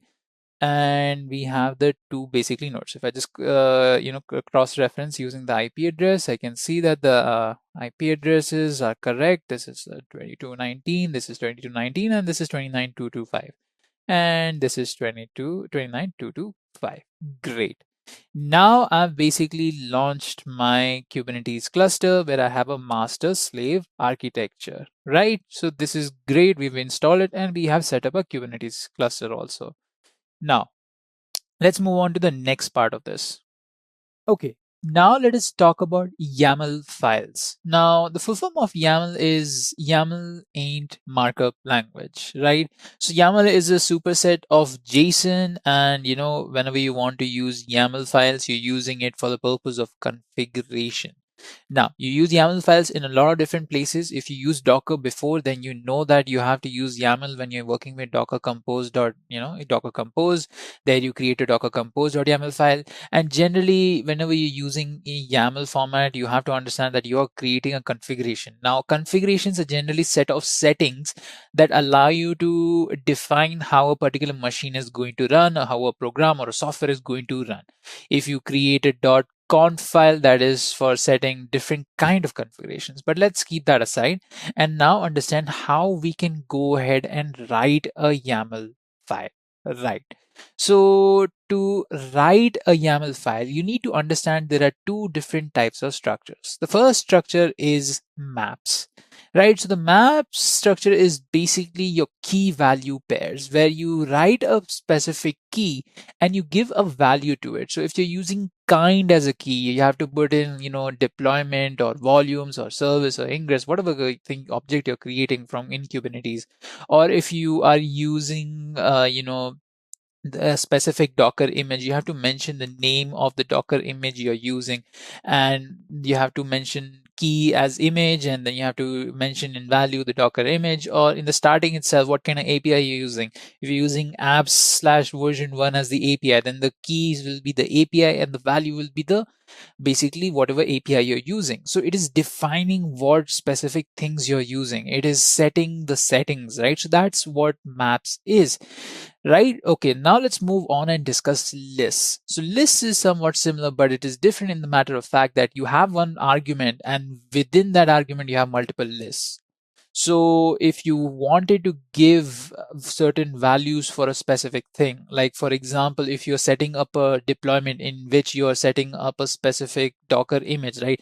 And you wanted to specify different settings or different things about the Docker image, then you'll have to mention the argument, and then within the argument, you have to mention what is the container port at which is open, what is the name of the Docker image, what is the name of the whole thing. So that's how you come up with with list. So we will go through both of these things when we're actually going through a .yaml configuration file. So where do we use YAML files in Kubernetes? So in Kubernetes, you're using the YAML files to basically, make all the configuration changes. So let's say you have an API and you want to make any configuration changes. You will basically open up the YAML file and make those changes. Or if you want to do that in a scheduler, you would go ahead and open up the scheduler's YAML, the configuration file, right?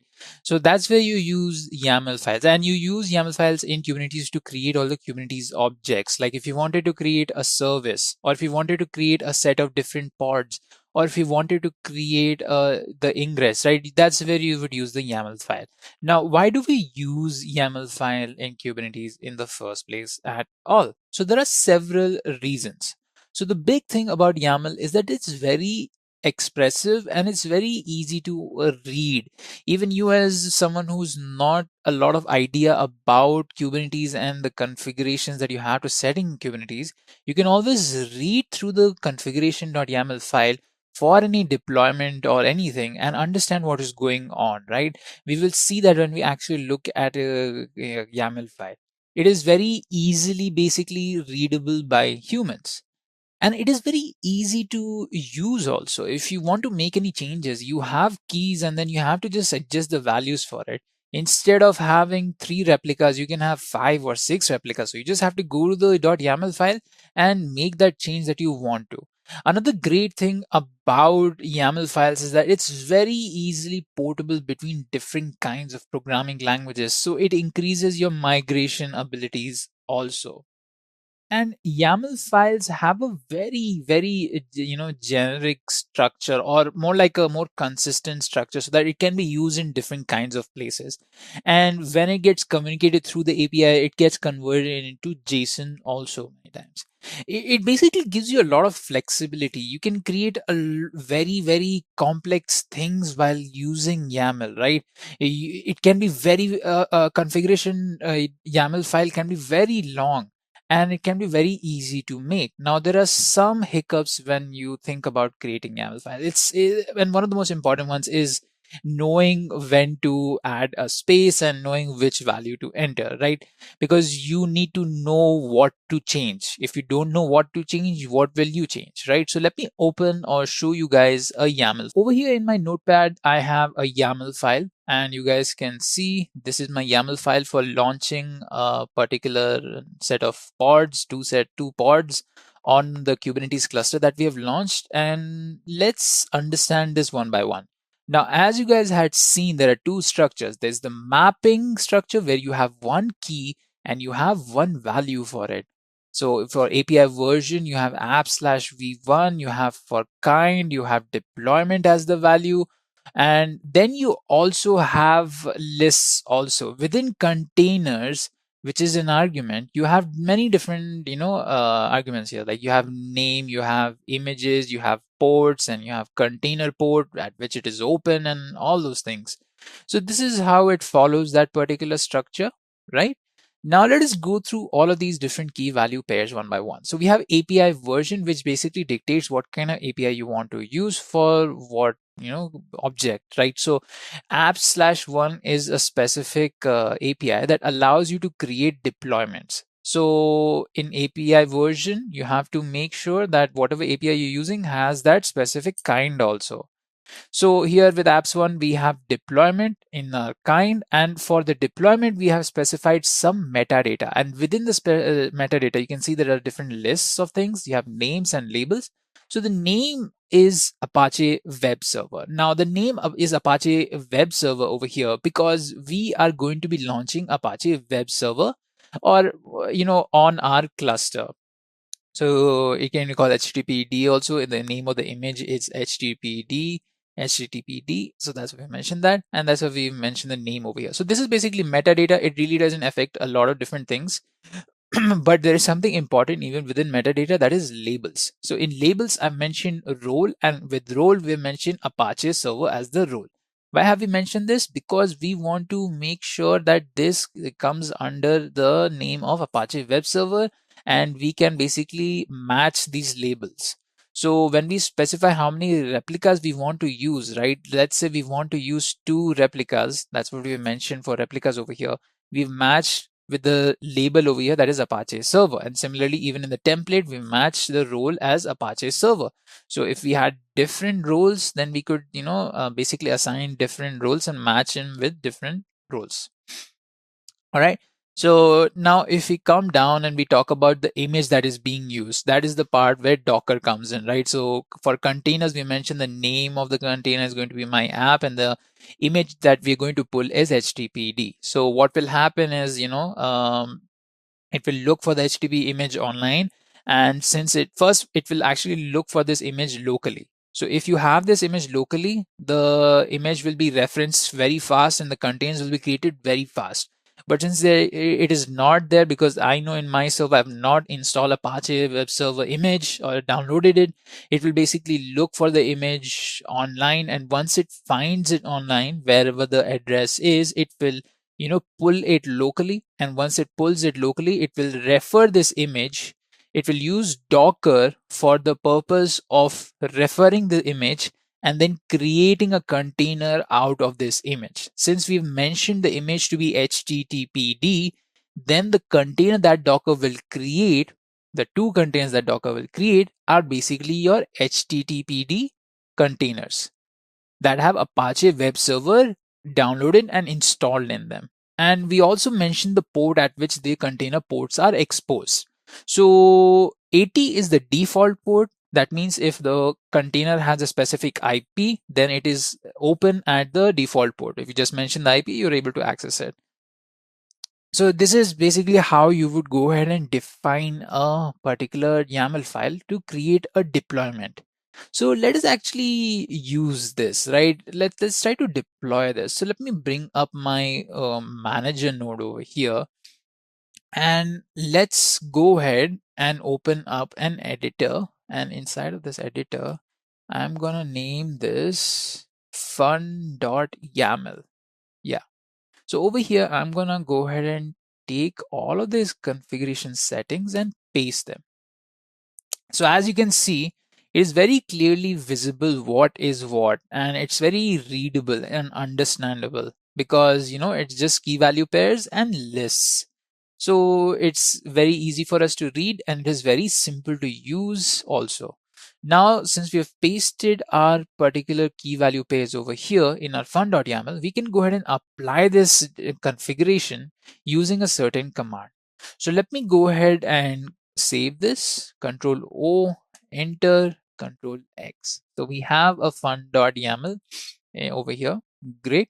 So we can go ahead and apply this. But before that, I just wanted to tell you guys when you're writing a YAML file, it's better always to do it in some kind of editor. So if you work with Visual Studio Code to write any of your code, or if you're using IntelliJ, or if you're using Eclipse, or whatever code editor you're using, even if it's Notepad, it's better to use a code editor to write a YAML file, because even a small indentation error, right? Indentation would be the space you have over here. Even if there's a small indentation error, it will not run properly. So that is one hiccup about YAML files, where you need to have very, very specific indentation and no unnecessary indentation, right? So you have to keep that in mind. So never write it within a terminal using a editor on a terminal itself, right? It's easy to do that, but I would not recommend for you to do this. Or you can, if you're brave enough, you can always go ahead and do this and try this out. So, right. So let me just go ahead and apply this. So first I will see if I have my nodes or not. kubectl get nodes. We have our nodes. Okay. Now what we're going to do is kubectl apply -f, and I'm going to mention the name of my deployment, that is fun.yaml, and then I'm going to press enter. So we got an error, that is, it's telling us that my app, a lowercase label must be considered lowercase alphanumeric. All right, so let us go ahead and make this change. So I'm just going to open up my fun.yaml, and we're going to go ahead and change the name of my app over here. Save this, Control O, Control X, and let us try and apply this again. All right. So it has created our deployment. So you can use kubectl create -f also, but I've used apply, and it has created our deployment. Now to see whether our pods have been created or not, we can use the command kubectl get pods on the manager. Okay, so once you type in that command, it will show you the name, the ready status, whether it's ready or not, the status, the restarts, and the age. So it just started 21 seconds ago, and it's showing that it's still pending and it's still in the ready state. So if we keep on checking it on regular intervals, we will see that the status has changed a little bit. Let us wait for a few more seconds and we can see that the status will change. If it's still not showing up for you, then there is a chance that your network plugin has not been added by default, right? So if this still does not come, please try and go ahead and apply this particular command. What you can do is you can basically take this command kubectl apply -f, copy it and paste it. So it's a network plugin that we should have done actually earlier. Now that we have applied the network plugin, let's try this again. kubectl get pods. So it will still take a few seconds. If it still does not, I would recommend installing it again. And this time, putting this command before you start the pods. So to avoid any confusion, what I will do is I will put this text file up in the right order so that you guys can install it properly. So you guys can refer to this installation and use it to install so that you don't face this error. But as we can see, the container is being created and it's running and we have both the pods up. So which is good for us because both our pods are running, and you can go ahead and get a description.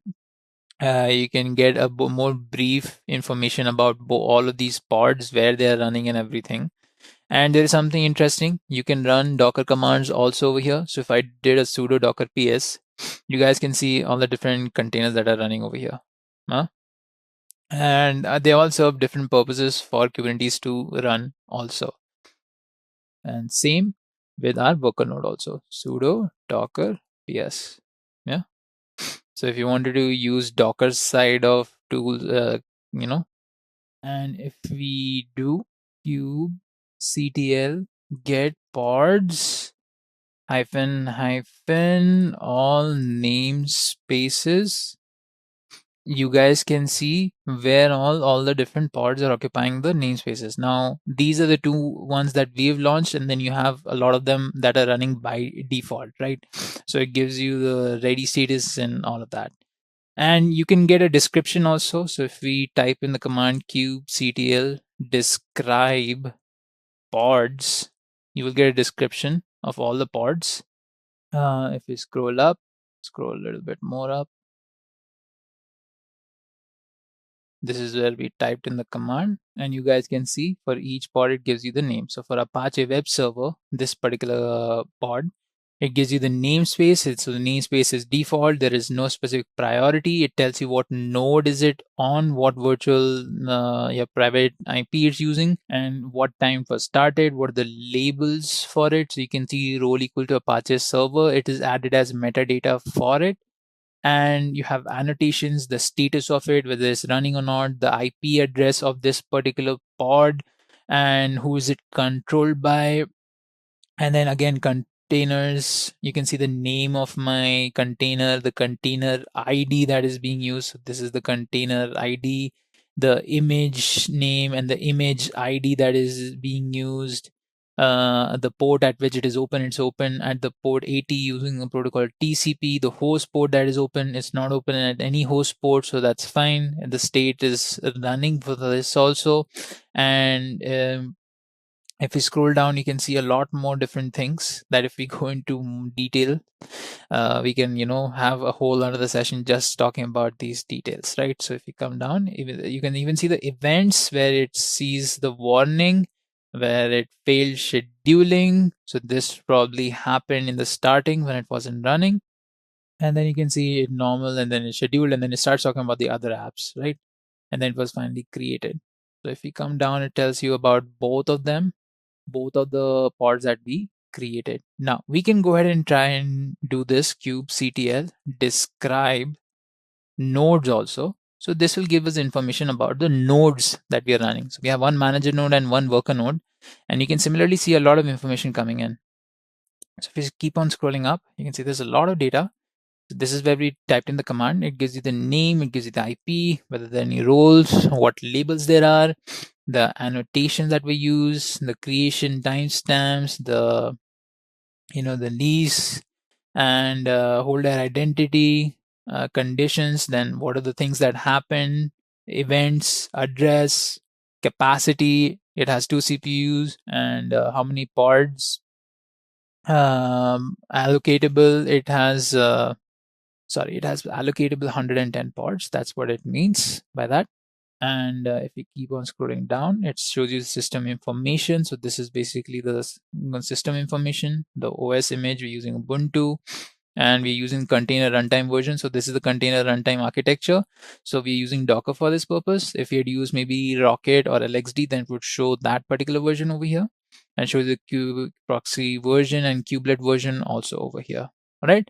So this is how you get the information for it, and gives the information for both the nodes that you have in your cluster. Now you can do this for n number of nodes that you have, but that isn't really intuitive as to say. So Kubernetes is something that you can launch on your local systems, and you can set it up for local purposes also, but is generally used for deployment. Now deployment is, as I had explained earlier, you're giving the product to the end users, and to give it to the end users, you have to make sure that your service is running, and you have to create service and ingress for that also. So now we discussed all of those benefits of DevOps. Now we can finally move on to what is Jenkins. So Jenkins is a tool. It's an open source tool that helps us in continuous integration. It's an open source continuous integration tool written in Java that allows us to automate the software development process, making sure that there is minimum involvement from us. It integrates all the different parts of development. So just as we talked about what continuous integration is, Jenkins is a part of this phase. It is a part of continuous integration phase. Once you start using Jenkins, once you start creating build jobs on Jenkins, you are doing continuous integration where you're connecting all the different parts. Let's say you push a piece of code onto GitHub repository, and using Jenkins, you've created a build job where every time you push a new code to the repository, it automatically detects that change in the repository because you've configured it so, and it will pull the code, it will clone the code onto a specific server, and will start performing the rest of the actions that are needed in software development. Like it will start building that product, and once it's built it will run a certain set of test cases. It will containerize it while it's doing all of this, and once it's done that, it's going to go ahead and push it to another testing server where more extensive testing happens. Then it will go ahead to the staging environment, and then it will go ahead for another environment where you're basically putting it in production. So that's how Jenkins helps us out. It's an open source tool that helps us to continuously integrate all the different parts of our software development process, and it's open source, so it's completely free, right? If we compare Jenkins to some of its competitors, you have Circle CI, Travis CI, you have Bamboo, you have TeamCity, you have GitLab. All of these are continuous integration tools. Now the difference is that Jenkins is completely free, while all of these tools, they aren't so free. If you even have Hudson, which is like Jenkins, but it's a paid version. So that's a big thing about Jenkins. It's very attractive for those people who don't have enough resources to go and get the paid softwares. So they make use of Jenkins. Now, Jenkins isn't necessarily the best to look at, but it definitely is the best when it comes to flexibility and the supportability it provides us for different plugins. Now, Jenkins, compared to all those different continuous integration tool, has the best supportability out of all. You can say for sure that it has at least thousands of plugins that you can make use of, compared to other tools which have only 200 plugins or maybe 100 or even lesser. So that's another big thing about Jenkins. So you can see when you start integrating Jenkins into the same standard delivery pipeline, where the developer pushes the code and it goes to the source code manager. And this time there is a Jenkins build job being triggered where the code is directly pulled from the source code repository. And once it's pulled, it will go to a testing environment where the testers have written a lot of test scripts, and these test scripts will then run on this particular set of code. Actually, before that, it will be built into executable, and then the test scripts will be run. And once that is done, it goes ahead for deployment.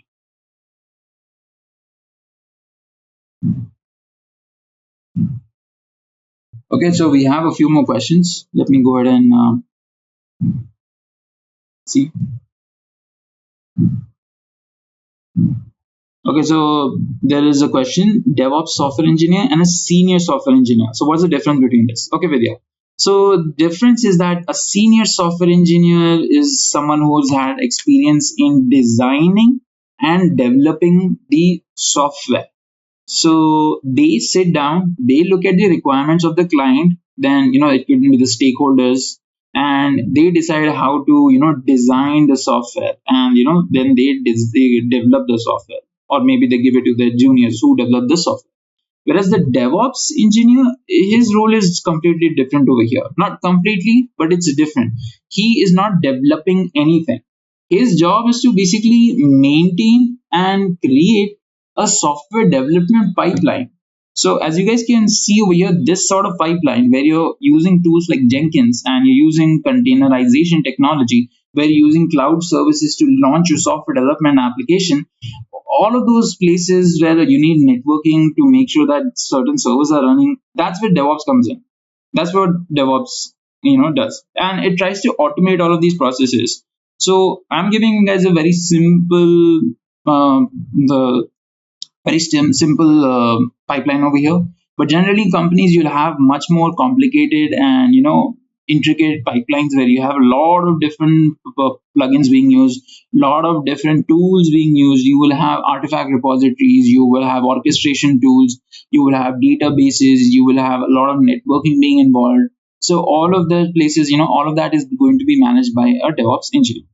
So your next question is Jenkins similar to .NET framework? So .NET is it's a platform for you to develop code.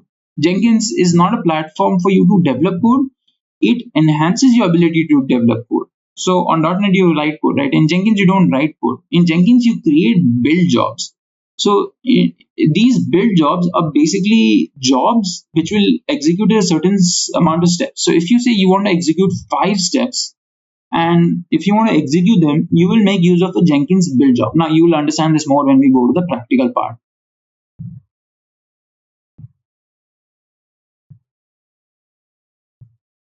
So Rishikesh asks, does DevOps engineer responsibility involve SF? I suppose that's software development, along with scripting and automation. So yeah, a DevOps engineer does not need to know about coding.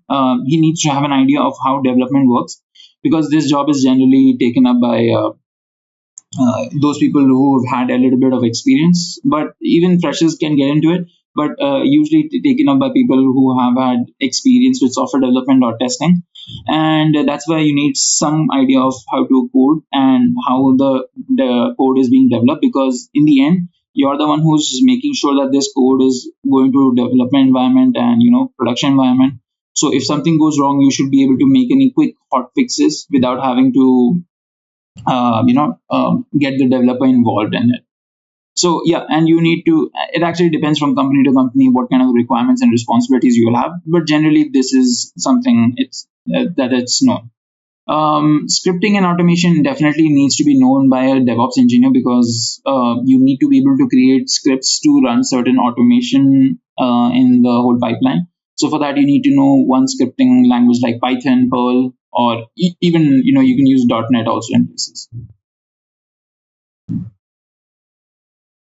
Is this testing automation tool? No, Pramod, this is not testing automation tool, but it does involve automated testing. In Jenkins, you can make use of tools like Selenium, which basically are automated, which are used for testing continuously. So there you're making use of another tool which does the same thing.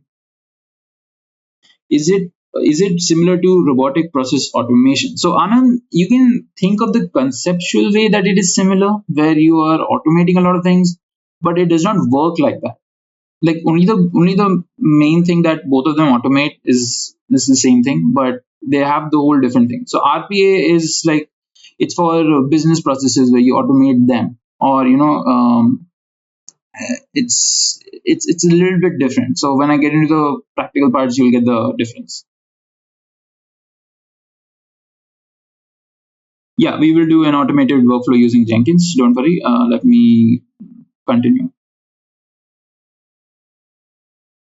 All right, so let's talk about Jenkins history. So Jenkins was originally developed in 2004 by Sun Microsystems under the name Hudson. It slowly gained popularity and became one of the best developing tools out there. So basically, back in 2004, Sun Microsystems, they actually developed Jenkins under the name of Hudson. So that was its original name. It started to become really popular back then, and people started making use of it, and slowly the project was changed from Hudson to Jenkins. Actually, it wasn't changed. It was just, split along. So you had Hudson, and it was split into Hudson and Jenkins. This happened when, Oracle bought Microsystems. They wanted to keep Hudson, but they wanted to give the community something to work with also. So Jenkins became the open source tool, whereas Hudson became the paid tool. So they were the same thing originally, but then Hudson was paid, whereas Jenkins was open source. The thing is that, it didn't really fit their whole business idea, because Jenkins became way more popular than Hudson ever was. And Jenkins, had it made its own big community, so people started relying on Jenkins even more. And slowly, Jenkins became the industry standard, whereas Hudson is nowhere to see. I mean, people do use it, but not as much as Jenkins. It is now one of the most popular CI CD, that is continuous integration, continuous development tools in use out there. Okay, so what are the benefits of Jenkins? So here we can see a lot of list of benefits for Jenkins. So Jenkins is a community tool.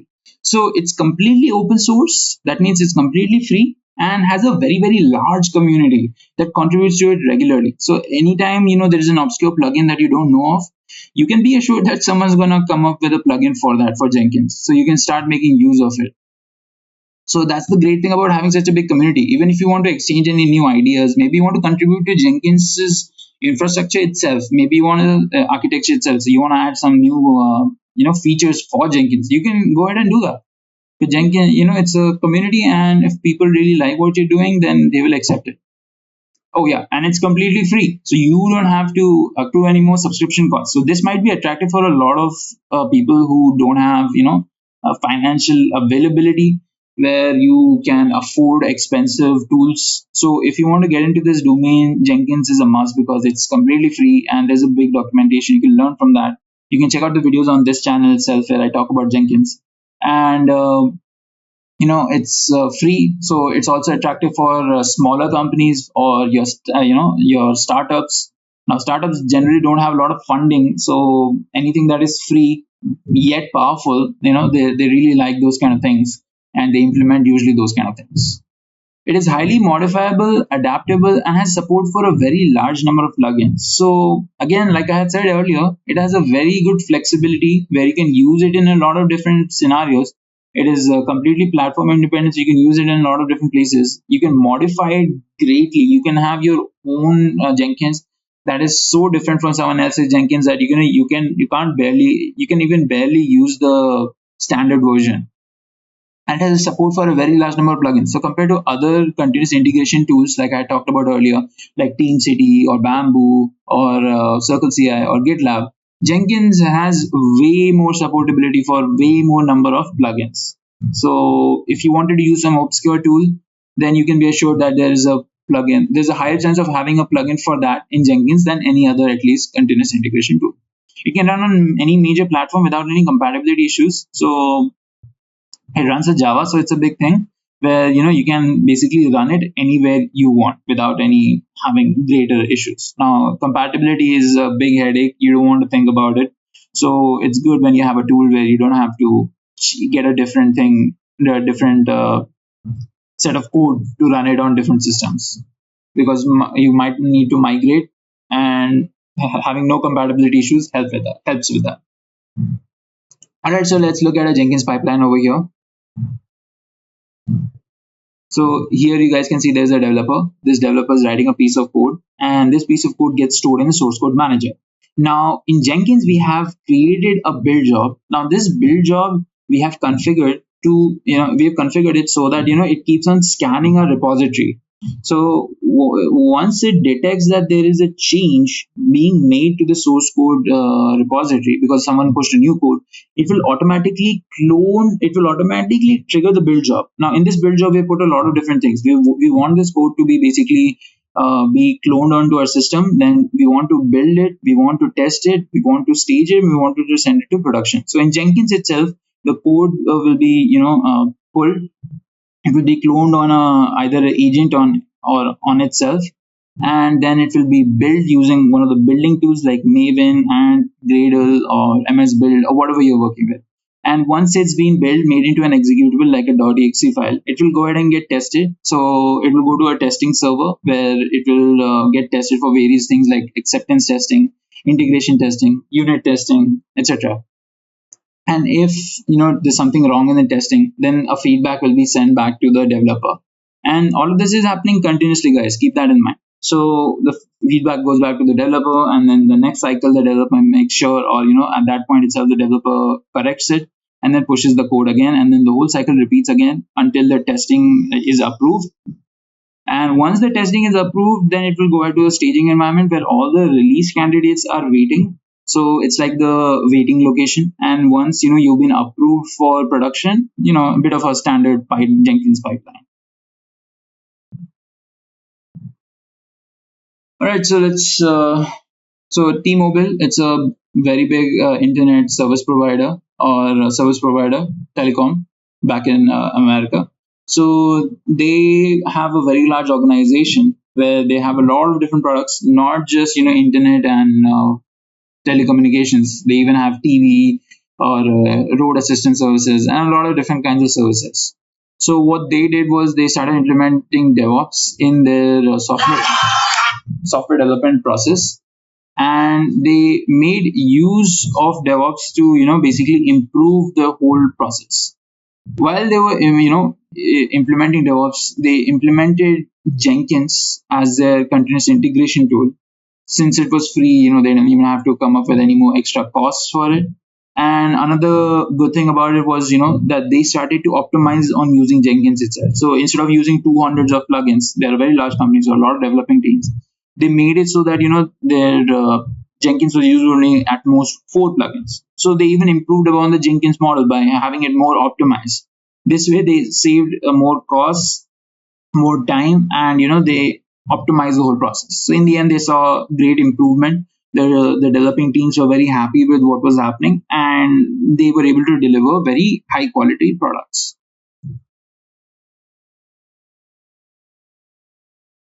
All right, so let me go ahead and show you guys how to install and set up the whole thing.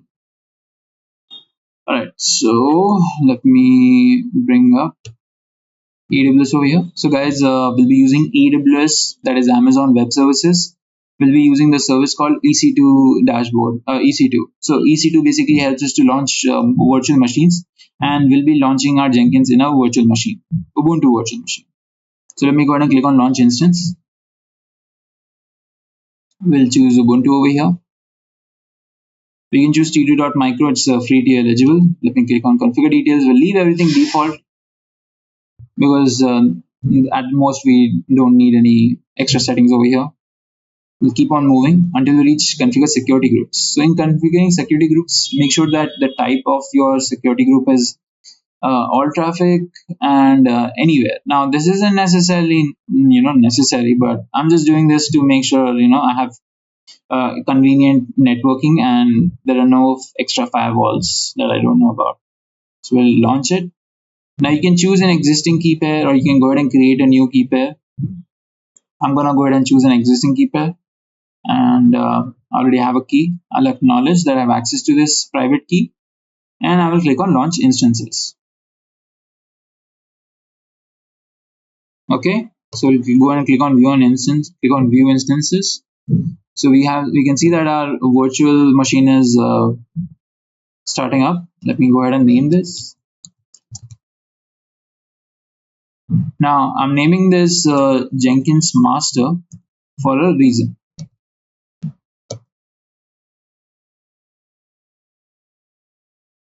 We have a question.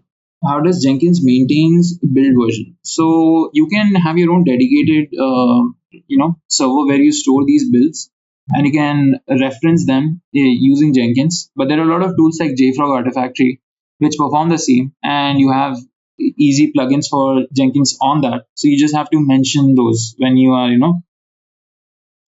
mention that specific artifact repository when you want to archive your artifacts, or if your builds, or if you want to pull them. All right, let me go ahead and open my SSH client over here.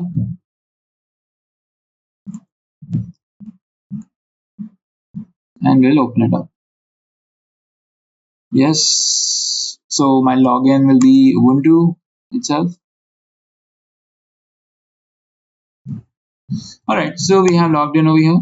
Now let me just go ahead and update this instance. Alright, so while it's updating, let me bring up the commands I need to install. Okay, so guys, you have the steps to install. We first need to install Java. Then we need to go ahead and get the repository key for Jenkins. And then we'll get the repository itself, and then we'll update it, update the instance, and then we'll go ahead and install Jenkins. Alright, so is this done? Okay, this is done. So I'm gonna go ahead and install app install open JDK. This is me installing Java on our system. Yes.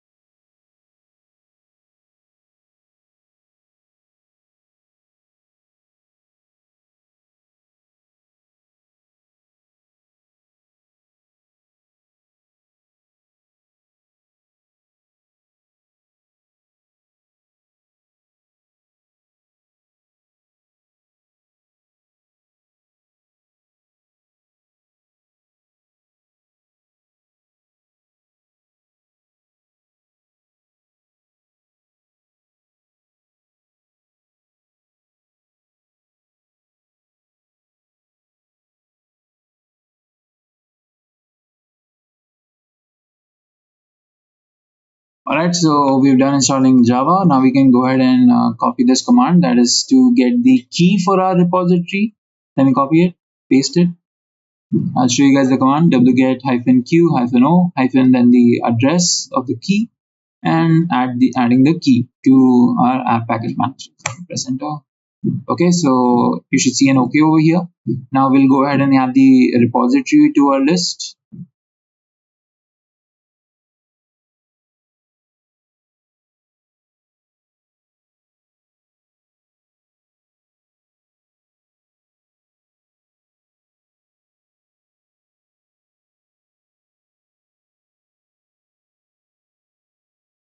There's a indentation problem. Let me just go ahead and fix that.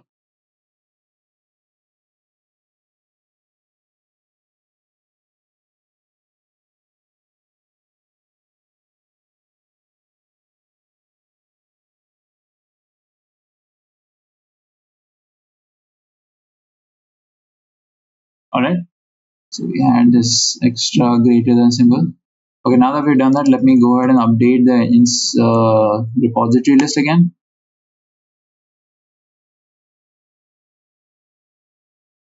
Right, so let's just use sudo. We don't have root access. Let's do that again. Okay, now let's go ahead and install Jenkins. Yes, so this is a simple command I use, sudo apt install Jenkins.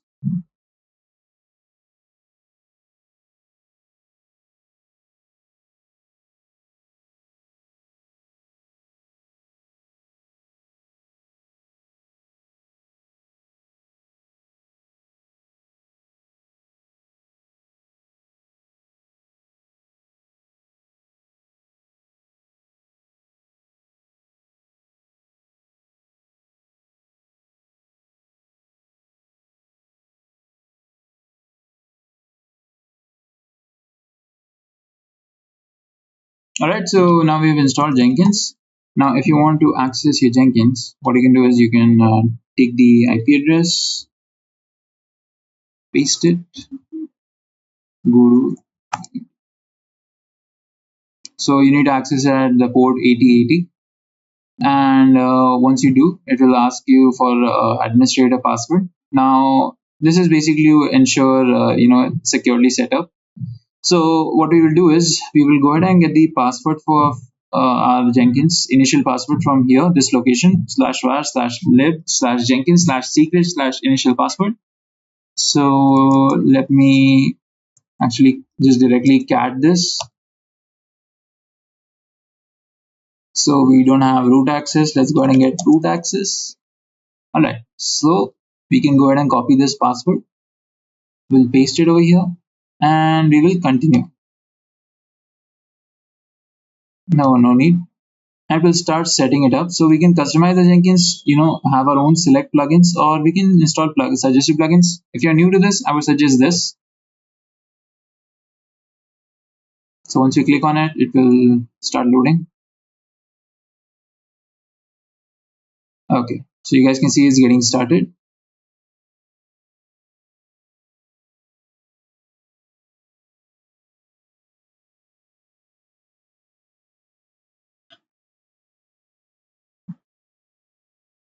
Till then, I'll read a few questions while this is going up.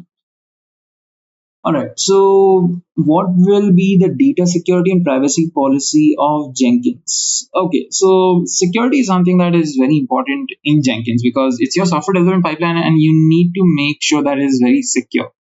So it is taken as a very serious fact. So what Jenkins, whoever handle Jenkins, they try to make sure that every small part of Jenkins is as secure as possible and gives you a lot of features to implement extra security measures if you want to.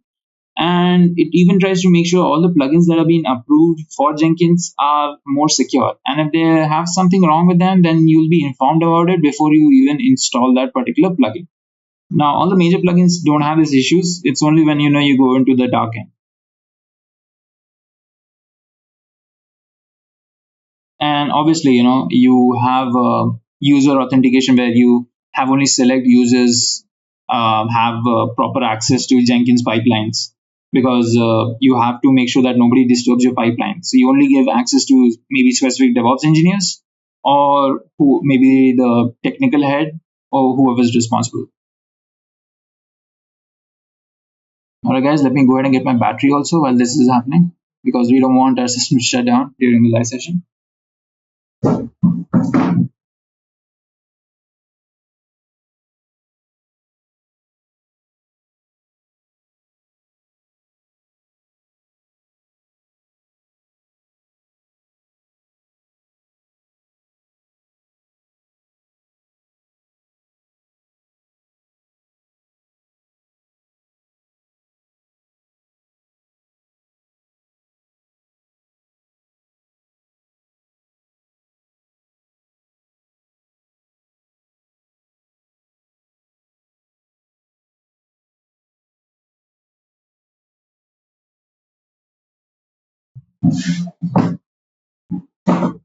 All right, guys, I'm back.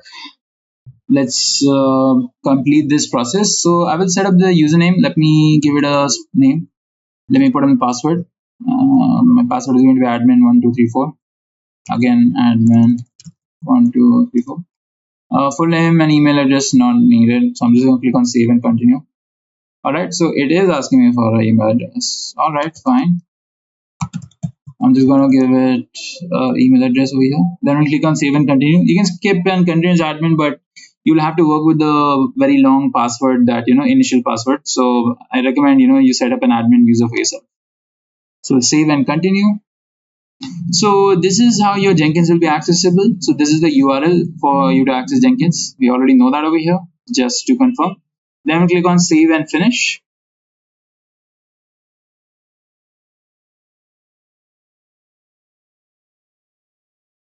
All right, so start using Jenkins. All right, guys, so our setup is complete and you guys can see Jenkins over here. So if you followed the same step as me, you should be seeing the same screen. Okay, So over here you have a lot of different things. You have the user. You can check out the user settings, build, configure the user settings, my views, credentials. You can log out, and you have new item. So this is basically where we create our build jobs, our pipelines, and everything. And this is where you manage people who have access to everything. So we had a question for that. Similar to the different users logging to a same machine with various rights, right? Yeah, exactly like that. You can even make use of third-party security tools like any Atlassian Cloud, or you have your own Active Directory servers, or LDAP, right? Let me see more questions. Do we need to have knowledge about Java to use this? Pramod, you don't need to know about Java. If you know, that's good, but you don't necessarily need to know Java.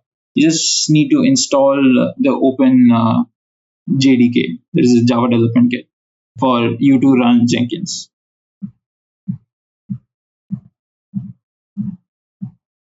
Okay, so let me continue. You guys keep on putting your questions. I'll check them out later. So we have managing Jenkins. So let me show you guys managing Jenkins. When you click on manage Jenkins, you have a lot of different things over here. System configuration. You can configure the global settings, the tools that you're using, like any build tools, where they installed and what version of them is installed. Then you can check out your plugins from here. Then manage nodes and clouds. So why nodes and clouds? I will talk about this when I talk about Jenkins architecture. So we'll leave it be for now.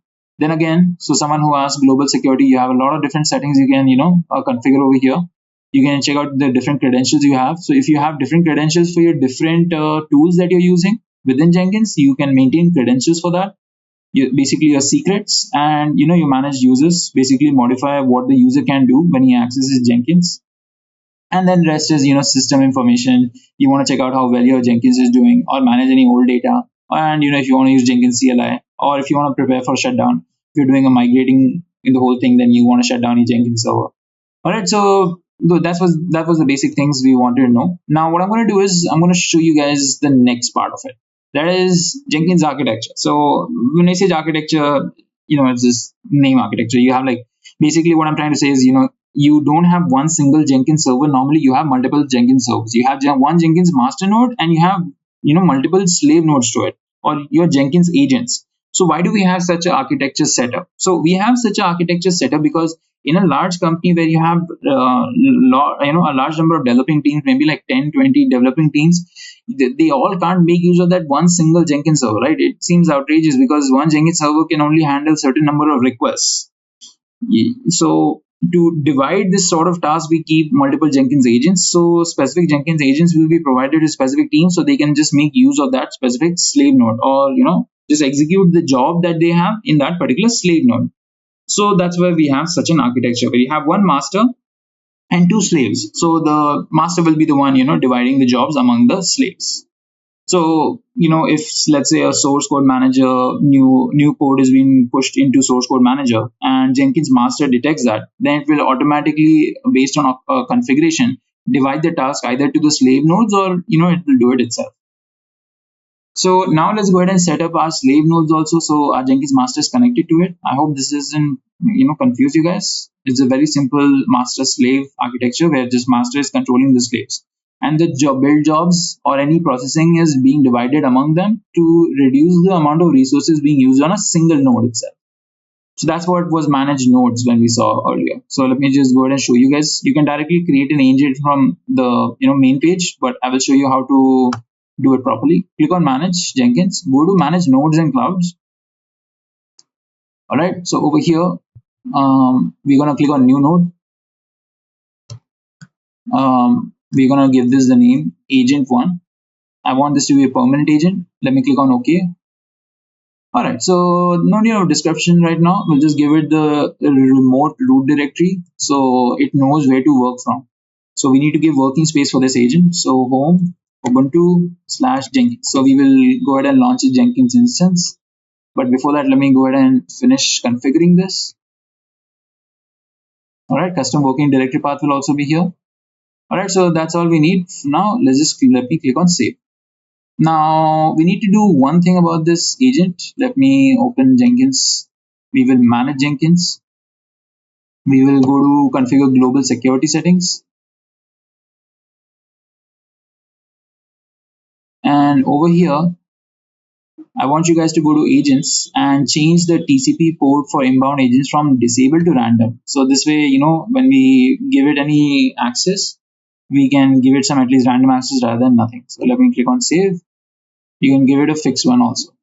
All right, so now we can go ahead and add our agent. So if I click on agent one over here, so it will ask me to download agent.jar.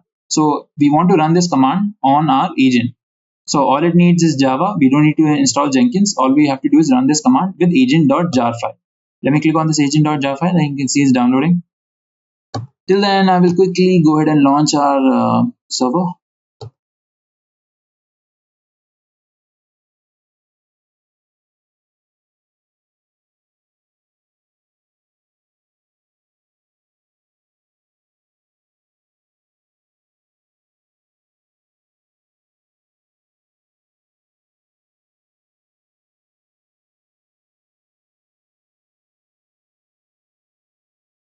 Now, generally we would launch two, but I'm going to be launching only one right now because launching two will double my work. And I just want to show you guys how to attach certain agents. So we'll wait for this to load up. We'll keep this. Okay. So make sure you know where your agent2.jar is stored.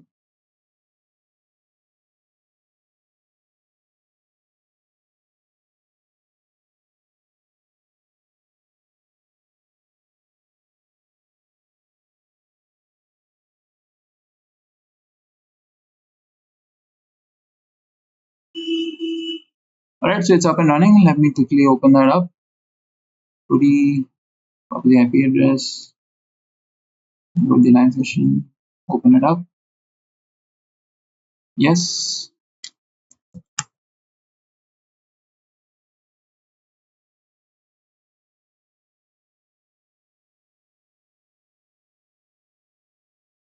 Okay, so let me go ahead and update this instance, and we will also go ahead and install Java on this. Open JDK 8, JDK, I can buy.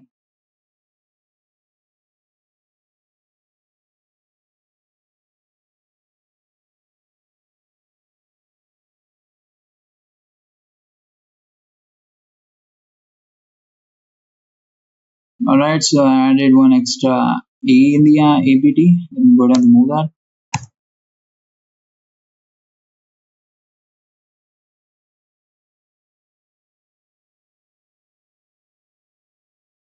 Alright, so while this is happening, I want to show you guys how to basically transfer the agent.jar file on this.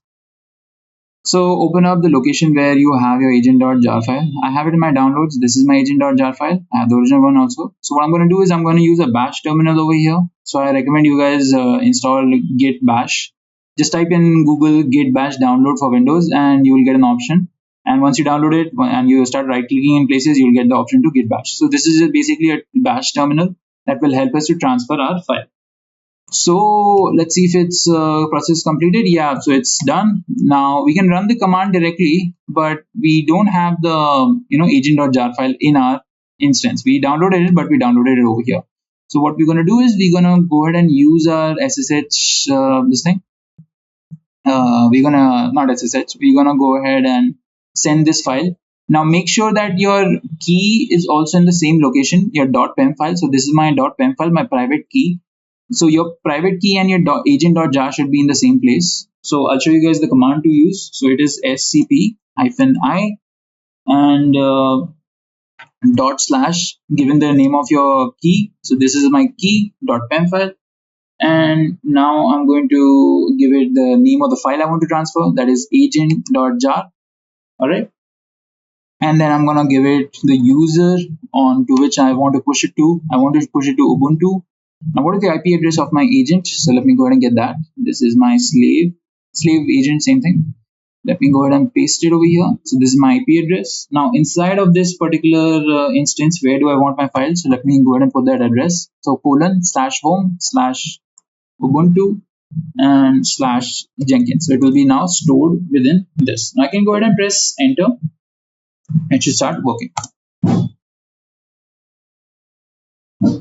Alrighty, yes.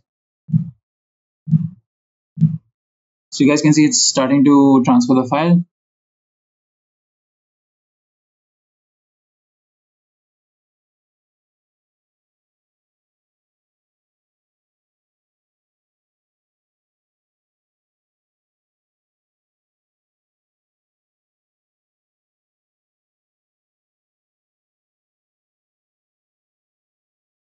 Okay, it's taking a bit of a time. Until then, let me read some questions you guys might have.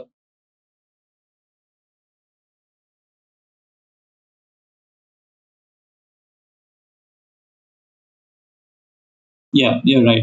Active Directory and LDAP is the same.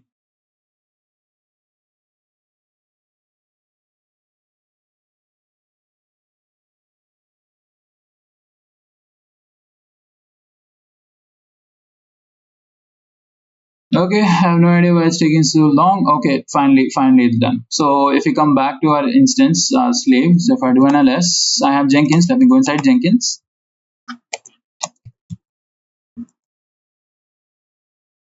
Why?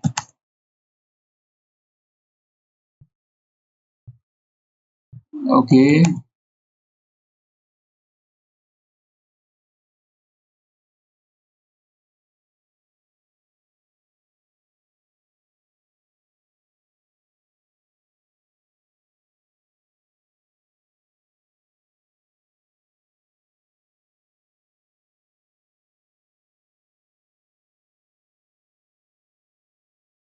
All right, so let's just go ahead and paste this onto not Jenkins, home itself.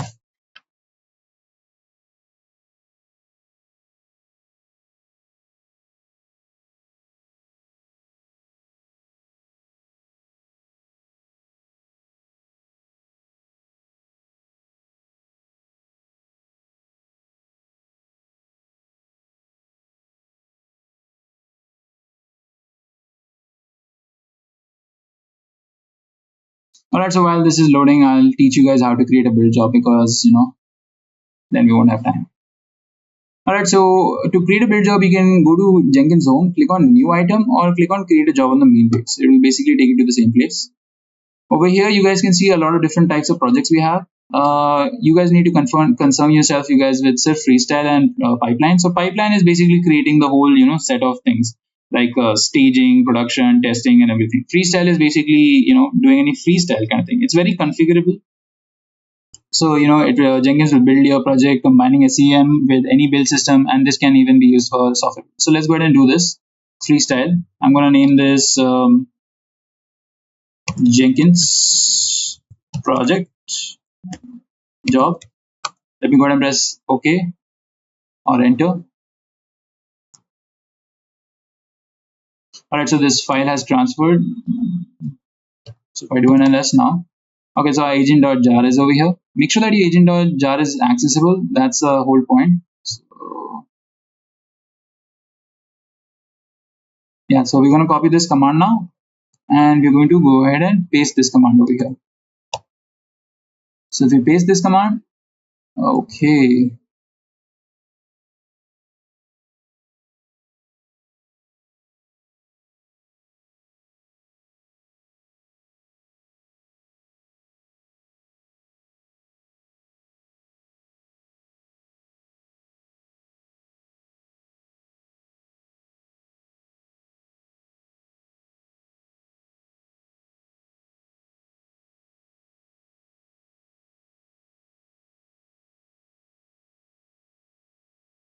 Now let's try this out.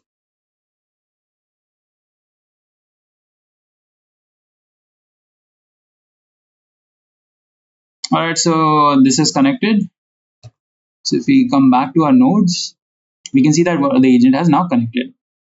All right, so refresh. All right, so you can see all the differences: free disk space, free swap space, etc. So this is how you connect your agent.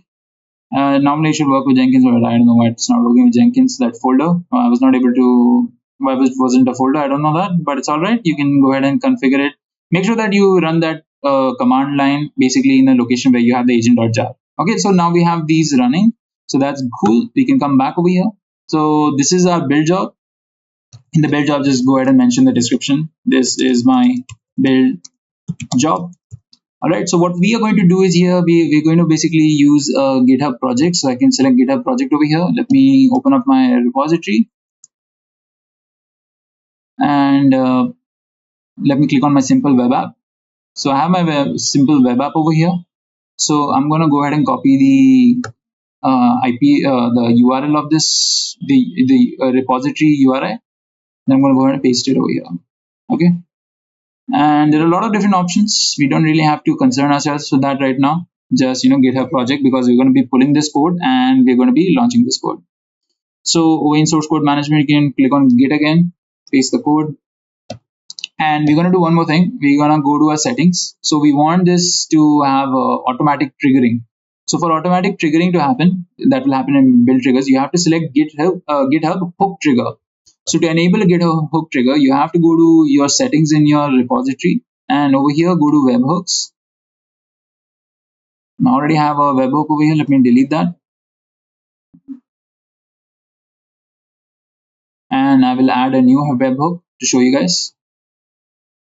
So over here we want to add the IP of Jenkins with port 8080. Okay, and we need to write Jenkins. So this is a payload URL, basically where we're going to be putting our code. So not Jenkins, GitHub Jenkins, GitHub webhook. Okay, so that's it. Now let me click on add webhook. We just want push event. All right, so you should see this tick mark over here once you've added your new IP address. So this basically means that it is able to contact your Jenkins, and it will be able to trigger any webhooks, trigger any build job. Okay, so in build environment, so we'll select delete workspace before build starts. So this way we have a clean workspace every time and no conflicts. Now I'm going to go ahead and click on build step. We're going to click on execute shell over here. So basically we're going to run a few commands. All right, so you guys can see in my repository that I have a Docker file. So we're going to containerize our index.html. So this is a very basic index.html. You guys can see a very basic app. We're going to Dockerize it. We're going to launch it using Nginx. So let me go ahead and get the code for that. All right.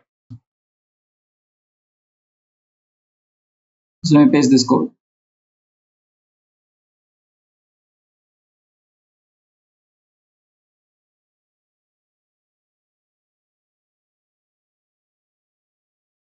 So I'll explain to you guys what this code does. All right. So basically what's happening is we are echoing a statement building. Then we are updating this instance and we are installing Docker on it. And we are basically building this new image.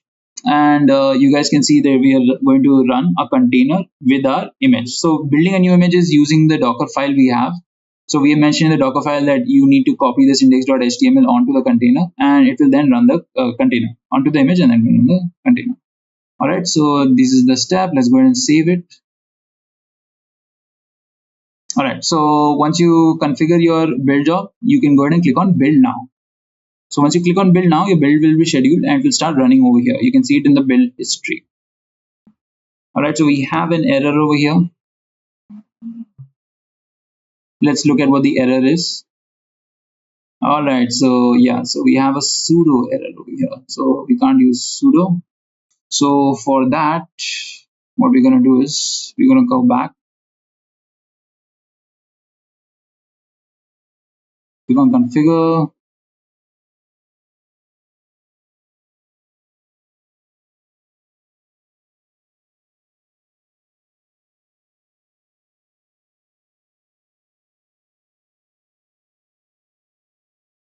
Actually, that will take some time. So here's what I just want to show you guys how the build job happens. So I'm going to put an echo over here, and yeah, that's pretty much it. So if we save it,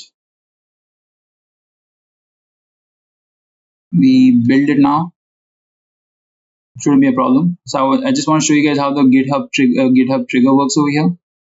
So So you guys can see that the building process has been finished and printed out the building statement.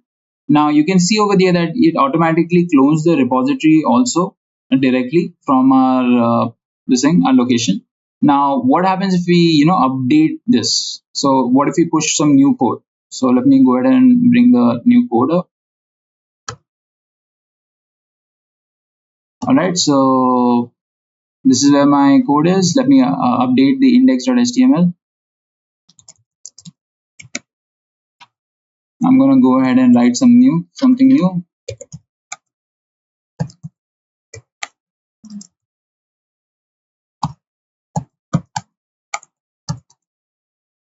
Okay, let me go ahead and stage this.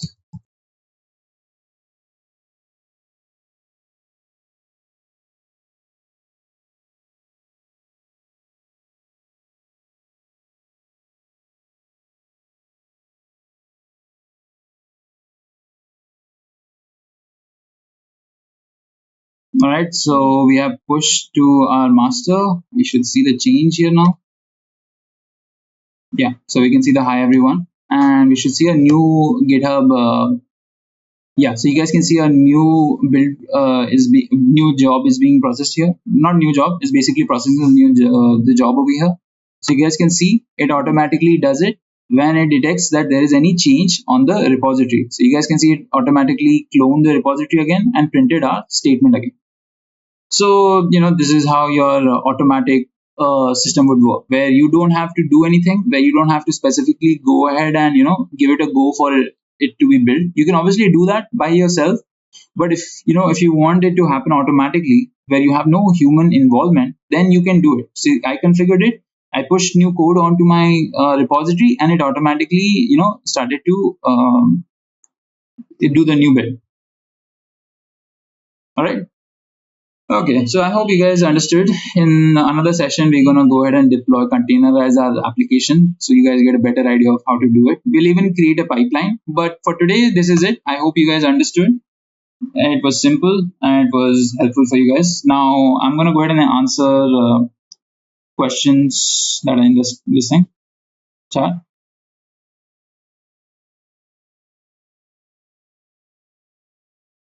Ramesh Joshi says that it renamed the agent.jar with Jenkins. Yeah, that I don't know what really happened there. I'll go back and look at it and make sure it doesn't happen again. But we were able to configure it. Oh yeah, one more thing, guys. Let me configure this and show you one more thing. Now we did add an agent, right, to this, but we're executing our code on the master itself. Now, if you want to make sure that this thing runs only on specific agent, you can select restrict where this project can be run, and the label expression, go ahead and mention the name of your agent. So this is agent 1, and if we remove that backspace, it will, yeah. So if we save it and if we do a build now, this time it will build on the agent. You can select this glowing ball to check out the console output, and you can see that it was started by this particular user running as system, but built remotely on agent 1 in this particular workspace. So if I come over here to my agent duplicate session,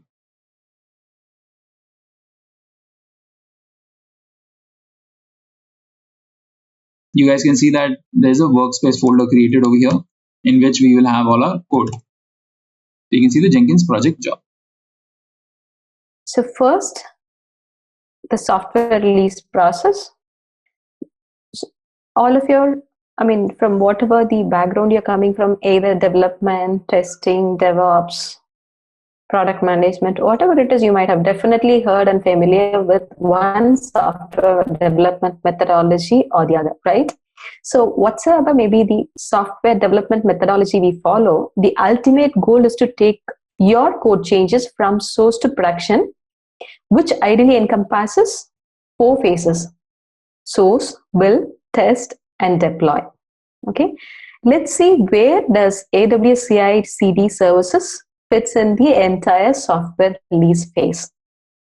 The first one, source phase, is where the complete code management happens, comprising checking in your source code, peer review, version control, and the AWS code commit is all around that. Okay. The second one, build phase, you will compile the code, you might run the unit test, and in case of container deployment, you might create the container images at the end of the build, and the AWS CodeBuild is designed for that. Next, what you see here is test. Here you will perform the integration test, UI, load, stress test, or penetration test, whatever the kind of testing you have, and these integrations are with third-party tools. Sometimes, many times, the code build, AWS code build itself can be used to combine both build and test. And the third one is deploy. In deploy phase, the package generated in the build phase will be deployed to the target environment, be it your dev environment, QA, pre-production, or production environment. And from source to build and test, probably you might be installing it on your sandbox machine and testing. This entire process of repeating to validate your changes that gets into your source code is called continuous integration. And when we want to get the changes quickly to the production, that will be termed as continuous delivery. So here is the tools. Software release phases versus AWS CI CD services. AWS CodeCommit is mapped to source. CodeBuild is designed for building. And testing is by means of integrating with several third-party tools. The next one is CodeDeploy. AWS CodeDeploy is designed to facilitate deployment. And the AWS CodePipeline is an end-to-end solution which comes handy to glue all these services. And CodePipeline enables you to rapidly deliver features and updates with high quality through the automation of your build, test, and release process. So if you're wondering why am I using the term AWS CI CD services instead of AWS developer tools, it's just because in this session, we'll be talking more about AWS CodeCommit, CodeBuild, CodeDeploy, and CodePipeline. These four key services which are designed for continuous integration and continuous delivery, but we'll not be talking much about CodeStar, Cloud9, and X-Ray, which altogether forms the AWS developer tools suite. Okay, so now let's have the bird's eye view of AWS CI CD services. The first one to start with is AWS CodeCommit.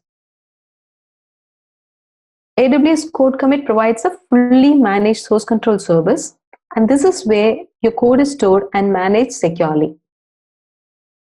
Most of the companies these days use Git for their source control management. So this code commit is powered by Git, and if you're familiar with Git already, well, you already know 90% of code commit.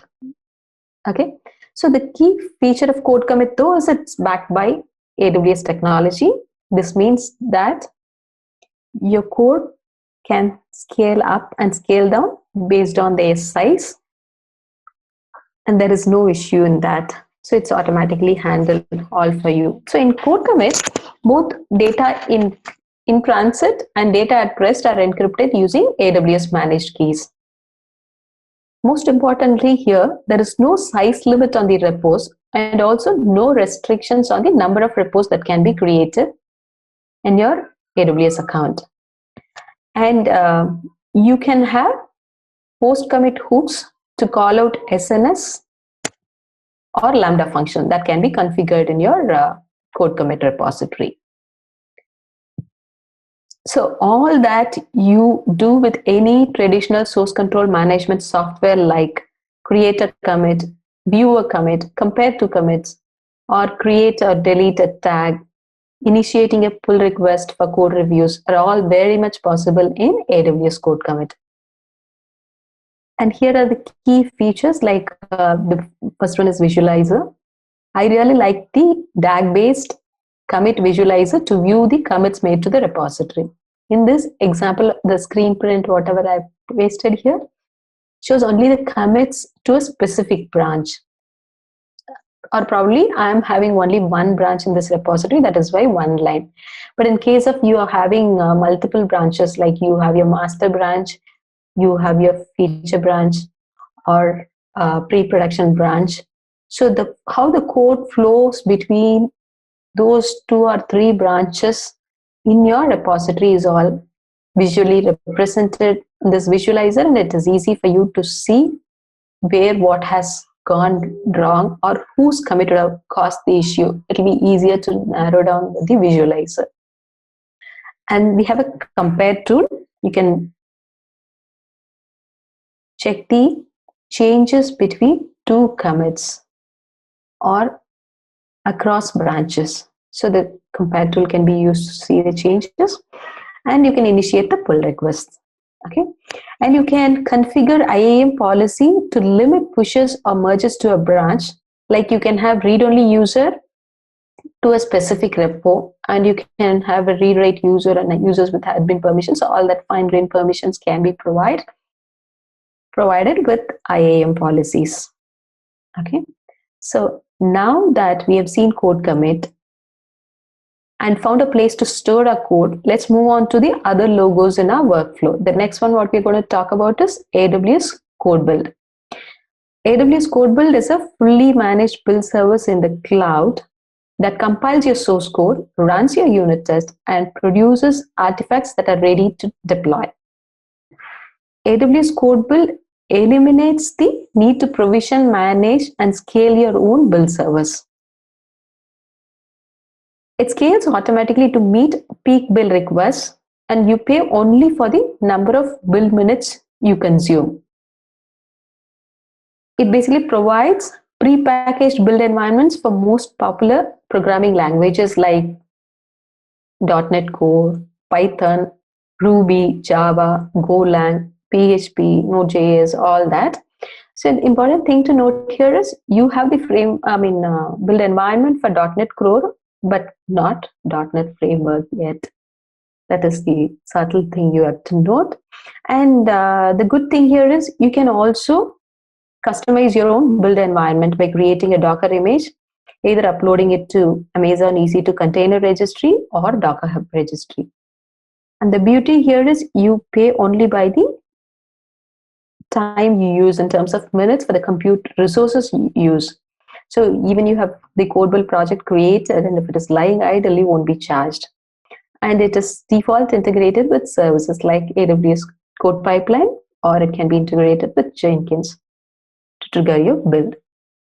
In a nutshell, CodeBuild takes raw code, probably straight from the code commit or any other source control tool that you define. We will see what all it supports later. Run some tests and build options, and it creates a neatly wrapped deployment package for us. Okay. So the next one is AWS CodeDeploy. AWS CodeDeploy is a deployment service that automates code deployments to any instances, including Amazon EC2 instances or instances running on-premise or to the serverless Lambda functions. So it supports all these three. And AWS CodeDeploy makes it easier for you to rapidly release new features. It helps you avoid downtime during deployment and handles the complexity of updating your applications.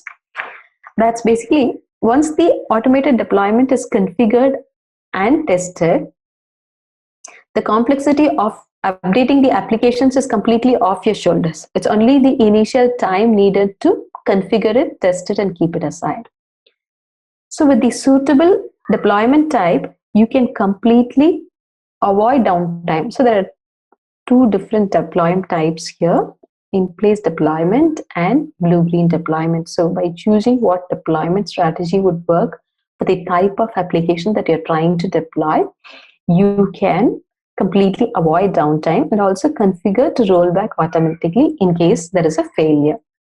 Okay. And you can deploy a nearly unlimited variety of application contents such as code, your serverless applications, Lambda functions, web and configuration files, executable packages, multimedia files or video files, scripts, and so on. So AWS CodeDeploy works with various systems for configuration management, source control, continuous integration, continuous delivery, and continuous deployment. So if we are really curious about what are the third-party tools that CodeDeploy supports now, you have a page called production integration page. Sorry, product integration page it should be. So under CodePipeline documentation, if you go and see there, you will have the pre-built integrations for popular third-party services that are already certified by the partners. So that will give you an idea of what tools are supported. If what you're looking for is there, it's well and good. So why are we talking about this third-party service integrations? Basically is when you wanted to migrate from your data center to AWS, there is no hard and fast rule that you have to migrate all the services at one shot and move to AWS. That is next to impossible for everybody, right? We might want to do at our own pace. So having these third-party integrations facilitates that. That is, you can configure the CodeDeploy project there by having it integrated with remaining things, certain things which already you have pre-built and running for years on your data center until you move or wanted to move everything there. So the choice is purely yours and the flexibility is available here. So next, we'll see the components of AWS CodeDeploy. So main components that we see is application, deployment group, revision instances, and the configuration files. Those are the main components, I would say. An application is basically a collection of software and configuration to be deployed to a group of instances. Typically, the instances in a group run the same software. For example, if you have a large distributed system, you might have web tier, app tier, database tier. So the web tier can be called as one deployment group where it will run the similar application on it. So that's what we would term as so the application that gets deployed to a specific deployment group is the same. And what is a revision here? A revision is a specific version of a deployable content, which could be a source code, post-build artifacts, web pages, your executables that you have created now, and the deployment scripts, along with the app spec file. That's a key thing here. We'll see what it is. The AWS CodeDeploy agent can access a revision either from a GitHub or Amazon S3 bucket. So we saw CodeBuild, it will build the artifact and upload it to S3. If you upload it to S3 here, the revision will be pulled from S3 using AWS CodeDeploy agent and install it. That's how it works. So there are two types of compute platform on which AWS CodeDeploy deploys an application. That is either EC2 instance or on-premise instance. That is one. The second one is AWS Lambda. So what is a deployment group here? A deployment group is for grouping EC2 instances or AWS Lambda functions in CodeDeploy deployment. In EC2 or on-premise deployment, a deployment group is a set of individual instances targeted for deployment. So here, deployment is an action of deploying new revision onto the instances. So we already saw the deployment type I told, right? We have two types of deployment type. One is in-place deployment and blue-green deployment. For this purpose of all our discussions or the workflows that we're going to see today, we'll be using only in-place deployment.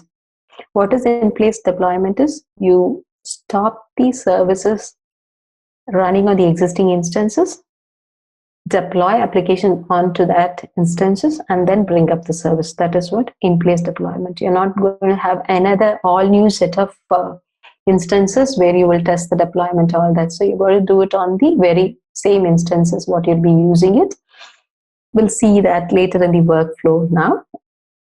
What is an appspec.yaml file? It's a configuration file which specifies the files to be copied and the scripts to be executed as part of the deployment. And this deploy config plays a vital role here. It has a set of deployment rules that defines the deployment success and failure conditions used by AWS CodeDeploy during the deployment. For example, if your application needs at least 50% of the instances in a deployment group to be up and serving the traffic, you can specify that in your deployment configuration so that a deployment does not cause a downtime. If there is no deployment configuration is associated with either the deployment or with the deployment group, then by default, AWS CodeDeploy will deploy to one instance at a time. We will see how you configure this later. So basically, in AWS CodeDeploy, application and revision talks about what to deploy, and this portion talks about where to deploy, and these configuration files mostly are into how to deploy. So these are the key things in a nutshell when you talk about code deploy components. And we'll move on to the last one and the most important one in this section, AWS CodePipeline. So releasing software to the market at a fast pace is at the core of every business, right? So releasing feature changes or bug fixes to the production using traditional approach without any pipeline or something might be often error prone. So AWS CodePipeline is a continuous delivery service you can use to model, visualize, and automate the steps that are required to release your software.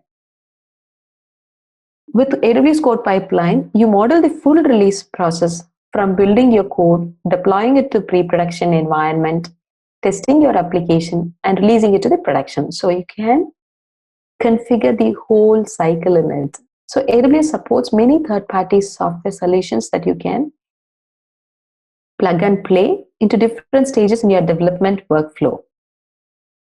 This can be especially helpful when you only need to use AWS tools for certain pieces of your workflow and wanted to reuse some of your existing implementations. Okay. So automating your build, test, and release process allows you to test each of your code changes or commits to catch the bugs or the issues while they are very small and easy to fix and very early in your development cycle. You don't have to wait for the D-Day or end of the day, find the issues and go ahead and fixing it. So you can assure production quality of your code because each changes goes through standardized release process. So there are two ways in which you can detect the changes in source code in the code pipeline. One is periodic checks to see whether there are any code changes using CloudWatch event, and then trigger the build so that your pipeline will run through. The other one, configure periodically. Either I want to run the build once in 2 hours, once in a day, like that. Doing so once in a few hours or several hours might sometimes be an advantage or disadvantage. So if you configure to automatically do the periodic check on the source changes and trigger automatically, the issues for every commit can be got very early and fixed it. Right? So we'll move on to see components of code pipeline. These are very important things which you'll be seeing in the lab session as well today. 3 things: stage, action, and transition. Okay, what is a stage? This pipeline, the pipeline basically, it can contain multiple stages. If you're in an organization, you can have multiple stages such as source, build, test, staging, and production. And here, each stage consists of a series of actions which can specify what must be done on the artifact. And each stage can perform only one revision of the source code at a time. We will see how that happens with an example. All of the artifacts are stored in S3 bucket, not the build artifact which is produced from CodeBuild. Here, when we say different stages, while transitioning from one stage to another, the artifacts are stored in S3 bucket. I'll show you where it gets stored. And the transition is an action which is performed when one stage is moved to the next stage in the pipeline. It is represented by just an arrow mark in your original code pipeline, okay? And these actions, what we call, can be either parallel or it can be serial or a combination of both. You'll understand this better when you see the example. So what are the actions that we have in code pipeline, right? So here is the code pipeline actions in detail to see what all we can do as part of code pipeline and what third-party tools integrations are supported. These are at high level: approval, source, build, test, deploy, and invoke. At present, we have only manual approval type. And you can get the source from your build, source for your build from Amazon S3, AWS CodeCommit, and GitHub. And build configuration from your existing Jenkins or AWS CodeBuild or Solanus CI.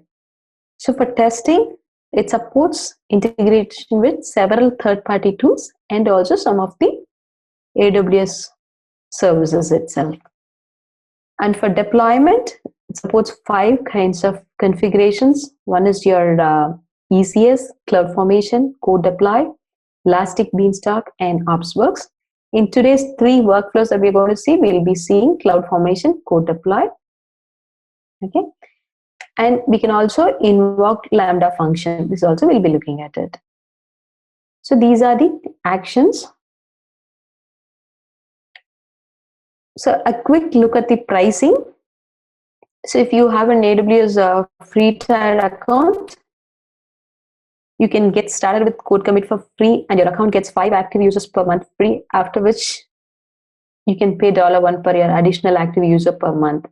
So build, you pay only for by build minute. You can create a code build project and keep it as is. You can use this rarely. It does not charge.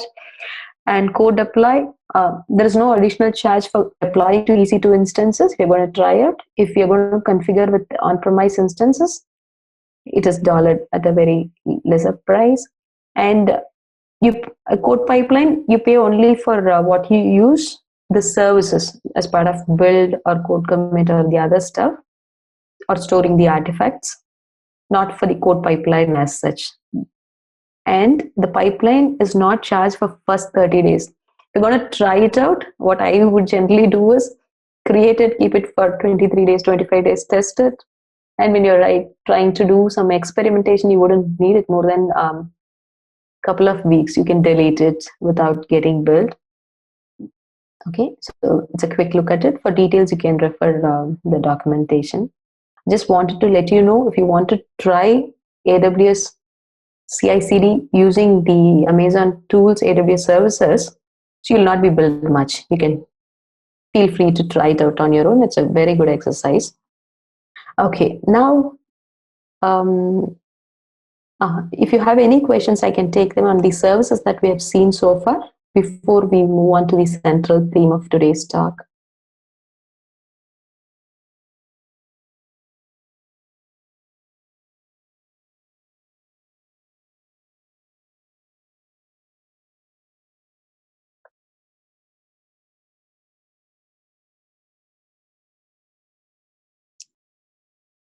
I don't see any question yet. General questions which I've had in previous session is, when we're using AWS CodeCommit, can I move my existing source control system codes into CodeCommit? Yes, that is very much possible. One is if you're already working on Git, moving to CodeCommit is quick. I mean, it's a few simple steps. You just mirror it and then clone the CodeCommit repository and put your local code, or you're getting it from other Git server directly to the CodeCommit. That is one thing. And if you have to migrate from any other source control software like TFS, all that, so you'll have to first convert it into Git and then move it to this one. That is one thing which people ask quite often. So I'll tell you. So from Perforce to Git is what you mean? Yeah. In case if you wanted to migrate for any other source control tool for the matter, first it has to be converted into Git And then to get to code commit, it's straightforward and the steps are very simple, relatively few steps, which is already given in the documentation.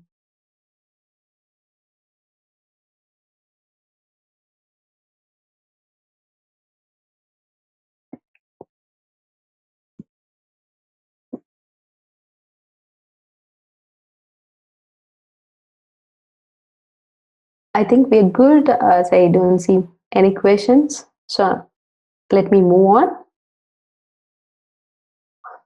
In this workflow, what we're going to talk about, if you have any questions, feel free to stop me, not a problem. So now, having seen the overview, let's move on to the central theme of today's talk. We'll be having closer look at three most important streams where AWS CI CD is essential and constructed three workflows around it, namely web application deployment, infrastructure rollout coupled with web application deployment, and serverless application deployment. First, we will see web application deployment workflow. So in this network diagram, Java web application is developed, that is pre-developed, and it is committed to a code commit repository. So it is available in the code commit repository. And also we have EC2 instances, which is already created. Okay, the code pipeline is not creating EC2 instance in this example. Why I'm specifically saying it is not creating, we'll see. So, okay, our code pipeline consists of three stages. We saw the code pipeline components as stage, actions, and transitions. The transitions are represented by the arrow. It has a 3-stage, and in each of these 3 stage, I have only one action configured here. Okay, so the first one is code commit. That is, you call, if you wanted to relate to the software release cycle terms, you will say this one is source, build, and deploy. I have only 3 stages here.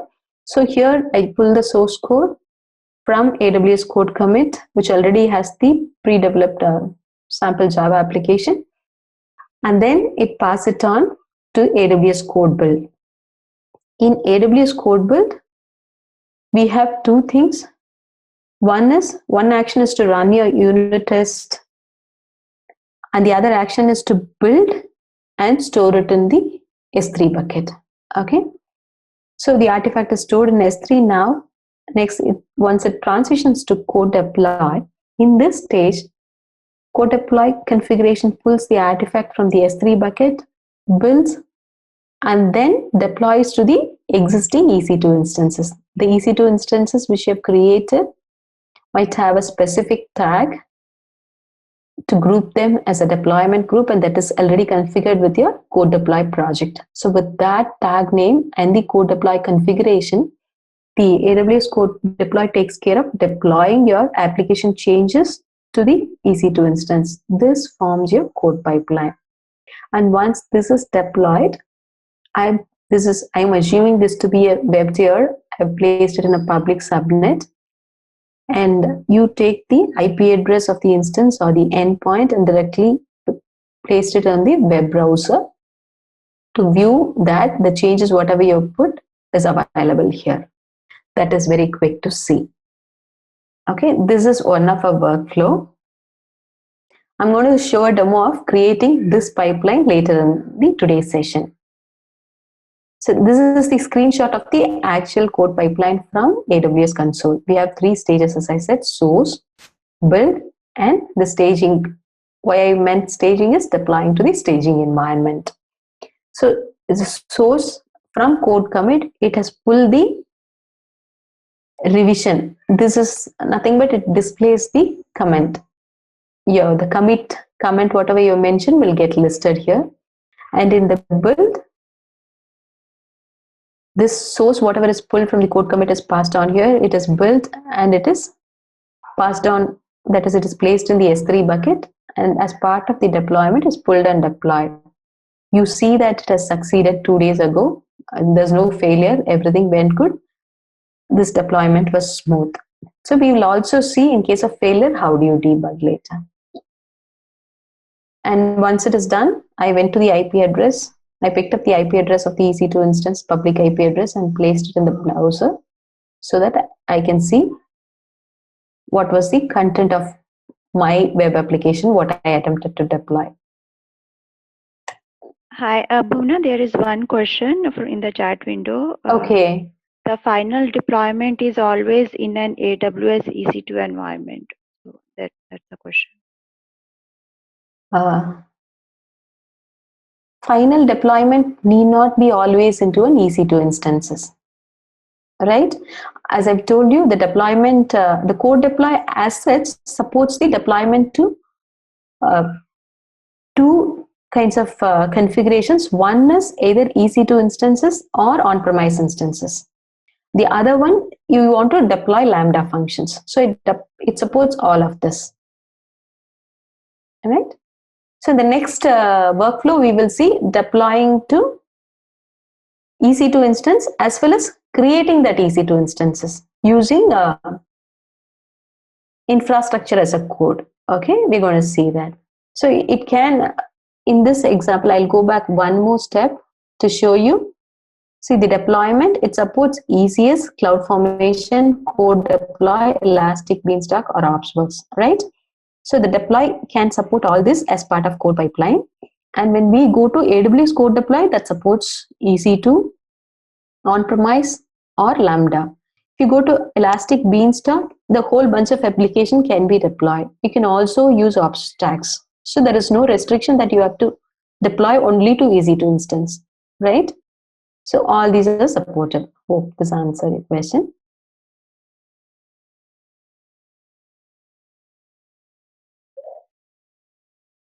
Okay, next we'll move on to the infrastructure rollouts.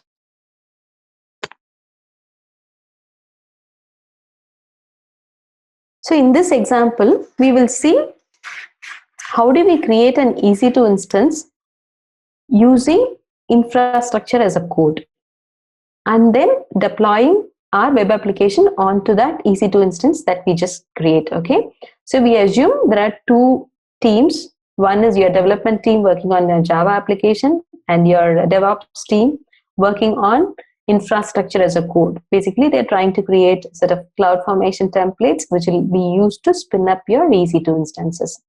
So these two teams have their own two different repositories, segregations of duties, and keep their code changes different. Basically, most of the time we may not want to combine infrastructure change and application changes because infrastructure change may not be that frequent and differs from company to company and once it's stable. So we are maintaining in two different repositories, and our code pipeline here as well, it has 3 stages. Okay, and in this 3 stage, we have the first stage is source, pulling the source code from CodeCommit. So I have 2 repos as I said, and we saw that the action will pull source code from only one revision. So I have to add 2 actions here.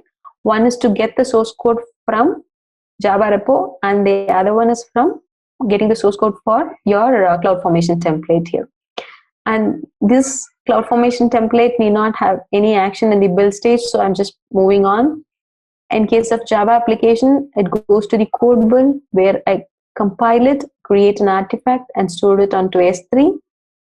And from S3, this is picked up, and then as part of CodeDeploy, we do 2 things. Here we have 2 actions, okay, as part of CodeDeploy. First one, same CodeDeploy action, it invokes the CloudFormation template to create the EC2 instance.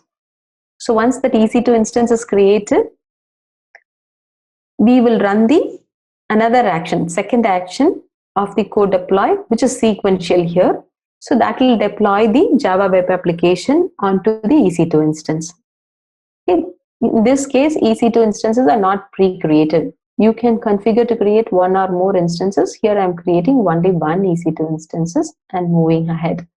Similarly, after this deployment, you can go ahead and see the IP address to view your index page content to ensure that deployment was successful. So this is our second workflow.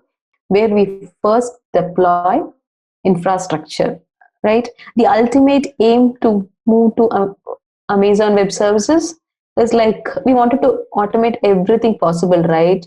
What I'm showing you as an example for infrastructure as a code might be the tip of the iceberg. There is a lot more customization you can do, right from creating your VPC, your subnet, and creating security groups, and then creating EC2 instances. Everything can be done via infrastructure as a code.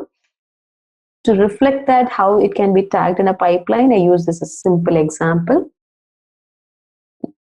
Next, we will, here is the pipeline for the rollout, okay?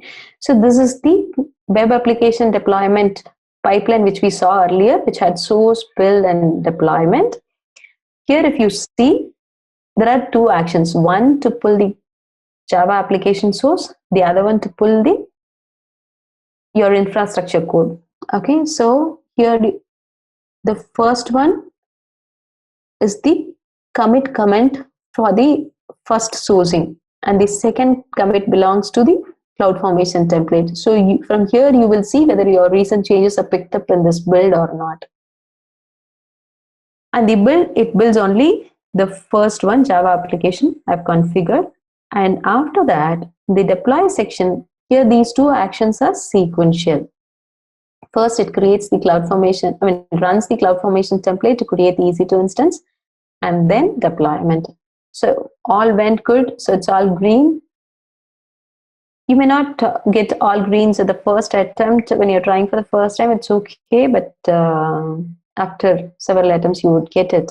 But it's pretty straightforward. Once you try once, you will know the beauty of this code pipeline implementation.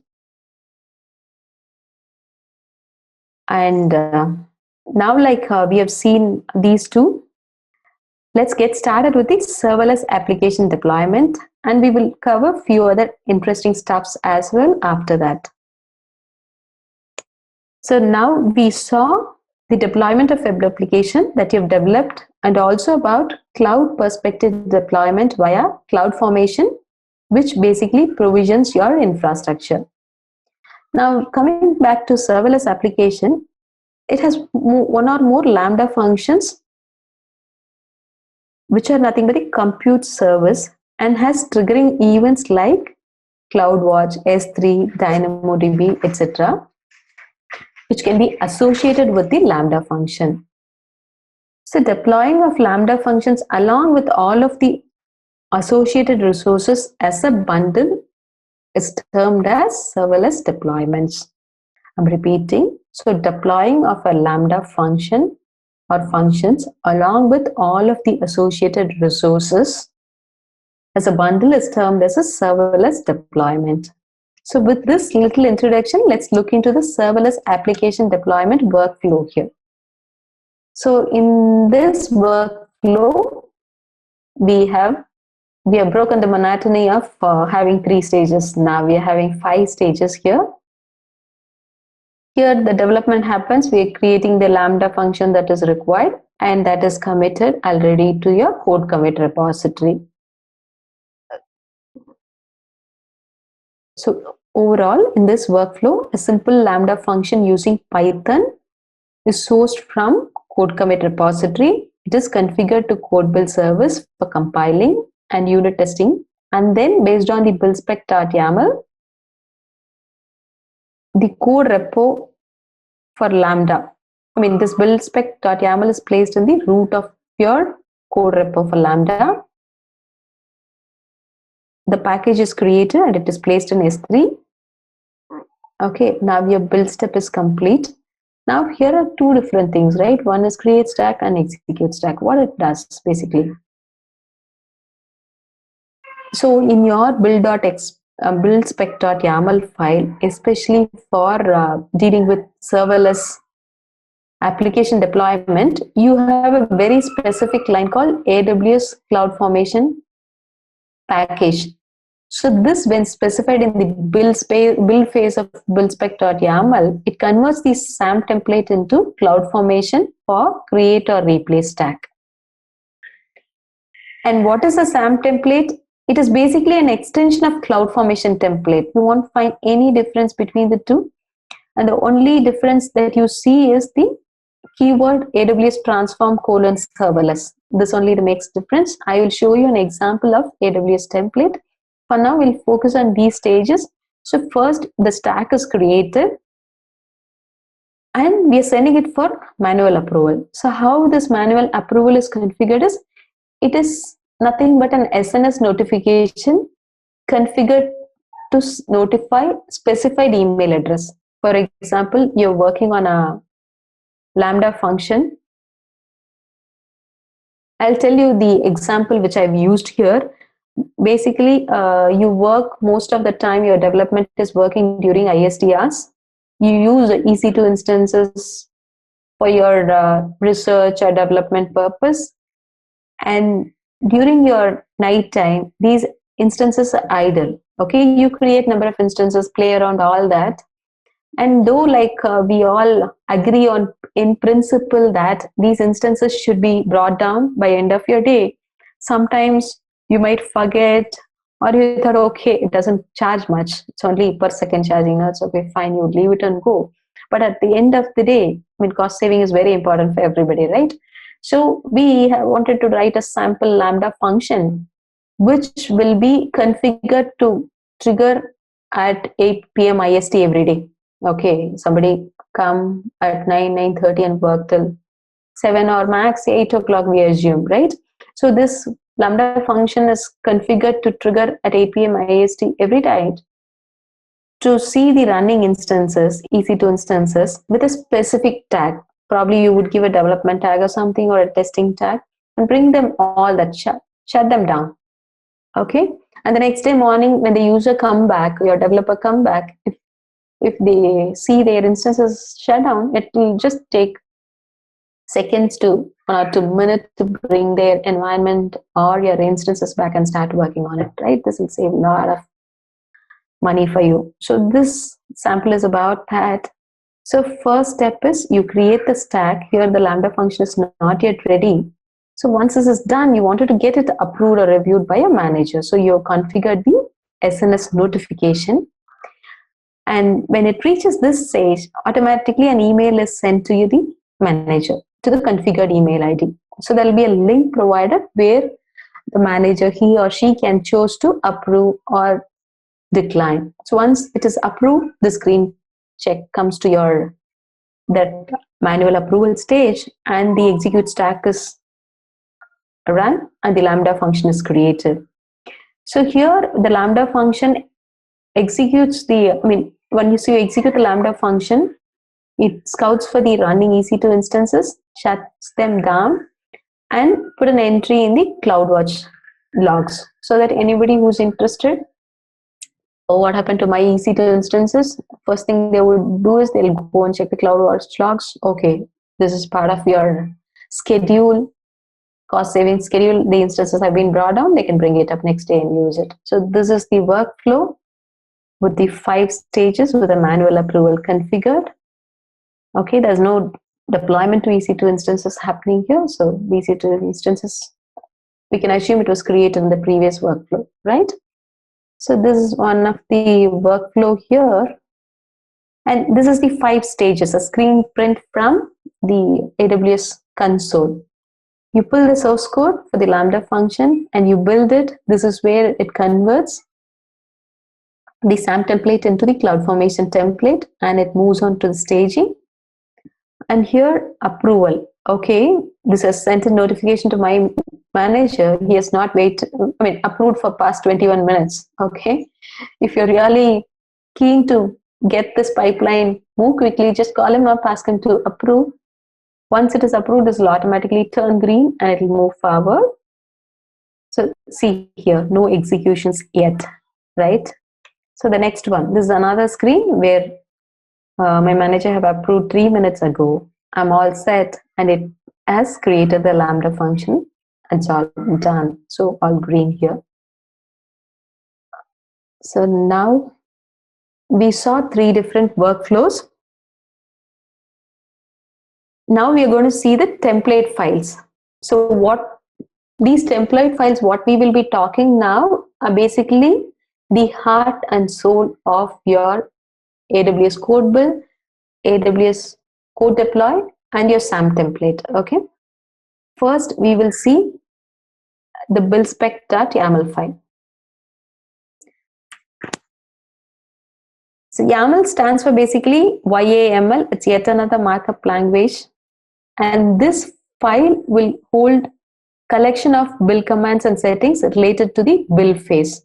Okay, this file should be placed either in the source of the root directory, or you can even choose to configure this file when you're creating the code build project for any code repo.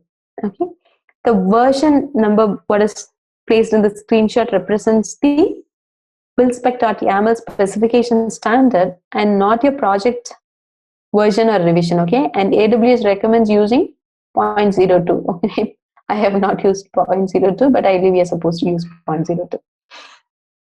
So as per your requirement, you will have to add the comments against each of the build phases. You need not add comments in every section here, right? So here, if you see the install, pre-build, and build, I don't have anything. Okay, so what kind of commands can be added in each of this section? Here in install, it is recommended to use the commands that you would wanted to configure your build environment. And in pre-build, for example, if you wanted to install some npm modules, or if you wanted to sign into Amazon ECR, these kind of things, anything that you wanted to do before your build can be done here. And as part of build, I'm installing Maven. It is supposed to be done in this install phase. To show the difference, it doesn't make a big issue on having this configuration here, but ideally it has to be placed here. To show the difference, I put it in different places. And the build is where the actual build runs, and the post build, and here you can create a package, a zip file, tar.cz file, whatever you want to create, and you can push the images to your Docker container or the ECR. And you might even want to send build notification using SNS, or you want to put something manually to S3. All that can be done. You can name it anything that you do gently with your post build actions can all be done here. So you might wonder, an explicit artifact creation and upload despite the below artifact section. See, this command I had used when I wanted to configure and test code build separately, right? For the first time when I'm trying, I wanted to make sure my build gets uploaded. So I have put that here to see an explicit artifact gets created. And if I'm trying to configure a code deploy separately, all that I worry is I assume that an S3 bucket exists and artifact exists that I'll just pull and deploy it. So that's why this served the purpose. But ideally, when you're using with code pipeline, this should be sufficient. So these are the actions. As I've told you, the install, pre-build, build, post-build. In these area, you can put your commands, whatever you want to execute. These are system-defined actions. This indicates that you have submitted a code build, and it will provision the resources. That is, automatically creates a container image for prepares your build environment. Provisioning is all about preparing your build environment, and then it downloads the source code from the CodeCommit or GitHub or S3 bucket, whatever you specify. These are the actions which we just saw. This is about uploading the artifact, finalizing, and we are done. Okay. So now we saw build spec.yaml. The next one is the central part of CodeDeploy, app spec.yaml. The screen print, what we see here is about the app spec.yaml, which is used for web application deployment.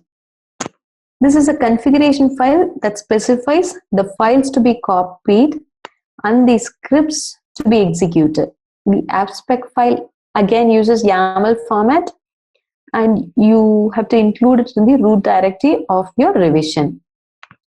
This file is used by the CodeDeploy agent to do your deployment. And it has two sections. One is file section and hook section. So the file section specifies the source files in your revision to be copied to a temporary location. That is the destination. And the hooks section specifies the location of the scripts to run during each phase of the deployment. Okay, we will see what are the phases here.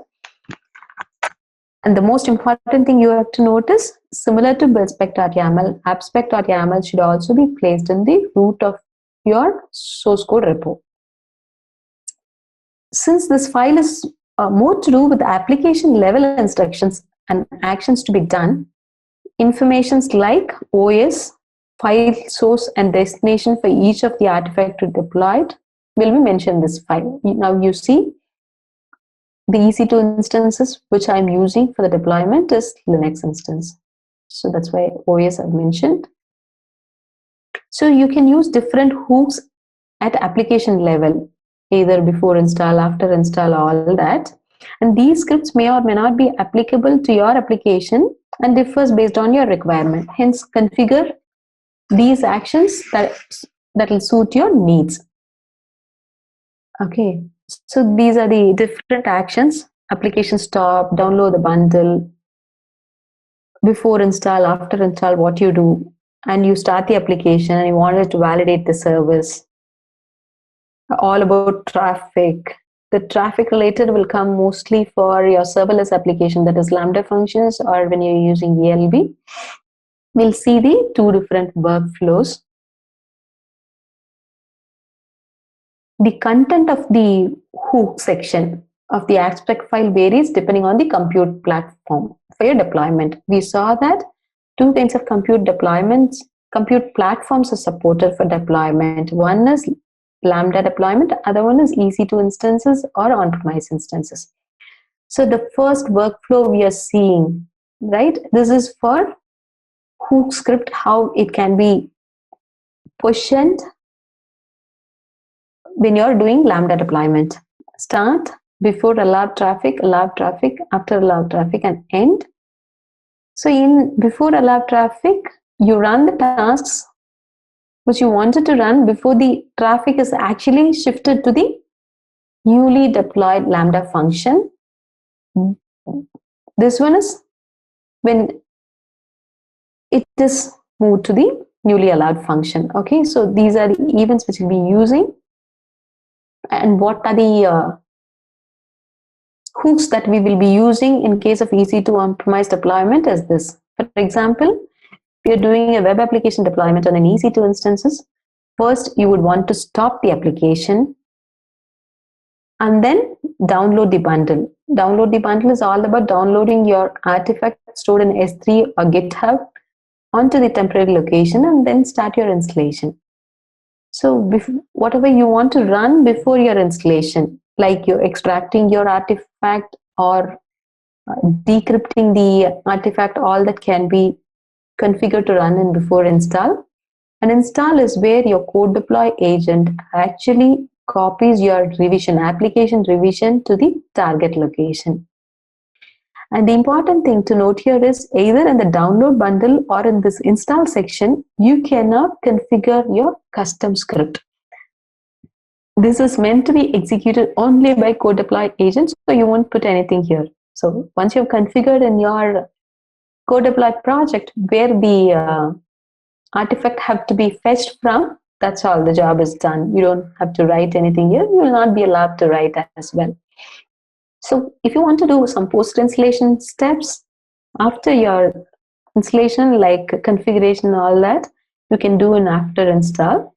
And then you will bring up your service as part of application start and you will validate, have some basic validations. You can put them here.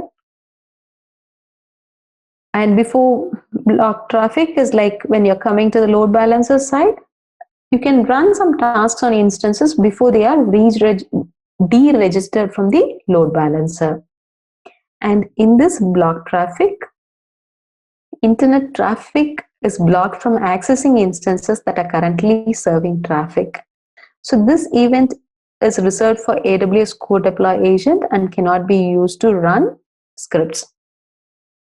Okay, so and after after block traffic is, you can run tasks on instances after they are deregistered from the load balancer. And the allowed traffic is similar to the above one. So these are the hook scripts with aspect.yaml. And now this template.yaml file. As buildspec.yaml is for code build and aspect.yaml is for code deploy. This is for your serverless application build basically. Okay, the template.yaml file is hard for that.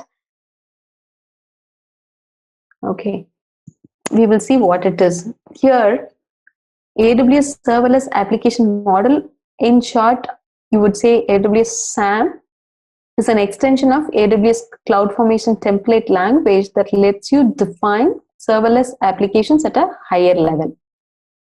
This SAM template is used, or it can be used to define for Lambda deployments. If you see this transform colon AWS serverless, this is the only difference from your traditional CloudFormation template and the application server deployment. As part of your build, the third workflow that we saw, the buildspec.yaml invokes this file, runs a command to convert this template file into a CloudFormation template, and that's how it's used. Okay. So now we saw the templates. So far, I've been showing all greens, right? In my pipeline, whatever we saw, 3 different workflows, all green. So everything goes good, we are happy. And what if something fails? Okay, so after something fails, we'll not be able to do anything. We should have done some logging enabled in first place to identify the issues. So the first and foremost, we must have enabled build logs for code build to be captured either to CloudWatch custom log group or to S3. Okay, so then only you will be saved for debugging your build. Otherwise, you will not find anything on the log side. Where will you look into it for the issues? So these logs, once you configure, gather and retain the verbose level information for build and build stages, and provides us extensive level of information to identify the root cause of the failure and fix it quickly. So if you see here, I have enabled CloudWatch logs. Okay, so not S3 log. So CloudWatch log for the viewing full log, the link is here. Since I've enabled the log, all these things are captured, and I have a failure here where I've mentioned the S3 bucket name as incorrect. Okay, since I've mentioned the incorrect S3 bucket name, it has failed. So I went to the CloudWatch log. I can look into it for the issue. And also in the dashboard, AWS CodeBuild dashboard, you can go to the events to see the logs here. So now, although CodeBuild supports logs and developers can monitor the build progress from AWS Management Console, it can be difficult to track down issues that might specifically related to the code build environment. And these issues might be missing permissions on the AWS IAM role associated with the environment or any changes. So both of these issues makes debugging very, very difficult. Okay, so to make the matter worse, AWS CodeBuild isn't as fast as debugging issues locally. So it might slow down dev team if they have to wait 15 minutes to see a particular change fix. Okay, so to avoid all these things, right, local build support for AWS CodeBuild was launched, I think in May 2018, which came as a blessing in disguise, definitely. So how do you do the local build?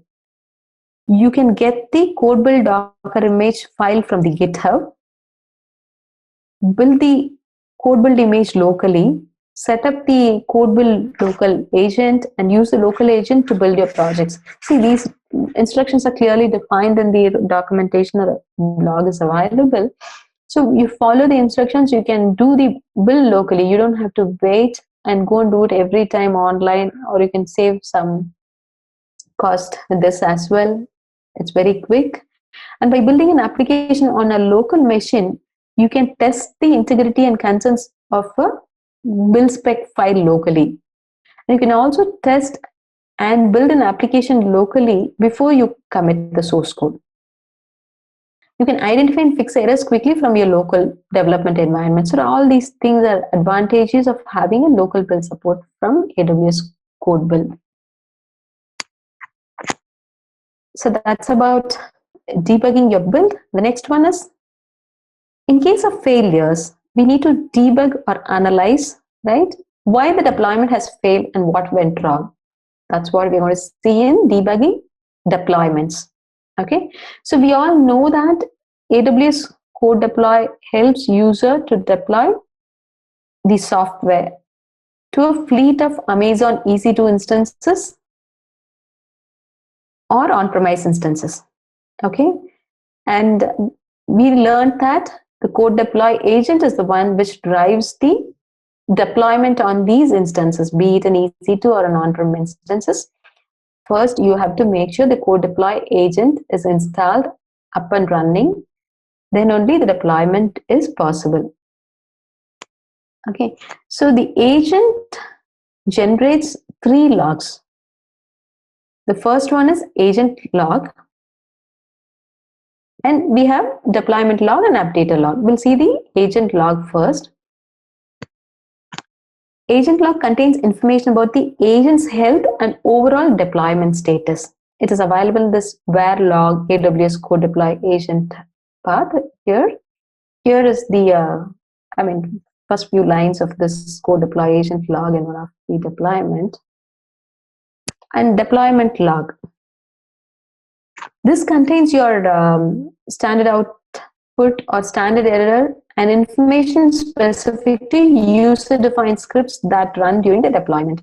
For example, in case of our web application deployment,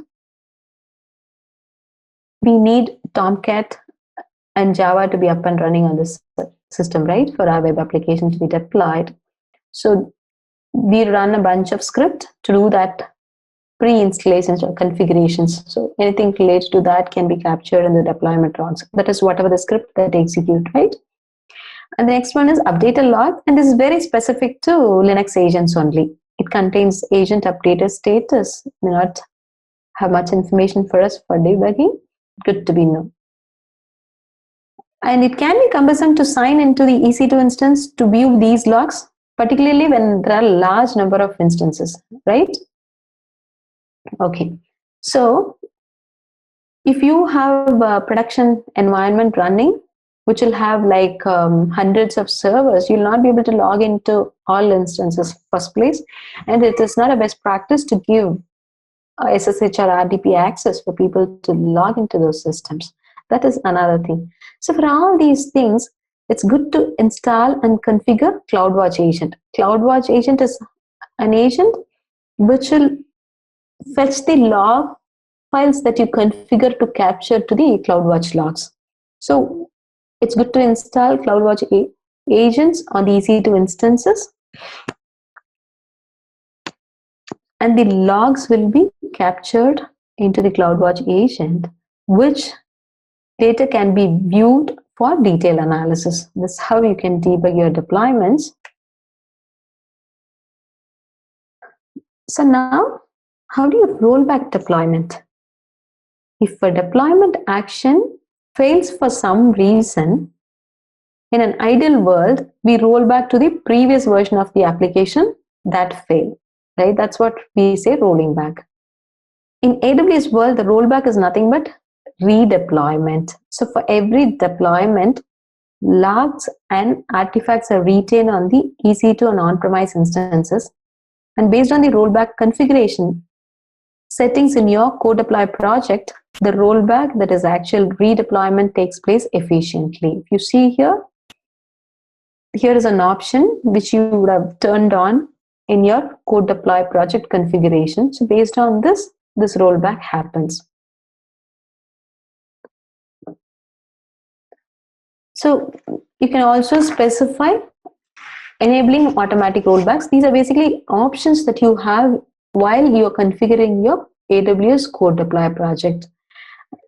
And also you can create custom deployment configuration, which helps in defining rollback based on the number of healthy instances or percentage of successful deployments.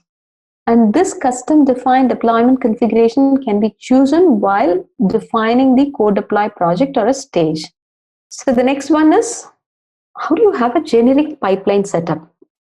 All we have been talking about deploying to a staging environment or production environment.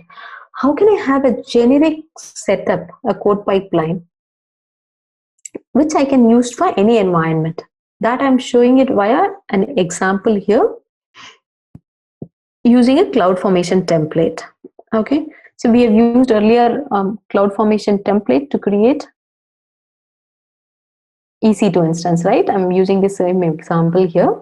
So in order to make a generic pipeline for test, pre-prod and prod, provision your environments by defining different environment group in your CloudFormation templates like dev, test, staging, etc. If you could recollect the tagging I was mentioning for EC2 instances relating to web tier, it can have a tag, app tier can have a tag, and similarly another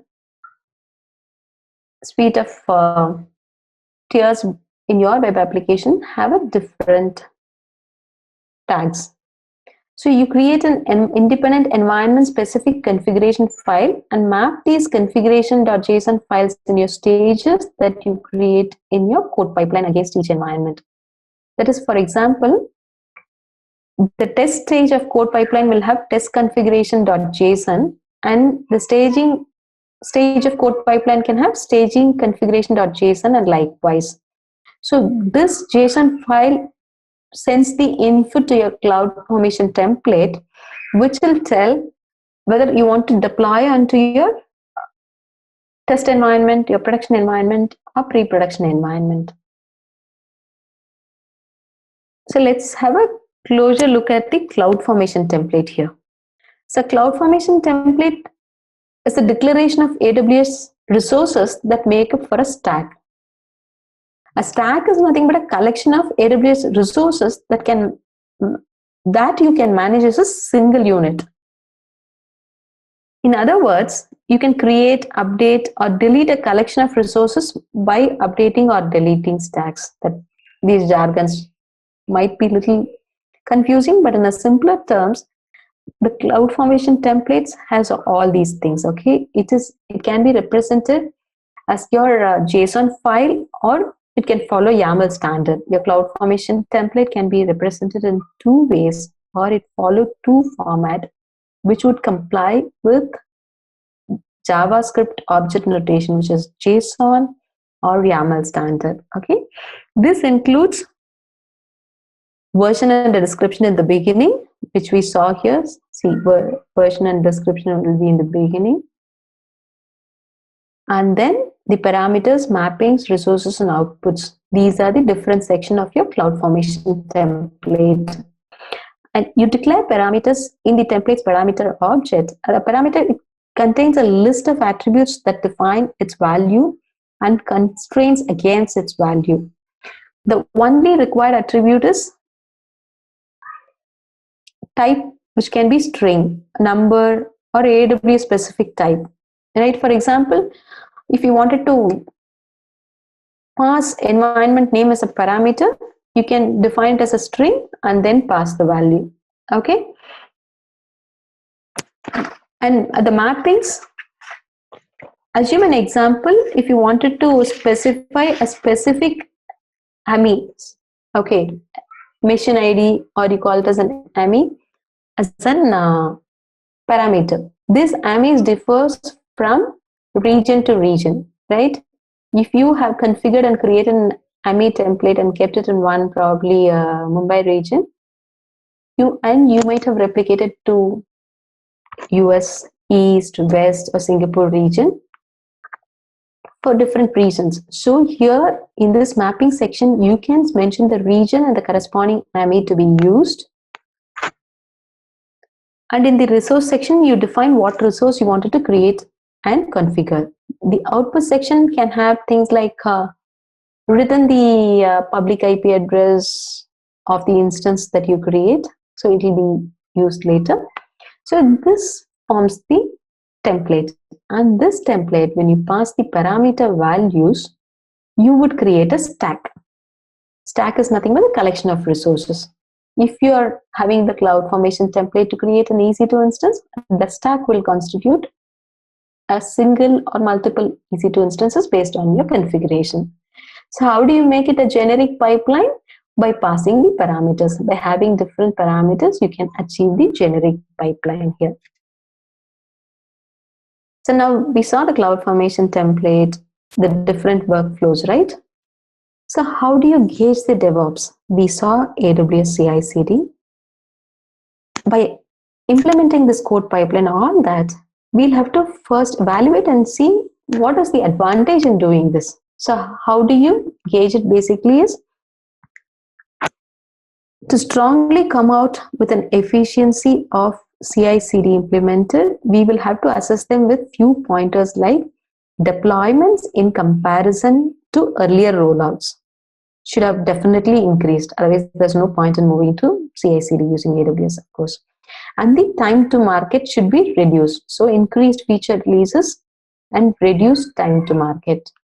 So defects raised or being captured at pre-prod and prod should be less in comparison to the testing phase, as we have the continuous integration implemented successfully now as using AWS CodePipeline. And incidents in pre-prod or prod should have ideally come down drastically,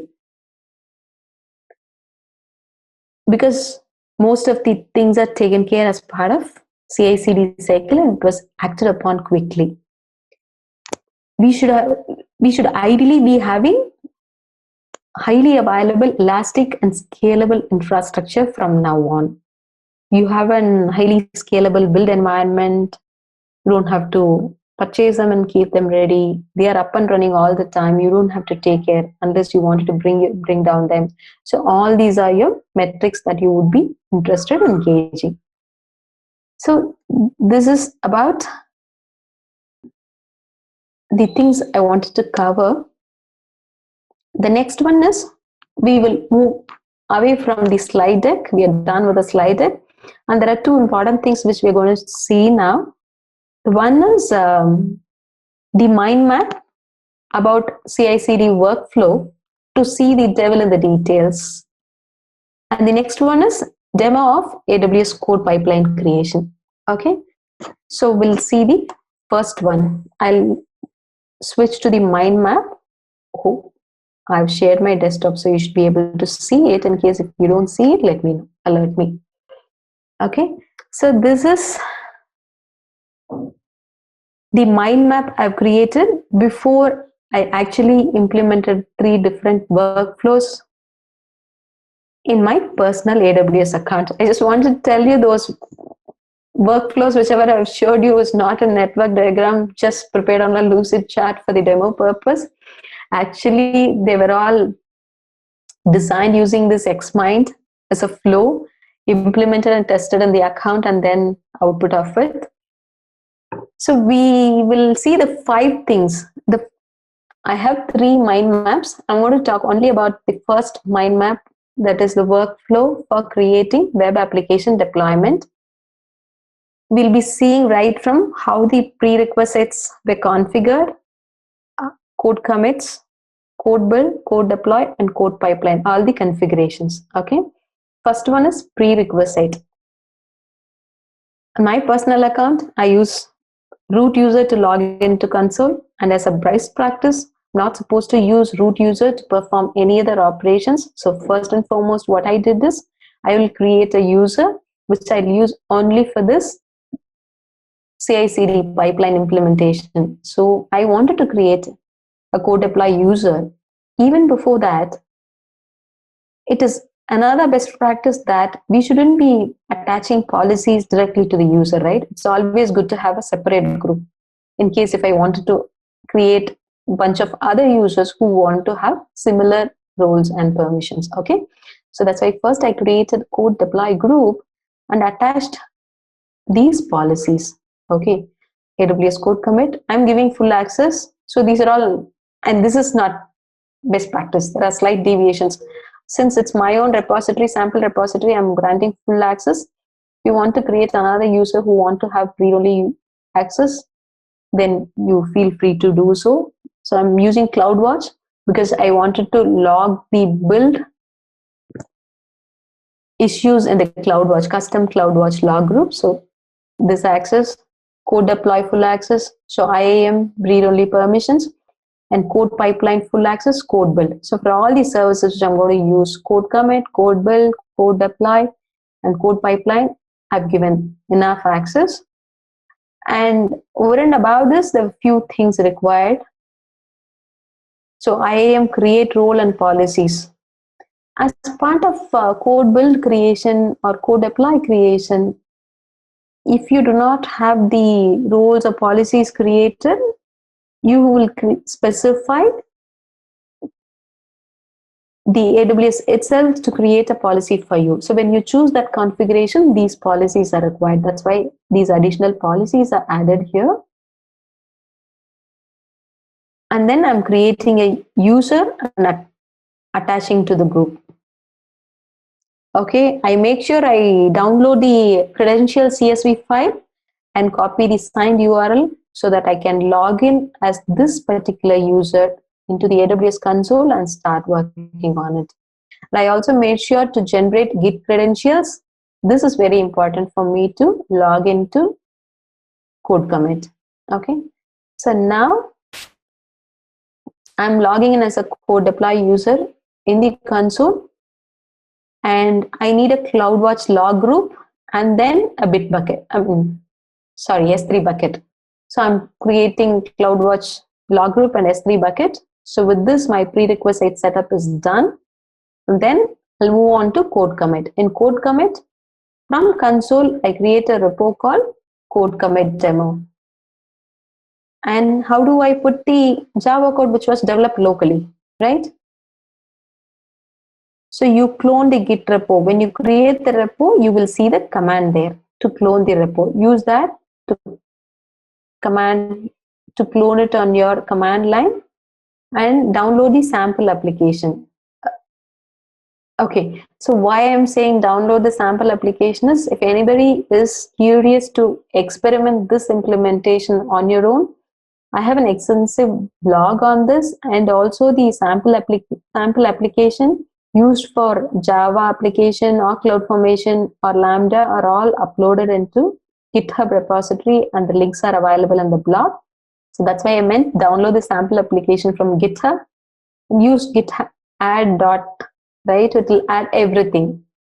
So now you push it, so your code is available in your Git repo under the name CodeCommit_demo. So it is there. Now the next is configuring the code build. Keep it very simple. In code build, all that we want to say is what do I want to build and how should I build, where should I store, where should I log. It's all here. It's very simple. You give the repo name, and once you give the repo name, automatically it will load the branches available. You select the branch. I was working only on master branch, that's why I put master. But in the real world, you might have multiple branches. And the environment, right? So I'm choosing Ubuntu as the operating system and Java as the platform, and going ahead with the JDK 8. And I'm mentioning to use the buildspec.yaml, which I placed it in my source code root directory. Okay, remember I told you there are two ways and you can pass. You place it in the root directory or pass it offline.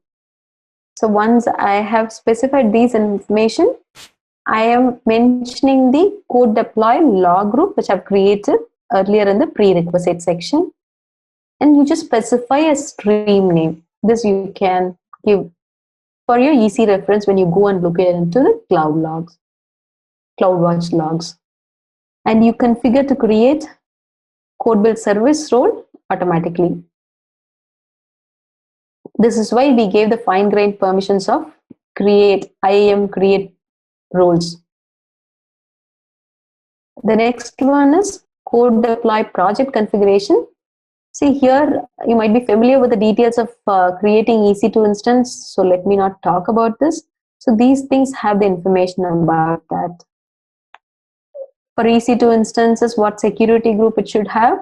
If you remember, for debugging, you need SSH access, and to browse through the URL, you need HTTP. So I'm leaving it open to the world. So it's not the recommended way, though. You might want to restrict to a specific subnet, also do it. Let me not get into the detail of IAM and creating EC2 instance. So we are going with an assumption that EC2 instance is created, okay? And then code deploy, creating a code deploy project. So here we are choosing EC2 or on-premise. I wanted to deploy onto EC2 instance. I give the deployment group name. So here it's a Java web deployment group, and I'm going ahead with in-place deployment. And I'll mention the tag name for the EC2 instances, which I'll be using. And I'm going to deploy, even if I'm having 10 instances, I want to deploy only one at a time, okay, to see how it goes. And this is the service role. If you have already created, use that. Otherwise, you mentioned to create a service role, the project configuration will create one for you.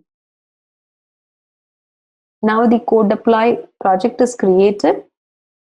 We wanted to glue them all together in the code pipeline. So in code pipeline, it is pretty straightforward.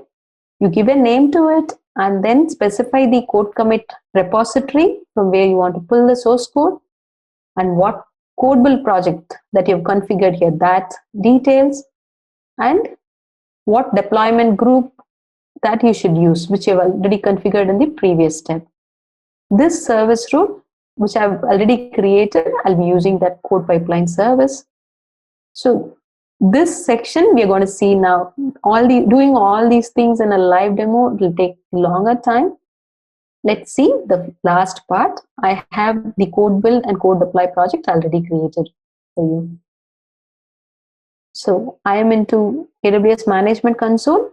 I'll just show quickly the code commit repository. So here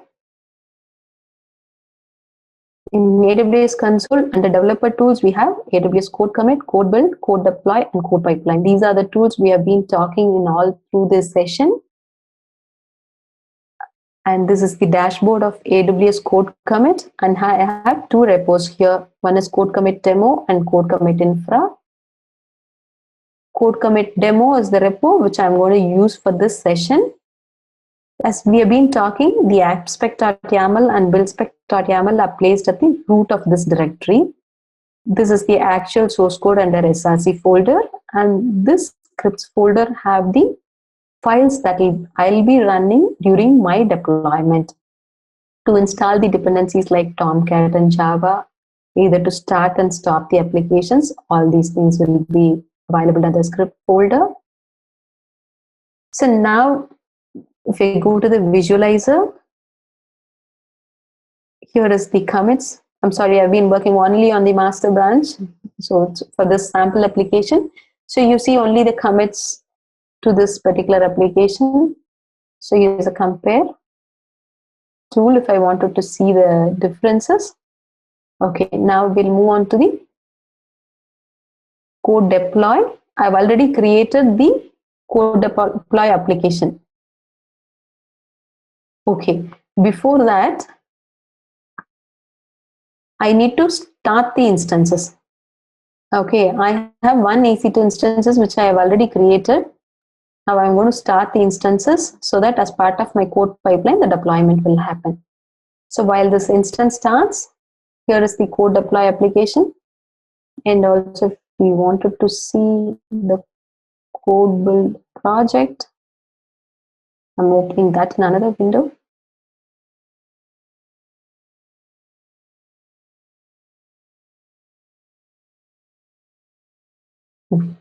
This is the code build project that we have created earlier.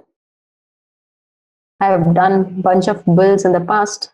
So the build details is source, it is configured to CodeCommit Demo, and it's using Linux build environment. I'm using with the basic compute type. There are 3 types of compute type available. For my simple application, the basic one was suffice. So I went for that. I didn't configure any specific environment variables for this. Artifacts are stored in demo AWS CI CD S3 bucket. Okay. I've already created this bucket, configured, everything is in place now. So instead of starting the build here independently, now I'm going to create a code pipeline. Okay. So I do not have any pipeline here. For the first time, if you go to the dashboard and open AWS CodePipeline, this is how you will see the instructions to get started, because I do not have pipeline yet. Now I'm going to create a pipeline.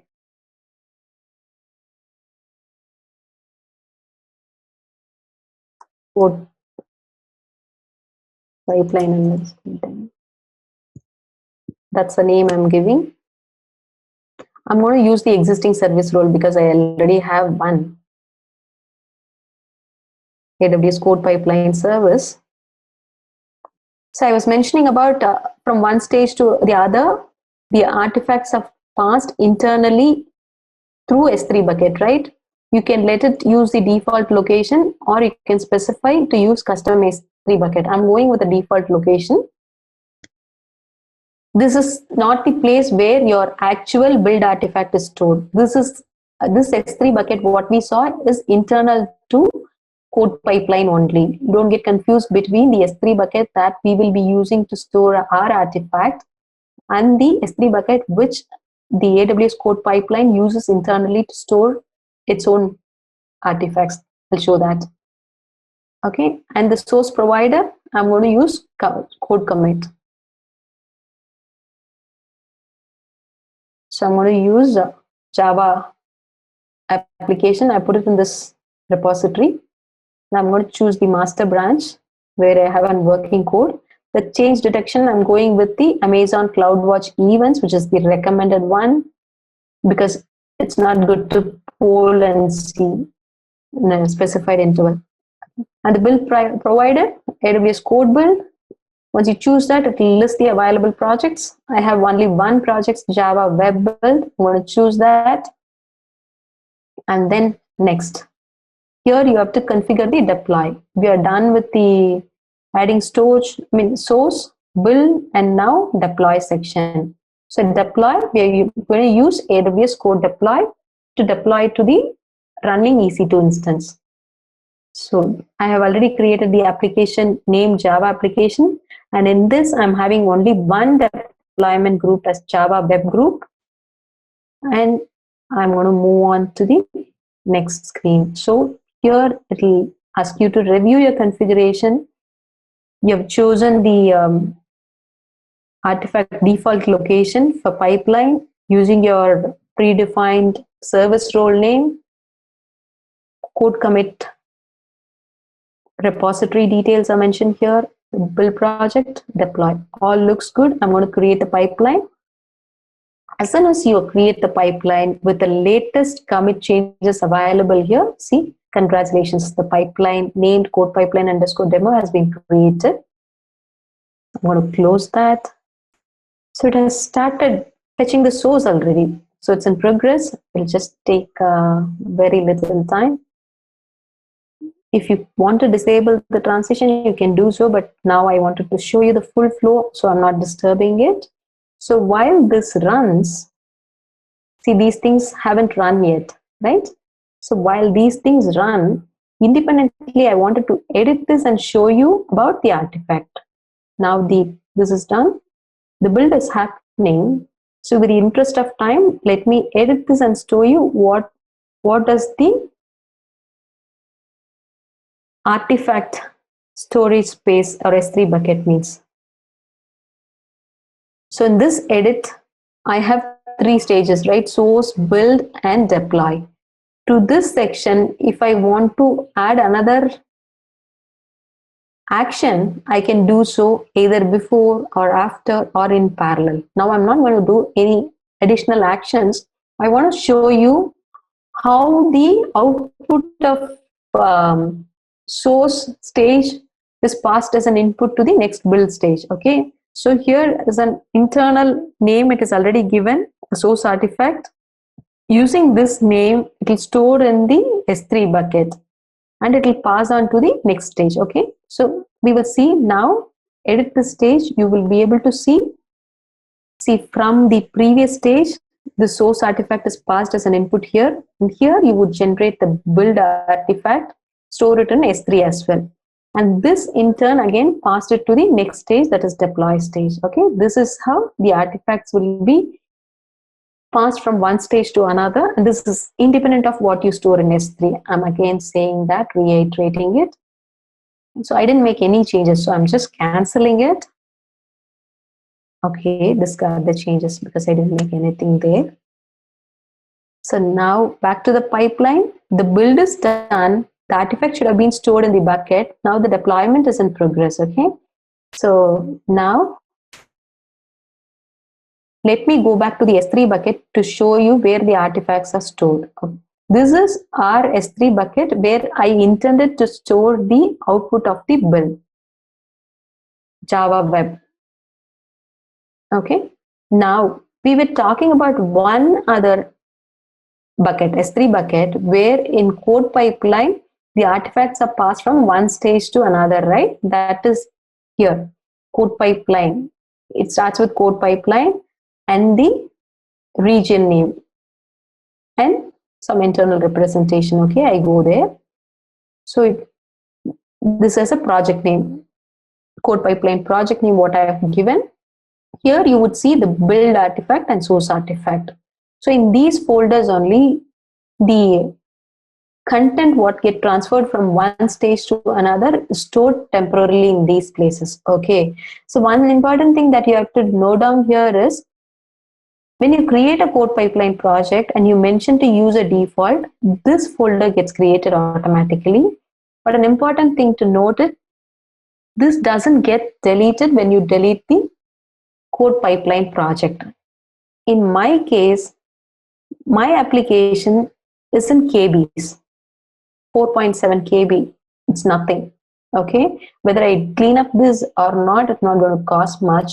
But in case of an enterprise applications build or deployment where your source code size is in GBs and artifact size is also going to be in GBs, that's going to cost more. So it's good to have a periodic cleanup on those buckets and the prefixes as well.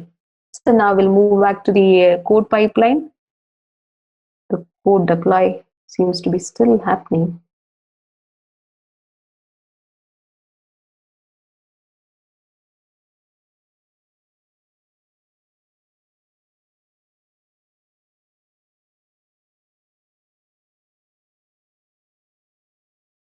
Let me go to the event and see where is it exactly.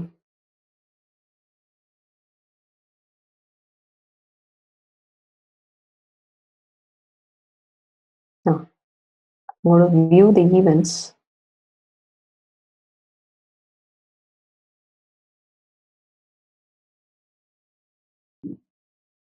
Everything looks like it's still pending. Okay.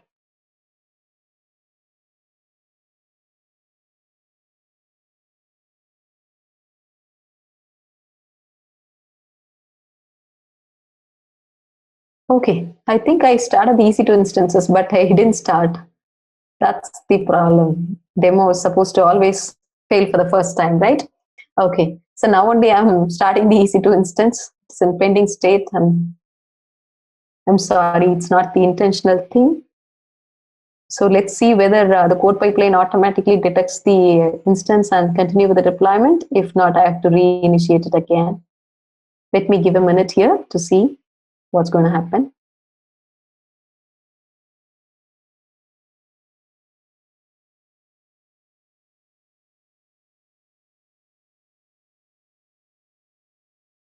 EC2 instance is still, it's in running state. I'm set.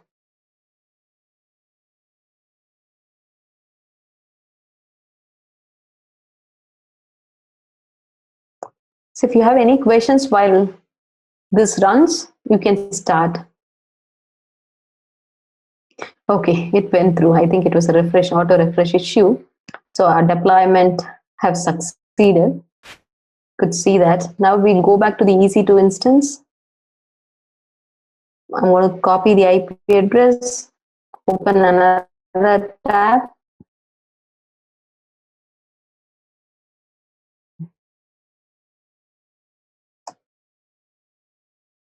Okay, so now the deployment is done.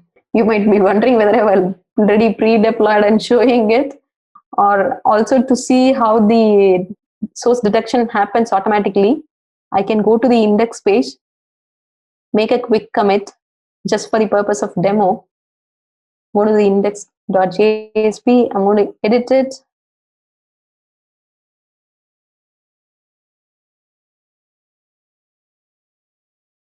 Okay, live demo to see the changes.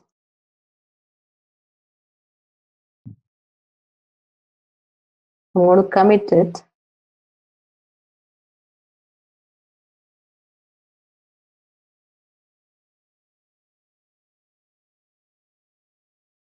Okay, he made this.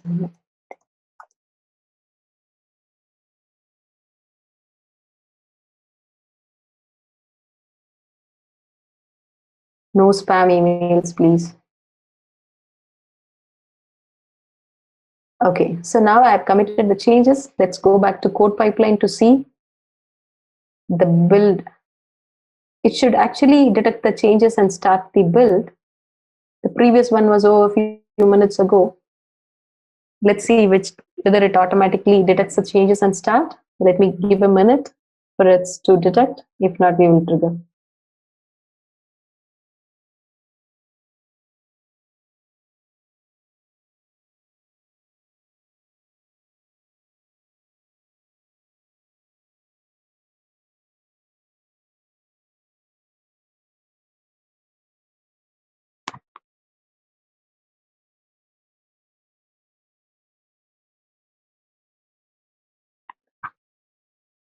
Ideally, when there is a commit, it should trigger automatically. If not, we can click on this release change and detect. I'm going to leave it to see what happens.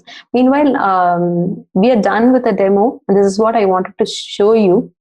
I'm just waiting for you to detect automatically, and the question and answer session starts here. We will come back to this. We will see this. Okay. So now, like with the interest of time, I'm going to trigger this release change. Okay. So I want this change to run so that we can see the quick change, whatever the commit we have made to the AWS CodeCommit repository, and then move on. So now the source is fetched. It is passed on to the build section.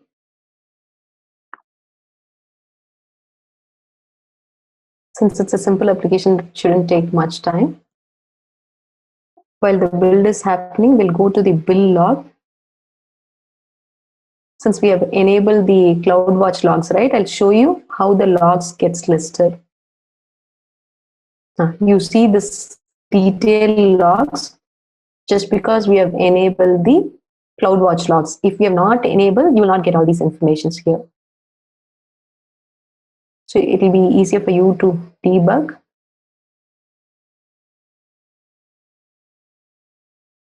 I'm going back to the pipeline demo. So the build is done. Deployment is in progress. We will know whether the deployment has succeeded or not if we're going to refresh this and see. The new line is added. Yes, success. So live demo to see the changes. This is the text we added to the index.jsp as part of our new commit. So it has come immediately. So this is how the AWS CodePipeline can help you integrate right from your source to deploy and get the changes quickly to whatever the environment that you wanted to take it. Okay, this is the point I wanted to make it here. So why continuous monitoring? So in DevOps or even normal software development, you need to monitor your application always, because you need good feedback so that you can improve in your later cycles. Obviously, you've deployed a good software once, but there's always room for improvement. So how do you do that improvement? or how do you keep on monitoring the health of the particular system? How do you maintain it? So that's where monitoring comes in. So continuous monitoring is an important part of software development. It is something we take up as a measure to maintain the health of the software and to improve the quality of the software. This is based on the feedback we get from the insights gained from monitoring. So, you have a lot of companies like Spotify, Windows, Adobe, Amazon, Netflix, Google, Bose, Slack, IBM, Adidas. All of these companies do monitoring. And these are just a few to list. Almost every company does monitoring. You can be a very big company, a large multinational corporation, or it can be a mega corp like Google or Apple. It can even be a small startup that's just making a product for their own locality. Everyone that tries to do monitoring because they want to make sure that the product they're providing or the service they're providing is healthy and it's always up. And if there are any issues that are being caused, they can figure those issues out by monitoring it. And if you want to make improvements after you learn from those those monitoring insights that you've gained, you just do the improvement in the next cycle. You try to do it. All right, so basically what happens is you can collect multiple types of logs, data like logs, and server performance details, server metrics, system metrics, your software's metrics, and your networking metrics, how well it is doing, how many hits are you getting, is the API working or not? All those kind of details are collected. Then you create meaningful visualizations for these particular metrics and logs that you have stored. And this basically helps you to create an excellent product. It helps you to increase your revenue. It basically helps you to scale your operation. So scaling operation is important because you always go with the mindset that you're gonna improve your business. So you need to keep that buffer zone in your mind that you will be improving that much. So you should be able to scale your services or increase the number of servers or products or services you're providing to that level. So you should try to design a system beforehand, thinking about the future where you can scale easily. To do this kind of thinking beforehand itself, you need to monitor your systems and see where the vulnerabilities are and how you can patch up those vulnerabilities and study your architecture itself. So that is again with monitoring. All right, so we have different types of monitoring like system performance, process monitoring, integration, application performance, business monitoring, where you check out the business activity also. Like companies like Amazon and Google, they collect a lot of different types of data. Like even if you're watching this on your phone or if you're watching this on any kind of device, there is a high chance that your voice is being recorded for maybe with your permission or without your permission. They're recording it so that they can understand what you're talking about daily, and they want to sell you those specific products that you're talking about. So they try to do targeted ads by monitoring your habits, what you do daily, all those kind of things. So again, there's business monitoring. Application performance is basically checking how well your application is doing. Like, is it up or not? If it's up, then how much resources is it using? Is it using more than the threshold that we have assigned? And if it's using more than the threshold we have assigned, why is it doing so? Is there a particular algorithm that we have put in? It's not as optimized as we thought, and we need maybe, so with that insight we know that next time we will try to optimize that algorithm. Then integration, like how well it is being integrated to other services. So is it like barely patched up? If something, if it talks to the other service and it sends a signal that the other service cannot accept, will it break the whole process monitoring, like processes that are running within the system itself, maybe to enhance the application or maybe to for other purposes. You need to monitor that also. And system performance, basically checking how well your system is doing. So these are different types of monitoring. So you have a lot of tools. You have ELK Stack or Elastic Stack. Then you have Prometheus, Grafana, Nagios, Splunk, and then Amazon CloudWatch. So you have a lot of different types of tools. A lot of them are paid. Like Splunk is a very expensive paid tool, but a lot of multinational corporations use it. Then you have Amazon CloudWatch, which is an Amazon service, or you can use open source tools like Nagios, Prometheus, or Grafana, and even Elastic Stack. So Elastic Stack is a set of different tools that Elastic has made, like Elasticsearch, which is a database, Logstash, which is a collection agent / processing thing, And then you have Kibana, which is basically like Grafana, where it creates beautiful visualizations that are good to look at, and help you get better idea about what you're doing.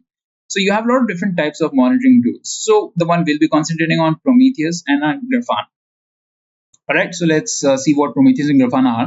So Prometheus is an open source tool that is primarily used for metrics monitoring and alerting. It was developed in like 2012 to fulfill SoundCloud's need of having multi-dimensional data modeling, scaling, and simplicity in their monitoring capabilities. So, they came up with it because, they thought the current tool that they were using or whatever method they were using wasn't good enough for their needs. So what they did is they came up with Prometheus. It makes use of something called PromQL, that is your Prometheus's query language. It's a very powerful querying language. You can use it to monitor and query a lot of different types of data. And Prometheus is a pull-based metric monitoring system which needs the location of specific endpoints. So you have to expose endpoints on your services or whatever you're monitoring, and then Prometheus will basically go ahead and scrape those endpoints.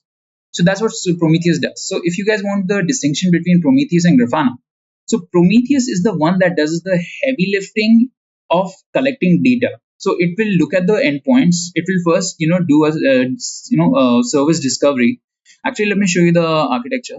Okay, first we'll check out the Prometheus features, then we'll look at the architecture so you guys will get better understanding of what it is. So, it has a multi-dimensional data model. It uses PromQL, service discovery, where you can, discover the services that you want to monitor, then time series collection by a pull model, and, no reliance on distributed storage. All right, so let's look at the architecture. So we have Prometheus. Now, first it uses the service discovery to look at the service it wants to collect data from. And then it pulls metrics from those scrape targets or whatever service it is. It can do it directly, and it can even use exporters. There are specific exporters that expose endpoints. Like with Docker, we'll be using Node exporter, and it will feed those metrics to Prometheus, and then Prometheus will store them in a local storage. And once it's stored it in the local storage, it's going to go ahead and use the PromQL to create visualization in your Grafana. So that's the difference over here, where Prometheus is basically, looking for the targets. It's basically taking the data from the targets, but it's not the one doing the visualizations. It's just, storing everything, all the metrics. Now, Grafana is where all the same visualizations come in, where Grafana is solely dedicated for just, being the data source place, like for being the visualization tool, where you can create very beautiful dashboards and in dark mode. Because dark mode is the best. So you can create very good looking visualizations, charts, and you can put them in Grafana dashboards, and you can share them with anyone you want. And it's very easy to add dashboards also. If you don't know how to create one yourself, you can just get someone else's dashboard. Someone else has put in a lot of time. You just take that dashboard and use that dashboard.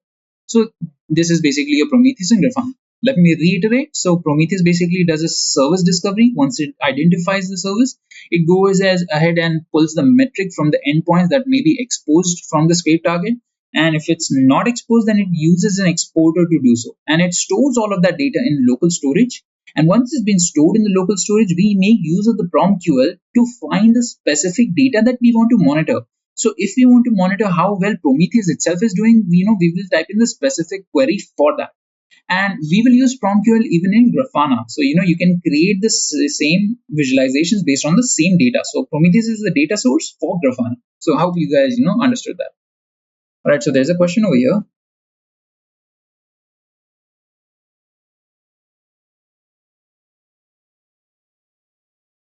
All right, so in case of microservices implementation using containers, how communication among them works. So you normally use an orchestration tool to deploy, your services. Your services are, basically your containers with their own replicas. So when you deploy them, right, the infrastructure, the place where you deploy them. Suppose you deploy them in a Docker Swarm. So in a Docker Swarm, there is a already default network called Ingress. So it's an overlay network. So it forms a layer of networking across all of the containers, and it connects them, and it allows us to basically so all these containers within the network they have their names exposed to the other containers. So if you are within the same network, these containers, if they are within the same network, or these services, if they are in the same network, and if they can look at each other, then they know each other's names. So that's how they interact with each other. They interact with each other using the names of their services. And then in the end, you expose the swarm to the public, right? So that's how it would work. So that's for Docker Swarm. Even in Kubernetes, you follow a similar kind of plan, but it kind of can depend from orchestration to orchestration to. If you're using some cloud service, it might be a little different. Oh yeah, and Prometheus also has one thing, that is pushing alerts. So you can set alerts in Prometheus for specific things. So if some resource usage is maybe way too high, then you can go ahead and send a alert using an alert manager. So you have these different parts for Prometheus.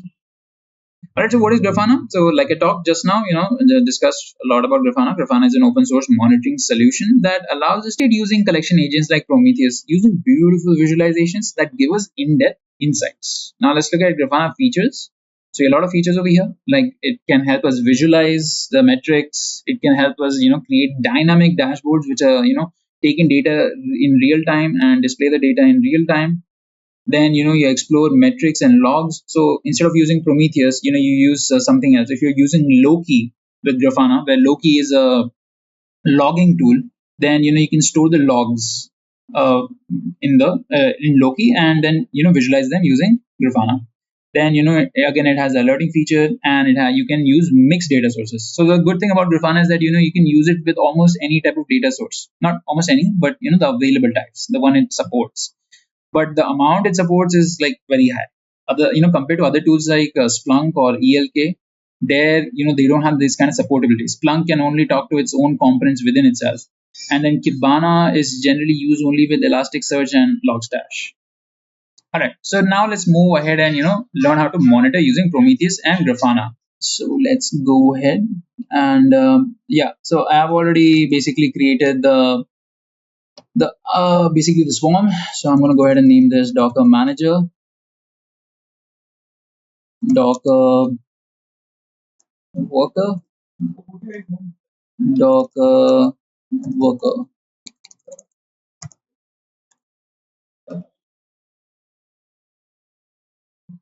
Let me go ahead and launch this.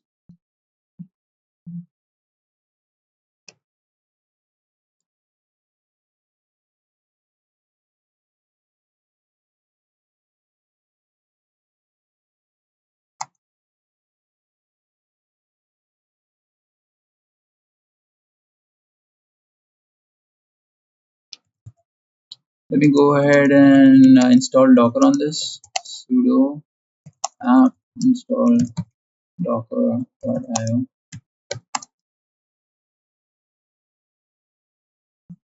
And open up the workers while the manager is loading up.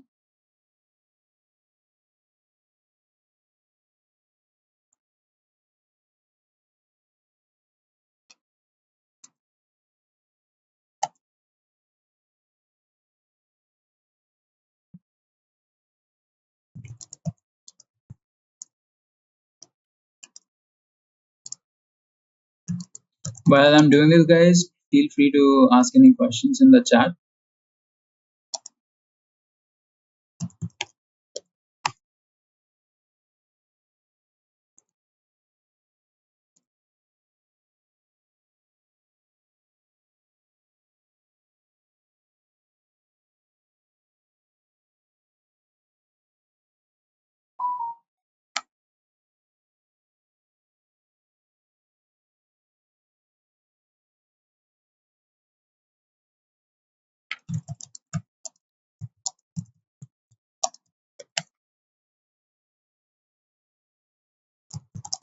Paint my workers a different font color. Let me go ahead and do this. Applied. Now we're going to do this with worker 1 and worker 2. Let me name them also.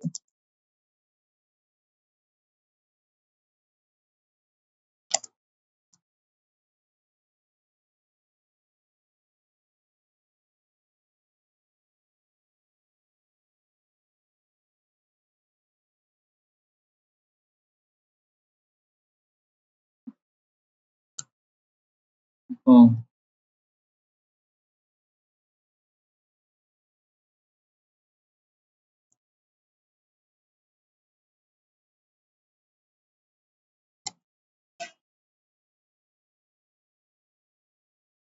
Give this more red color, or you can give it yellow. Keep it green. Looks cool. All right. So let me go ahead and install Docker on this also.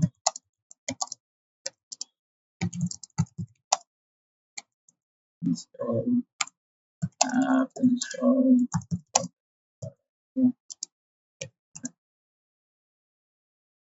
Alright, so what we're gonna do first here is, let me get some access. Now I'm gonna go ahead and create a swarm. So swarm init. Alright, so I've created my swarm over here. So I'll take my worker join token. I'm gonna go ahead and paste this over here. Yeah, we have to do it using root access. Right, so we have made this join. So let's docker install on this.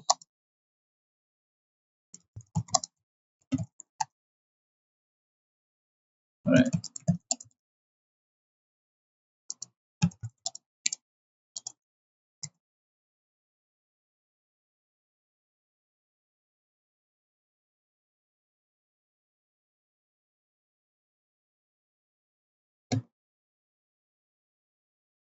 So you guys can do it with me also if you want.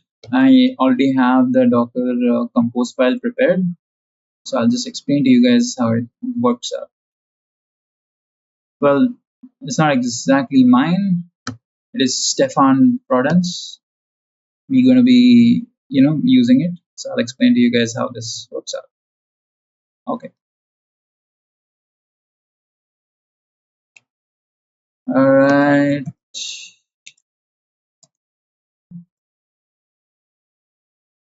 Any questions, guys? Feel free to ask. All right. So now I'm going to paste in the command.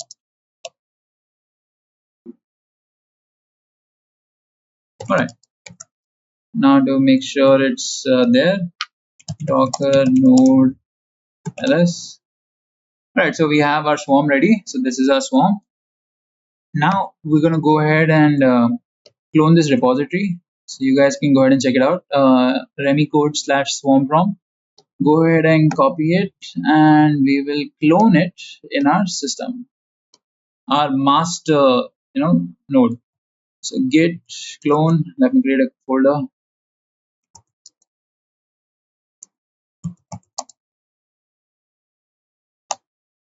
All right. So we're gonna go ahead and clone this.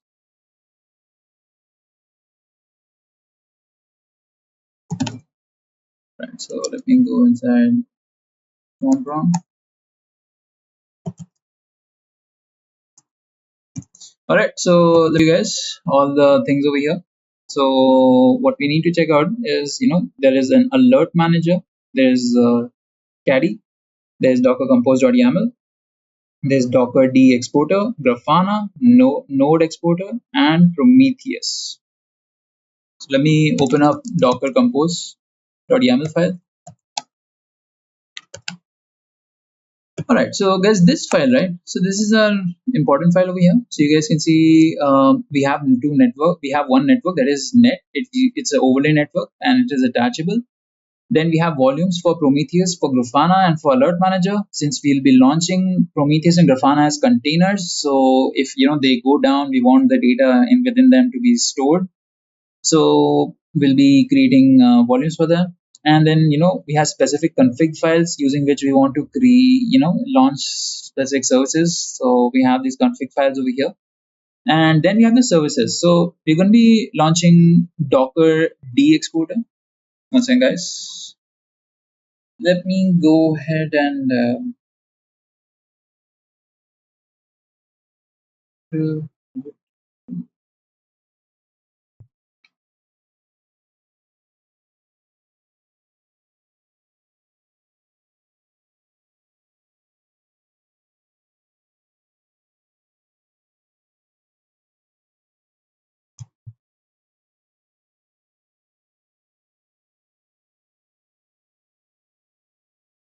All right, so we have basically first Docker D exporter. So Docker D exporter is basically for collecting the Docker daemon metrics. But the thing for this is we won't actually be using this. We won't be collecting the daemon data. What we will do is we'll basically collect the node data. So let me tell you what a node here is. Basically, our manager is one node. Our two workers are the other two nodes. So we'll be collecting the node data, and for that we'll be using the node exporter.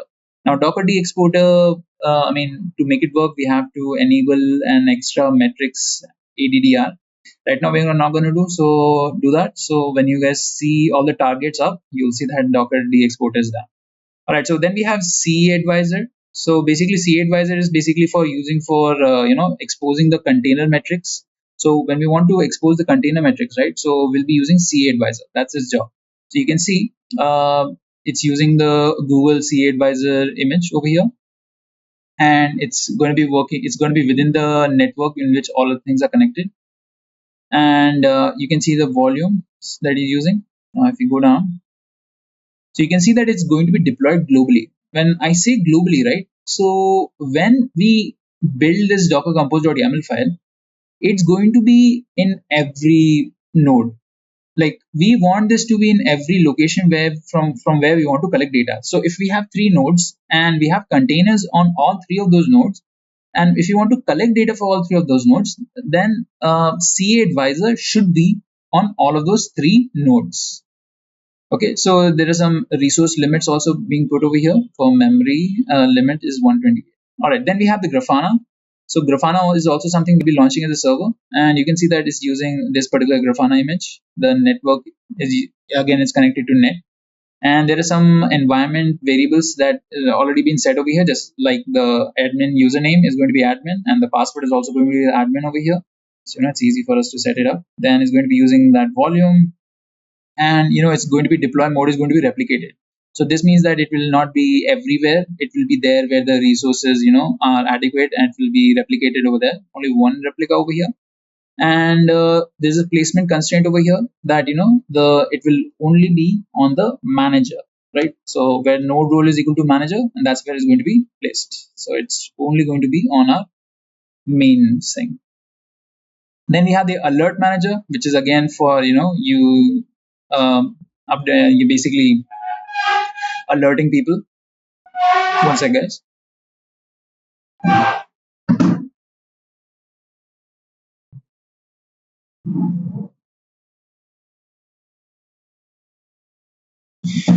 All right, so yeah, we have the alert manager. We have some environment variables like Slack URL and Slack channel and the Slack user.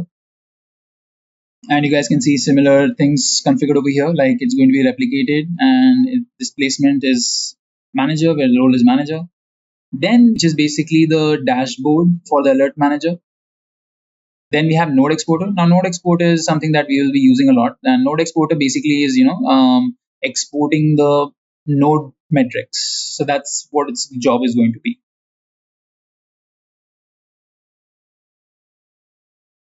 So it's going to be globally. So that means it's going to be deployed on every node. So we want to collect all the nodes data. And then we have Prometheus again. Now Prometheus is also part of the same network. And in Prometheus, you guys can see the configuration files it's using, and it's going to be basically deployed as a replicated. Then we have Caddy. Now Caddy is basically the authorization thing for Prometheus Alert Manager. So it's not going to be basically helping us collect data, but it will be creating a level of security over these services. So if you want to access Prometheus or UNSI or Alert Manager, then you have to set your password and this thing. Feel free to go ahead and clone this repository and try this out, play with it. All right, so let me go ahead and exit out of here because I want to show you guys the Prometheus.yaml file also. So scrape targets are going to be. All right, reconnected. Okay, guys, we are back. So this is the syntax, basically Docker stack deploy, the name of your basically the name of your .yaml file and the name of your stack, what your stack name is going to be. Let me press enter. So it's going to start services. So you can see there's a lot of things. It's first creating the network. There's this network, and then fig files, and then the services, UNSI, node exporter, Prometheus, Caddy, a Docker exporter. So the three important services that we want to know about is C Advisor, Docker exporter, C Advisor, and Node exporter and Prometheus. So basically, deployed on our swarm. Now to check that, you can do a simple method by typing docker ps. It will show you all the containers on the node you have. On this node you guys can see a lot of data, and you guys can't figure out anything. Let me go ahead and reduce the size of the font. Maybe you will be able to see the correct formatting and everything. All right, let me go ahead and do docker ps again. Okay, now you guys can see all the different services. So we have basically Grafana up on our main node. We have Alert Manager, we have Prometheus, and you guys can see at what ports they are exposed also. So basically we have all the services running. Now you can do one more thing. I will type in docker ps over in one of our workers, and you guys can see sudo docker ps. If I do sudo docker ps over here, you guys can see a specific set of services running over here. So according to our logic, CA Advisor should be running over here, and Node Exporter and Caddy, because they're all global, the modes. So you can see that CA Advisor over here, Caddy is over here, and SwarmProm is also over here. And we can see the same thing over here also. Docker PS should see the same thing, and we can see the same thing. So we have successfully deployed our thing. Now let me show you how you guys can access it. So we have launched it on a manager. So that's the swarm IP. You need to access it basically from that. So in my browser, I'm going to put my IP, and we're going to put 9090 because that's how you access Prometheus. So Prometheus is basically exposed at the host's port 9090. So the username is going to be admin, password is going to be admin. If I sign in, so it's taking me directly to this particular area, graph. Then close everything else.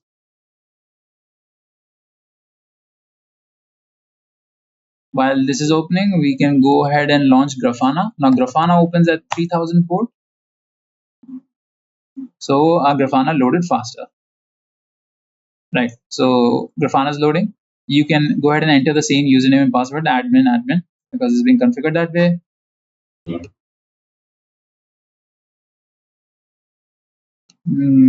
All right, so it's taking a lot of time.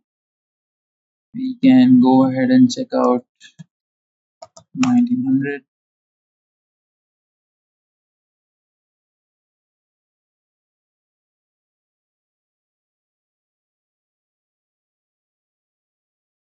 All right, guys, you know what? Go ahead and ask your questions while this is all loading.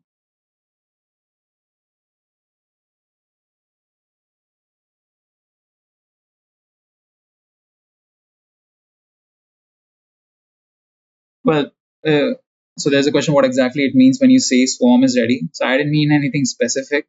There is no technical jargon for this. I just meant to say that, I have created my swarm and we have all of our services running on it. So guys, this is Prometheus. So you can see the basic Prometheus layout. It's very basic because its main job is to basically collect data. So it's not fancy at all. Now, if you click on status, you need to go to targets. So that's where we will see all our endpoints and we'll see if they're up or not. So if they're not up, then Prometheus will not be able to basically, collect data from them. If they are up, that means we can collect data from them. So right now, except Docker D exporter, where we did not change in Docker daemon itself, so that will, hide it. And then we have CA Advisor, again, container metric exposer, and it's working perfectly fine. And it's working on all three of our nodes. And you can see that this is the private IP, or the one it is using in the network net. And we have node exporter. This is for collecting node data, and we have Prometheus's own metrics also. You guys, I'll show you something cool. Okay, so let me go ahead and get the metrics.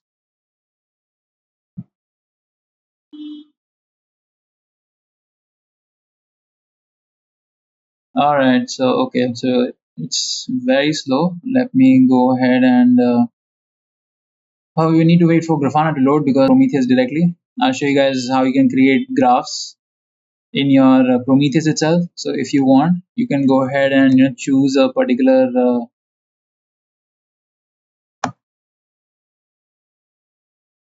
okay, this is a little bit slow.